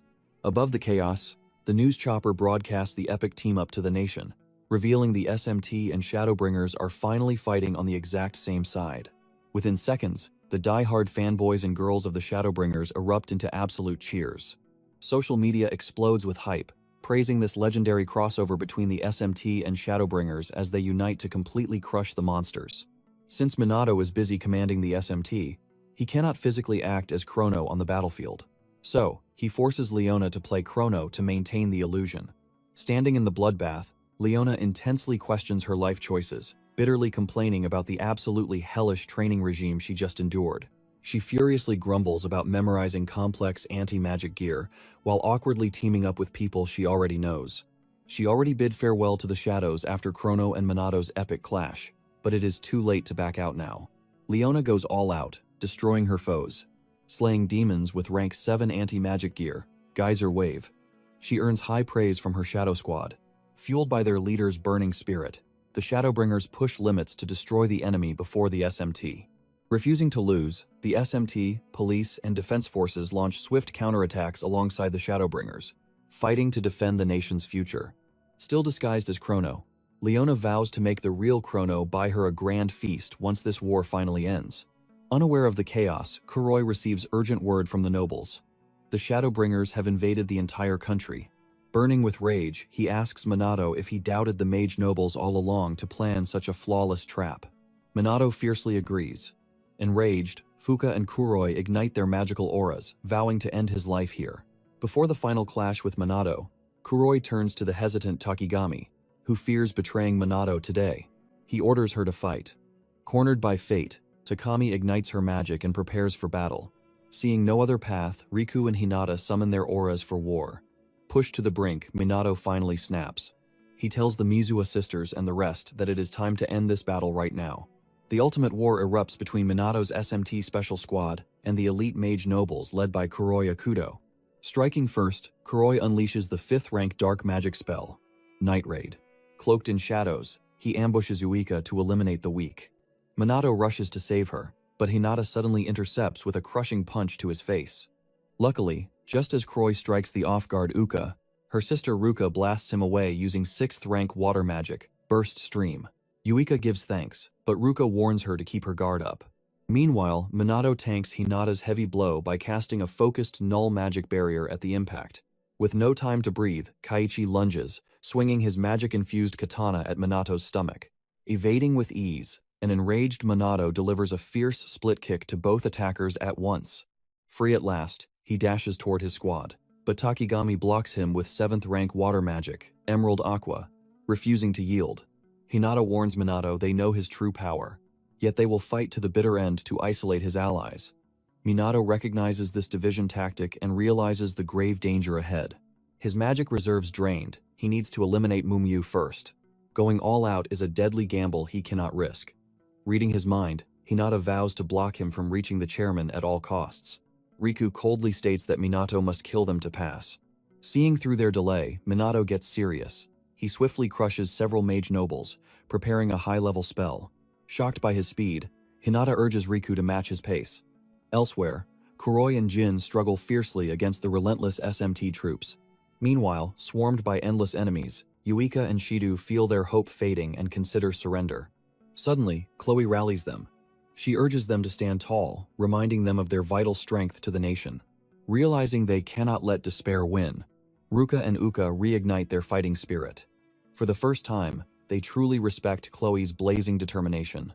Chloe chuckles, admitting their bravery sparked her own. Wasting no time, the 3 warriors charge the enemy head-on. Activating 8th rank dark magic Chaos Raven, Kuroi mocks their pride and unleashes a devastating strike. The girls strike back with 8th rank Grand Water Magic Tidal Wave, completely shattering Kuroi's dark spell. Fukujin praises their might. However, Kuroi turns his wicked gaze to the trembling Takigami, mocking her fear. Minato watches in silence as Kuroi demands an answer from Takigami. He darkly hints at the grim fate awaiting her defiance. Defeated, Takigami unleashes 8th rank wind magic, Raging Storm. She fires it at Minato, begging for forgiveness. As the attack nears, Minato completely drops his guard. Shocking his loyal squad, he stands perfectly still, silently embracing the devastating wind magic strike. At the last second, Takigami intentionally misses. She realizes her heart refuses to harm Minato. Seeing her waver, Kuroi erupts in blazing fury, cursing Takigami for her bold defiance. He viciously reminds her of the bloody fate awaiting her family if she dares to play the hero now. Broken by blackmail, Takigami pleads for her daughter and grandson's lives, her only remaining light in this dark world. Kuroi coldly smirks. She broke their blood pact. With just one simple phone call, her beloved family will be erased forever. Listing gruesome fates for her family, he shifts all blame onto Takigami. He sneers that she brought this suffering upon herself. Suddenly, Minato makes an unexpected phone call. Kuroi and Takigami both freeze in shock. He calmly thanks the voice on the line for arriving right on time. Kuroi erupts in rage.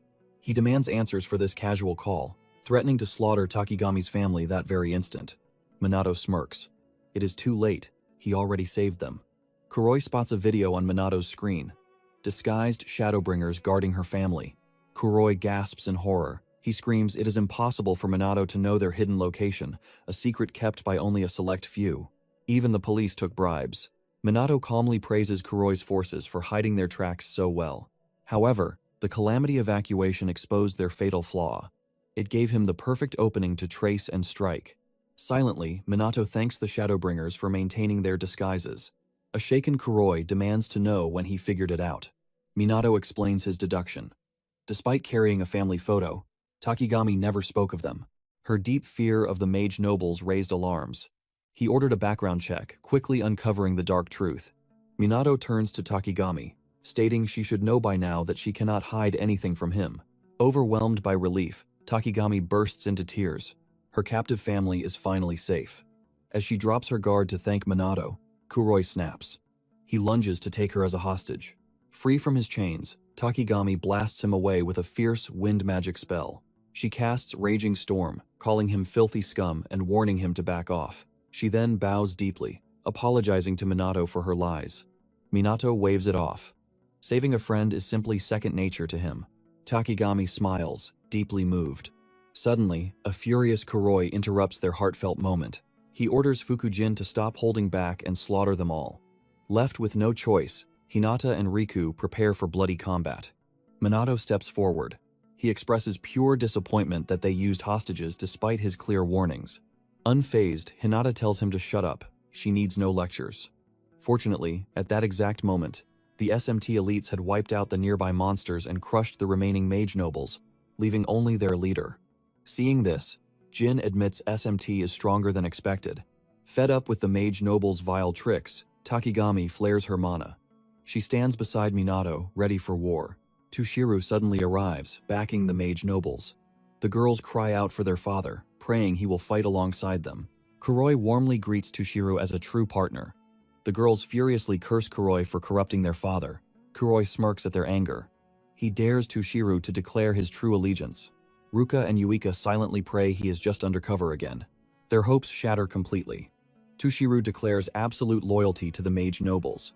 The devastated girls cannot process their beloved father's betrayal. Kuroi mocks them, explaining he once thought Tushiru became a traitor during the old bombing incident. But their dark bond never faded. Even after facing exile, Tushiru remained tied to the Shadow faction. While the mage nobles aimed to conquer the surface world, BR sought absolute rule over the underworld. United, they could conquer everything. But the Shadowbringers ruined it all. BR crumbled, leaking affiliate data. Kuroi reveals the conspiracy went far beyond the mage nobles. The government, banks, and police were all tied to BR. When the massive data leaks began, these cowards abandoned BR to save face. The corrupt police rebuilt their image while hiding their dark sins. This forced the mage nobles and SMT to ally. All of Japan was played, and the mage nobles revel in that glory. Jin steps up, warning the SMT. He declares the mage nobles have not changed in 50 long years. They still crave absolute supremacy through pure magic. Jin claims their dark return is now inevitable. Hearing this, the desperate girls beg their father to say he is only undercover. Tushiru glares coldly. He is a pure-blooded mage noble, and he refuses to ever betray his true comrades. The brutal truth shatters their world. Their beloved father was the enemy all along. Disgusted, Minato demands to know why Tushiru defends false nobles who selfishly oppress the weak. Having no real answer, Tushiru simply barks at Minato to shut up. Ignoring his excuses, Minato reminds Tushiro of his deep love for his daughters. He reveals his earlier test confirmed this undeniable truth. Yet, Tushiu fiercely denies it. Disgusted, Minato calls out his blatant lies to everyone, especially himself. He demands to know what turned him into a spineless coward. At these words, Tushiu finally snaps. He silences the conversation, declaring that the real battle begins now. He threatens to slaughter them all and restore the mage noble's glory. In response, Minato scoffs at the stubborn old man and readies his stance. Surging with mana, Minato and his allies stand face to face with the corrupt mage nobles. The stage for a deadly clash is finally set. The inevitable battle erupts, and Hinata launches the first devastating strike. She unleashes the 10th rank fire magic. Big Bang. A catastrophic explosion erupts, annihilating absolutely everything in its destructive path. Fortunately, the SMT members narrowly escape the consuming blast. However, the sheer force of the explosion separates Minato from his comrades once again. Minato nervously wonders if his team survived. Pushing aside his worry, he faces Riku and Hinata alone. Both enemies are practically trembling with excitement to begin round 2 of their deadly duel. Minato issues a cold warning that his restraints are fully off, but his bloodthirsty foes couldn't care less. Meanwhile, on the other side of the blast, Fuka and Kuroi mockingly sigh at facing mere side characters. They arrogantly insist that such pathetic weaklings should just die quickly. Enraged by their blind arrogance, Ryuji stands beside Takigami, Shido, and Sanada. He claps back, branding them the true side characters. Takami aggressively joins in, threatening a brutal beatdown for their endless underestimation. After trading a few more sharp insults with the SMT, Fukjin scoffs at their bold confidence. He chants the 8th rank wind magic, Raging Storm, but his execution is painfully slow. Ryuji perfectly counters with his 7th rank earth magic, Comet. The heavy boulder instantly crushes and neutralizes Jin's turbulent winds. Kuroi harshly scolds Jin for his pathetic display. Jin violently snaps back, roaring to shut up, while blaming the terrible elemental matchup between earth and wind. Eager to assert total dominance, Kuroi draws his dreaded anti-magic pistols. These absolute weapons erase magic and possess 0 elemental weaknesses. He loudly complains about wasting precious bullets, but ruthlessly swears to guarantee their deaths. But before his finger can even pull the trigger, Takigami blasts him with a fierce wind spell. The impact violently disarms him, rendering his ultimate weapons completely useless. With freezing calmness, she reminds him that anti-magic gear is merely a tool, and dropped tools hold absolutely 0 value. Boiling with humiliated rage, Kuroi rapidly gathers his dark mana. He screams a vow to annihilate them all with his maximum power. Refusing to surrender an inch of momentum, Ryuji, Sanada, and Shido ignite their auras in unison. Ryuji steps forward, boldly declaring his time to shine has arrived. Sensing their explosive potential, Takigami takes up rear support. Using her custom anti-magic gear, she hurls enchanted stones that incredibly amplify their combined magical output. To push them even further, Sanada chants the supreme 10th rank holy magic, God's Breath. A divine aura envelops Shido and Ryuji, granting them rapid holy regeneration to heal incoming damage. Empowered by these massive buffs, an unshakable confidence surges through Shido and Ryuji. They are completely ready to crush the arrogant nobles. Pushed to the brink, Jin unleashes his signature 10th rank atmospheric magic, Absolute Atom. Kuroi follows with his terrifying 10th rank dark magic, Death Parade, nightmare-inducing, scythe-wielding wraith's claw from the underworld. In defiance, Ryuji triggers his unique 10th rank gravity spell, Infinite Magic. Beside him, Shido releases the roaring 10th rank Holy Thunder composite magic, Koranos. The ultimate clash begins. Ryuji's gravity violently collides with Jin's atmosphere, while Shido's holy lightning mercilessly tears through Kuroi's abyssal darkness. For several agonizing seconds, these absolute powers grind against one another in a terrifying stalemate. But inevitably, Ryuji and Shido's overwhelming magic shatters the enemy defenses, inflicting massive, bone-crushing damage upon Jin and Kuroi. Having poured their souls into those devastating attacks, Ryuji and Shido fall to their knees, their mana reserves completely drained. Miraculously, Kuroi and Jin, utterly shocked at being pushed to death's door, stagger back onto their trembling feet. The girls gasp in pure disbelief at their monstrous endurance. Though standing, Kuroi painfully realizes his mana is drained, and his anti-magic equipment is completely gone. Bleeding and utterly exhausted, he adopts a cautious stance, carefully watching for the SMT's next move. Takami pants heavily from pure exhaustion, bitterly cursing her past self for neglecting her daily training. Sanada still holds a fraction of her mana. However, she wisely conserves it for critical, life-saving healing if the situation worsens. Knowing her weakness in direct combat, she tactically remains on the sidelines. With both sides pushed to their absolute limits, the chaotic battlefield falls into a tense standstill. Elsewhere, a tragic family clash unfolds. The Mizuha sisters cross wands with their own father, Tushiru. They launch their 7th rank water magic, Geyser Wave, but he casually nullifies it with the exact same spell. Instantly countering, he casts the 4th rank water magic, Waterfall. It speeds toward Uka, leaving 0 reaction time. In a split second, Chloe desperately shoves her to safety. She takes the blow and falls unconscious. Relieved Chloe is merely knocked out, Uka thanks her for the rescue. Tushiru readies his next attack. Uka finally grasps the cold truth. Her father intends to crush them like any enemy. Meanwhile, Tushiro steals his resolve. He makes it clear he has 0 room for sentimentality. Seeing this, the sisters drop all restraint. Vowing to surpass their foolish father, They channel their remaining magic into a new 11th rank Great Ice spell, Diamond Dust. They unleash the strike. In response, Tushu casts his 11th rank water magic, Maelstrom, aiming to shatter whatever powerful spell his daughters cast.